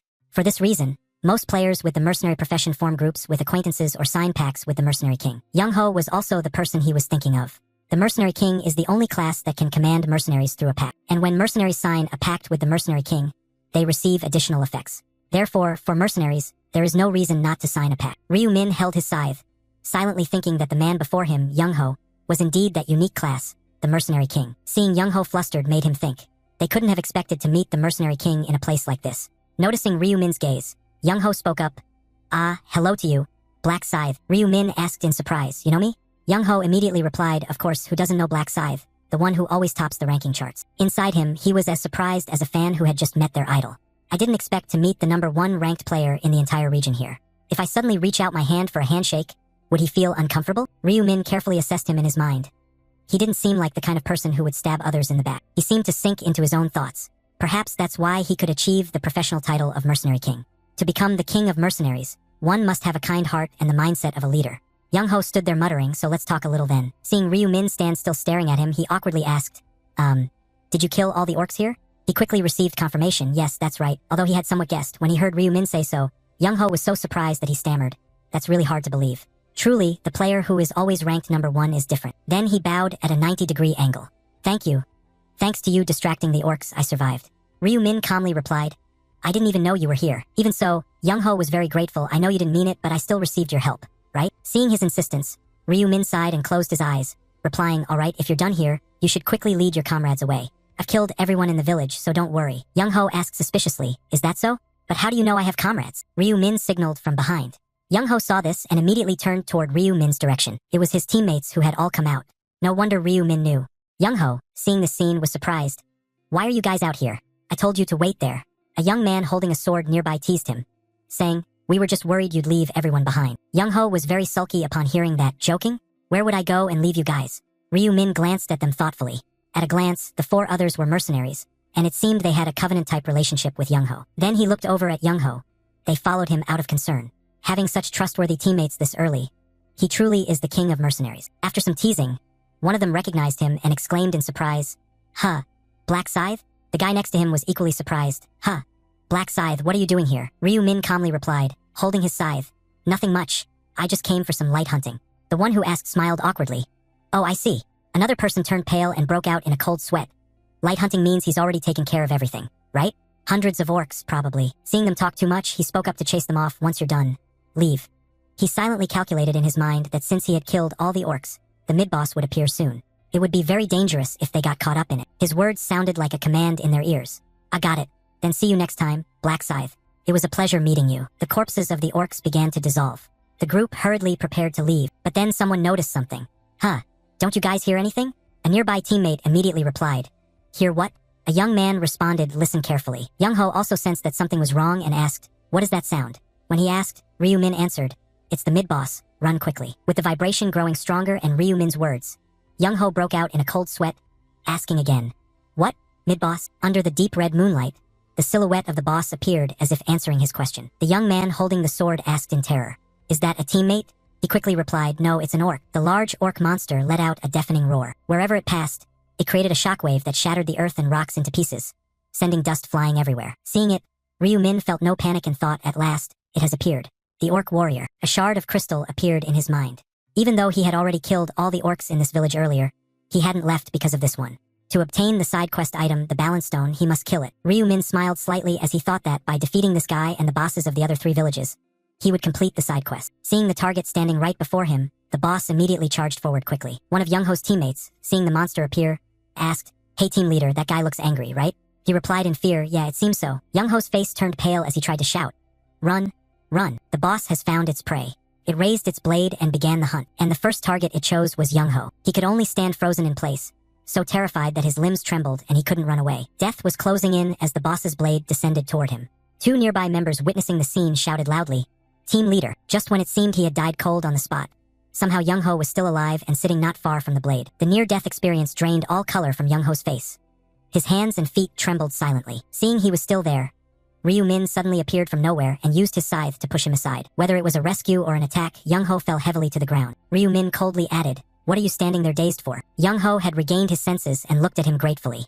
"Thank you, Black Scythe." With a cold expression, Ryu-min stepped back. "If you still want to live." Young-ho immediately scrambled back as fast as he could while the boss approached the 2 of them, preparing to attack. It growled continuously as it moved, bearing sharp teeth stained with blood, looking terrifying. Ryu-min swung his scythe and charged forward. This is bad. He successfully struck its leg once.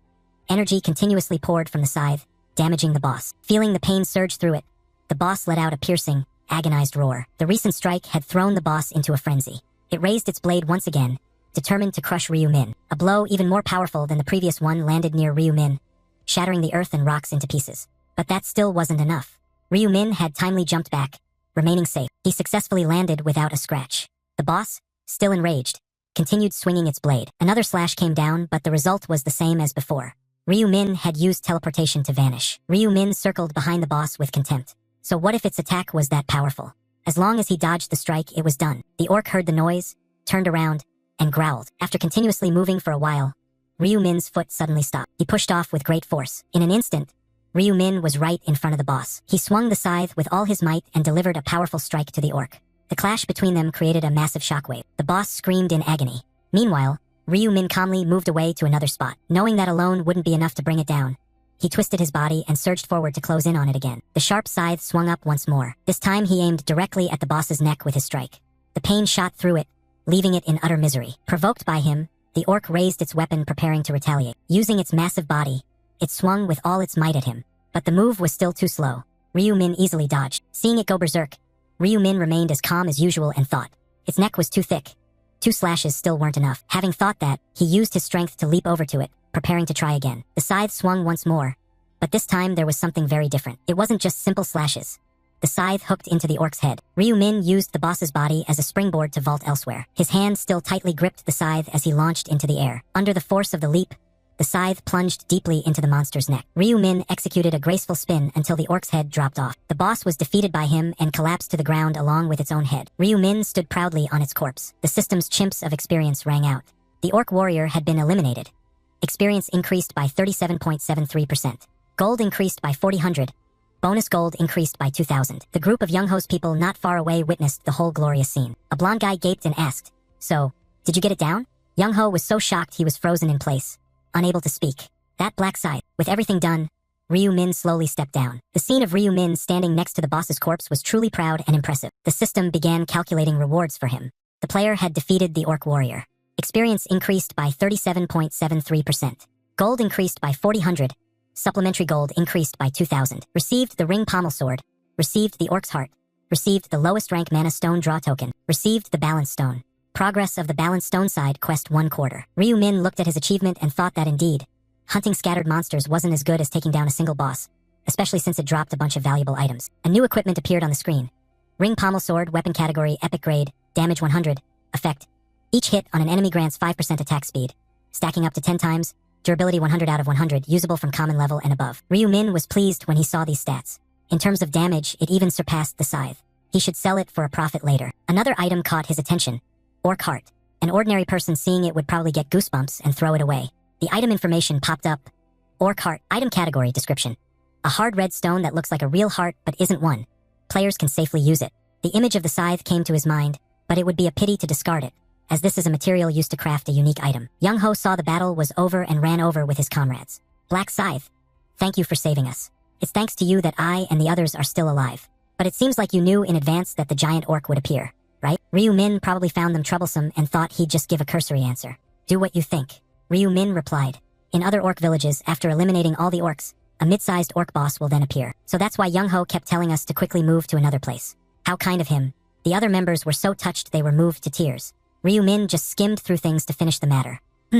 Anyway, I'm done with my work here now. I'm leaving now. Upon hearing this, Young Ho's team bowed respectfully. Yes, thank you once again for saving us. Be careful, Black Scythe. Young Ho called cheerfully. Come on, let's go, we have to quickly return to hunting. But suddenly, a wounded teammate groaned. Then he couldn't bear it and collapsed. Young Ho urgently asked, Mankey, are you okay? He tried his best to say, brother, I can't take it anymore. I'm exhausted. Young Ho said worriedly, what? You said you were fine earlier. Mankey replied with a pale face. At that time, I was afraid you'd worry, so I said that. Now, I've reached my limit. Young Ho was a bit panicked, but he had to hold on. He had to endure for the remaining time to survive in real life. But what he got in return was a harsh truth. You already know, if there aren't enough 300 creatures, it won't mean anything. Leave me behind. I don't want to be a burden to you and the team. As the team leader, Young Ho couldn't accept that. There had to be some way. That's right, we'll take down the orcs, you just need to land the final strike. Okay, Mankey's complexion grew worse by the minute. He held his bloodied arm and said, like this, you and the others won't be able to hunt anything anymore. Even if there are enough 300 creatures, I can't hold on until the end. Mankey gasped painfully and groaned after speaking. This only made Young Ho more anxious. He was still helpless, not knowing what else to do except call out his name, hoping for a miracle to happen. Mankey, this incident also caught Ryu Min's attention. Watching them, he thought it was surprising. Someone who would later become the king of mercenaries, standing above hundreds of others, yet feeling so weak just because of a comrade. Ryu Min, seeing their struggle and worry, soon came up with a reason. Well, if they were close brothers, he could understand it. The image of himself and his younger brother appeared in Ryu Min's mind. That stirred him deeply. Ryu Min stopped moving forward. After a moment of thought, he decided to turn back. He too had a younger brother, so he should probably help them. The distance between Ryu Min and the group gradually narrowed as he spoke. Hey, it seems like you all need some help. Mind if I take a look? Young Ho, like finding a lifeline, hurriedly asked, do you have any way to save him? Ryu Min replied softly, He carefully observed Mankey's condition. The injury was severe, but not beyond saving. Then Ryu Min stretched out his hand. A stream of deep blue energy radiated from his palm and moved toward Mankey's wound. From that magical energy, a small core of energy infiltrated the wound and began to form. After a while, Mankey's shoulder looked as if it had never been injured, completely healed. Young Ho gaped in astonishment at the miraculous sight. The wound, the young man next to him stammered. The wound has disappeared. The team members, seeing such a scene, hurriedly asked, Black Scythe, how did you do that? Ryu Min replied casually, emergency first aid skill. Anyone can buy it at the shop. The brown-haired one seemed enlightened. I remember now. The blonde also chimed in, that's right, I've seen it in the shop too. I think the skill costs 20,000 gold. I never expected it to be that useful. Hearing them say this, Ryu Min thought to himself, they're mistaken. Emergency first aid isn't that effective. He looked at the skill he had just used thoughtfully. It only helps you stop bleeding and heal minor wounds. Healing a broken shoulder like this is beyond its capability. A healing skill flashed in his mind, but emergency first aid belongs to the divine skill system, and its effectiveness depends on the intelligence attribute. Ryu Min observed them and thought, my intelligence attribute is currently increased to 123. The screen showed a radiance rune item, with effects that increase 1 intelligence point and a 1% boost to divine skill effectiveness per level. Ryu Min's thoughts continued, it is thanks to the radiance rune amplifying the effect that this skill could exert such power. He calmly asked Mankey, try moving your shoulder. Even though there's still a scar, moving it shouldn't be a problem. Hearing this, Mankey followed the advice and exclaimed in surprise, I can move it normally now. With a cold expression, Ryu Min reminded him, but it's not fully healed yet, because this is only emergency first aid. If you overexert yourself, the injury might flare up again. He saw the bewildered look on his face and added, still, hunting orcs shouldn't be a problem. Mankey quickly stood up and bowed gratefully. Thank you so much, Black Scythe. You are the savior who saved my life. I truly thank you. The others saw this and followed suit. Young Ho spoke on behalf of the group, thanking you for saving Mankey. 2 others also took turns speaking. Thank you for saving my teammate. Thank you, Young Ho said with a grateful tone. I don't know if this will be of any use, but please accept this. As a token of my sincere gratitude. The 2 members of the team widened their eyes in surprise at what he offered. It seemed this item was quite valuable. Then one by one, they took out equipment as tokens of thanks. Black Scythe, please accept this from me as well. And accept this too. This as well. This item sells for quite a bit of gold at the shop. Within less than a minute, the items surrounded Ryu Min. He calmly thought that out of politeness he should refuse at first, then gently responded, there's no need to do that. The young man holding the spiked club said enthusiastically, it's okay. This is a small token of our sincerity. Please accept it. Everyone else chimed in unison, you should just take it. As a result, Ryu Min was dumbfounded holding a pile of stuff while thinking that it was all miscellaneous items. But what 5 people gave was actually quite a bit. Suddenly, his gaze sharpened as he remembered. But there was a benefit even greater than these items. Young Ho patted his teammate standing in front of Ryu Min and said, Thanks to you, Black Scythe, Mankey has hope to keep living.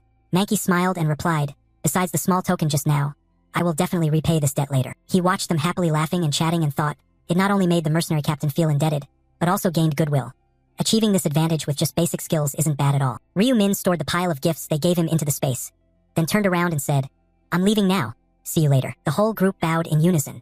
Be careful on your way. The scene shifted to a nearby forest. A girl sat beneath the tree canopy, looking at the system interface and wondering if this approach was okay. It had already been over an hour. The screen displayed the remaining time until the end of the round. 8 hours 55 minutes 15 seconds. Main quest progress. Orc 0/300. Julie looked at the current situation in panic. At this rate, forget about 300, she might be wiped out. She kept blaming herself. It was all her fault because she was too cowardly to seize the Black Scythe. Images from before flashed through her mind along with her thoughts. Since round 5 began, finding the Black Scythe was not difficult because among the 10 regional representatives gathered for the submatch there was the Black Scythe. But Julie's face was full of worry. Why is it like this? She recalled a player who was caught off guard by the flash of a scythe and couldn't dodge in time. The head fell. He died without any chance to react. Ryu Min swiftly passed by each person. Every time someone fell without the chance to defend themselves. His eyes were sharp and cold, terrifyingly chilling. She caught that gaze and could only stand frozen in fear. Facing the cold Ryu Min, a thought crossed her mind. The submatch was over. Now she had to start a conversation with him. But her legs felt as if they wouldn't move at all. Julie shut her eyes tight, trying to calm herself. Don't be afraid, he won't harm you. She opened one eye, thinking it's unlikely he'd brandish his scythe threateningly the first time they met. But then she looked around dazedly, turning this way and that searching. Where is he? Julie worried and felt regret. In the end, she had still missed the chance. What should she do now? Then she recalled a conversation in reality. The mission to defeat 300 orcs wasn't easy. Orcs were strong and often traveled in packs. Ryu Min carefully warned her. Under no circumstances was she to hunt orcs alone. Once the area merged, she must find Black Scythe first instead of thinking about fighting orcs. Back to the current situation, Julie considered carefully. Even without contact with him, she had to wait at least an hour before moving, because Ryu Min had repeatedly told her to stand and wait. She gradually sank into unceasing worry and insecurity. But who could guarantee that Black Scythe would return to the starting point? If things went on like this until the round ended, she might not even get a chance to meet Black Scythe again. After some thought, Julie resolutely stood up and silently made up her mind to go and find him. Julie walked quickly around the forest, carefully scouting. At a glance, it seemed he had gone this way. Then suddenly she saw something, a cluster of small houses built closely together, prompting Julie to boldly guess. A village, perhaps. Observing for a while, she was filled with questions. Could it be the place where the orcs lived? So maybe Black Scythe was there too. Julie shook her head restlessly. No, it would be better to keep away now. It could be very dangerous. Behind her, an orc had been standing there all along. It had already targeted Julie. She sensed something was wrong and immediately turned around. If she saw nothing, she would be fine. But seeing it scared her so much she screamed out loud. The orc growled in response. Seeing no way out, Julie drew her sword, ready to take a risky chance. Damn it, she really didn't want to fight an orc. Quickly, she cast the Bless skill, a blessing that reduces all base stats by 50%. Julie carefully assessed the situation. However, there were still 2 advantages on her side. First, there was only one enemy. She looked at the aggressively charging orc and continued to analyze. Second, she knew that orc's weakness. Julie's mind raced. Everywhere else was just too muscular and hard. She had to aim for the neck. The problem was how to hit it. She became cautious, thinking that if she missed and hit somewhere else, it would counterattack. But then she swung her sword, and they say it's very hard to withdraw the blade because of the dense muscle mass. Swift and decisive, the sharp sword tip aimed straight at the orc's neck, quickly shifted its weight, leaning to the side, resulting in the sword only hitting its forearm.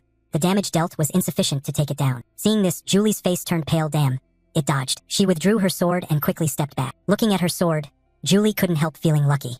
Thank heavens she missed, so the blade wasn't stuck in that layer of muscle and flesh. The orc, having been grazed, went into a frenzy and swung its axe high. It attacked relentlessly, but Julie skillfully dodged. As if sensing the opportunity to counterattack, her eyes were resolute, hands gripping the sword firmly. Julie finally spotted its weak point. Here's the opening. She thrust straight forward and successfully wounded its neck. The pain immediately radiated down its body, causing the orc to roar in agony. She watched the situation and silently rejoiced. Good, her move was effective. Judging by the orc's condition, Julie assessed that just a bit more was needed. Thinking and acting swiftly, she unleashed countless sword strikes piercing straight into the monster's body. After a while, the orc's neck was riddled with holes from her stabs. It lost the ability to fight and collapsed to the ground. Julie, still holding her sword, thought in disbelief, I did it. Then she grew joyful. She had defeated an orc all by herself. Suddenly, the sound of footsteps caught Julie's attention. It was Ryu Min, casually holding a scythe and walking confidently, fearless of anyone. She rubbed her eyes, thinking, what is that? Am I seeing things? Julie looked at him, her mind in turmoil. The person right in front of her was truly Black Scythe. The one she had tirelessly pursued all this time had come here on his own. Then Ryu Min brushed past her as if they were strangers. No, was he just passing by? She steadied herself. Damn it, now is not the time to hesitate. Julie whipped around and stammered. Sorry. Excuse me. Hearing her call, he stopped and asked, "What's up?" Julie hesitated before suggesting. Then, "Black Scythe, cooperate with me." Ryu Min looked at the girl before him, suspiciously asking what. She flusteredly explained, to form a team. He replied with a question, "Why should I form a team with you?" Julie was left speechless when she heard that, mumbling, unsure of how to respond, but then she firmly said, "I will show you." Julie raised her hand and cast the same type of magic as earlier. Ryu Min seemed somewhat intrigued. "This," Julie happily explained, "is my enhancement skill. Bless that lasts up to 3 hours. Probably increases all your attributes by 50%. Ryu Min stared intently at the status screen, then turned to her. "I've already checked." Sensing hope, Julie quickly added, "So does that answer your question? My enhancement skill will truly help you in hunting." Ryu Min continued to ask, "So if I want that enhancement skill, do I have to team up with you?" She confirmed, "Yes, more precisely, I want you to help me hunt." He hesitated slightly and replied, "I don't know." But then he added, "I have the right to command. Currently, I can fully use you as support." Julie felt like she had heard thunder on a clear day, utterly speechless. Ryu Min continued his demand.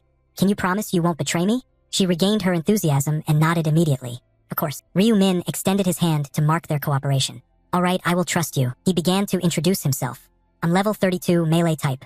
Julie responded joyfully. "I know, I'm level 13, and my profession is support." Only then did he ask again. "You just said you needed help, but earlier you handled that orc very well." She replied awkwardly. "Actually, that was the first time I ever killed one." That remark surprised Ryu Min. "That was your first monster kill in the past 90 minutes? Julie could only give a wry smile. "Ah yes, that's right." His voice rang out once more. "Then you don't have much time left.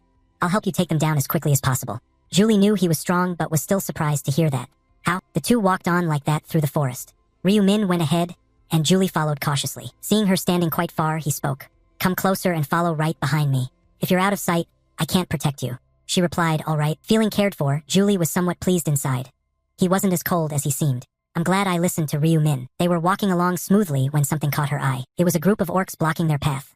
This time there were 3 of them. Seeing this, Julie fearfully stepped back. And there were as many as 3 of them. Ryu Min held his black scythe and instructed, "Wait here for a moment." After saying that, he gathered his strength at his feet, preparing for battle. A second later, Ryu Min charged straight at the orcs, his hand gripping the black scythe, ready to sweep away the ones blocking the way. The first slash cut into their legs, locking their movement and ensuring none could escape. Losing some blood, the orcs howled in pain. Before they could react, a figure appeared in front of one of the orcs. Ryu Min descended like the Grim Reaper, preparing to send it back to the Earth Mother. The scythe swung down, severing an arm amid unbearable pain. And then the other arm was neatly dealt with as well. Julie was a little frightened when she saw this scene. After a period of intense battle with the monsters, he finally landed, standing amidst the chaos. His voice became sharp and cutting. Now she was to kill them. Ryu Min saw Julie with no reaction and asked, "Why are you standing there dazed?" She only now came to her senses and replied, "Sorry." Julie drew her sword, thinking she had to be careful. Then she decisively stabbed straight into the orc's neck, sending it off to join its ancestors. The system immediately announced that you had slain an orc. Experience increased by 2.35%. Gold increased by 40. She was surprised to hear the mechanical announcement. This was unbelievably easy. She thought there would at least be some danger. Julie sweated as she looked at Ryu Min, not expecting killing an orc to be so easy. His cold face filled her sight, and she couldn't help but think to herself that Black Scythe really was strong. Seeing her stare continuously, he turned to urge, "If you're done, let's go." She flusteredly replied, "There are still 2 more to deal with." After handling the remaining ones, Julie ran to follow him, silently grateful to be teamed with Black Scythe. Truly the luckiest moment of her life. A little later, another orc was shredded. Julie praised enthusiastically. The skills of a top-level player are truly impressive. Hunting monsters was unexpectedly easy. He didn't pay attention to that and just asked, "How many have we killed so far?" She recounted the results. 52 monsters defeated in 30 minutes. That's pretty fast, right? Ryu Min walked while pondering. Compared to other players' standards, it was indeed fast, but for him, it was still not enough. Just as expected, moving everywhere to hunt monsters consumed too much time. He immersed himself in his own thoughts, carefully considering. But if they attacked the entire camp, Julie would be in danger. Even if he went alone, if surrounded by 50 monsters at once, he still couldn't protect her. Then a choice was made. Ultimately, they still had to target the orc shaman. Julie said cheerfully, at this rate, they could eliminate the full 300 monsters in 3 hours. Before she could finish, he interrupted. 3 hours is too long. It must be shortened to 1 hour. Hearing this, surprise clearly showed on her face. What? 1 hour? Really? How? He calmly replied, just by exploiting the orc shaman. Julie questioned suspiciously, what exactly is an orc shaman? You don't know? Ryu Min then explained. The orc shaman is a monster capable of summoning orcs. The scene of the orcs appearing and his words aligned. If he keeps summoning orcs continuously, we will save a lot of time running around hunting monsters. She continued to ask questions. So does that mean you're planning not to kill the orc shaman but instead let it keep summoning monsters? Seeing that she understood, Ryu-min nodded. That's right, I'll let it live until we have eliminated 300 creatures. Julie stepped forward to question him further. But how did he come to know information about the orc shaman? This was his first encounter with it after all.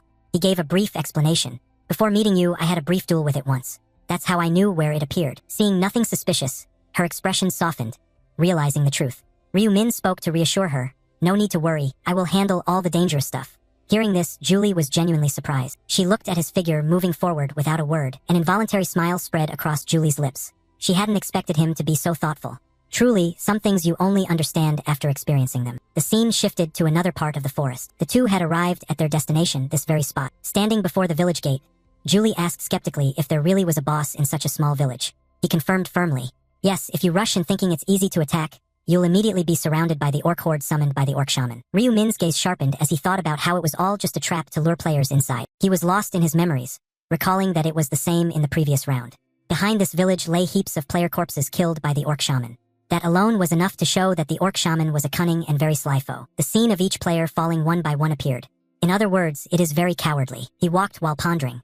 It's precisely because he lacks confidence in facing them directly that he has to come up with these tricks. Seeing her standing still, Ryu-min spoke. This way. Julie found it strange and asked why there were no orcs at all. His explanation immediately followed. The houses on the other side are just camouflage to deceive players and make them approach easily. In fact, this village only has one orc shaman living in it. The scythe was picked up, ready to fight a proper battle. Ryu-min pointed directly at the largest house. He's inside digging traps to wait for us to step in. She didn't understand and asked again. Traps? What do you mean? He slowly analyzed. The trap is simple. Players who know nothing will enter the house, and as soon as they step on the trap point, the orc shaman waiting there will summon a horde of orcs to rush in. Ryu-min looked at her and added, the number summoned each time is about 10 to 20. If surrounded, it's almost certain they will be wiped out. Hearing this, Julie became worried. So what should we do if they all appear at once? It will be very difficult to keep them barely alive. Quickly, he replied, yes, but it's not that there is no way. Suddenly, Ryu-min stepped closer, making her blush. He whispered something that surprised Julie. Does it really only take doing that? Would the orc shaman be so easily fooled? Ryu-min reassured her. Don't worry, I've already verified it. Julie placed her hand on her chest, her voice firm. Then let me handle that mission. He asked again, are you planning to do it alone? She answered determinedly, yes, no need for both of us to go in. I had always just sat quietly, like a fledgling waiting to be fed, and I felt guilty. I can handle this much. Hearing that, Ryu-min was momentarily stunned. Then he agreed. All right, I'll wait outside. Julie followed the plan, slowly approaching the house under Ryu-min's watchful eyes. She slowly pushed open the door and stepped inside. Tense. Ahead of Julie stretched a long, bottomless corridor, pitch black, with no end in sight. The sword she held firmly in her hand. She cautiously continued forward, when suddenly something caught her eye. Julie stopped before a spacious room and thought, red carpet. Her gaze hardened. She clenched her fists tightly. This was exactly the trap the black scythe had mentioned. From now on, the crucial part began. Julie recalled what Ryu-min had told her. Inside was an orc shaman hiding. If you follow the corridor, you would reach a room with a red carpet. Stepping on it would instantly summon the orc to block the retreat. A perfect plan was devised. We just needed to reach the red carpet and then retreat outside. At that point, the orc shaman, thinking it had just lost its prey, would send a few orc scouts in pursuit. Our job was to deal with those scouts. Ending the recollection, Julie felt even more determined. Yes, it's simple. She brought her foot close to the red carpet, only needing to reveal a slight aura to indicate she had been there before immediately withdrawing. Immediately, Julie witnessed the orc sitting on the throne, emanating a massive gray power. It was waiting for the chance for her to step on the carpet again and get trapped. But Julie turned and ran as planned. She gave her all to sprint toward the exit. The door finally closed behind her. Julie ran outside, breathing a sigh of relief. It was just a small thing, yet her heart pounded wildly. Ryu-min asked thoughtfully if she was okay. She responded cheerfully, of course. I followed the plan. Step onto the red carpet, then step back. Hearing that, he was reassured. That was enough. Still doubtful, Julie spoke up, wondering if the orc shaman would really send scouts. He replied confidently that they just had to wait and see. The door opened slightly again. Just as Ryu-min had said, countless orc monsters appeared. They were dispatched to scout. From behind a blonde orc came a voice asking, what are you looking for? As usual, it was Ryu-min's voice as he gently raised the black scythe. It's here. Naturally, the orcs couldn't withstand the strike and all fell to the ground. Seeing it was safe, Ryu-min called out to leave. Julie hid in a corner and peeked out, replying yes. Time passed again, with the firelight pushing back the dark night. Julie exhaled. Done. Ryu-min seemed tireless and still wanted to continue. Then, lure it once more. Julie began her questions again, wondering if repeating them so many times would trap it again. The answer to the question was raised.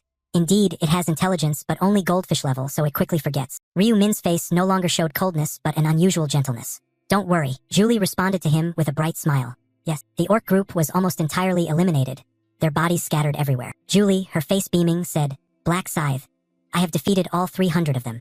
He replied softly, a full hour has passed as well. She tilted her head and smiled gently. Thanks to you, the hunt was quick and easy.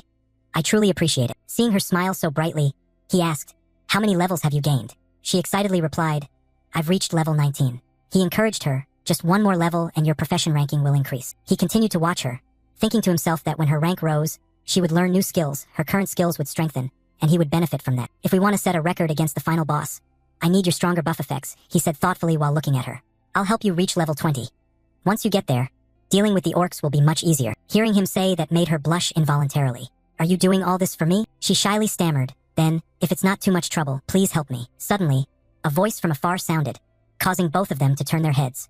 Look over there. One by one, they slowly stepped inside, and some recognized him. Wait a minute, isn't that Black Scythe? Then they wondered who is the person standing beside him, and what is this group of orc corpses about? A young man stepped forward. Hello. He replied coldly, what is this about? He stammered. We only came here to hunt orcs and didn't expect anyone to arrive first. Even saying that, he couldn't believe it. It was impossible. Looking at the pile of bodies, he was startled. Just 2 people killed all these? Another person thought silently. Such a small village having so many orcs was strange indeed. The young man standing beside him stared intently at Julie. Who was the girl standing next to him? A teammate? At this moment, they just couldn't figure out why Black Scythe would be cooperating with teammates. It made no sense. Another young man stood there grinning sinisterly. Maybe he liked her type or something. Looking closely, she was quite pretty. Seeing them just standing there, he grew angry and swung his sickle down sharply. Ryu Min spoke seriously, don't bother us. Get lost. They jumped back in shock. Huh? His gaze gradually shifted, freezing cold to the extreme. Think what you want, but you've crossed the line. If you have no business here, then leave. They charged forward shouting, Hey, who are you to speak so bluntly to us? Yeah, meeting for the first time and already talking like that. Isn't that rude? Julie suddenly panicked. Are they crazy? How dare they talk back to Black Scythe? The young man who had just complimented her beauty boldly stepped forward despite still being afraid. I don't care if you're a top rank, you have no right to look down on us. While he was speaking, Ryu Min lightly swept the crescent blade across his forehead like a breeze. A blurred red scar appeared, causing him to grit his teeth in silence. He growled, repeating, if you want to keep your life, then get lost. They immediately fled frantically. Everyone, let's go. Sorry for the trouble, and sorry to interrupt. Even though they ran, those people still thought about wanting to know what he was planning. Damn it, does he think we'll just leave like that? Even if we have to follow him, we need to see what the hell he's doing. As for him, he wasn't stupid enough not to realize their intention. Those bastards planned to secretly follow him. A few flies buzzing around couldn't stop him from hunting. But if some fool could steal the boss's credit, then he'd take care of him and claim the reward. He turned to look at Julie, deciding that first, he would get Julie to reach level 20. Now that the bugs were gone, let's continue hunting. She nodded excitedly. Following the timeline, the scene also shifted to the people who were scared by him. It seemed they had run quite a distance. Someone spoke up, saying they were probably out of sight now. The teammate was worried. What do you intend to do? The one he had wounded said irritably, aren't you curious how that Black Scythe hunts? Some disagreed while others agreed. Yeah, me too. I wonder where he found so many orcs. They kept discussing excitedly. So what now? Shall we ambush them from the shadows?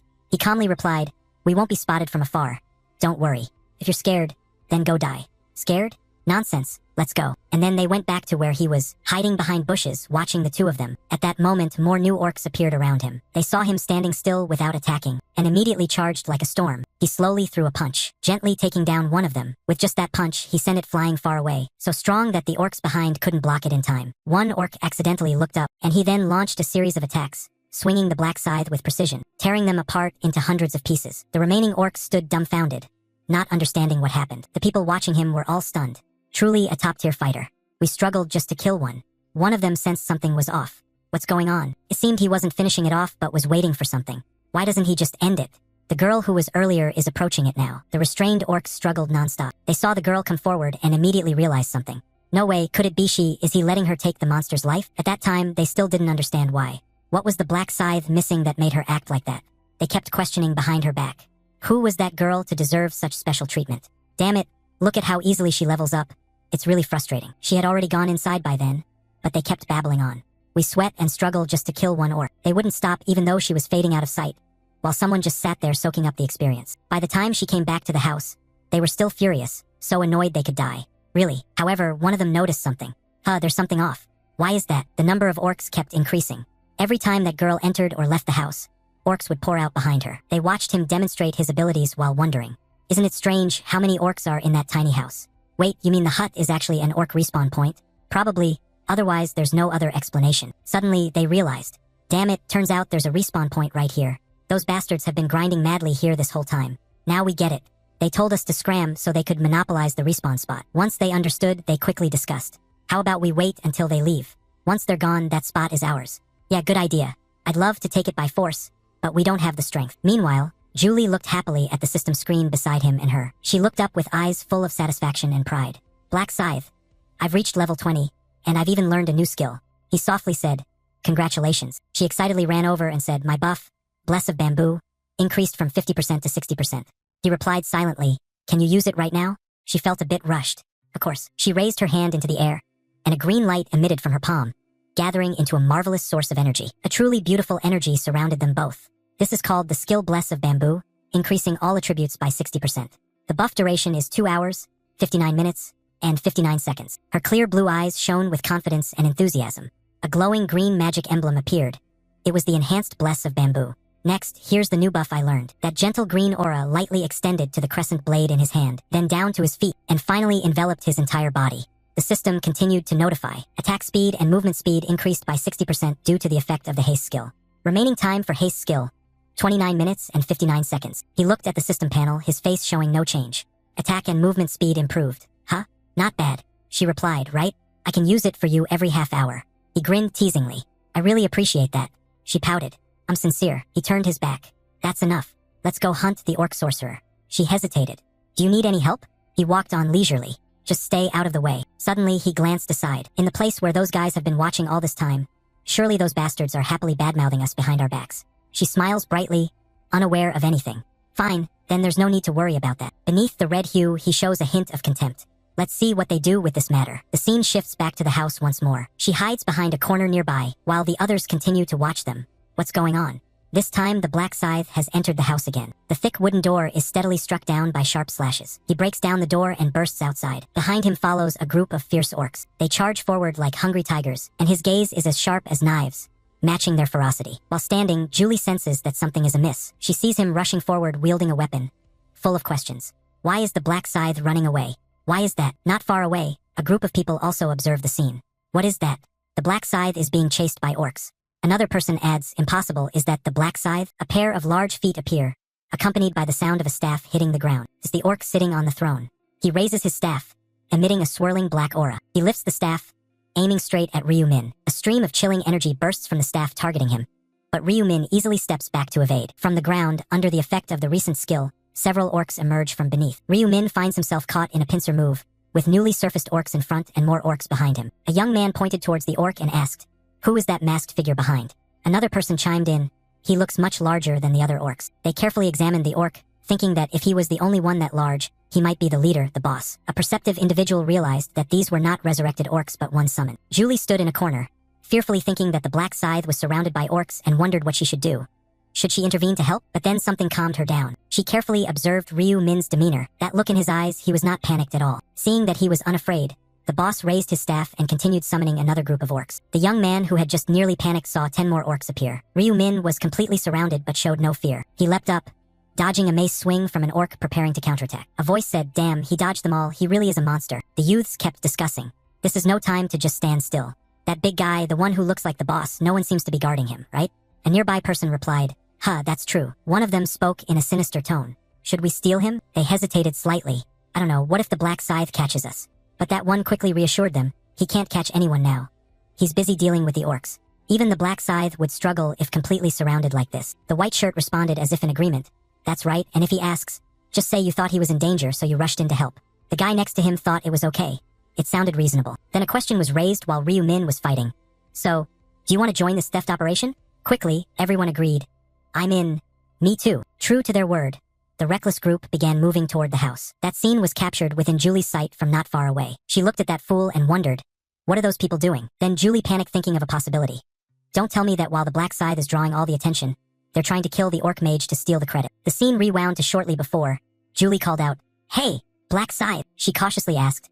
I appreciate your help, but am I interfering with your mission? Ryu Min replied calmly, don't worry about that. I've already completed the main mission. The unexpected answer left her visibly shocked. What? Ryu Min turned his head and said, my target was not the main mission but the side mission. I've already obtained a balance stone. Her voice rose in surprise. You already have one? The conversation continued. I got it by killing a boss named Orc Warrior. The other stones probably also dropped from bosses. Ignoring Julie's surprise, Ryu Min continued. All I need to do is kill the bosses, so there's no need to feel guilty. She understood the matter and replied, all right. Back to the present, she looked at the group and thought, no, that mage belongs to the Black Scythe. If this goes on, some stranger will steal the credit for killing the orc mage. Julie drew her sword and moved forward. I have to stop them. The idiots still weren't afraid of death as they held their swords and advanced toward the orc mage. Life is never that easy. Knight of Death skill was unleashed, surprising Julie and the others. The game was elevated as the group trying to steal credit now stood bewildered amid the eerie, chilling atmosphere. The sword-wielding man exclaimed in disbelief.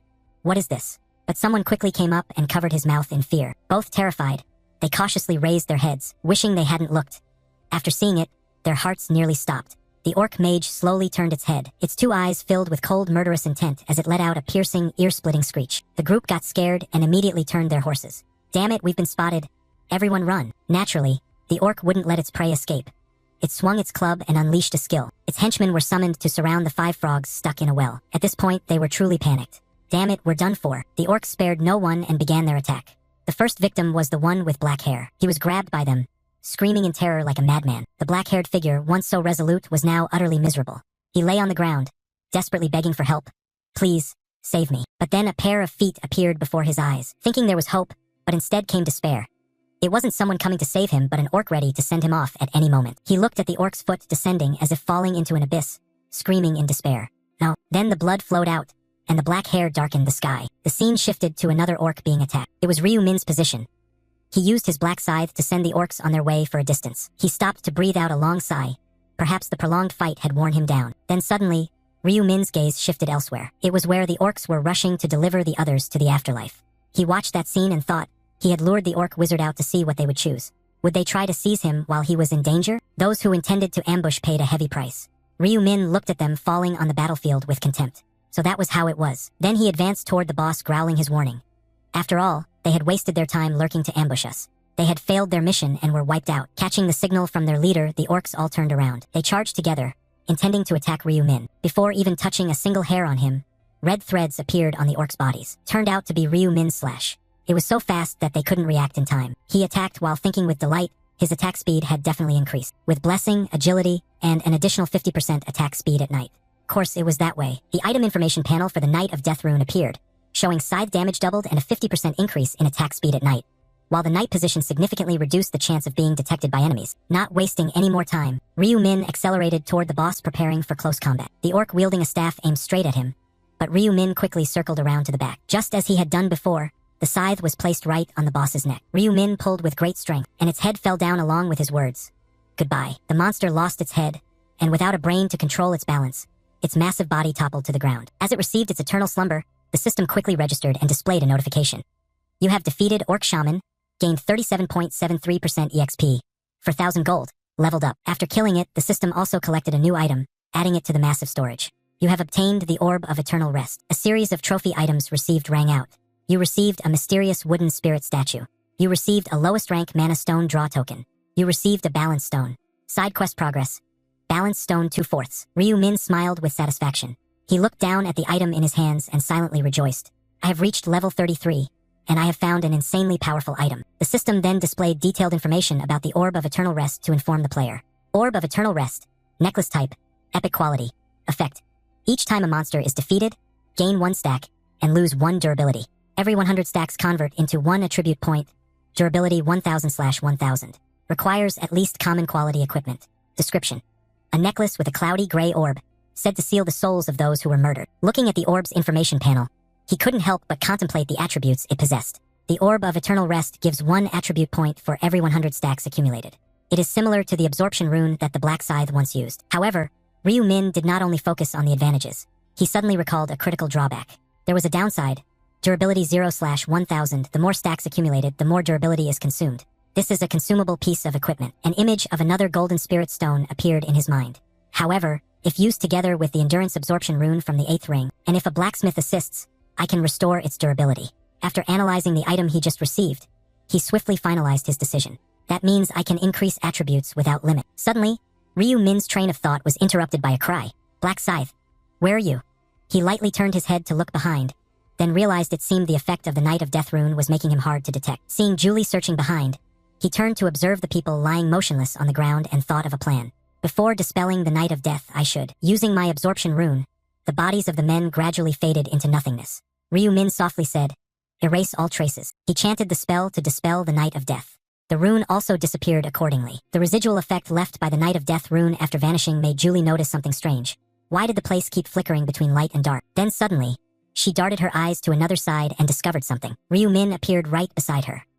He walked closer to Julie, and upon recognizing him, she cheerfully struck up a conversation. "There you are. I've been looking everywhere for you." Black Scythe glanced at the monster he had just defeated and replied coldly, "As you can see, I've been very busy." Julie received the information and then asked, "So you finally got it?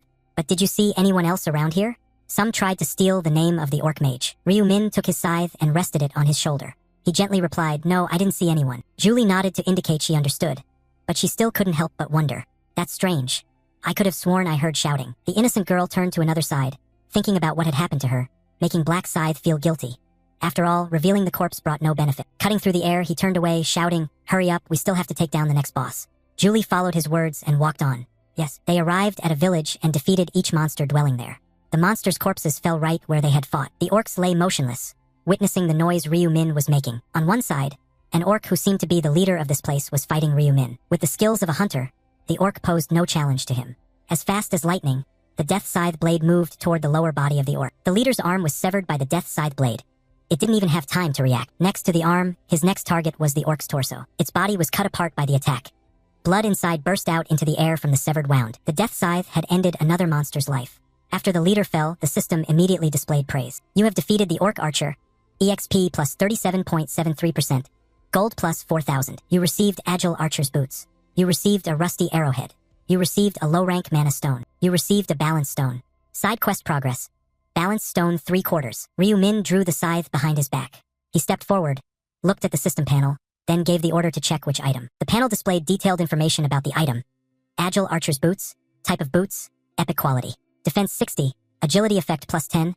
Durability 1000/1000.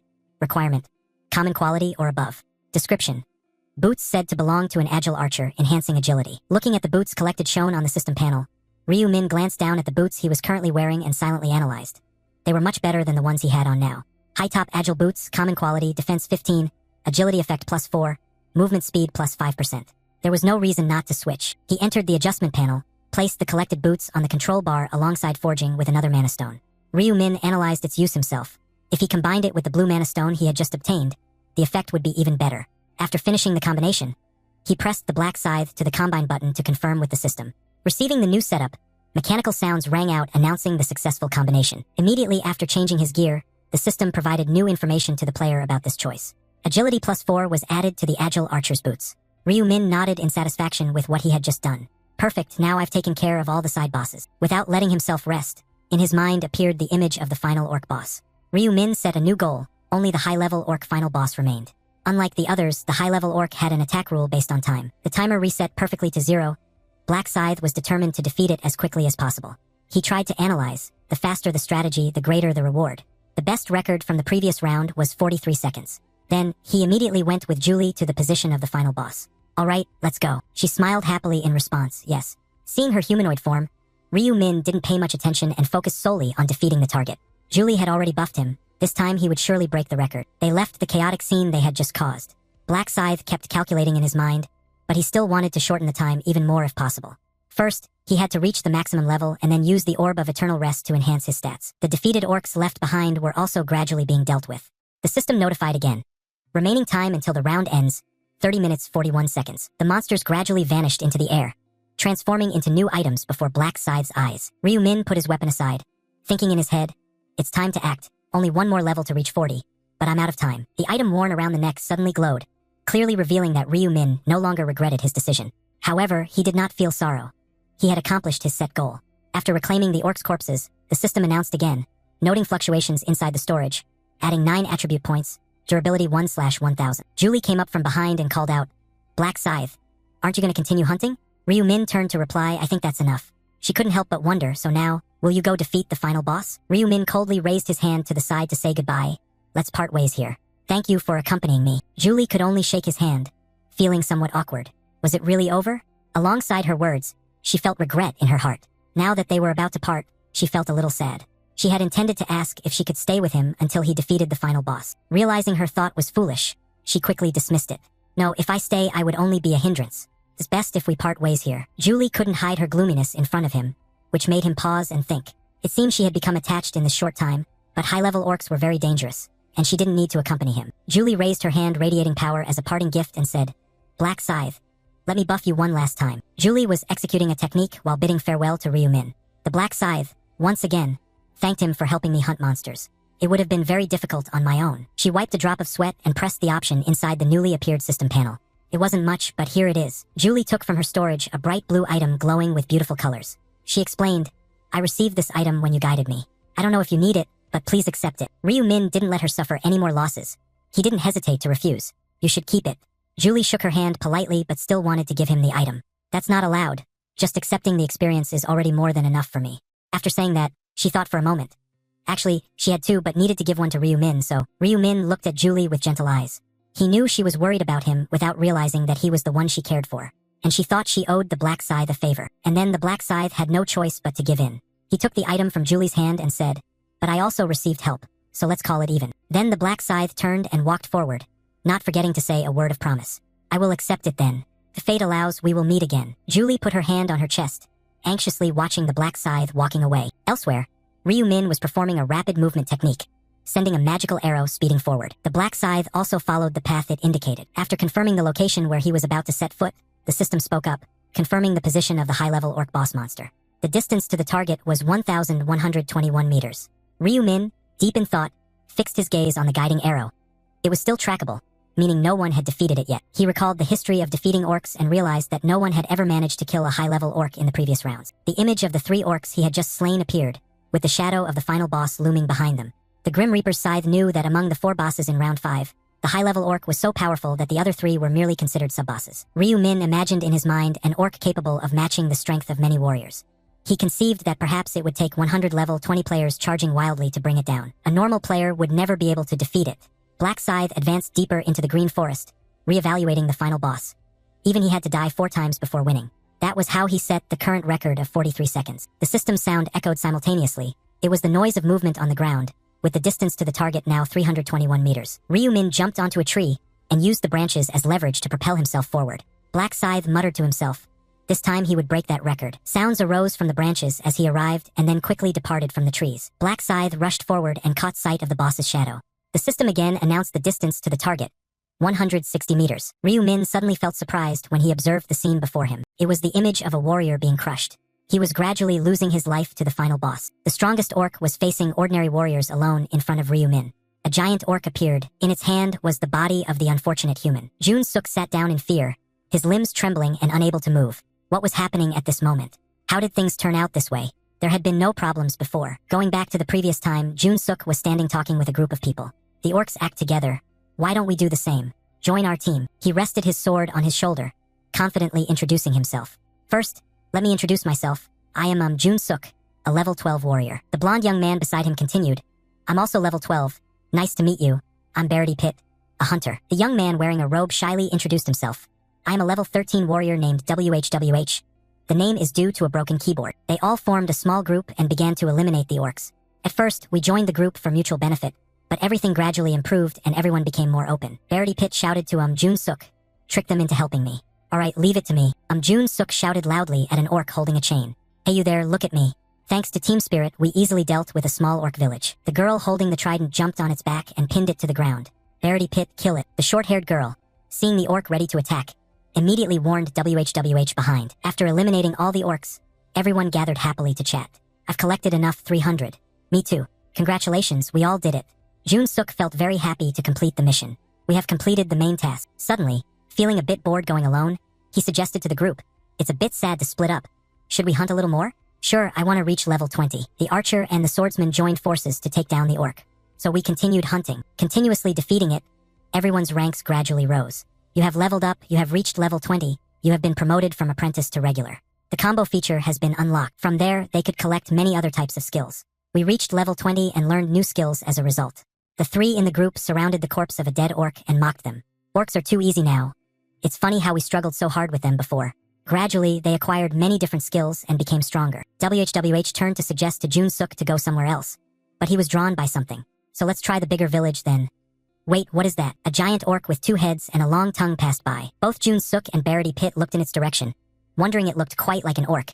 Something they hadn't seen before. Could it be the boss? The boss. The girl holding a trident raised a suggestion to everyone. Should we try fighting it? I feel like the five of us can do it. Shall we try? The reward must be great. He turned to ask Barity Pit, and he immediately agreed. Then let's split the reward evenly after we kill it.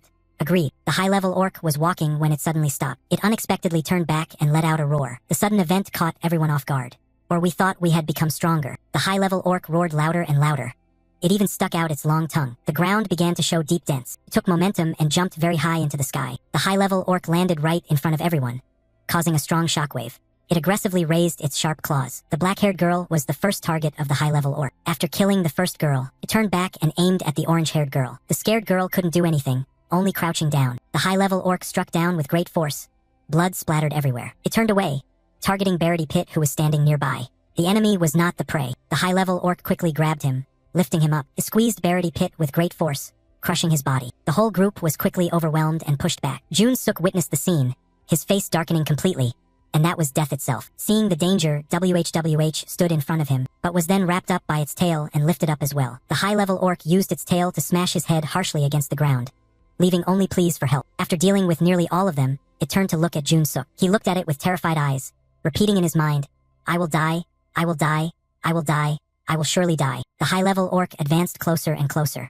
Jun-suk shouted, "Don't come near me." His face turned purple, trembling with fear. It raised its hand to finish him off, when suddenly he appeared from behind it. The black scythe slashed decisively, with such force that one head of the high-level orc was severed from its neck. The other head turned to look at him, and it also received a horizontal slash across its neck from him. Finally, it was destroyed by the black scythe, collapsing to the ground. Jun-suk looked up in great surprise. It was his legs appearing at eye level. Ryu-min slowly landed before the astonished Jun-suk. The black scythe looked at the high-level orc's body, then was attracted by something. Unexpectedly, it died from just one strike. System notifications appeared rapidly. You have defeated the high-level orc. You have leveled up, reaching level 40. You advanced from regular to expert. The negotiation feature has been unlocked. The man with the black scythe on his shoulder continued to watch notifications, showing increased damage for the Death Seal skill from 120% to 140%. The range of the Knight of Death skill increased from 500 m to 1000 m. You have learned the Moonlight Destruction skill, a special skill of the Reaper. The next skill will unlock at level 60. Suddenly, the black scythe smiled joyfully, finally obtaining it. Moonlight Destruction, a Reaper's attack skill, an absolute power skill appeared on the screen. The exclusive Moonlight Destruction skill effect. Channel energy for 1 second and unleash an attack with 1200% damage, increased by 1.5 times at night, has a 10-minute cooldown, and is usable only with the scythe weapon. He only needed one swing of the scythe to cleave many orcs in two. When relying on a single attack skill, missing would be very risky. But since Moonlight Destruction is an area attack, it is very hard to miss. The black scythe slashes would even cut through a brain, making it increasingly useful when combining both magical and physical attacks. That means it would be effective even against those with physical resistance. He silently rejoiced inside because he had gained such an excellent skill. Now killing monsters is easy for him. But later there will be powerful monsters, so this skill is really useful. Now Ryu-min will check the next reward. The notification continued to appear as Black Scythe acquired the skill just now. You obtained the gloves of an orc. You obtained the thong of a high-level orc. You obtained a low-level purple absorption rune. You obtained a balance stone. The side quest is in progress. Balance stone 4/4. In his hand now lay a stone shining with a blue gleam. You have completed the side quest. You obtained a balance stone. This is exactly what I wanted this time. Black Scythe clutched the stone tightly, causing its energy to radiate around. The rune just obtained automatically engraved itself onto the player's body. The screen displayed the power stats of that stone. Balance stone. Effect. All stats will double when the difference between the highest and lowest stats is no greater than 10. He observed for a long while and thought, this one only has an effect if I increase all stats equally. Black Scythe looked at the stats on the screen, calculating silently. I knew I would get this stone, so I increased the stats without too much discrepancy. He tapped the screen to view the current stats. Now that it's engraved into my body, let's see how much my stats have increased. Black Scythe was very surprised to see his stats increase dramatically. Even he did not expect all his stats to rise by more than 300. He was astonished at how his power had surged like that. All his stats, power 374, intelligence 614, agility 518, luck 374, and stat points 0 were all over 300 stars. Black Scythe was so amazed that he was left speechless. Even though it was thanks to the round buff and bless, the numbers still far exceeded what he had imagined. He stood on the carcass of a high-level orc, thinking, indeed, nothing beats a balance rune to strengthen oneself quickly. So this must be the time trial challenge reward after all. A series of other notifications appeared on the screen. You have defeated the level 5 orc boss in just 1 second. This boss follows the time challenge rule. Gold rewards will be given based on the record. Because you defeated it in under 10 seconds, you receive the highest reward of 100,000 gold. Congratulations. He smiled happily upon receiving a large sum of gold. Last time it took 43 seconds, and he only got 23,250 gold.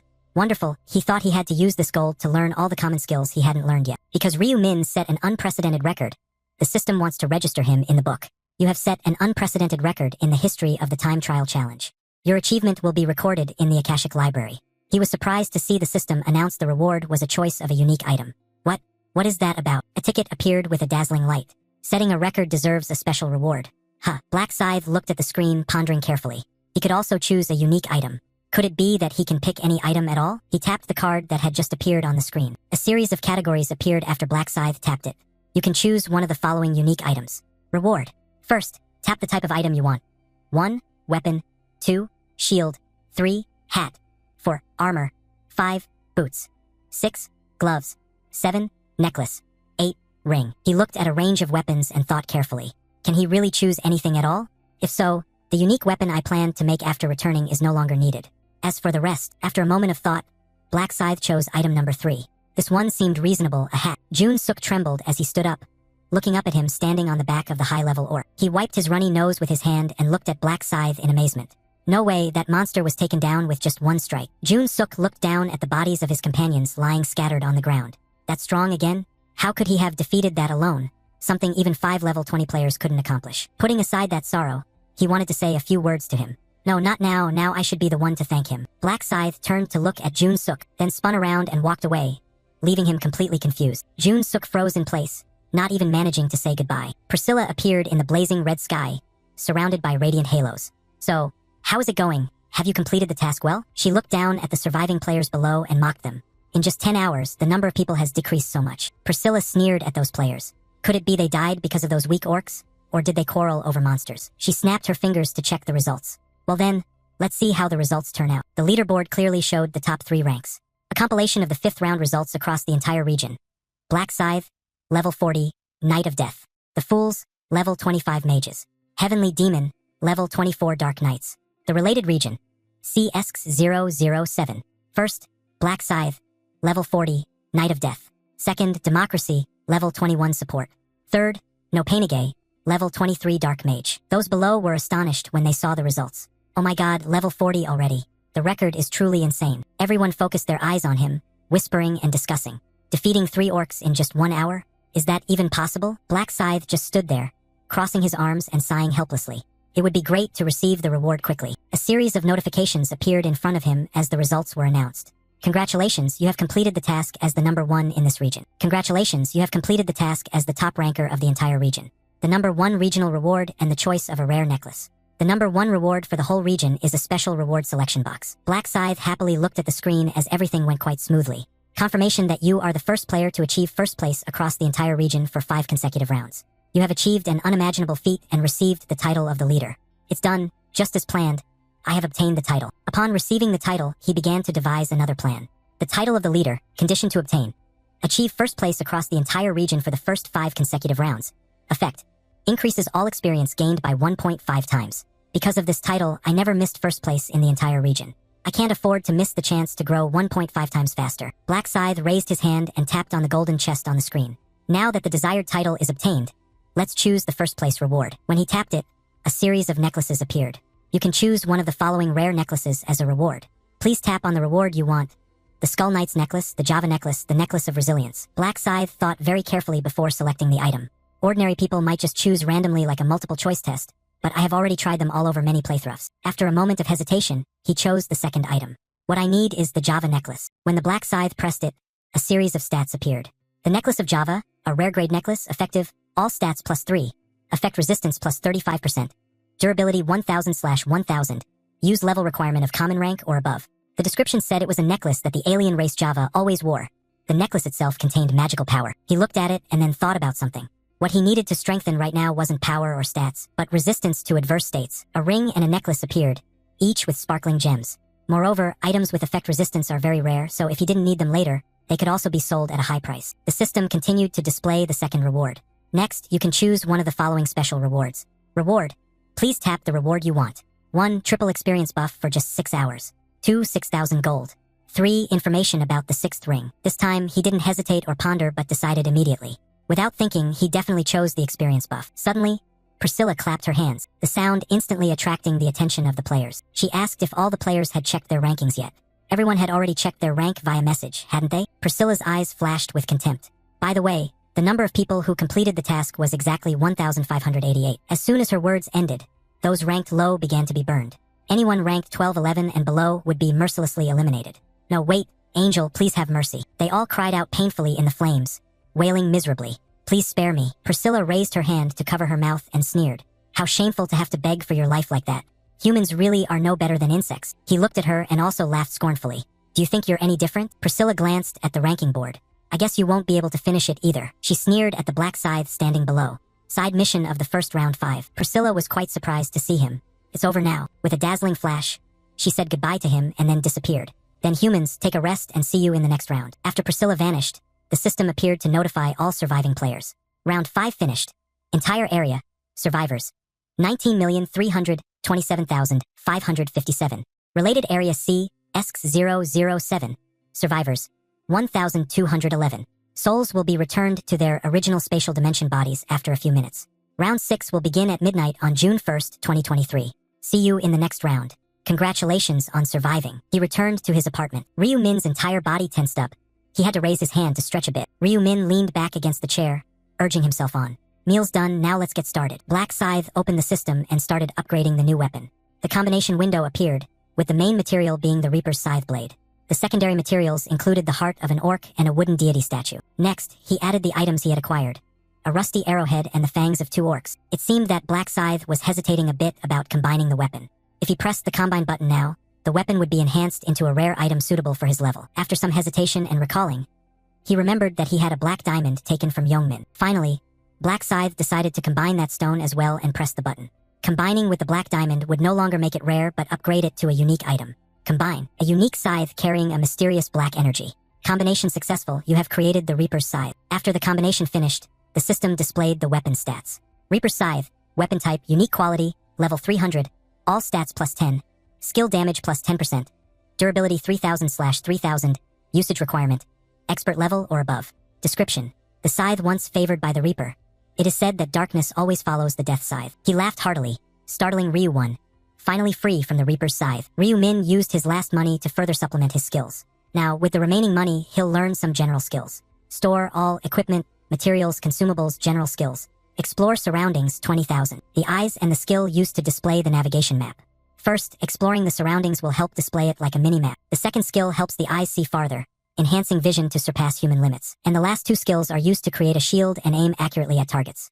Basic resistance will increase resistance to negative statuses by 15%. Dexterity will increase the skill hit rate by 20%. So all the common skills have been learned. Although all skills have been unlocked, he still has a lot of money.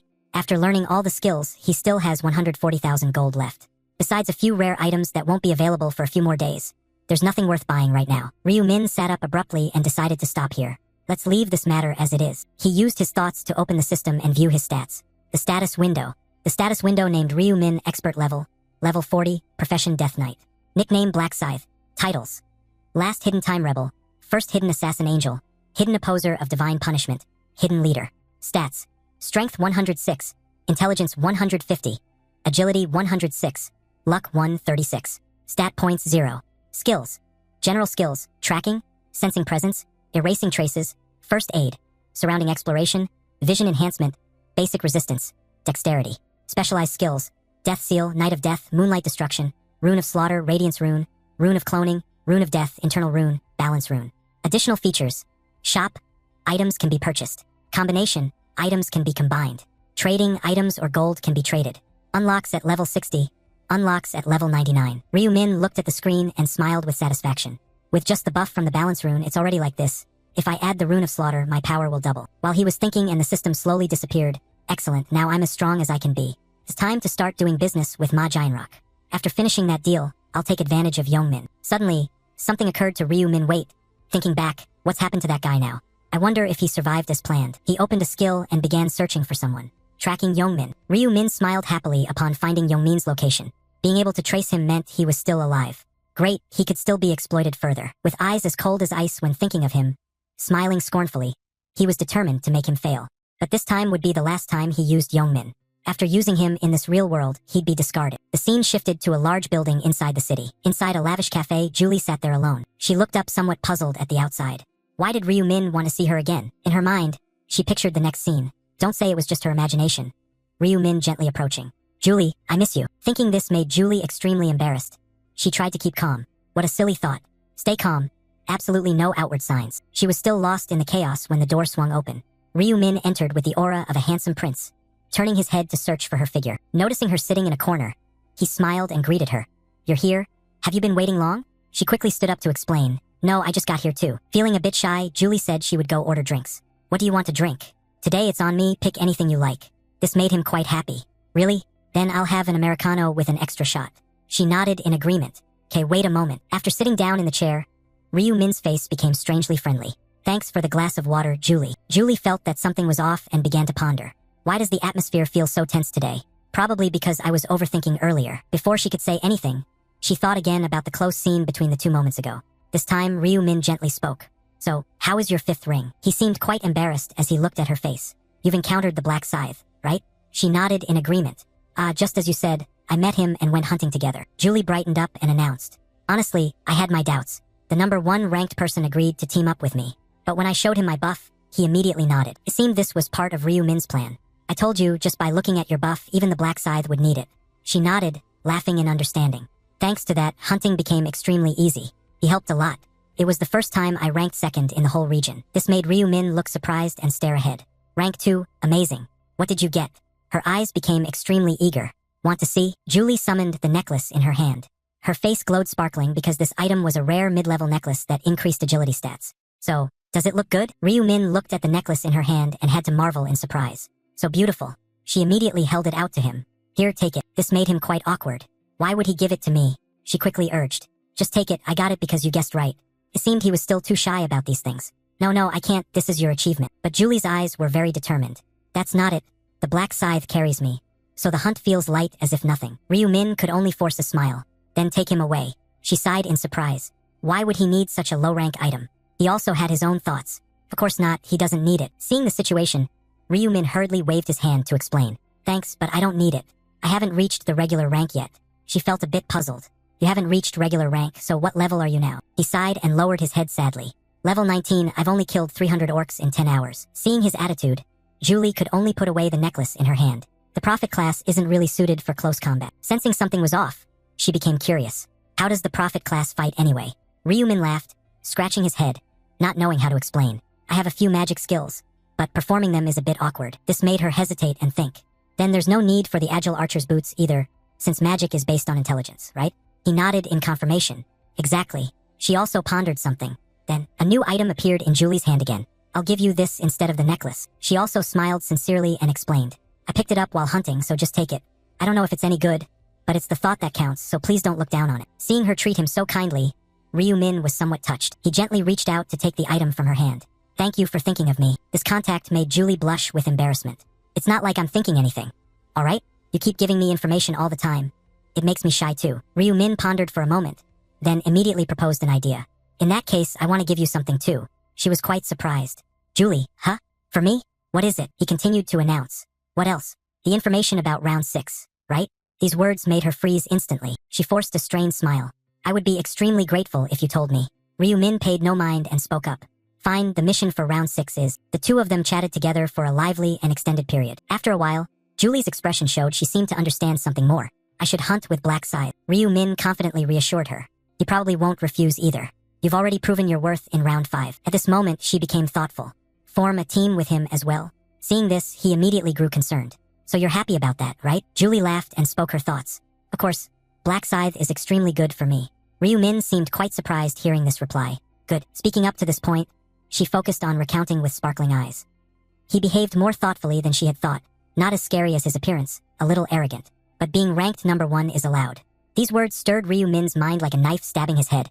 He didn't know what to say. Is that so? After a period of reflection, she announced again. Besides, he seemed to have many insights. Ryu Min felt a bit confused. Insights? She spoke according to her thoughts. It's hard to explain, but it's like being able to read others' minds. Hearing that, he calmed down. That was thanks to the soul seal. In his mind, he already had his own thoughts. I'm not perfect at all. I failed 99 times. Have I been tricked? The final round requires 5 people to enter the boss room. Unintentionally, he recalled the system announcements from that day. The boss room requires 1/5 to enter the boss room. At least 5 players are needed. Thinking of this, Ryu Min looked decisively ahead, determined not to make mistakes. No matter what, I'm out of chances. I have to reach the final round at all costs. Both Julie and that American pastor as well. Seeing him so thoughtful, Julie felt a bit puzzled. Min, what are you thinking about? He hurriedly shook his head to explain. Nothing, don't worry. She was quite curious. Are you worried about the next round? Ryu Min nodded in agreement. Yeah, I'm not very strong. She sighed with regret. If the areas were merged, I could still help you. He felt quite surprised. Help for free. Huh? She nodded to confirm once again. Of course, she sighed as she explained. It's always me receiving help that makes me feel guilty. I wasn't able to help you at all. Seeing her look so guilty, Ryu Min calmly had his own thoughts. You helped a lot, Julie.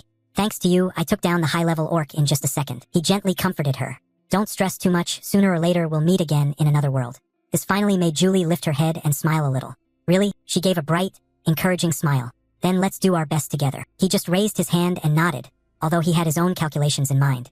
If she finds out that he is the Black Scythe, he doesn't know how she would react, and that was his biggest worry. Time quickly shifted to the late afternoon at the Devil Corporation. Ryu Min stepped inside. The secretary bowed his head and announced, Sir, principal shareholder Ryu Min has arrived. Seeing him appear made Ma Jianrock excitedly stand up and greet him. Welcome, esteemed shareholder. He quickly pointed to a chair and then signaled to the secretary.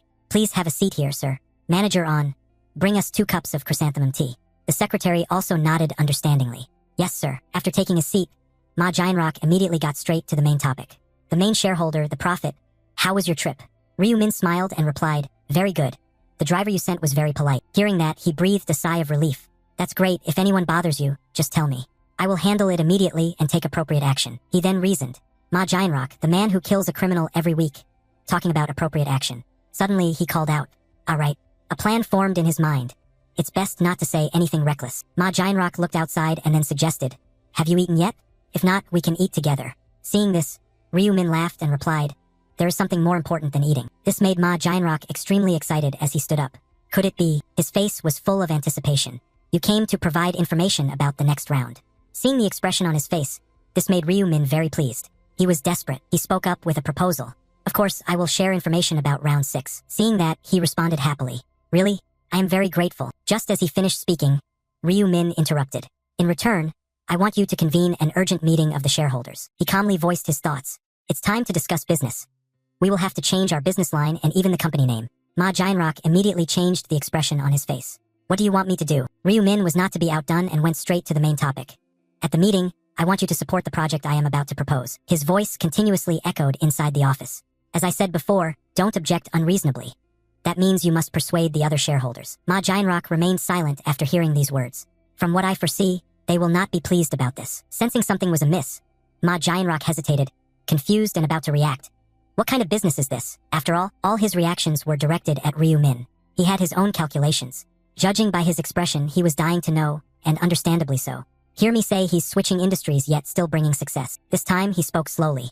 The business I'm about to launch is creating an exclusive social network platform specifically for gamers. Ryu Min confidently announced, it's about creating an open exclusive platform dedicated to players. This made Ma Jianrock feel confused. You mean a website? He nodded to confirm this. Exactly. The difference between a normal site and this one is that it is only for players to use, and it is used for buying and selling items instead of everyday goods. Ma Jianrock looked at him skeptically. Can items really be bought and sold with cash? Still hesitating, he patiently explained, we will let the sellers decide whether they want to trade or receive compensation for their items while they are being sold on the website. This also made Ma Jianrock quite uneasy. I understand the trading part, but do players actually need cash?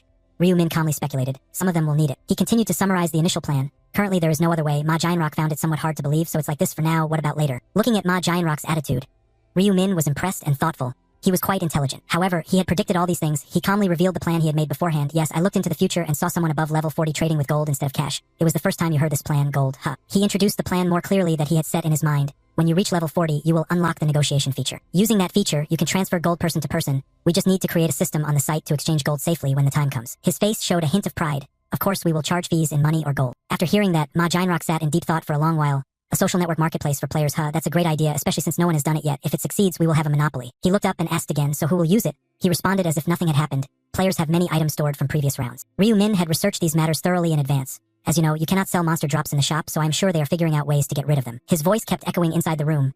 Moreover, now that they are above level 20, they must be trying many item combinations. Ma Jinrock silently listened. If there was a website that allowed them to easily buy items. After listening, this time he gradually changed his idea. There will be many users. He nodded to confirm this is the best opportunity to create the website. Ma Jinrock needed time to think. He sat quietly focusing on planning the next step. Just as he said, if done well, it will definitely be very successful. We can post a series of advertisements. Various thoughts appeared in his mind. Maybe we should also make an app for easier use. Perhaps even add an auction system if we don't charge fees initially. While you were still hesitating about what to do, a smug smile spread across Ryu Min's lips. It seems he really liked the idea because he knows he is a prophet. It seems he already had his own calculations in this plan. Indeed, it benefits him as well. If I monopolize the materials for item synthesis that others don't know the uses of, I will be able to create unique, legendary, and even divine level items. While he was still lost in thought, Ma Jinrock made a decision. Let's decide on that for now. What about the company name? Ryu Min glanced at you. Do you have any ideas? Your face became more confident as you gave your opinion. Just do it your way. You are the largest shareholder after all. Ryu Min became serious again. He continued to propose, how about player place, to emphasize that we are for the players. Ma Jinrock silently agreed to these things. It sounds good and can be abbreviated as PP2.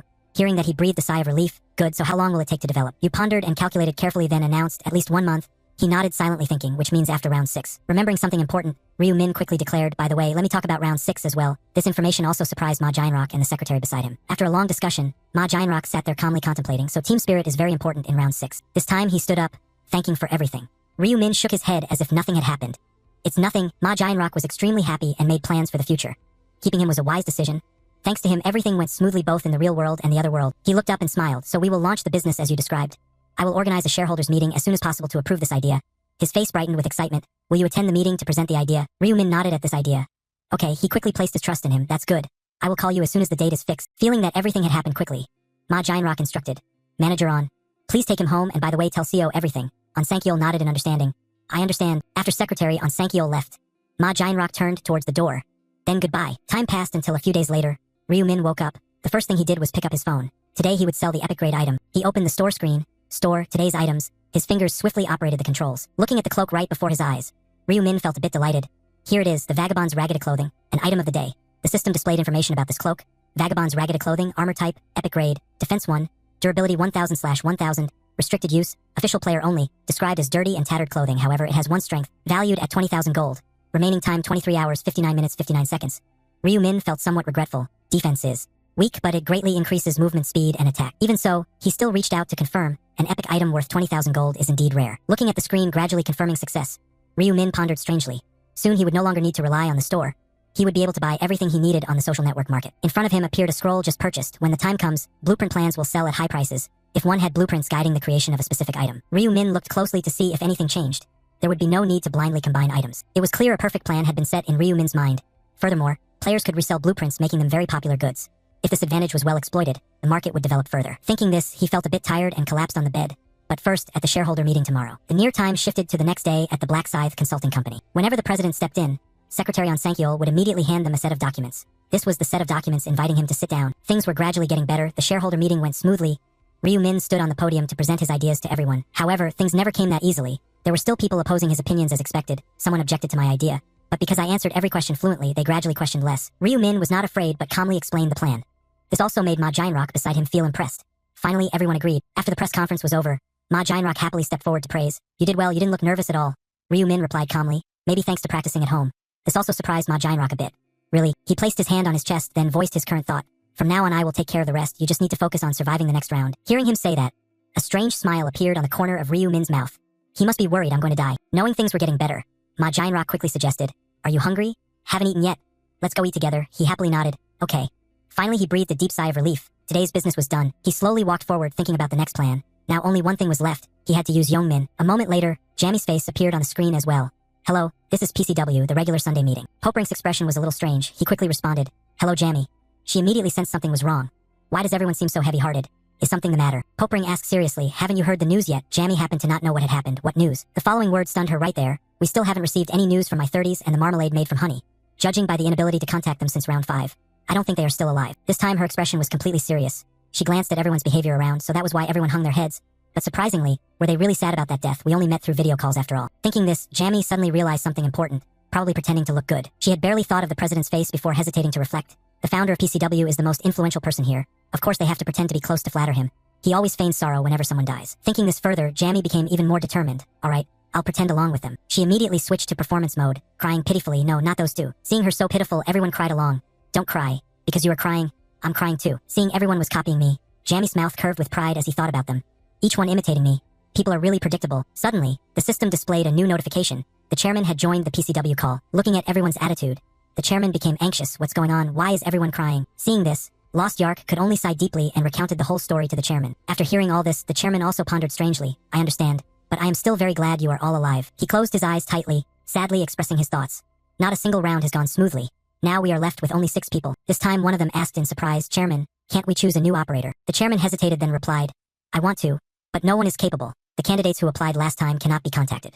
He looked up at the employee sitting opposite. Lost Yark, how are those 3 doing? He shook his head in response. I've called them many times but no one answered. This also disappointed the chairman. Probably all 3 died in round 5. Lost Yark announced somewhat seriously. I am not sure about the other 2 but Blackside is still alive. The chairman focused on listening to Lost Yark state his reason. Surely everyone has already seen the results of round 5, right? Such a strong person would be completely safe both in the game and in real life. Recalling the round 5 leaderboard when he was at the top, the chairman had another question. So why is it the Blackside? Why has he been hiding until now although he has submitted an application to join? Lost Yark and another person on the screen were also puzzled about this. I don't know either. I am asking whether he is trying to deceive us. Popering suddenly seemed to realize something and said, wasn't the opponent not Ryu Min from the start? The reason I cannot contact him now is because he died in round 5. The chairman agreed with this point. It made sense because he was the imposter. Another member in the group, Meekbang, looking rather sluggish, suddenly spoke up. Well, there's no way a big shot like the Black Scythe would want to join a place like this kind of cafe. Meekbang quickly realized his slip of the tongue and immediately shut his mouth. However, the chairman's expression suddenly turned cold in an unexpected way. At the same time, Lost Yark and Jamie showed signs of concern. The chairman's voice rose afterward. Hey Meekbang, did you just say this kind of cafe? Is there something wrong with our cafe? Meekbang's voice was flustered. Well, the chairman's reprimand along with the growing coldness enveloped the entire meeting. Our coffee shop plays a pioneering role in this new era by bringing players together through cooperation. It seems there is something that makes you dissatisfied, isn't there? At this point, Meekbang realized his mistake and stood up waving his hand. I apologize, Chairman. I did not mean that. Every mistake is unforgivable. The chairman immediately made his decision. From this moment on, Meekbang, I hereby relieve you of your executive position. No, you will be permanently expelled from the coffee shop. Meekbang was shocked. While the chairman continued, cooperating to survive in a situation where even our combined power is not enough. We cannot accept someone who belittles our coffee shop. Meekbang tried to salvage the situation, but it seemed too late. From now on, Meekbang, you will be on our blacklist, so adapt as a new era arrives. At this point, Meekbang's screen went off along with a message in the group. The chat window manager showed Meekbang had been kicked out of the conversation, removing a member without hesitation. The chairman returned to his cheerful self, addressing the remaining members. Now that we have removed the troublemaker, shall we continue the meeting? The faces of the remaining executives were tense. Once again, they realized that in this place the chairman's word was law, yes. At that moment, Lost Yark let out an ah and showed obvious confusion. The chairman asked, Lost Yark, what is it? Lost Yark focused intently observing the screen information furthermore and replied, oh, that, some player just submitted an application, but the nickname of that player is Black Scythe. The chairman and everyone looked at him with astonishment. Black Scythe used again. Hearing the chairman ask, he began to analyze further. Yes, sir, Chairman, but the real name is different from the previous Black Scythe. The applicant this time is Young Min. After thinking for a moment, the chairman made a decision. Go visit his house. We cannot be sure if this is Ryu Min, but we have no other choice but to meet and find out, right? A follow-up question, but what if he is not? What should we do, Sir Chairman? The chairman said coldly, then he will have to pay for daring to mess with us. Moving to another place, there was a player sitting in an internet cafe. This person was none other than Ryu Min. He sat there in contemplation. Someone had planted the mysterious Black Scythe faction, and the PCW leaders could not just sit still. His big plan was to use Young Min as bait to lure the PCW executives. They could use this interview as an excuse to visit his house. The address was written in detail for Young Min. Then he left the seat. They recruit members by forcing players to kill people, and their way of alienating and enslaving civilians is wrong. Such wrongful actions only divide players and civilians, and ultimately they will lead to destruction. That is why I cannot just stand by and watch. It is better if I eradicate the root cause of the problem, the executives, and use the organization myself. One day, BCW will develop into a great force with more than 30% of domestic players as members. Therefore, instead of destroying the group, it is more beneficial to use it to control the number of players. That is why I registered to participate in PCW right from the start. Once I use Young Min to overthrow the executives, I will seize that chairman's seat. He opened the door and stepped out of there. Moving to a new place, a sharp bell rang as someone opened the door and entered. A person with a somewhat large black bag approached the counter where the shop owner was engrossed in reading the newspaper. Hearing footsteps getting closer, the shop owner paid attention. Hello, just as the large bag slammed hard on the table. The person appearing was a bank robber, a stranger wearing a mask concealing his identity. With a sudden agile move, his voice mixed with sharp coldness.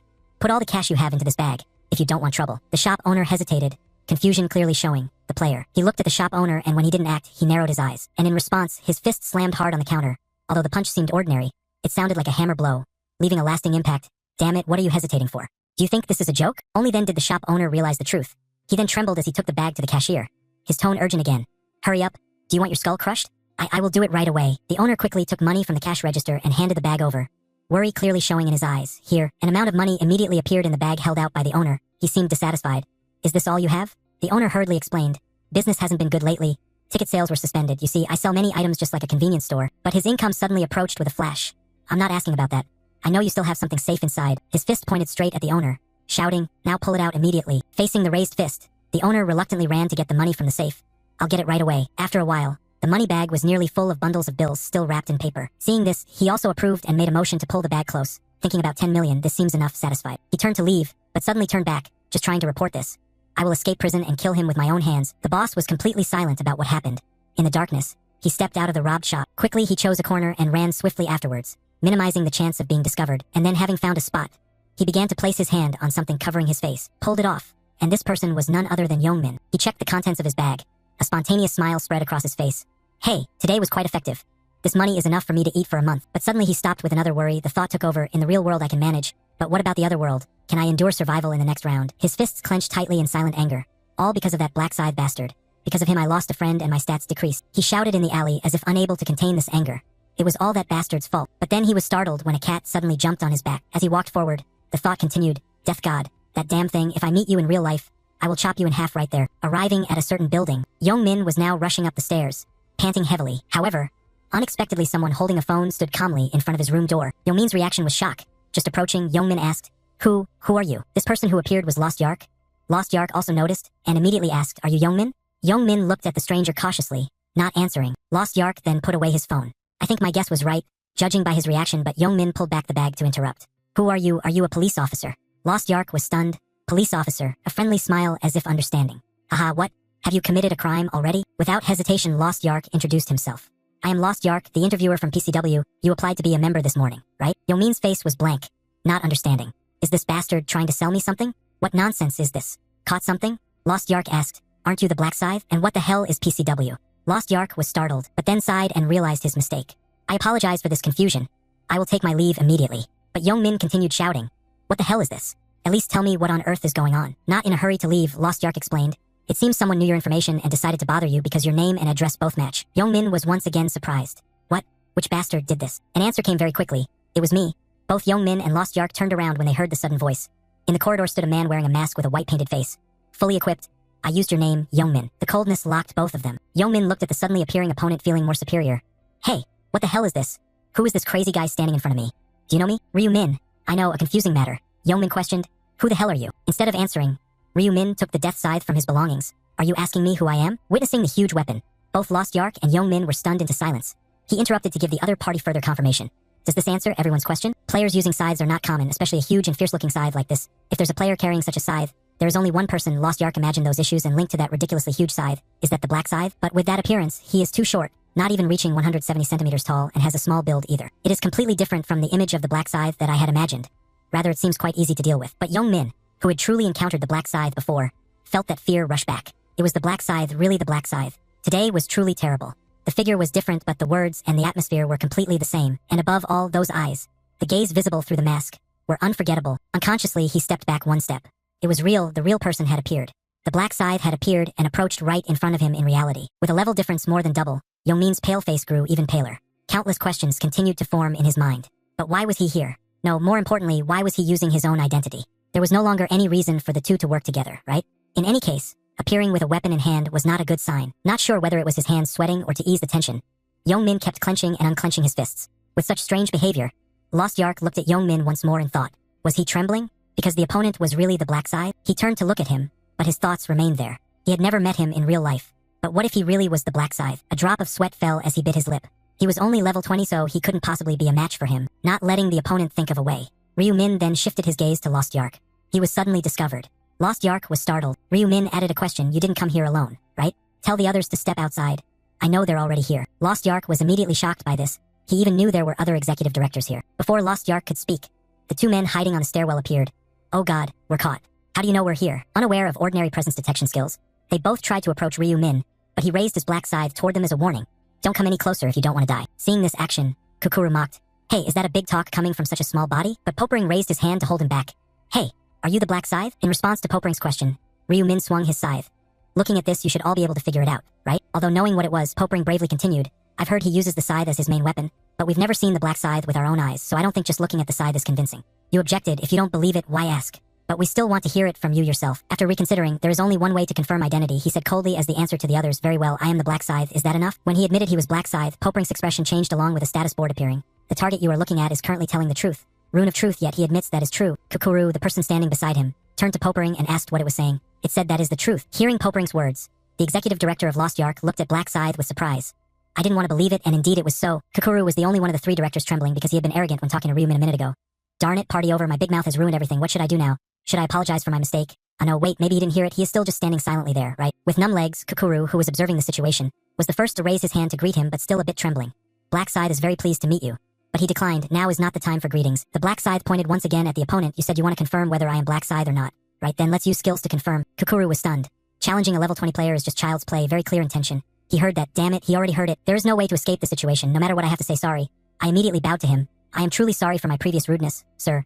Black Scythe does not retract its blade because of that. You apologize? Don't you need to verify whether I am really the Black Scythe? The situation is not good. Popering intervened by raising his hand to ask for permission.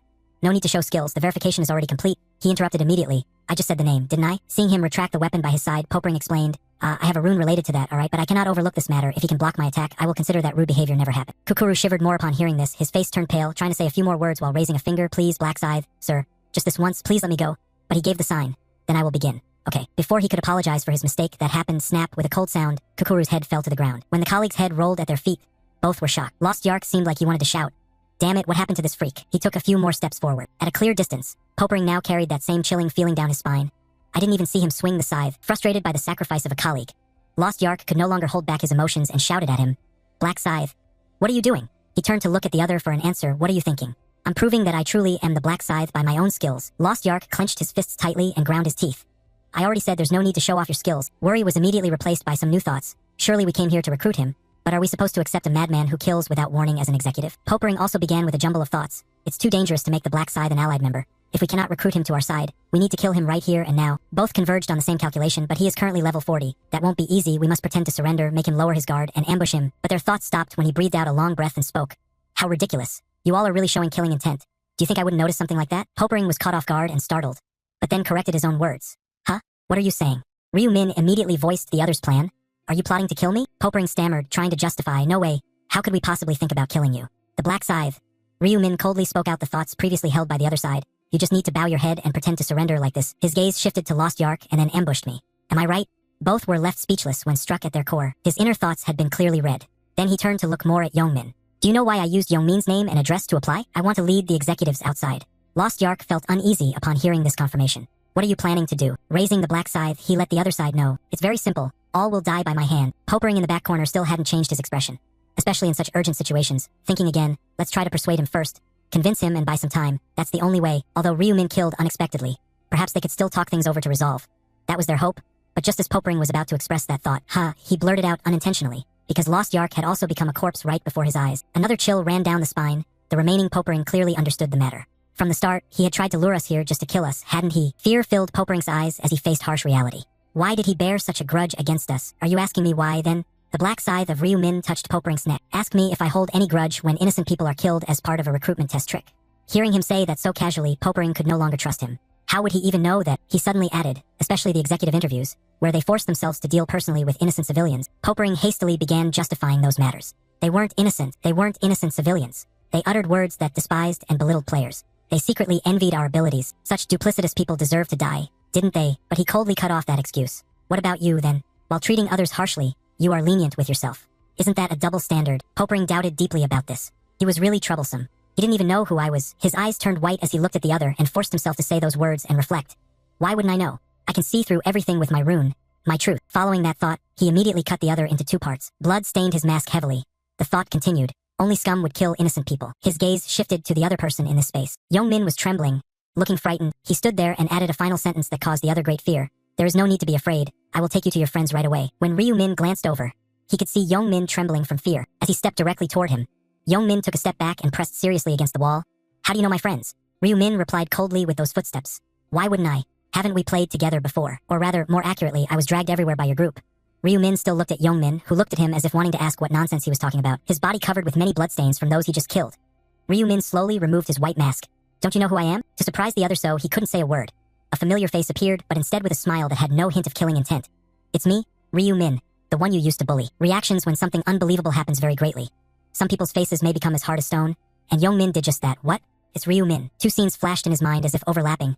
One was Ryu Min curling up like a turtle and being kicked by Young Min himself. Bastard. Didn't I already tell you to bring the money? The other that appeared was the black scythe, causing everyone to fear as its black blade cut off people's limbs with overwhelming force.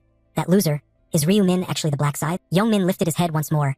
Even after rubbing his eyes, he could clearly recognize that the person who removed the mask right before him was Ryu Min.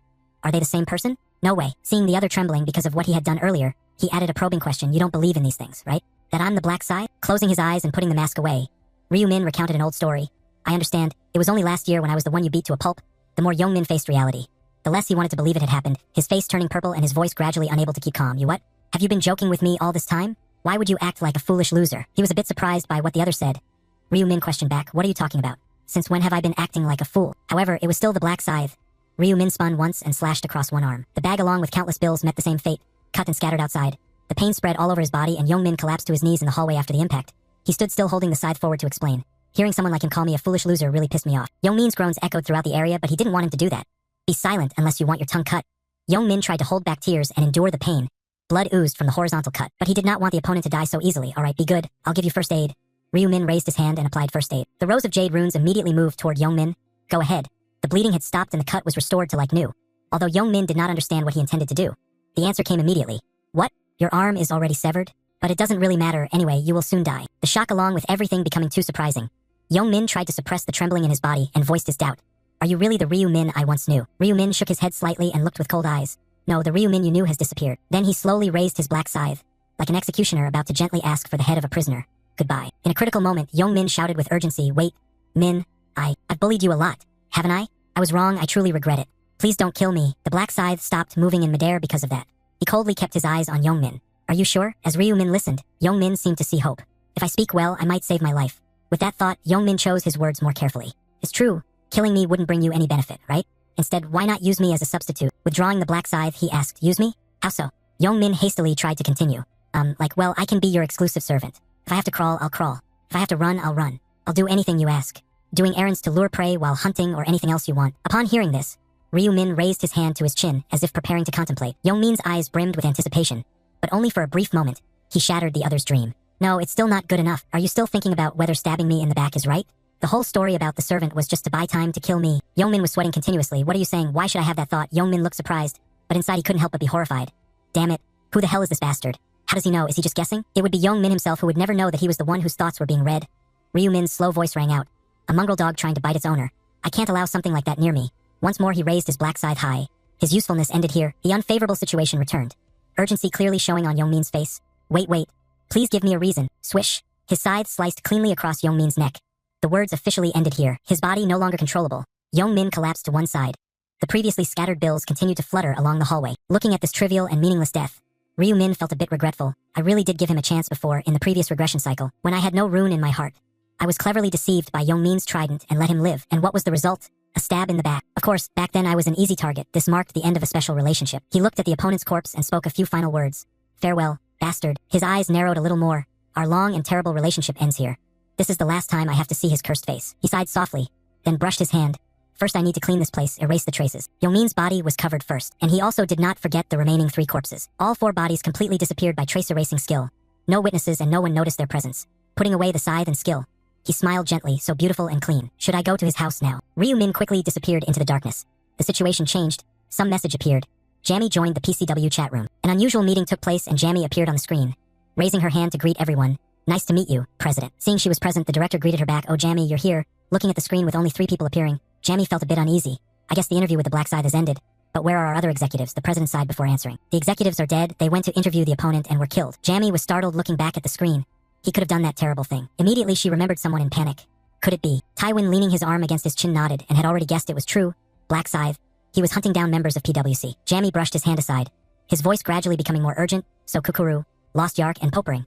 Do you mean that all of them had died at the hand of the same person? Tywin confirmed this, but why? What had they done wrong? The chairman answered this question immediately.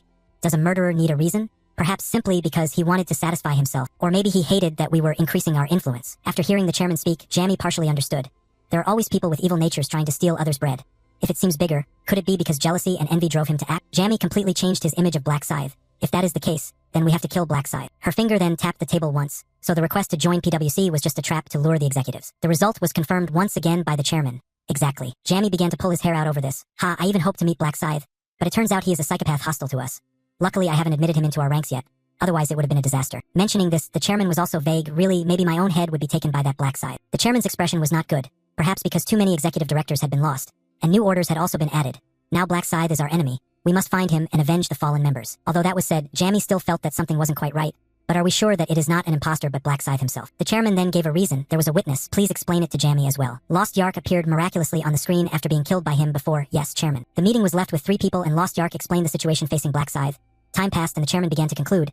Then see you at the next regular meeting. Both replied in turn, yes chairman, goodbye sir, goodbye chairman. A message appeared in the chat. The chairman had left the chat room. After the chairman left, Lost Yark also said farewell to the remaining person. See you later, Jamie.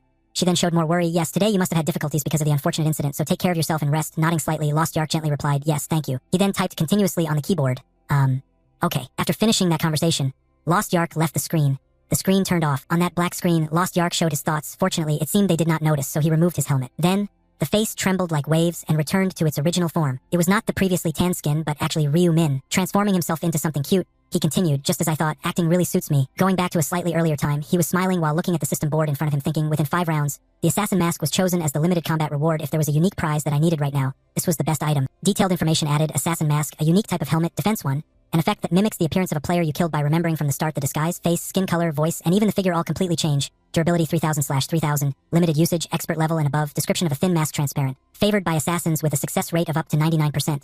It is said that no one knows his true face, although this item has nearly 0 defensive power, but being able to change the appearance of the player you killed is a huge advantage. No assassination is easier than betrayal from an ally. He turned to the side with a new idea. Honestly, I wanted to kill the chairman and become the opponent, but the assassin mask had no effect on him. Because the chairman is not a player, and the head of the players group is also not a player, isn't that an irony? He left and walked away immediately. Besides that, there is a crafty player named Jamie who is very close to him. With my current level, I have no way to counter her skills. Until I find a way to deal with it, I will avoid contact with the executives in the next phase.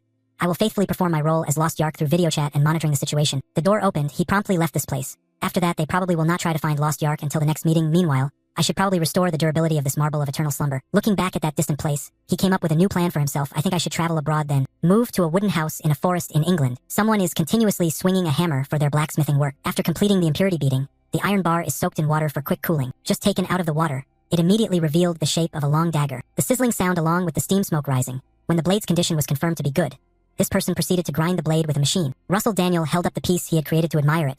Smiled brightly, all done. Although he created a satisfactory work, he sighed with a hint of unhappiness. Just placing that dagger on the table, he immediately stated the reason. What's the use if it's made, it might not even sell. Ever since those damn angels appeared, my customer base has significantly decreased. Lifting the dagger to admire it once again, he grew more worried for himself. I have tried to manage and get through, but now I have truly reached my limit. The balance in my account has also run dry. Should I start looking for another job right now? My dream is to continue the blacksmithing craft for as long as possible. Is there any way to make that happen? Just at that moment, he seemed to remember something and smiled brightly at once. Thinking back now, they said they would grant me a wish when I reach round 20 to nurture that dream of mine. He immediately made himself look cute by pounding both hands hard on the table with a new idea. Yes, I simply cannot give up blacksmithing. What is the best thing about being young? It is that a man must have passion. He decided to cast aside that sadness and move forward. I will get through the final round and realize my dream. Even in another world, I was granted the blacksmith's profession as if it were fate itself. Although the blacksmith profession is not suitable for combat, at present I can still manage. The weapon's attack power is increased by 150% due to the weapon polishing effect, because I acquired the weapon polishing skill when reaching level 20. Thanks to that, I easily defeated an orc. The super big determination was immediately created by myself. Let's try to reach round 20. The more confident I was, the more disappointed I became afterward. That's one thing, but money is still money. I don't even have money to buy materials right now. My eyes looked far away. I couldn't do anything else. I will rest for a while to save enough money to buy materials. So when I have money, I will return to the hut and start again. As one of my hobbies, I stood there arranging everything. First, I should look for a job after descending the mountain. At that moment, the familiar figure of Ryu Min suddenly appeared outside the house. Daniel inside seemed to detect someone else here through the sound of footsteps, so he turned around. Ryu Min, handsome, carried a big bag and casually put one hand inside his pocket, naturally stepping in. Daniel started to note that he was an Asian youth. It is really rare for anyone to come to this place. Seeing him stop at the door, Daniel immediately asked 2 questions in a row. What's going on? Are you lost? Without answering those 2 questions, Ryu Min smiled and extended an arm forward in place of words.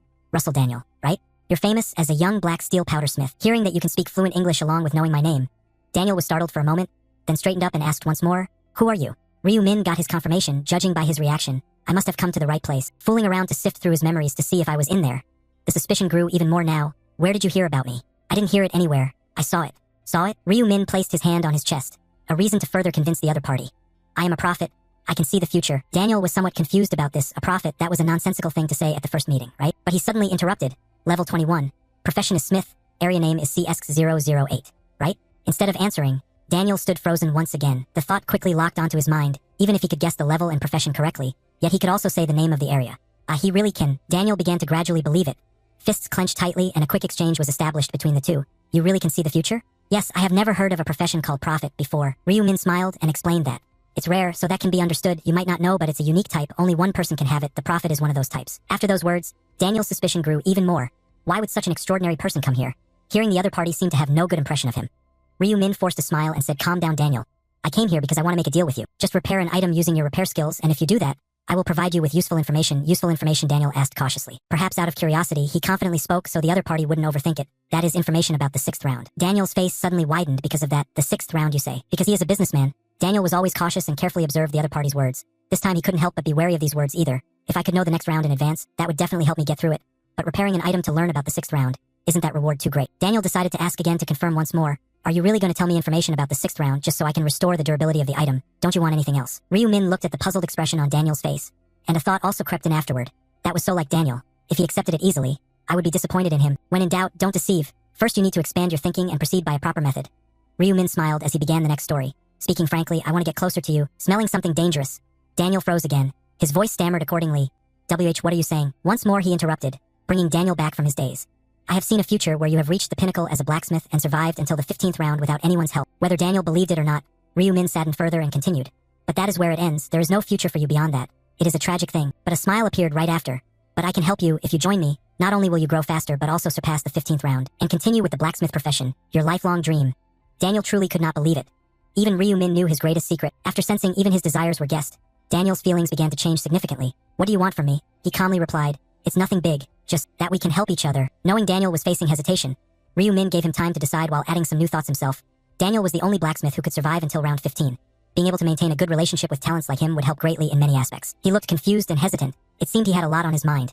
Do you want me to help you make a decision? Ryu Min had studied English repeatedly for cases like this. He smiled and spoke fluently. My request is not much. He just needs to repair my equipment when necessary and use a few skills with me. In return, I will provide him information about the upcoming rounds. If he can do that, he can gain advantages he often missed and develop strongly and quickly. The increasingly better offer made Daniel a bit skeptical. It was an offer that I didn't even need to think about, but can I trust a person like this? Based on what he said, he seems honest, but it's still best to be cautious. After all those thoughts, Daniel slowly took off his gloves and reached a compromise. I appreciate that you value me, but I'm still not sure. So I will decide whether to continue the deal after seeing the results of round 6. Ryu Min smiled confidently at that decision. Just do whatever makes you comfortable. I'm not asking you to sign any contract either, just like Ma Jinrock. Once you confirm the prophecy with your own eyes, you have no choice but to choose to participate in it. Then let me fix your item first. Afterward I can get information about the 6th ring from you. Got it. Initial deal secured. Ryu Min immediately took the soul stone out of his inventory. Its information was materialized once again. The Marble of Eternal Slumber, a necklace type, level for corpse handler effect. Gain 1 stack point each time a monster is killed. Lose 1 durability per kill. Every 100 stack points convert to a status point. Durability 1/1000, requires normal level or higher. Description, the necklace has a cloudy gray bead. It is said this bead traps the soul of the slain. Ryu Min knew the item only had 1 durability left, so it was really difficult. But with Daniel's help he was sure this wouldn't be hard at all. Here, after receiving the necklace, Daniel immediately cast the skill without needing to check the item's information. In the short time that followed, Daniel held the item up before him and everything was repaired. Ryu Min received the item and observed, then began to recheck the information. Durability had reached 1000/1000. All other information remained as before. Holding that item in his hand, Ryu Min observed it without looking away, feeling more confident. Good, now I can stack them up. Sharing a similar expression with him, Daniel formed a new judgment. I don't know what kind of necklace this is, but it looks quite nice and pretty good. It seems like he's trying to keep using it even while improving its durability. But this thought was unexpectedly read by Ryu Min. He looked back and paid more attention to the other person. From what he said, it seemed he knew nothing about that item. I considered it his privacy and didn't intentionally read it. Retrieving the item back into his system, the two then exchanged more with one another. Thank you. Thanks to you the durability has been fully restored. Now you can tell me the information about the 6th ring, right? Of course. The mission of the 6th ring is... Ryu Min disclosed many advanced details to the other party. Reflecting on those words, Daniel began folding his arms with confusion and the need to act. If what you just said is true, then I'd better gather strong allies. Ryu Min also agreed with that decision. That's right, I guess that will help, because after all, those monsters are very strong. Having gotten the information I needed, Daniel felt it was over here. He immediately raised a question back at him. So our deal ends here. Ryu Min was silent for a moment, but then broke it at once. Maybe you could sell me an item. It is black steel powder, you have it, don't you? Daniel had always been skeptical, but this time he was left astonished again. He could even guess what he possessed all along. The fact that the other party could know what I own was completely unbelievable, but he was not the only one surprised. Ryu-min once again asked for his opinion. So what about selling me that black steel powder? I guess you're trying to find a job to cover material costs. I will pay you handsomely. This is not a prophecy, but Ryu-min had read the other's mind. Daniel stood there dumbfounded. Did he even know that I planned to get a job to make ends meet? For a moment of daze, Daniel returned with his negotiating words. Truly amazing. Now I believe you are a prophet. Honestly, I suspected maybe you were using some trick. I sincerely apologize. Ryu-min smiled and waved his hand as if not caring about those words. There is no need to say those apologies. I just speak about the future as I have seen it, and whether you believe it or not depends on you. According to these words, it seems Daniel has had significant hesitation in trusting me more, though after some deep reflection he has made his new decision. I will give you that black steel powder. Ryu-min was stunned right there. Huh? And the explanation was added by Daniel. I feel like I've received far more from you than what I've done. He took out a black pyramid-shaped bag from outside. I'm not shameless or heartless. Take it. The information was specified once again. Black steel powder. Item category. Description is black steel powder, with a slight magical power aura that can be felt from it. Without even verifying, the other party just gave it to me. Ryu-min was stunned for quite a while. He gave me this rare item for free. Black steel powder is the ingredient used in crafting divine tier items, and he apparently doesn't know it's very hard to find until reaching round 11. Thinking of this, I knew I had to feel ashamed before such kindness. I am the one who should be thanking him, although I know what I need to do and must do. Ryu-min wanted to ask again for the other's intention. Are you sure you can give this to me? Daniel scratched his head and quickly answered that. I'm fine. To be honest, I don't even know what it's used for. Only you, the prophet, can know its true value. Beyond being talented and intelligent before, Daniel now has a deep understanding and he has embedded that into his thoughts. If you look at the exact requirement, it must be something quite important, but I won't be curious about that. I have already received help. It would be very greedy if I asked for something new. Daniel has gathered all the important and necessary factors, previously lacking only luck. But now he has it as Ryu-min officially sets foot here. Adding a beaming smile as well, he has a good character. Seeing Ryu-min smile so dangerously, Daniel clearly shows more suspicious question marks than before. As originally planned to come here, Ryu-min then threw his rather large black bag toward Daniel in front. Here, open it. Suddenly something was thrown at him. Daniel instinctively took it and froze for a moment. As requested. He opened the bag and inside were countless stacks of money bearing the image of Queen Elizabeth. Handing over another bundle, Ryu-min explained to him what it was. A total of 20,000 pounds. I would feel uneasy accepting that goods for free. That should cover a lot more of your expenses, shouldn't it? Daniel replied without hesitation, of course it would. If we estimate at the current rate, 20,000 British pounds is equivalent to more than 37 million won. Landlord Ryu-min accordingly succeeded in gaining a new member, and Daniel was on the verge of tears. With this amount, I won't need to worry about finding another job anymore. However, there's no such thing as a giant pile of money falling from the sky naturally. So the two then gauged their own cuteness and Daniel tightened the drawstring of his bag. Setting aside all coldness and seriousness, Daniel nervously voiced his concern. But can I really get that much money? Ryu-min confidently explained that since the other party faced reality too late, it was worth that much, so he could take it without any worries. And of course, it's not like I'm giving it to you to obtain any materials or anything. Daniel, have you run out of things to think about now? Then, we can't let the other party guess on their own. Ryu-min turned serious again and extended a hand forward in invitation. Open a foreign stock account. Invest about half of the money I gave you in Korean stocks. The two began to delve deeper into this matter. Korean stocks, the company's name is Player Place. I'm not forcing you to do this, but it's a company that will soon explode. If you invest, you'll never have to worry about raw material costs again, and the rest depends on whether you trust me or not. That's up to your decision. Daniel no longer hesitated as before. He immediately presented his choice with confidence, because it was the prophet's advice. I will believe in that. Moreover, it was money I earned without effort. From outside the window looking in, the two shook hands for their upcoming new plans. So I wish you luck in the next round. Oh, can I leave my number with you? Of course. Daniel took out his phone to save the number but forgot something. He looked up and directly asked Ryu-min. Oh, I forgot to ask your name since you appeared until now. What is your name? Ryu-min put both hands in his pockets and smiled briefly answering. Just call me Mr. Ryu. Time could not stop and that day arrived as usual, June 1st at midnight.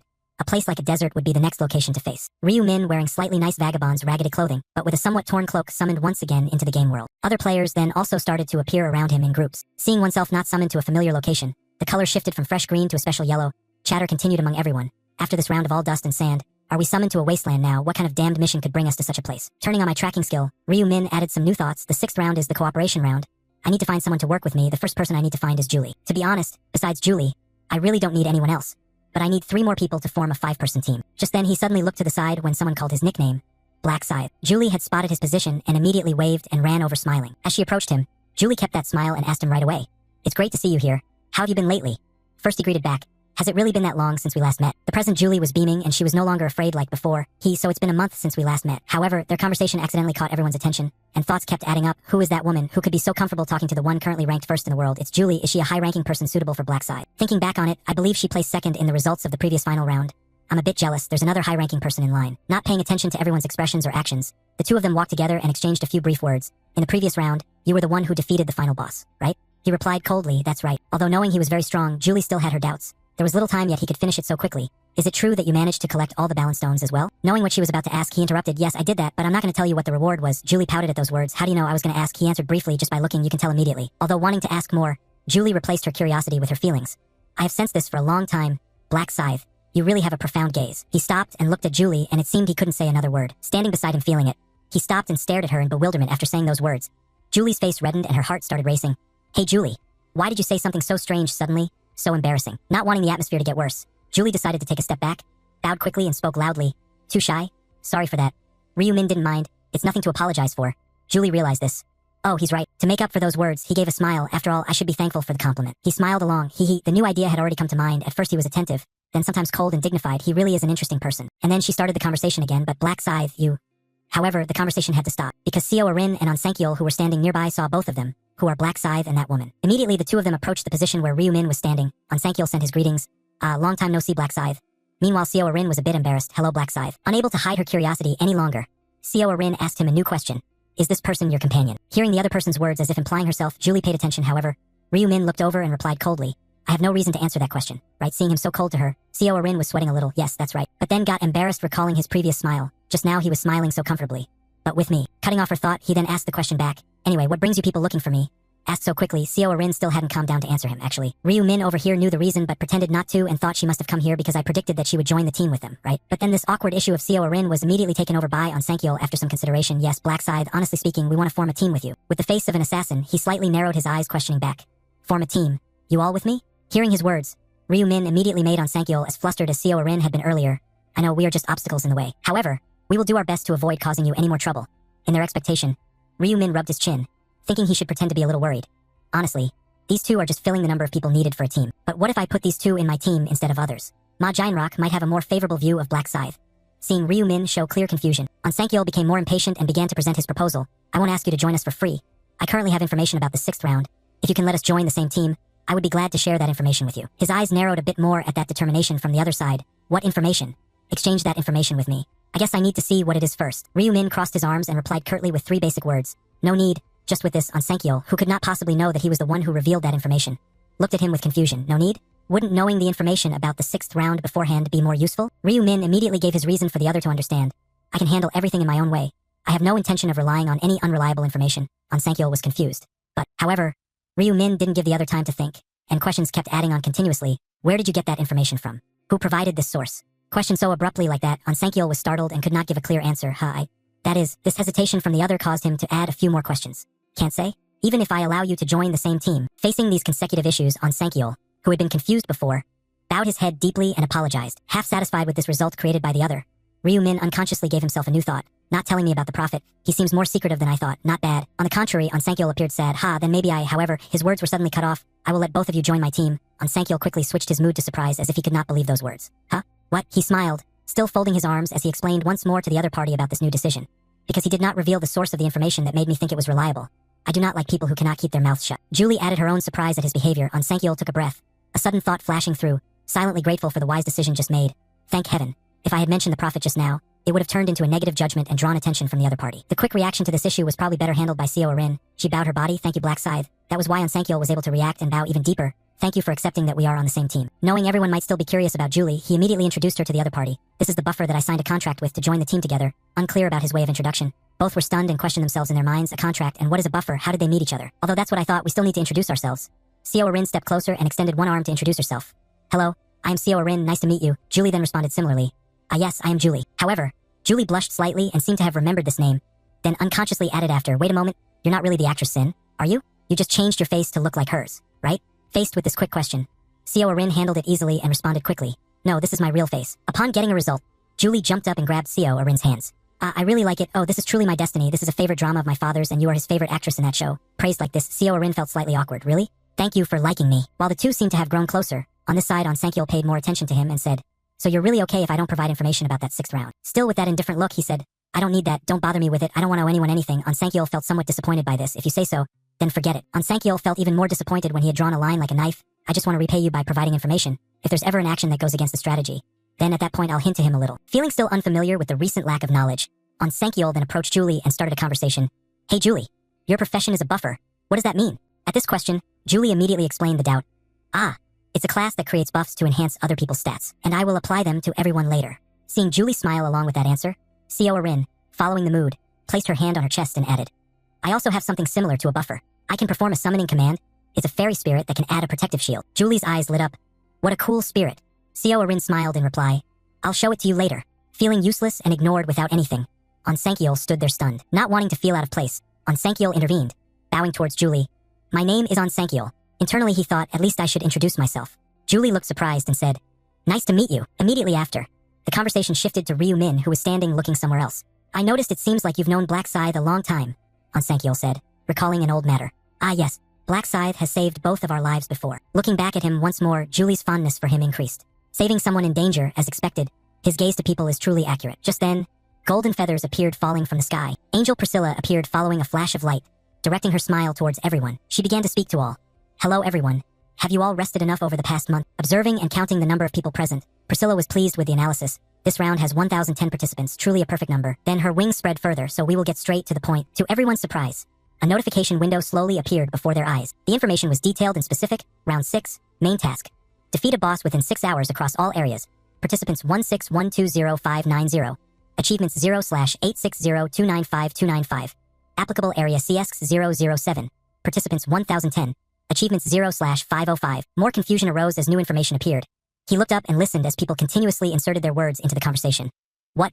Defeat a boss? Has a boss finally appeared? How can we possibly defeat that boss by ourselves? Priscilla, hearing the murmurs, quickly formed a satisfied smile. You all wouldn't expect us to do that with a solo battle, right? Don't worry, after all, you can't accomplish that by yourselves. Everyone had further questions. Cannot be defeated? So what should we do? Priscilla immediately answered that question. Of course you have to do it together. That is why we need to prepare some things. A finger was slightly raised along with that familiar smile. A team system. A team is a system that allows people to form groups and cooperate with each other. You need to have 5 people to form a team, and once you are in a team, each of you will be recognized as allies and cannot cause any damage to each other. Everyone below thus gained a new perspective. So fighting is no longer possible. I don't need to worry about being stabbed in the back while fighting the boss anymore. Seeing how quickly they understood, Priscilla added new satisfaction. Of course, attacks from other teams or monsters still have effect. Only members within the same team cannot deal damage to each other. When in a team, experience and gold will be evenly shared among members, regardless of who lands the finishing blow. But if they are more than 100 meters apart, they will not receive rewards. Similarly, whenever there is a new idea, everyone discusses it further. Experience and gold are shared evenly. What about items? Crossing her hands horizontally, Priscilla once again explained in detail. Items drop according to contribution ratio. For example, if 2 people contribute 70% and 30% during the hunt,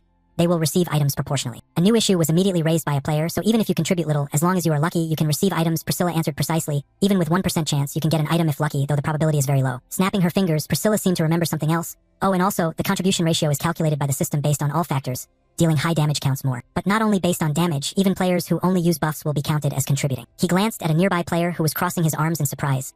A buff-type player can do the same? That's great, if only I were that type. He understood this rule clearly. His eyes glowed redder. Thanks to that, players who cannot participate directly in combat can still earn high contribution points. Recalling Priscilla's words, if you are not in a team, you cannot complete this mission. If you have formed a team, you will immediately pass this qualifying round if you kill the boss. This applies to all team members. A girl was surprised. The whole year always like that? Looking around at everyone here, note once again there is a total of 101 bosses, meaning only 505 people participating in boss hunting will pass this round. The hand raised again and a few new feathers fell down. The explanation about the team ended here. See, the task isn't difficult at all, just kill one boss, it's that simple. He stood below with his arms crossed and commented inwardly as usual. For them everything was simple. Light flashed once more and Priscilla gradually finished the instructions. Now everyone give your all to kill that boss. Oh, and there are no side quests this round. Though detailed enough to perform the task, a few showed clear dissatisfaction. Damn it, and they say it's easy? A boss is a boss for a reason, it certainly can't be easy. But there's no other way. Everyone's first job is to form a team. Information boards appeared in succession. To form a team, everyone must hold hands and call out together to establish the team. If you are not in a team, the task progress won't count. Remember that the remaining time for this round until the end is 5 hours 59 minutes 59 seconds.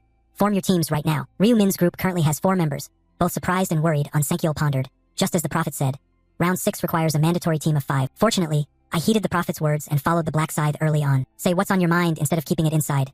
Black Scythe, can we form a team now? He suddenly interrupted. Wait a moment, a team needs 5 people, we're still missing one. Co Rin and Julie were both confused at once. So who will be the last person? Onsankyol, knowing he didn't need to worry about this, said, let's let the strongest person on our team, Black Scythe, decide. He slowly fell silent as if waiting for someone to appear here. It would be nice if that person were nearby. Raising his hand to his chin, Ryu Min continued his previous thought. If that's the case, I can pretend to choose randomly and quietly slip him in. While he was lost in thought for himself, the others were already concerned with finding teammates. First I have to form a team. If I'm not in a team, even if I kill the boss, it won't count, so it must be 5 people in one team. Among them, some found teammates to join. Sorry, would you like to form a team with me? What's your rank? Another person directly raised his hand and said loudly, warrior level 20. Anyone wants to form a team. But there were also some who stared at Ryu Min's back and harbored their own desires. If I join a team, it has to be Black Scythe's team. Just like that, one person gathered the courage to approach behind him, slightly bowing. This person then smiled and spoke, hello Black Scythe. Would you consider joining our team? He was cold, no need to look back, and answered briefly, no. The embarrassment came immediately. Oh yes, they quietly turned back with sad faces, but above all those words directly created a feeling of shame for everyone. He told us to get lost without even pretending to think, so humiliating. Damn it, there's no way to freeload off the Black Scythe anymore. The idea was conveyed, but Ryu Min did not care about those fools. In the past, I would accept anyone to fill the numbers, but this round I have to recruit people who have the potential to grow with me. Anyway, it seems like every round I attract a bunch of strangers. Some others still hadn't given up hope as they approached him. However, the others received the same result. Don't bother me, get lost, because I am a girl. Another player smiled and said right after, can I join your team? He closed his eyes and stood still there, uninterested. The first hopeful ones now felt a sense of disgust towards him. What? Is it really so hard to include just one person in the team? Damn it, so stingy. At least listen to me finish talking. The two-person team before suddenly paid attention to the others around him. Are those standing next to the Black Scythe now in the team? Lucky for them, it's almost certain survival. Not only did the others look puzzled, but on Sankyol's team also looked at him intently, not knowing who he would choose for the last position. Looking in another direction, my thoughts grew deeper. If only Chairman Ma Jinrock were here, then I would nominate him to the team. Julie had also considered someone. If Ryu Min were here, he would definitely fight for the last spot. What a pity. At the moment when everyone did not know what to do next, a person with a familiar voice approached everyone. Black Scythe. Although this person approached somewhat familiarly, on Sankyol compared him to the ones before. Who is it again? What unknown guys now? However, this time Ryu Min unexpectedly noticed him. When he realized it was Young Ho, he completely changed, while Young Ho smiled and raised an arm toward him. Glad to see you again, Black Scythe. With a smile returned, Ryu Min caught the raised hand. That's great. You're still safe. I thought you had been eliminated in round 5. Young Ho laughed loudly at that. Don't underestimate me too much. The smile gradually became more complete and brighter. Watching you fight back then motivated me to quickly finish my hunt. Is that so? Anyway, thank you. Thanks to you, this friend also survived. Young Ho turned to find someone and loudly called Mankey. Like a dazzling flash, Mankey immediately appeared beside Young Ho and bowed deeply toward Ryu Min, saying, Black Scythe, thank you for healing my shoulder back then. Thanks to you, I was able to extend my life. Feeling that sincerity clearly, he immediately asked a question to lighten the atmosphere. Could you really kill 300 beasts with a body like that? Mankey was startled, bowed again, and replied, It's all thanks to the Black Scythe. You are my lifesaver. Stopping to greet here, Young Ho suddenly received another question. Black Scythe, are you looking for a team? Knowing he was a bit blunt and caused a strange expression, Young Ho quickly waved his hand to explain in more detail. Don't worry, we didn't come to ask to join. We already formed a team. Ryu Min maintained his usual expression and confirmed that thought in his mind. I know they already have a team. On everyone's wrist there was a golden chain, a symbol of the bond. Matching his thought, he directly brought up the matter. I'm not overthinking it either. But why did you come to see me? Young Ho smiled and responded, partly to greet you and partly to make a proposal. A proposal? Young Ho was excited and did not hide anything. What if our team and yours cooperated together? We are not aiming for experience or items. If a boss appears, we will let you have it first. Everyone on Young Ho's team was very much looking forward to it. However, Ryu Min did not say a word about this, which caused confusion in Young Ho. We just want to lend a hand. You don't need to be so wary. Really? Ryu Min could read the other's thoughts and knew the truth. He immediately made his decision. I refuse. Young Ho immediately became awkward, then kept stammering and asked him back. Why? Because we would be hindering you, right? He shook his head in protest and said, no, I just don't like unnecessary troubles. Thanks for the offer, but I'm fine. Ryu Min misunderstood, but Young Ho quickly said, I want to help though. He cut off that bad feeling. If I really need help, I will ask immediately. Young Ho regained his confidence. Are you serious? One side happy, the other confused. Both casually responded back and forth. So promise us that if you need help, you will call. Alright, promise. I said I know already. Not sure why, but the group bowed deeply once again. Young Ho added, so we ask permission to leave. If you need help, just call us anytime. When they had left, On Sankyol gave a small reminder aimed at him. Black Scythe, it's time for you to decide. Who will you choose for the last position? Ryu Min suddenly turned to one side with a cold gaze saying, I've already decided. His finger did not hesitate but pointed straight in one direction. Everyone was startled looking towards the direction he pointed. According to the direction he pointed, a person covered head to toe was turning their back to everyone and jolted when he spoke. Hey, person wearing the cloak, immediately come forward and identify yourself here. This person then turned around, still covered but revealing black hair, a small frame, hunched shoulders, a young man who was not strong at all. When he got to a reasonable distance, Ryu Min directly questioned, you have been watching me for a while, haven't you? Stammering before his coldness, yes. He asked again why. Still confused, this person lacked confidence. He himself bowed his head and spoke slowly, giving his hasty answer. Because I want to join the team with you. Black Scythe. He immediately proceeded with the usual questions. Level and class, level 23, Dark Mage. The answer was given. He pretended to ponder, whatever. Turning back to look at the teammates behind him, his decision was made. He will be the last one. Quickly, the boy was flustered by such a swift result. Julie along with Seo Arin and On Sankyol were astonished. Eyes slightly squinting, the previous bewilderment merged into their own thoughts, refusing everyone else only to choose such a weakling. Once again, everyone focused on their new member who was trembling slightly. He then gave a dark smile. His nickname was No Painage. No pain means nothing at all. One day, this guy will found a cult that worships Black Scythe as a deity. His hand reached out. He will become his fervent follower. Building bonds early on will be very beneficial later. The guy shook hands and Ryu Min directed everyone. Then let's form the team like this. Everyone put your hands together. As soon as everyone placed their hands down, a linked golden light was born. The team was formed. A ring was engraved with the golden light mentioned earlier on everyone's wrist. The time was not long. The golden link kept forming a perfect connection. However, the new guy in the team had some expression that seemed off. Impossible, the Black Scythe already chose me. Hey, what kind of expression is that? Is that something coming with thinness? This is not good. Just as the joy was barely felt, a A tragic past overwhelmed me. The fifth member of the team, the one everyone had turned their back on. Since the first year of high school, I had become what was called a puppet of bullying violence. A group of 3 tall guys surrounded him. Damn it, what are you looking at sneaking around like that? I wasn't looking. This damn guy is really scary. My heart feels like it's pounding hard. There's no reason to bully at all. I just seem lenient with them. From mockery, they shifted to threats. Friends should know how to live in harmony, right? Don't forget to bring the money. A kid like you, did you hear what we said? Seems like you have no weight at all. His face turned pale as if severely sleep-deprived, his body trembling and stammering. Sorry, I live with my grandmother, so I have no money to give. They immediately sneered. What, whether you steal or do anything else, you must bring money.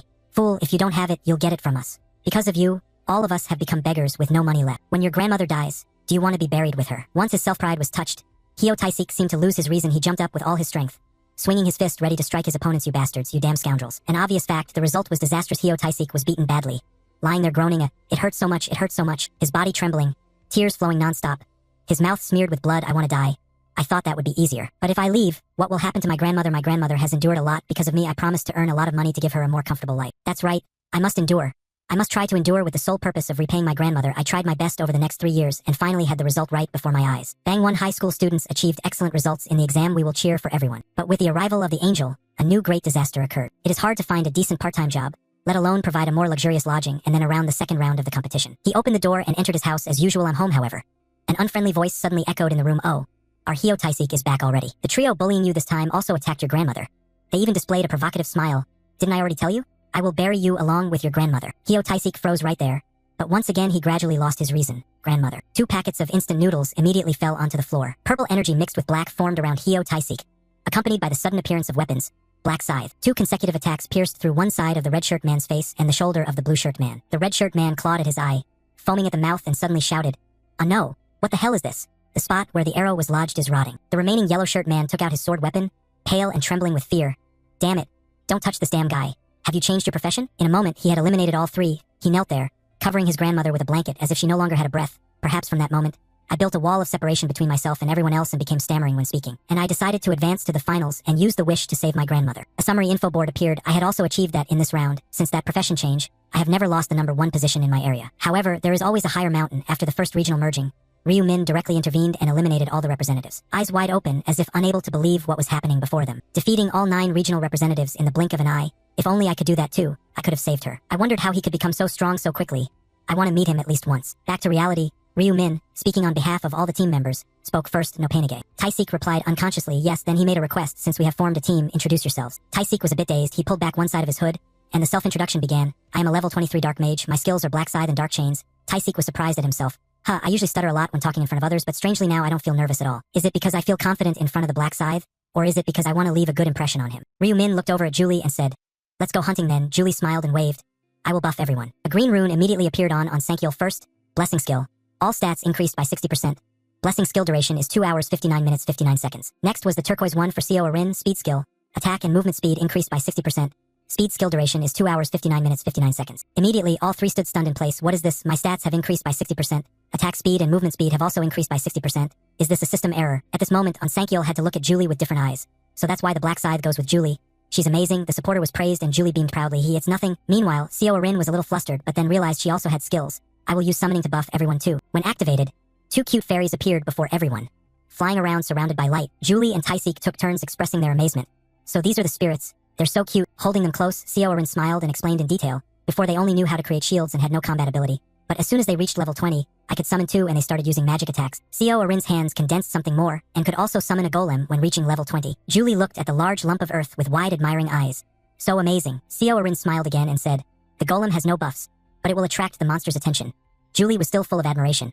A supporter and a tanker, truly wonderful. However, Seo Arin wanted to receive direct praise from Ryu Min more. What do you think, Black Scythe? I am useful too. Ryu Min acted as if it was completely normal. Everything was done. Let's go.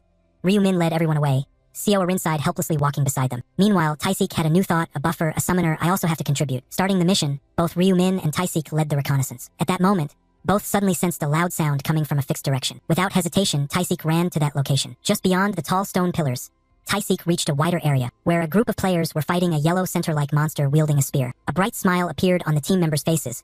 Finding the boss that easily, attack immediately. With their motto, both charged straight at the monster in front of them, die. However, the monster suddenly swung its spear, and a player's sword was knocked away. On the offensive, both had to retreat. This one is strong, no joke, split up and attack. A female player beside the monster's rear side asked, How do we defeat it? The player in a pink cloak swung her sword and replied, if we attack from behind it. But it seemed Ryu-min was not satisfied with this. Taisik standing nearby also sensed something. The player in the pink cloak was kicked straight in the stomach by the monster's hind leg. Inertia threw her body flipping several times before landing. Once stopped, a teammate ran over shouting, "Pink Princess." He on this side had done a bit of analysis on the recent issue. Attacking the horse's back, really foolish. Unable to stop the assault, the female player immediately swung her short swords forward. The archers here also coordinated with the arrows. Weapons were successively plunged into the creature's chest, causing it to scream miserably. Both waited outside as the group ahead shouted, "It's time. Die, you bastards." Taisik was stunned. What is this? After a series of attacks, the big monster in front was flipped over. The group then cheered excitedly. "We won, we're first place, we finally completed the mission with first place." Taisik stood beside him, face pale, thinking, no way, the first place has been snatched away. At this moment up front, the joyful voices of the players still echoed. Finally, we completed the mission at number 1.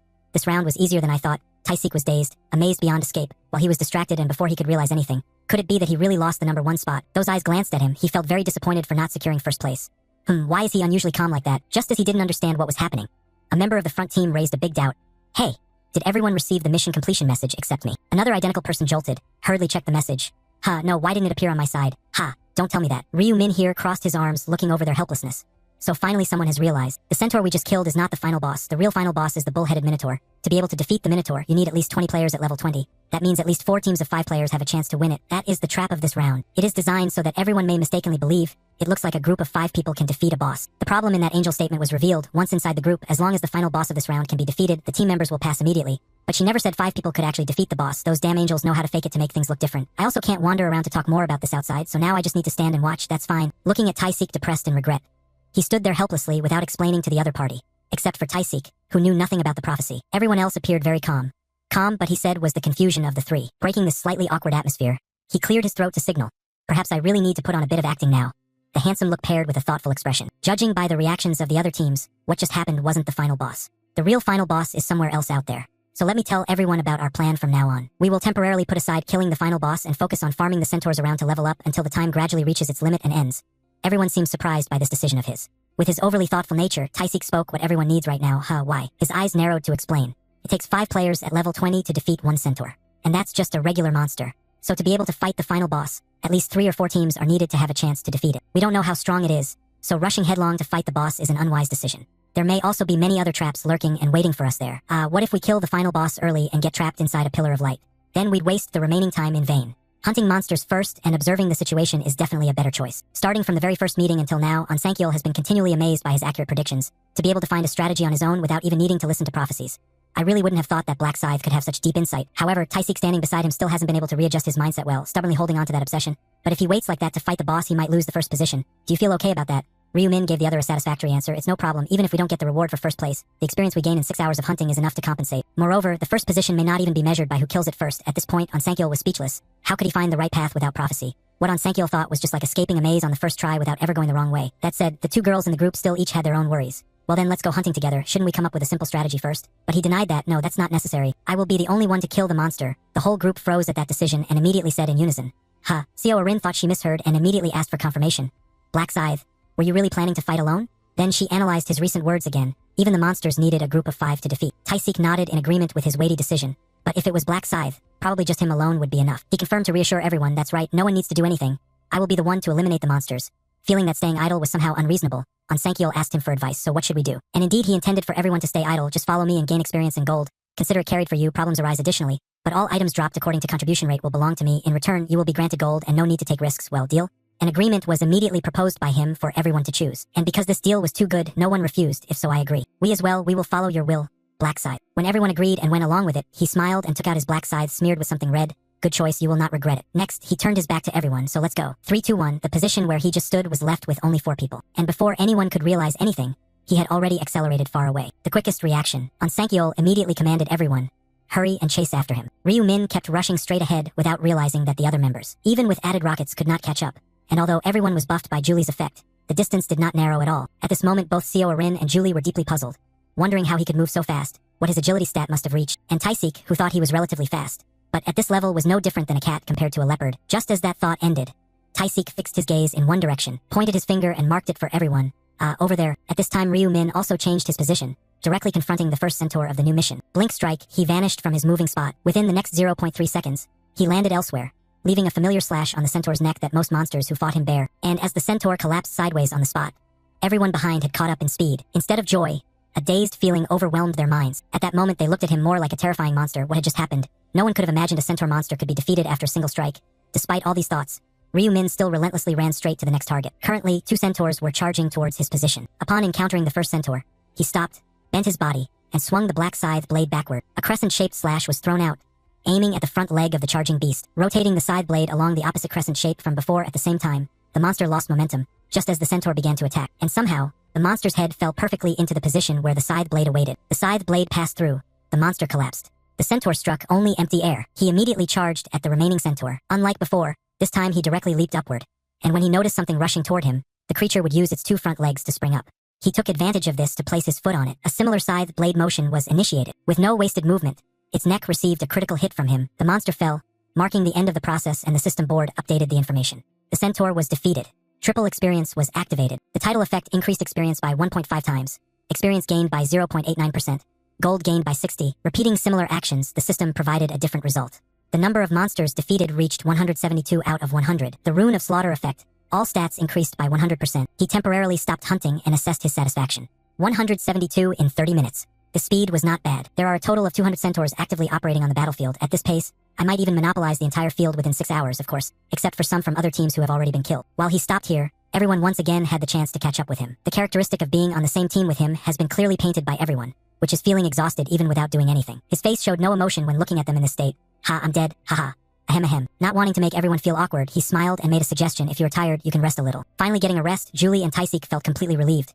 Really? Thank you very much. Without waiting any longer, everyone collapsed. Taisik was worse, lying completely still. Only on Sankyol could stand firmly, and his complaints showed. Just running after him was exhausting enough to die. Fanning his arms to let the wind cool him, Co Arin interjected some analysis. I thought 100 meters was enough, but it turns out it wasn't. Blushing, Taisik stammered. What do you mean? Not paying attention to them. Julie smiled again and offered a compliment to him. Black Scythe. You really are incredible. Your hunting speed is unbelievable. In response to this compliment, he immediately asked a mischievous question. Does that mean you're not satisfied? Julie's embarrassment was obvious when he asked like that. No, it's not like that. It's just that if I could follow you and get promoted like that, how could I hate it? Taisik stood up, trembling as he gave a thumbs up to him. The one who works harder than us is you, Black Scythe. Ryu-Min folded his arms, confused as he caught the vibe and responded, looking like they are the ones who suffer more. While everyone was happily chatting with each other, another group of people was approaching. And more precisely, this was a team of more than 5 people. Because of this, everyone's attention simultaneously shifted in that direction. What is that? Is someone coming towards us? As everyone stood up, it was also the moment this mysterious group got closer, and this is the end of chapter 70. Don't forget to leave me a like, a comment, and press the notification bell. That is the motivation for me to create videos every day. Goodbye everyone and see you again. Among them, a man in a white cloak stepped forward, his face wearing a confident, cheerful smile. He looked straight at Ryu-Min, who stood with his arms crossed among his teammates. He spoke first. Hello, Lord Black Scythe. What a stroke of luck to meet you here. Ha ha ha. Ryu-Min remained motionless, the wind lightly ruffling his cloak. His gaze was cold, without a trace of emotion. He replied in a terse, calm voice as if he paid no mind to the newcomer's presence. Enough? What do you want? The man in white's mouth twitched slightly, still keeping a friendly air. Oh, we're just looking for a team to hunt the boss with, would you? Before he could finish, Ryu-Min coldly cut him off. His decisive words rang out in the hush. No, silence stretched for a few seconds. The others gaped. The man in white froze, his face stiff with disbelief at the answer. He stammered, H-huh? W-Y. Ryu-Min's dark red eyes flicked over him, icy as a blade. He didn't bother to explain, remaining silent and leaving the other more flustered. After an awkward moment, the man tried to regain his composure and continued, speaking as if to show he knew more. Lord Black Scythe, I don't know if you've noticed, the boss here isn't easy. He turned, pointing into the distance. At the edge of the horizon, a gigantic creature came into view in the blinding sunlight. A hulking body with a bull's head, clutching a massive club, a low, guttural roar rolled across, making the ground tremble slightly. Do you see that monster, sir? It looks like a bull. That's the boss. Extremely tough. He tried to look serious, while Ryu-Min quietly observed. The golden light of the sunset washed over his face, reflecting in his expressionless eyes. Then the man in white's voice dropped, carrying a trace of fear as he recalled. Another group once tried to fight it, and they all died. Images of red blood flooded his memory. The monster swinging its club wildly, blood spraying everywhere. People falling one by one. The whole team was crushed in an instant. He turned back to Ryu-Min, trying to sound sincere. I've realized, to beat this boss, multiple teams have to join forces. We should coordinate if we want any chance of survival.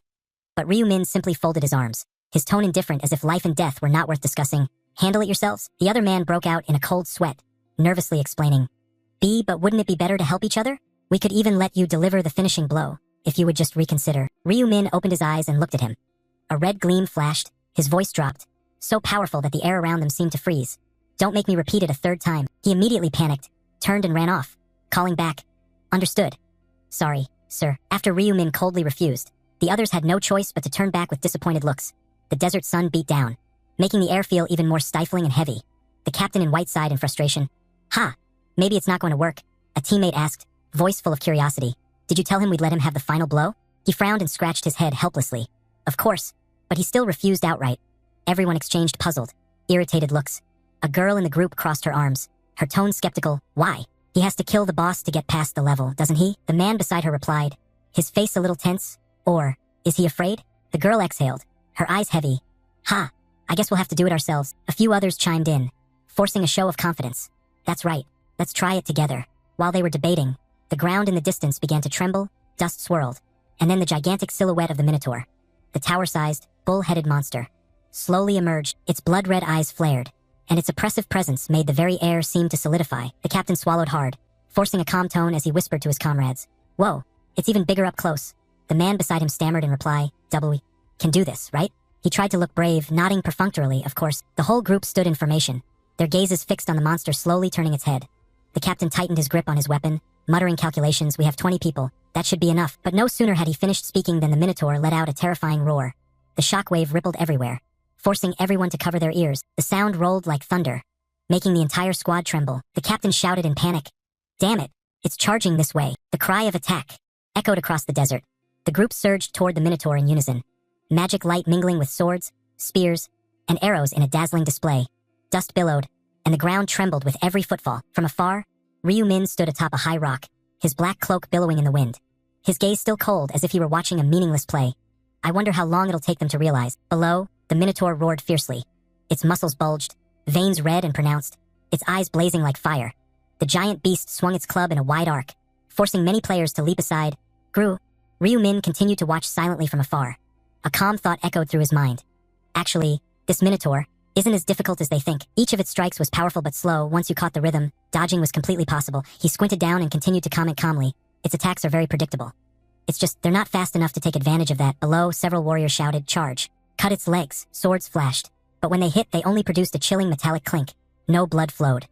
Only faint scratches remained on its thick hide. One man hissed in despair, "Impossible.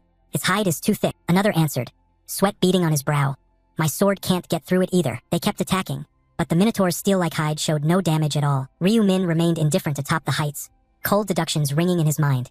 Even if its hide is hard to penetrate, with continuous strikes they'll find a weak point. Arrows and spells rained down relentlessly. Fireballs exploded around the creature's body, light and dust blending into a chaotic scene. "Grua!" The Minotaur roared, furiously smashing its hand into the ground and creating a shockwave that hurled several people away. But Ryu-min didn't budge. He simply tilted his head slightly, his voice even as if counting down time. "It will take some time." Though below, the captain panted, sweat streaming down his face. He grit his teeth as he looked at the monster still standing tall before them, its whole body showing no sign of weakening. "To this thing, it's too tough to handle. Focus. Dodge the blow." Someone yelled, their voice hoarse amid the smoke and dust. A warrior with a glowing blue axe gritted his teeth, his whole body taut like a bowstring. He roared in fury, "Die, you damned monster." With all his remaining strength he leapt up. The axe flared brilliantly and came down, whoosh! The blade sliced through the air, driving straight into the creature's chest. "Goo!" The Minotaur's roar thundered as red blood spurted out. The deep slash across its chest made it stagger back a step, its massive hands thrashing in madness. I did it! I hit its chest!" Someone cried excitedly. "Keep attacking! Don't let it recover!" The captain shouted. The group immediately surged forward, swords and spears raining down. Light and blood streaked crimson through the dust storm. A swordsman leapt high, swinging his sword in a diagonal across the Minotaur's shoulder. He landed a cut right across its arm, leaving a deep gash. Blood sprayed, and the creature roared in fury. "Grew!" The Minotaur went berserk, snatching an unlucky player out of the air. Its red eyes flashed with rage. The captured player thrashed desperately, screaming, "Help! Someone help me!" The Minotaur roared as its massive hand tightened. The sound of bones cracking echoed. The scene turned a blazing red. Blood and light merged. The Minotaur's hand engulfed his entire body, leaving only a crushed black silhouette within the crimson glow. A sound echoed through the air. Crack! The player's body exploded, blood spraying like mist. From afar, two wizards panicked and raised their staves. Fireballs materialized around them. One shouted, "Fireball! Quick!" At that moment, the corpse was flung into the air. Flying over them, the fireballs struck the Minotaur's chest directly. Each boom, boom, reverberating across the battlefield. Flames flared violently, engulfing the monster. It's hit. It's on fire. Someone yelled excitedly. The flames swallowed the minotaur, its massive body letting out a pitiful roar. Gohhh. Charred patches of skin peeled away as smoke billowed into the sky. The team watched, breathing hard, clinging to the faint hope that it had truly died. The creature dropped to its knees and then collapsed with a thud, the ground trembling in waves. Everyone erupted. We did it! Really? We're the first team to win. Cheers rang out everywhere as people raised their weapons in celebration. A towering column of golden light suddenly flared up in the sky, bathing the entire team in radiant brilliance. The survivors looked at one another, their eyes full of joy mixed with doubt. Have we really completed the mission? Someone whispered. The entire battlefield gradually lit up with a series of similar pillars of light. Different groups of people shouted in delight. Our group got it too. The quest window says it's complete. Ha! This is awesome. Another group watched from a distance. He frowned, rubbing his forehead. Do we have to kill them again? Damn it. The girl beside him tilted her head, observing the pillars of light, then replied. It seems that whenever a quest is completed, a pillar of light appears to mark that group. A man stood inside a blazing pillar of golden light, scratching his head in exasperation. So, now we just stand here and wait for the time to run out? A teammate plopped down and propped his chin on his hand, answering. Yeah, looks like it. He let out a soft sigh and murmured. It's nice to get off early, but why do I feel like I've missed something? Silence hung in the air. The man in white sighed, then said, Then, I guess I should go find another group. As soon as he finished speaking, his eyes flickered, as if he'd suddenly realized something. On the top of the rock, a figure appeared. Light streamed down, and his black hair stirred gently in the breeze. Lord, Black Scythe. He cried out in astonishment. Before them stood Ryu Min, composed, his dark cloak waving lightly in the desert wind. The man stammered. Our group is... Ryu Min looked around, his expression calm as if he'd expected the outcome. The other teams, dejected, said, Don't bother asking. You can tell just by looking. He exhaled wearily and turned away. Black Scythe jumped down, landed, and said, Luckily, if we'd killed the boss earlier, we'd have wasted all the remaining time. Julie, seeing this, replied, Yeah, just as you predicted. Ryu Min led the team, his voice low and calm. Let's go. Don't waste time. Everyone immediately followed him, and the formation quickly fell into place. Understood. The group answered in unison. A strong wind swept through as Ryu Min dashed ahead like a bolt of lightning, his cloak billowing and teammates close behind. He murmured, eyes sharp. Track. A stream of blue magical energy appeared. Centaur. Golden light filled the sky, columns of brilliant radiance stretching down from above. The entire desert was bathed in that sacred light, as if declaring, the match is over. Groups of players lay scattered within the beams of light, all utterly exhausted. Some sat down hard. Others could only breathe a sigh of relief. So, it's really over? Seems so. Look, everyone's been teleported into the safe zone. The air was lightened, though tinged with fatigue. A man holding the interface board frowned. Hey, where's our ranking? Nothing's showing. A teammate looked up and asked, What rank are we? Don't know, it doesn't say. Another man chuckled softly and waved his hand. Why care? Surviving is enough. I just want to lie down. He leaned back onto the sand and sighed with relief. Now who won or lost doesn't matter anymore. A blond man squinted into the distance, his voice surprised. Huh? Look over there, the person beside him asked. What? In the distance, the centaur was charging at full speed, spear thrust forward. A dark figure dove down from the sky like a bolt of lightning. It was Ryu Min. Wind whistled past, his cloak billowing. He spun in midair, the black scythe gleaming brilliantly. Slash! A streak of bright red blood ripped through the air. The centaur's body was cut in two in an instant. Sand flew up, blood spraying like rain. Ryu Min landed lightly, his gaze cold as steel. Black Scythe. Someone in the lit area shouted in astonishment. The girl beside him widened her eyes. Did he just kill that monster with a single blow? The man lying nearby chuckled. Ha! That's what a level 40 is like. Terrifying power indeed. The curly-haired woman folded her arms, puzzled. But why did he go kill the centaur instead of the boss? Wouldn't it be faster to take down the boss and then rest? The blonde man answered calmly. No, if he fights the boss now, he still won't make the top ranks. He shrugged and gave a faint smile. Maybe he's just farming to get some extra EXP. After all, he's already lost the top spot. He offered a faint smile as he watched the pillar of light in the sky slowly fade. Sigh, what a pity. I thought he'd take first place again. He curled his lips slightly, a hint of satisfaction in his voice. Anyway, Black Scythe can't hold the top spot forever. The person beside him nodded, eyes following Ryu Min as he rampaged through the herd of centaurs. But you have to admit he's clever. He's farming over there. In the frame, Ryu Min spun in midair, the red glowing crescent slicing through a centaur's body, blood spraying like a crimson curtain in the sunlight. On the notification board, the line appeared. Unable to identify target. Centaur. Kills. 1920/100. Time remaining. 20 minutes and 43 seconds. Ryu Min gently lowered the scythe, his gaze ice cold. He thought to himself, looks like this time, I've wiped them all out. Behind them, the teammates were almost exhausted, panting without stop. And Mr. Black Scythe, Julie said between gasps. Can we take a short break? Everyone bent over, sweat pouring off them like a shower. Ryu Min glanced at them, his voice calm but decisive. No need, the hunt is over. He tightened his grip on the side's haft, a golden light reflecting in his eyes. Now, it's time for the boss. Julie widened her eyes in surprise, scarcely able to believe her ears. It's over? Really? Ryu Min nodded, his cold gaze stretched into the distance. That's right. Based on my tracking skill, there are no centaurs left in this area, Julie murmured. So that's it. While everyone was still coming to their senses, Onsankyol checked his status board, and a golden light flashed before him. Ha! He quickly shouted out. Everyone, check your level. Everyone simultaneously opened their status panels. Golden light shining brilliantly. Level increased? No way. This many?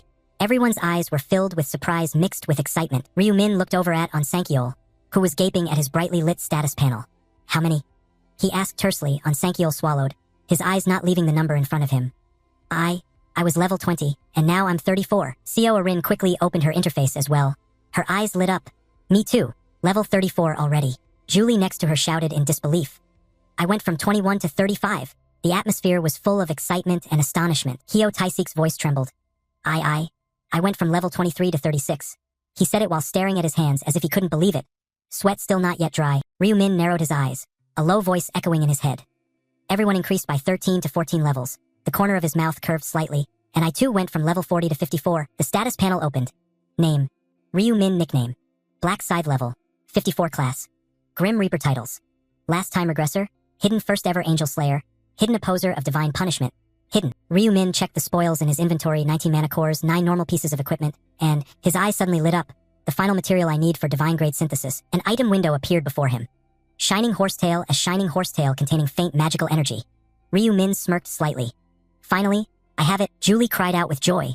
I have way more gold now. Her face lit up as if she just won the lottery. Seo Arin. Same here. Hyo Taisik shouted in astonishment. 115,000 gold. Is that for real? Ryu Min simply watched them in silence, his gaze unperturbed. Onsankyol scratched his chin, pondering. That's strange, suddenly having this much money. He looked at the glittering pile of gold before him and, embarrassed, said, So now, what are we supposed to do with all this? Ryu Min straightened in the desert sunlight, his eyes flashing a cold red. By the basic skills in the shop, he said clearly, presence detection, enhanced vision, and magic resistance, those are mandatory. Also by the items in the today's item section. Ryu Min continued calmly. The teammate beside him muttered while looking at the board, presence detection, and what else? Ryu Min urged them to make the purchases. He turned, the desert wind whipping his cloak, his eyes blazing in the evening light. Let's go. This time the target is the final boss. His decisive tone left those behind him stunned for a few seconds. Hyo Taisik took a deep breath and nodded. Yes, Ryu Min activated. Track. Minotaur. A blue light flared at the corner of his eye. A strand of magic twisted like a guiding thread through the air. A strong wind rose, sand flying in a blinding cloud. Ryu Min dashed forward, his black crescent blade cutting the air with a cold, whistling scream. His cloak billowed and spirals of energy coiled around him. The air trembled, leaving a curling blue streak behind. Suddenly, Ryu Min noticed something. He stopped in place. Meanwhile, everyone sensed someone arriving and turned around. Paying no mind to the Minotaur lurking among the stone pillars, 2 men from the other group rushed over in panic. Lord Black Scythe, please, join our party. It's definitely safer to fight the boss together. Ryu Min halted. His voice was deep and cold to the point of chilling. No. He turned his head, his eyes glowing red with a steely glint. I don't want to share the contribution with you. Both of them fell silent, unable to speak. Sunlight struck half his face. Ryu Min's voice sounded soft but filled with murderous intent. I'll kill the boss myself. Everyone froze. No one dared say another word. One person swallowed and whispered. Is he really going to solo that Minotaur? Another man thought fearfully. It would take at least 20 people to bring one down, and yet, a warrior crossed his arms and sneered sarcastically. I find you rather arrogant, Black Scythe. Ryu Min heard this and replied coldly, Arrogant? You all underestimate me too much. If you could kill it, then why can't I? The man hesitated and tried to protest, but we need the whole team to take it down. Ryu Min lightly shook his scythe, smiled faintly, and said, What user numbers? He stepped past the stammering man while he was still babbling. Saying that is a bit. Julie called after him, her voice anxious. Black Scythe. He strode straight up to the Minotaur, his voice calm but decisive. Wait here, I'll finish quickly. Everyone started whispering and gossiping. Is he really going to solo it? They were eager to watch the spectacle out of boredom. Ryu Min glanced around. Dozens of eyes were watching him from beyond the boundary of light. He thought to himself, quite a lot of people are watching. If possible, I shouldn't reveal my main skill, but this is the perfect chance to show them how strong I am. He stepped into the teleportation circle, his entire body bathed in golden light. If they see me take down the Minotaur in just a few seconds, no one will dare underestimate me again. The voice in his head spoke evenly, but his hands tightened around the haft of the scythe. All right, the sooner it's over, the better. In the distance, the giant Minotaur stepped out of the golden sand, its eyes glowing red as it stared at him like prey. On this side, Ryu Min bent slightly, pulling the scythe back with one hand to prepare his attack. Seeing him like that, people began whispering. What is he doing? Seems he's about to use a skill that stance. It's strange. Ignoring them, Ryu Min continued to calculate. The system only starts the clock once you're within attack range of the boss. He gripped the scythe tightly, which meant he was still in the preparation stage and the timer hadn't started yet. Suddenly the Minotaur let out a roar, and he decisively stepped into attack range. The Minotaur swung its axe and charged toward him. He began to count down in his head. 3. His legs braced, coiling strength to prepare for the attack. 2. By the count of 1, they met face to face. Both were poised to tear the other apart. The air around them suddenly darkened. Black streaks rose from the ground like imprisoned souls. Ryu Min closed his eyes slightly as the crescent in his hand gave off a gloomy purple light. Night of death. His voice rang low and cold, like the judgment of a death god. His gaze hardened with resolve. Now, moonlight destruction. He slashed out a crescent-shaped wave of blood-red energy at the monster. It froze, unable to react as the attack closed in on its neck. A clean, deadly cut sliced through its neck. The monster's massive head was hurled upward, spun in midair, then fell to the ground with a heavy thud. His huge body collapsed, dust billowing everywhere. Everyone outside stood stunned. Someone shouted, voice hoarse with fear. Look! The Minotaur had its head sliced off with just one strike? Another person trembled, eyes wide in disbelief. No way. Just one strike? Impossible. Meanwhile, Ryu Min stood motionless, his hand clenched on the crescent, thinking to himself, impossible what? Do you people even know how high my stats are? The system settlement gradually materialized. You have slain the Minotaur, received cowhide, received the Minotaur armor blueprint. You knew what you would get, so it wasn't surprising. The Minotaur blueprint and cowhide, itemized data details, cowhide, item catalog, description. High-quality cowhide, very durable and good for crafting armor. While everyone was frozen in shock, Ryu Min turned to his teammates. I guess I can sell it for a high price. The display wasn't finished yet. The Minotaur armor blueprint, consumable item catalog description. An item containing 6 combination recipes to create a unique Minotaur armor set. You should prepare notes before using it. When everyone shared the same expression, he stepped closer and shouted to snap them out of it. Are you all right? Julie hesitated and replied, we're fine. They hadn't expected him to act so quickly. But among them, Hyo Taisik's expression was the most dramatic, as if he wanted to kneel to him on the spot. Ryu Min responded to that cute expression. Ryu Min didn't dare accept it and anxiously looked away. This kid, what's with that odd look? I can see he'll be following me later, but better make sure I keep my distance. The sun climbed toward its zenith, signaling the player's participation time was drawing to a close, no different from those before. A column of light enveloped and locked him inside. When the game officially ended, golden feathered birds flew everywhere. You finally defeated all 101 bosses. So next we'll eliminate the teams that didn't catch the final boss without further thought. The angel Priscilla's voice rose slowly, and then revealed a chilling smile. Trash must be removed and vanish. The eliminated players were those not encompassed by any column of light. The defeated voices, like in previous rounds, faded. Oh no, oh angel, wait. Please save me. Those who were lucky enough to survive silently thanked their fortune for not sharing that fate. When the laments ceased, Priscilla clapped and smiled, drawing everyone's attention again. So let's check the rankings together. A giant settlement panel appeared in view, summarizing round 6 results. All first place areas Black Scythe and 4 other players 0 hours 0 minutes 1 second. Second place Kiyama and 4 other players 0 hours 3 minutes 21 seconds. Third place The Fools and 4 other players 0 hours 4 minutes 9 seconds. Applicable area CSK 007. First place Black Scythe and 4 other players 0 hours 0 minutes 1 second. Second place Kim Suhanmu and 4 other players 0 hours 5 minutes 31 seconds. Third place Rice Parasite and 4 other players 0 hours 5 minutes 58 seconds. As they absorbed this information, some teams panicked, their speech and thoughts distorted. Why aren't we the top-ranked team? We were the first to kill it, weren't we? How did Black Scythe take first place? Didn't his team kill it much later? Something must be wrong. Priscilla, hearing those mutterings, sneered, who said that, are you ranking by kill order? As you've seen, rankings are calculated by the time needed to kill that boss. Some people's perceptions suddenly shifted to collapse time, so our team is last. That teasing smile made them feel even more humiliated. 11 minutes 30 seconds. I don't understand why you took over 11 minutes to kill a cow. Humans are inferior after all. Didn't you look closely at the results screen? Priscilla spoke without thinking. On the other hand, the shortest time is 1 second. And that is the team managed by Black Scythe, so this result is quite good and understandable. Quickly someone interrupted. The angel time isn't 1 minute. Priscilla blinked in astonishment and looked back as if sensing something odd. Round 6 results. Entire Black Scythe area 0 hours 0 minutes 1 second. The information struck straight at the defensive line of thought. A second is a second, not a minute. The time Black Scythe took to handle the boss was 1 second. After realizing this, her expression went blank. The arrogance the angel once had now flustered before the participating players. Oh, I made such a silly mistake in front of these people below. Changing her expression, she crossed her arms on the spot and complained. There even is a 1 second record. Is the boss really that weak? These words fell on the players like water off a duck's back. Having fixed her mistake, Priscilla announced something else. All right. First, we will award the 3 first-place positions. Please note that rewards are only given to the players who contributed the most. She folded her arms and waited for the results from the screen. Congratulations, you have completed the quest as first in your area. Congratulations, you have completed the quest as first in the entire region. First place in the corresponding area. Optional reward. Advanced Executioner Helmet has been chosen as the first-place reward for all applicable areas. Special reward selection box. He smiled, looking at his inventory, which he always kept open to await items. It's time to change my helmet. When he touched it, the notification screen lit up. You can choose one of the following executioner-grade helmets. Touch the reward you want. 1. Angel ring. 2. Minotaur's cow mask. 3. Hermes feathered helmet. There was nothing for him to hesitate about. If there's something I need, it's the feathered helmet. A rather attractive choice. Additional item info for slot 3. Hermes feathered helmet. Executioner-grade helmet. Defense 180. Agility plus 10. Grants invisibility. Durability 1500/1500. Usable only by professional level or above. Description. A helmet modeled after Het's feathered dragon head. It's not genuine. He equipped it while it was still hot. If I wear it right away. Skill info. Temporary invisibility. Effect hides your entire appearance from enemies. Sound cannot be hidden. Automatically cancels when attacking or being attacked. Duration 30 minutes. Cooldown 30 minutes. The thing that could make him a perfect assassin was now in his hands, so his smile couldn't end. From now on I can use the stealth skill. Its drawback is it can't hide sound. If I get a rune that conceals presence, then your invisibility will become invincible. There was one more thing he wanted to activate on the spot.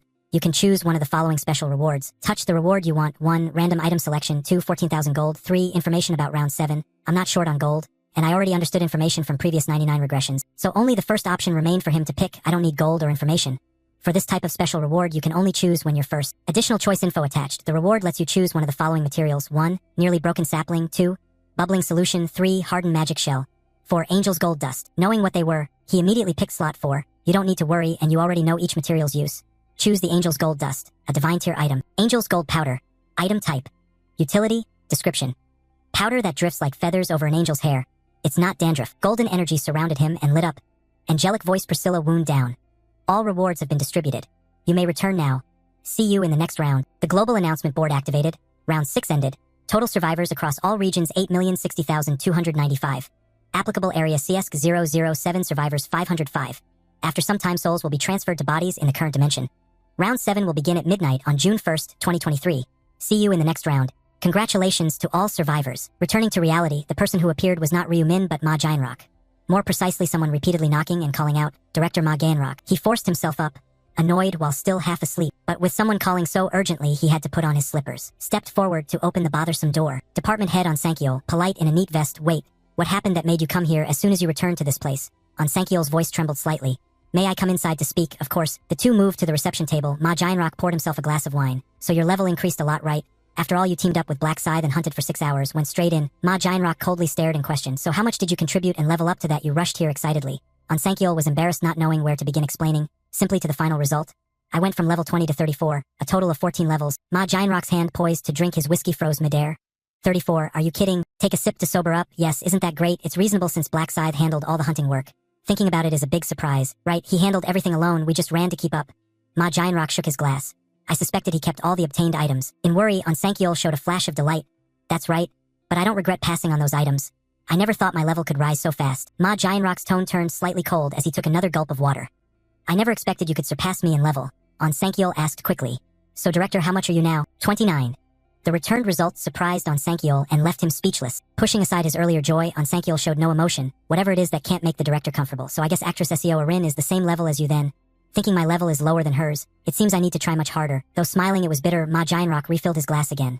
Tell me, department head on Sankiol, did Black Scythe really kill that fast? Yes, he took down those centaurs in a single blow. That's incredibly fast. Even with 5 people in a team, I couldn't do it that quickly. Truly Black Scythe. I saw the result that Black Scythe defeated that Minotaur in 1 second. Is that true? On Sankiol rubbed his neck, recalling how Ryu Min performed it and said, that's right. He used some kind of glowing skill then sliced off its head in one move. I've never seen that skill before. Though expecting such results, Ma Jianrock was startled and found it hard to accept.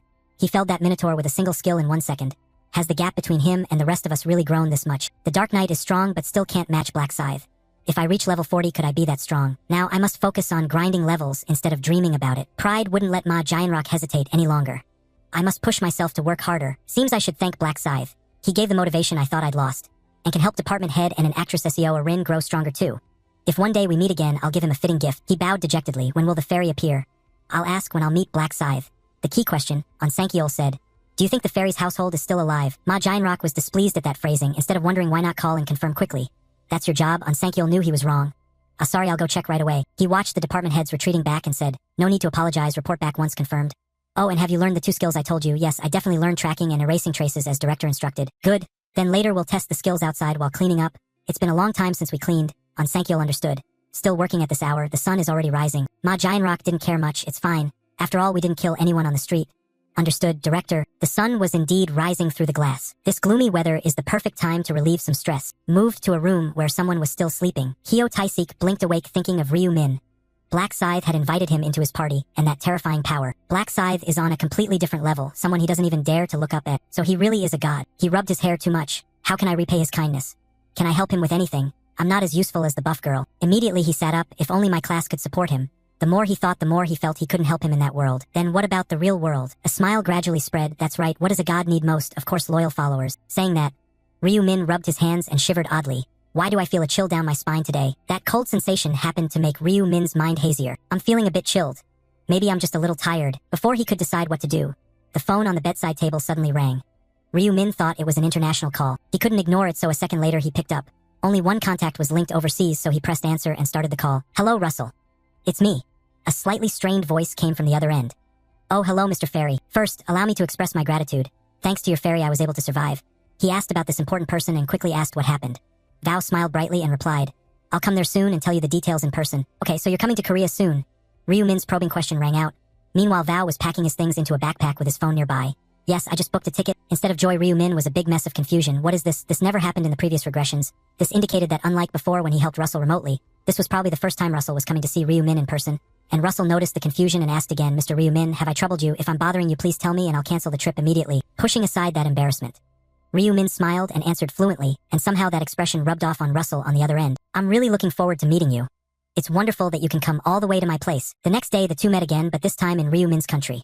Russell, in simple clothes with a small backpack, waved to Ryu Min, who was waiting. Being foreign, Russell was a head taller than him. They shook hands and greeted. Russell spoke first. It's great to see you again. Really? Ryu Min smiled in welcome. Welcome to Korea, Russell. After greetings, Ryu Min led his new friend around the country. Let's go. I'll show you around. A new conversation started in parking lot A3. Ha. There are so many things I want to say, but I don't know where or how to start. First, I'll hold myself back a bit. Haha. The first place Ryu Min took Russell was a large restaurant. A hot pot with countless ingredients had been carefully prepared and arranged. They sat in that area, and it was easy to see Russell's surprise and delight at the food. Why are there so many kinds of ingredients? This is my first time seeing such a sumptuous table. Not letting an important partner and future teammate feel embarrassed, he didn't hesitate to add, eat as much as you like. It's on me. Russell happily accepted his generosity. But a few words had to be said now. No, you can't, Ryu Min. I can't keep receiving benefits from you. Please, at least this once let me pay for the meal. There's always a reason behind actions, and Ryu Min won't let him do that. He said it outright without hesitation. Russell, don't do that. Let me pay for this meal. But in return, fix the durability of my item like last time. Russell was surprised but quickly adjusted his mood. Durability, of course, that's something I must do. After handing that familiar item to Russell, Ryu Min watched every gesture and movement closely. A skill reinforced the durability of the Eternal Sleep item in a short time. Then he received that newly strengthened item back. Thanks. I'll pay for the meal. Reintroducing the item's info, the Eternal Sleep gem, a corpse-grade necklace, effect. Each monster killed gains 1 stack and reduces 1 durability. Every 100 stacks converts into 1 attribute point. Durability 1000 of 1000. Usage limited to players of normal level and above. Description: a necklace with an opaque gray orb that absorbs slain souls. As that info appeared, Russell's voice grew a bit hesitant. I still feel I haven't done much to help you. We can't keep talking about that. Ryu Min changed the subject after putting the item away. It's fine, so what exactly happened? You said you almost died. Russell had forgotten he still had that story to tell you about that. He became increasingly stunned as he recounted and remembered the giant shadow of the Minotaur. Following your advice, I hunted for nearly 6 hours, Mr. Fairy, and then we challenged the boss. It was so strong I almost died fighting it. If I hadn't raised my level a bit like you told me, we truly have been done for. While others were still afraid, Ryu Min laughed naturally. I'm glad I could help you. So what level did you reach? Russell replied quickly. I've reached level 29, but I'm a little embarrassed to ask this. Can I really become a top master blacksmith like you said? Russell stammered. It's hard for me to believe that. Ryu Min answered confidently, if you keep working hard. Yes, with my help you can even achieve more than that. Russell's cheeks flushed at that. Haha, that was enough to reassure me. Just having guidance from a fairy like you means I have nothing to fear anymore. Both still hadn't eaten and the conversation continued. Have you looked into the company I told you to invest in? I opened an account that day, however I invested a bit more than half of the amount you suggested. He nodded in approval, a wise decision. That's enough to secure your livelihood. Each holding a chopstick. Russell looked at him attentively and asked, but how exactly did that company become so famous? What kind of business are they in? Frozen for a moment, you even didn't research before investing. How can you blame Russell? I just trusted your word, Mr. Fairy. I thought it would be fine. If so, let me properly introduce the company to you. Instead of just talking, he led him straight to the company. Here it is, a building with unique architecture showing clear sophistication. Not only that, there's a special area and path designated for players. Slipping a hand into his pocket, astonishment returned to him.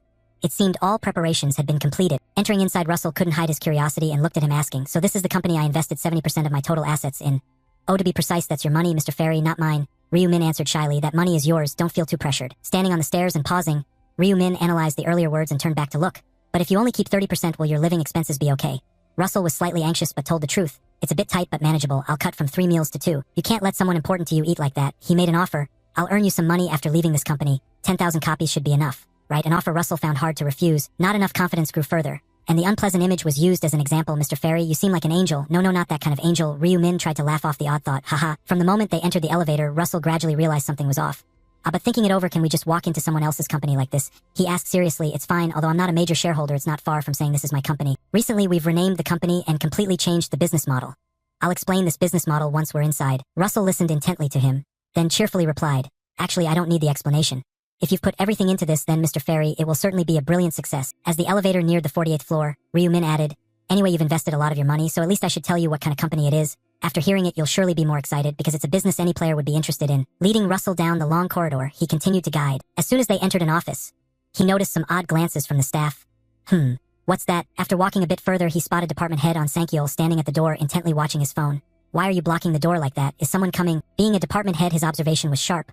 On Sankyol detected his presence. Mr. Ryu-min, our major shareholder, what brings you here? He said calmly. Sorry for coming without notice. Stepping aside, he introduced another person. I intended to introduce the company a bit to the foreign investor. I want to meet the director. He's in there, right? On Sankyol put his phone into his shirt. The department head hesitated and avoided looking directly at him.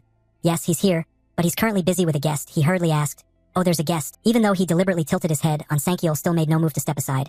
He read that and thought to himself, it seems Ma Jinrock ordered no one to enter. Even so, to pretend not to see when I've signaled clearly. Coldness gradually carved itself onto Ryu-min's face.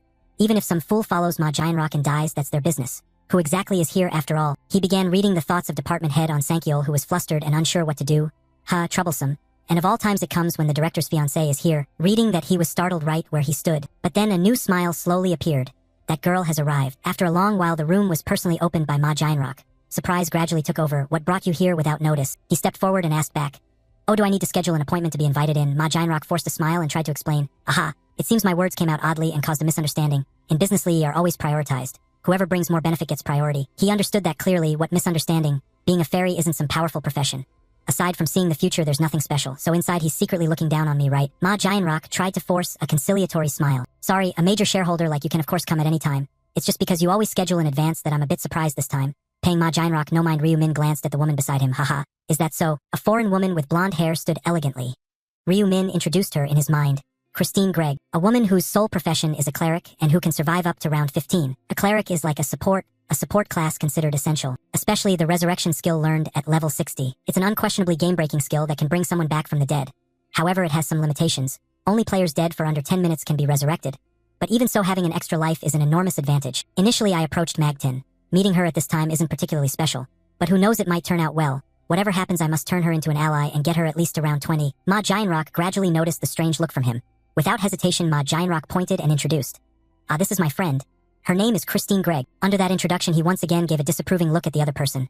Our friend, don't make me laugh. You said you wouldn't hide anything from me, yet you hid your own fiancée, right? Adjusting his mood, he smiled and reached out his hand to greet. And that was his voice. Nice to meet you, Ms. Gregg. My name is Ryu-min.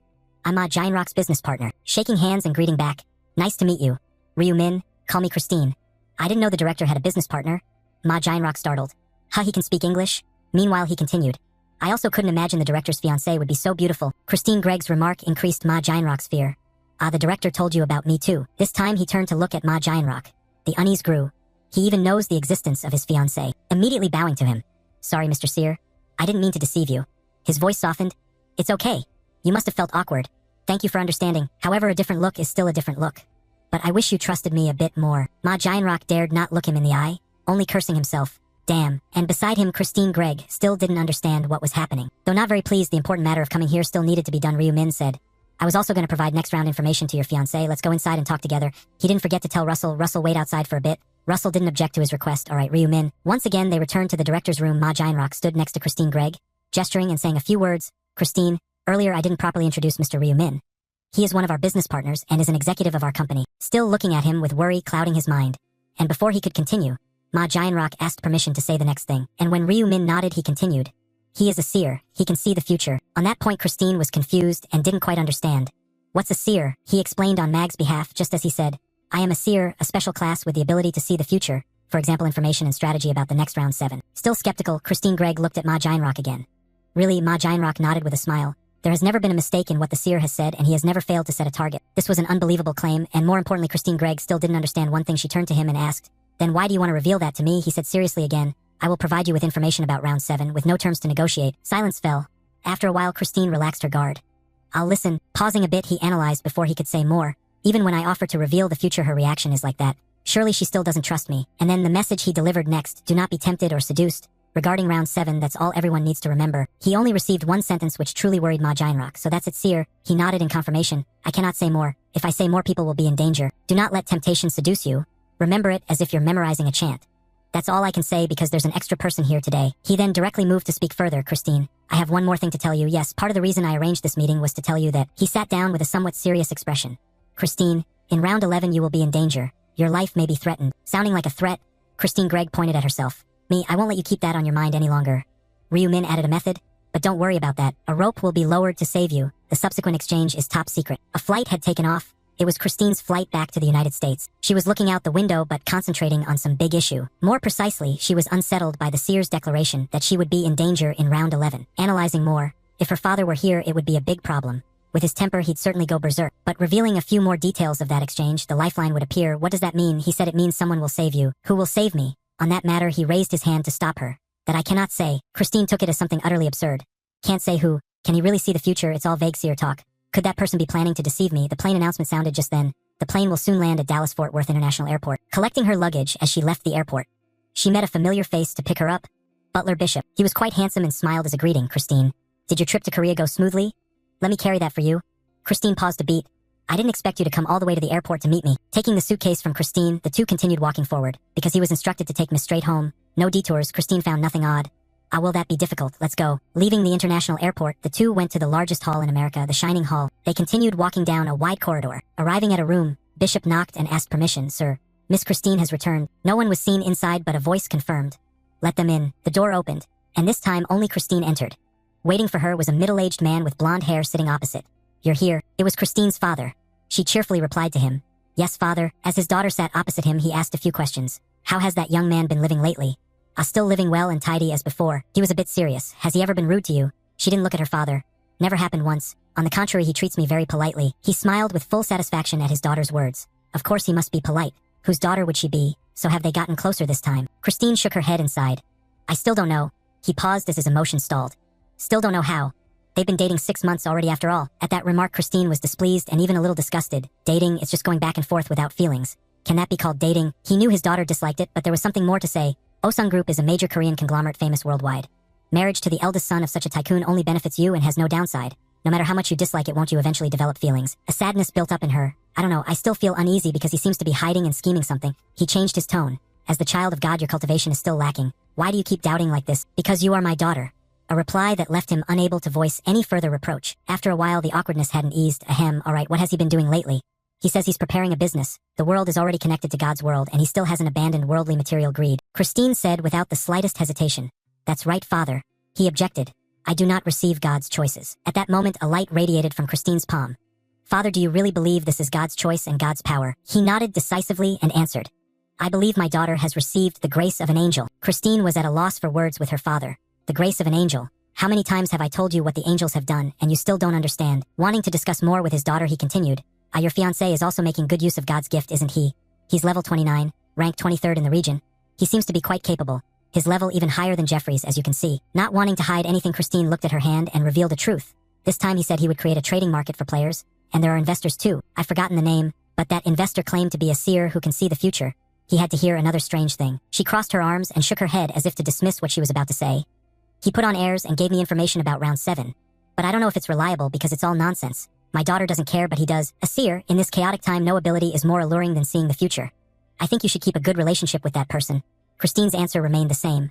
I'm not sure anymore. She sighed wearily because he kept saying unbelievable things like I'll die or I'll be in danger.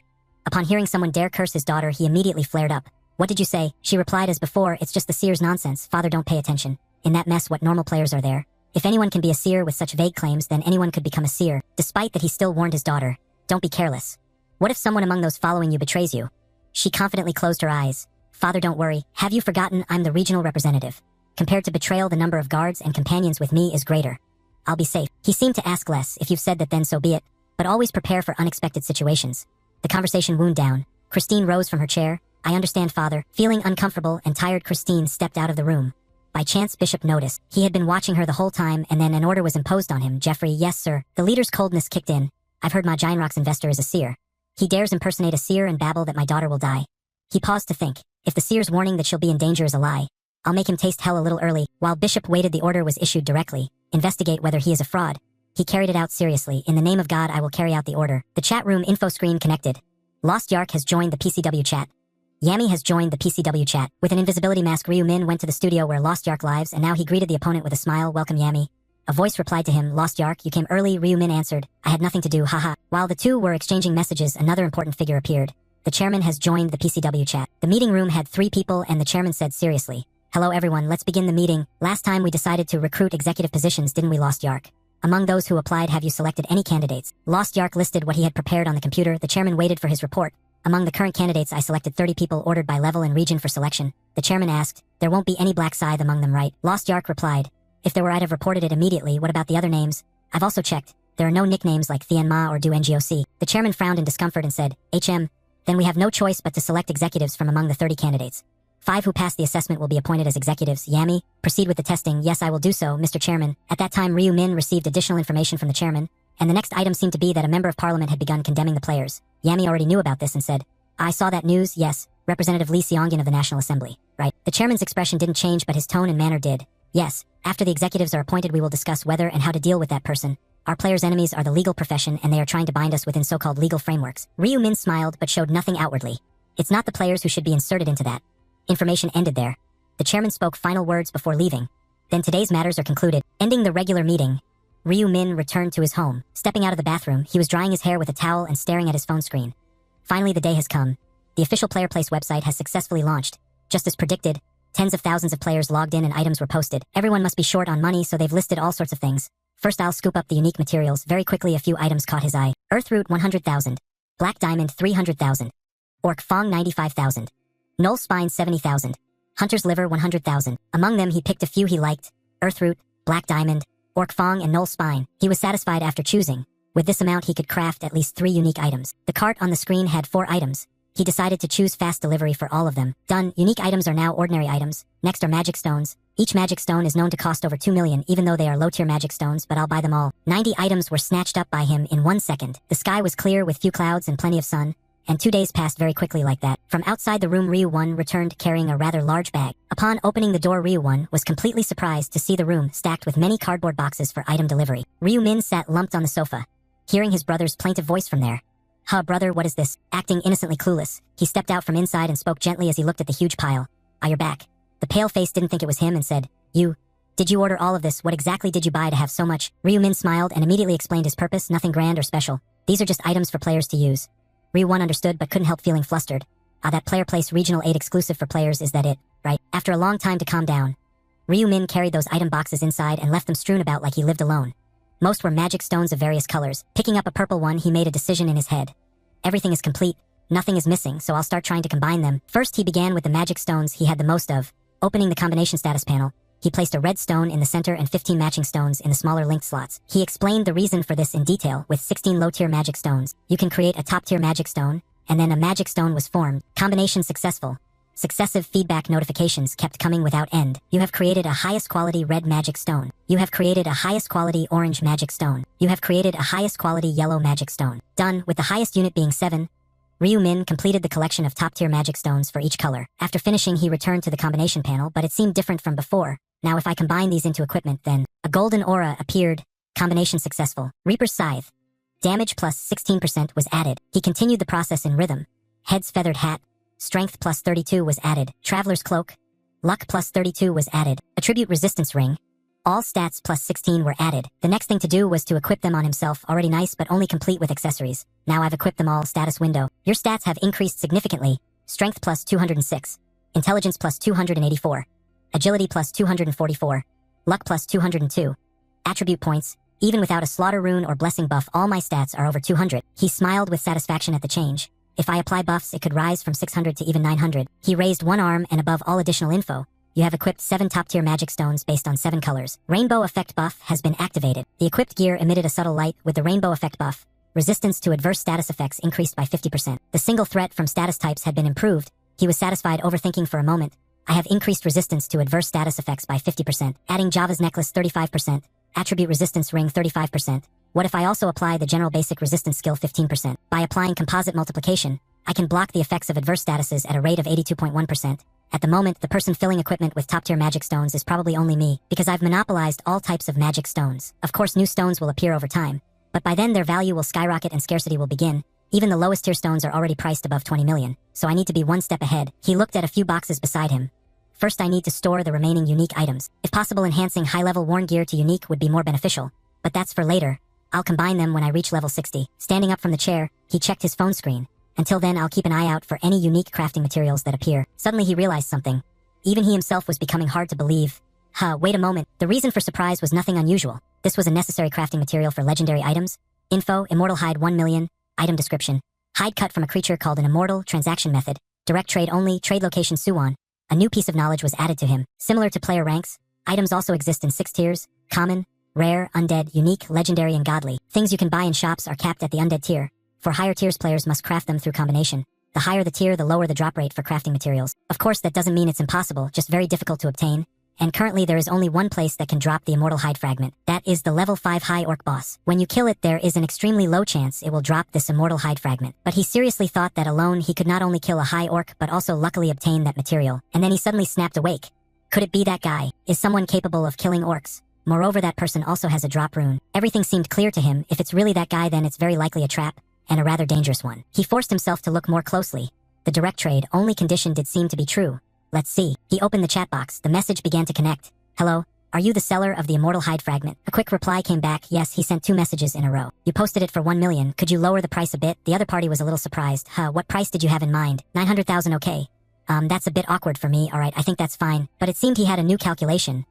Maybe I'll try to squeeze the price down a bit more. Oh no, my mistake. Reduce it a bit more, 800,000. Very quickly, he seemed slapped by that choice. Are you kidding me? Why, after all, the market value isn't fixed yet. Honestly, I don't even know how to use it. If you don't know what it's for, then why try to buy it? His eyes welled up. I just want to try combining a few things. Everyone buys materials for that. Right, my wallet is a bit tight right now, so please give me a discount. Gradually, he questioned his own messages as the other party gave no response. Sorry, aren't you selling it? Hello. However, the other party hesitated. But once the hesitation ended, the reply was quick. Fine, I'll sell it for 800,000. But cash only. Can you come to Suwon? The smile returned. This guy really is him. Of course he'd still sell after I cut 200,000. I can do it. He assessed the other party a bit more. The item is just bait to lure people in. With a psycho like him, that's not surprising. At the door of a room, so before more victims show up, let's go see what he looks like. Gear up, gear up. Of course I'll take that legendary item as well. Cut to a neighborhood at dusk, signaling a long night about to begin. In a dark alley, Ju Songtak stands there, holding a bloodied knife, staring at his phone and letting out a manic laugh. Ha! What the hell is wrong with him? Haha, he's furious that the item he listed for 1 million was countered by someone demanding a 200,000 discount. A savage grin spreads across his face as he looks at the phone screen, close up on his eyes, flashing anger and contempt. He wonders whether the buyer even knows what kind of item this is. This is the precious item he obtained after killing 20 high-level orcs to face the boss in round 5. He risked his life, nearly died to get it. And yet that bastard actually dared to try to buy this for only 800,000 won? What an immoral brat. He thinks, clutching the bloodied knife and vowing to make that person suffer. At that moment, a badly wounded man trembles at Ju Songtak's feet, stammering and begging for his life. He snarls in annoyance. Damn, you gave me a fright. What the hell, you're still alive. The poor man continues to plead for mercy, but his pleas seem to have no effect. Without hesitation, Ju Songtak swings his hand, ending the innocent man's life. Sheesh, you startled me for no reason. What a nuisance. He says coldly, dragging the corpse away. He mutters, anyway, that bastard will die as soon as he shows up here. Hopefully he'll be more interesting than this guy. The scene suddenly shifts to the past. As a boy, Ju Songtak always found life unbearably dull, to the point of wanting to give everything up. Nothing was fun. Nothing could break the boredom.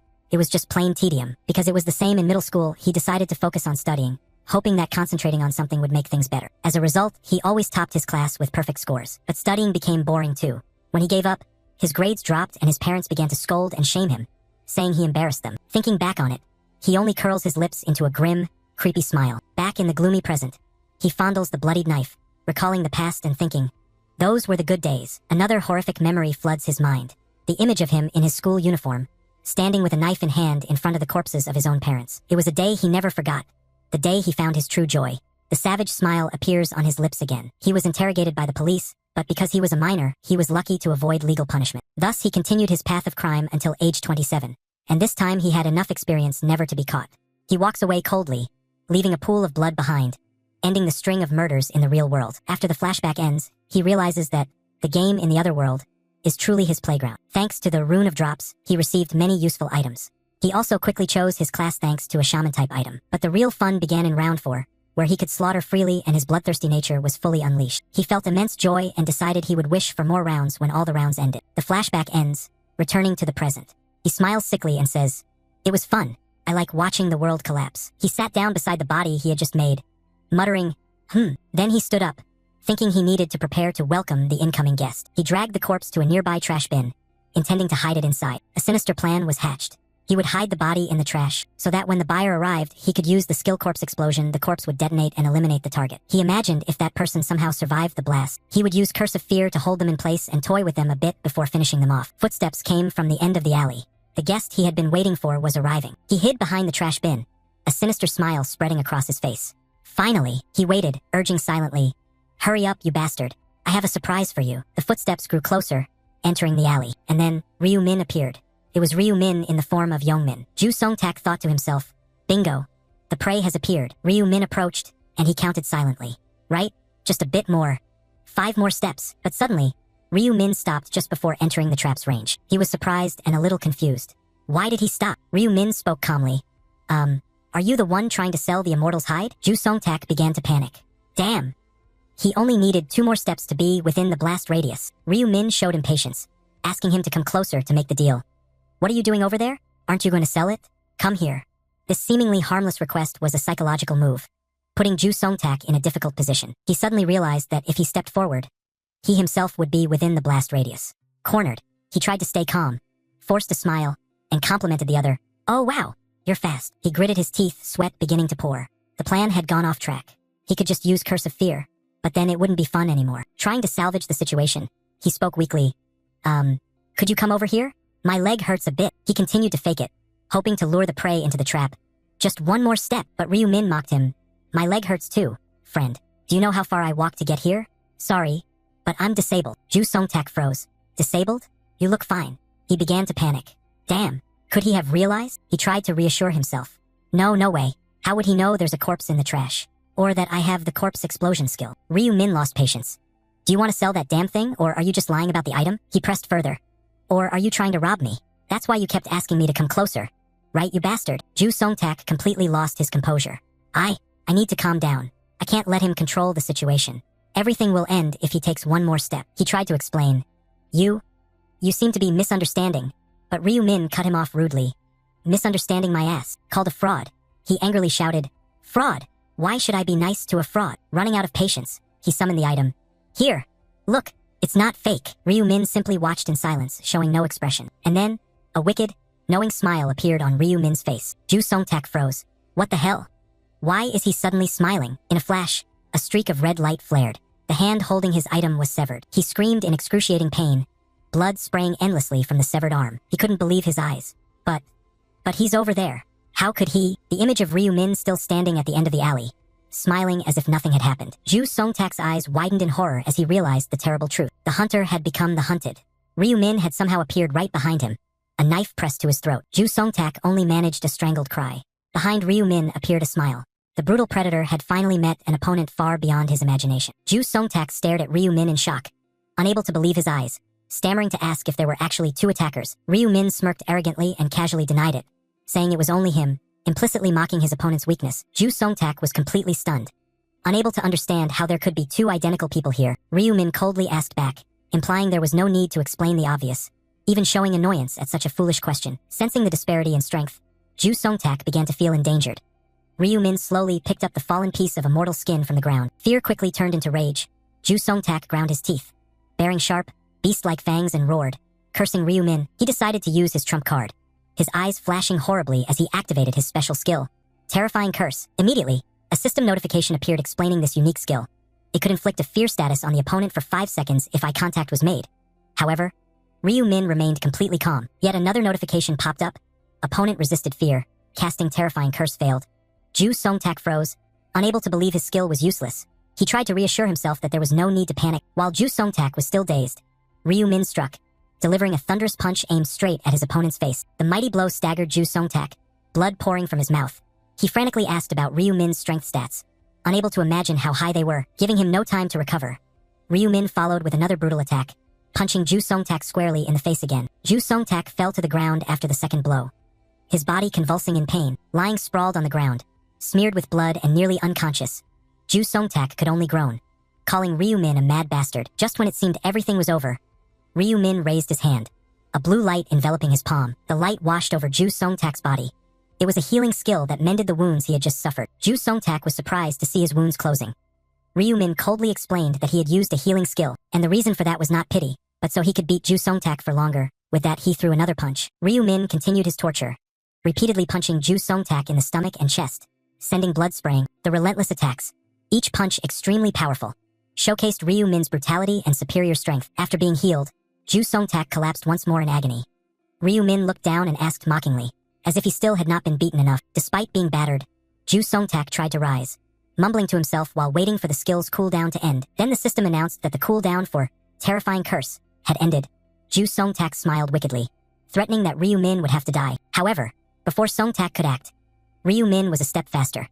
A piercing scream rang out as his golden sword plunged straight into Ju Song-tak's eye. Pulling the sword out, Ryu-min coldly said that his parents must have cried blood giving birth to a piece of trash like him, just as he now had blood pouring from his own eye. From Ju Song-tak's hand, a sword slowly materialized. He howled in pain, calling Ryu-min a bastard. In a frenzy of rage and despair, Ju Song-tak swung his weapon wildly, shouting that Ryu-min had dared to betray him, but all his efforts were in vain. Ryu-min easily dodged and countered, sending Ju Song-tak flying. Ju Song-tak collapsed to the ground, utterly helpless before his opponent's strength. He realized his dire situation. One arm severed and one eye gouged blind.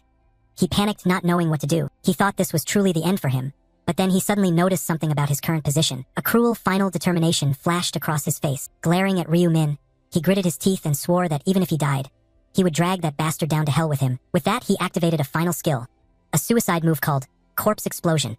A horrific burst of blue energy erupted from his position. Outside the alley, passersby flinched at the loud blast. They whispered, wondering if a bomb had just gone off. People looked toward the alley in horror, which was now nothing but rubble and choking smoke after the explosion. Police quickly arrived and cordoned off the scene. They reassured the curious crowd it was just a gas explosion and ordered everyone to keep back. From a nearby balcony, Ryu-min stood with his arms crossed, watching silently. He let out a quiet sigh of relief. The scene shifted elsewhere. Ryu-min stood looking at Ju Song-tak gasping for life and thought he had almost killed him. He revealed the defeated man's identity. Named Ju Song-tak, nickname Dumb Idiots, a powerful player competing for second and third across the server. Ryu-min considered that although Song-tak had good skills, he couldn't bring a serial killer along to round 20. However, he could exploit him to farm bosses beforehand. The reason for this plan was the drop rune Ju Song-tak possessed, an extremely useful item. The info panel explained drop rune increases drop rates when hunting, especially for bosses, boosting special item drops by up to 10-fold. Ryu-min continued thinking, as long as Song-tak stayed alive, he would keep gathering good materials to sell on the market. The only problem was he was a serial killer. If left alive, he would certainly keep killing innocents. Thinking that, Ryu-min summoned his golden sword again. A blazing red, sharp slash was swung, a decisive action. Then a stream of blue energy radiated again, but this time it focused on Ju Song-tak's wounded eye. Ryu-min performed a strange act.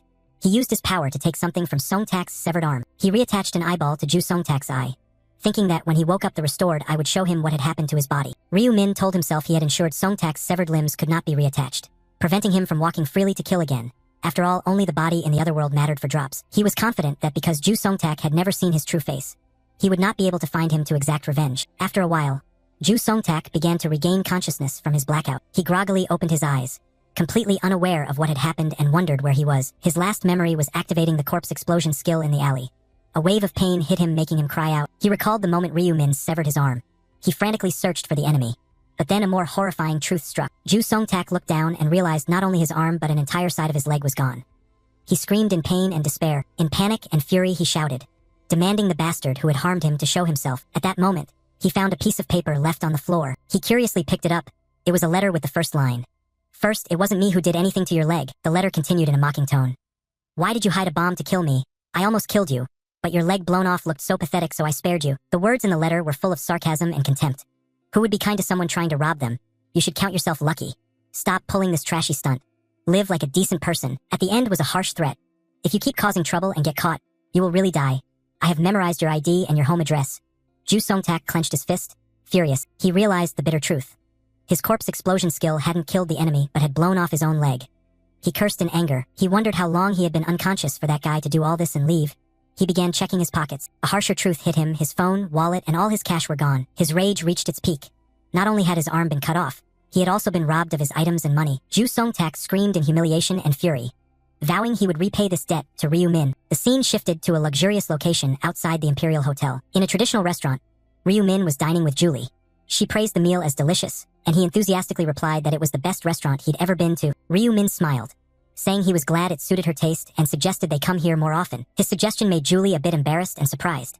She blushed and asked, "More often?" Seeing that, Ryu Min quickly corrected himself adorably that not too often. Just occasionally, Julie shyly agreed. The cheerful atmosphere quickly changed when Julie asked why Ryu Min had been so busy lately. Why he kept declining her calls? He apologized and said some things had happened. While taking a bite, he thought, "I have been very busy with players' meetups on weekends." His gaze grew cold and alert as he revealed the real reason. "And also, I can't go out comfortably because I have to watch out for someone tailing me." He looked out the window. Even now someone was still following him, but that didn't worry him because he already knew who it was. Someone capable of erasing identities. That follower was a level 28 assassin, Jeffrey Bishop. Please like, subscribe, and ring the bell for more awesome content.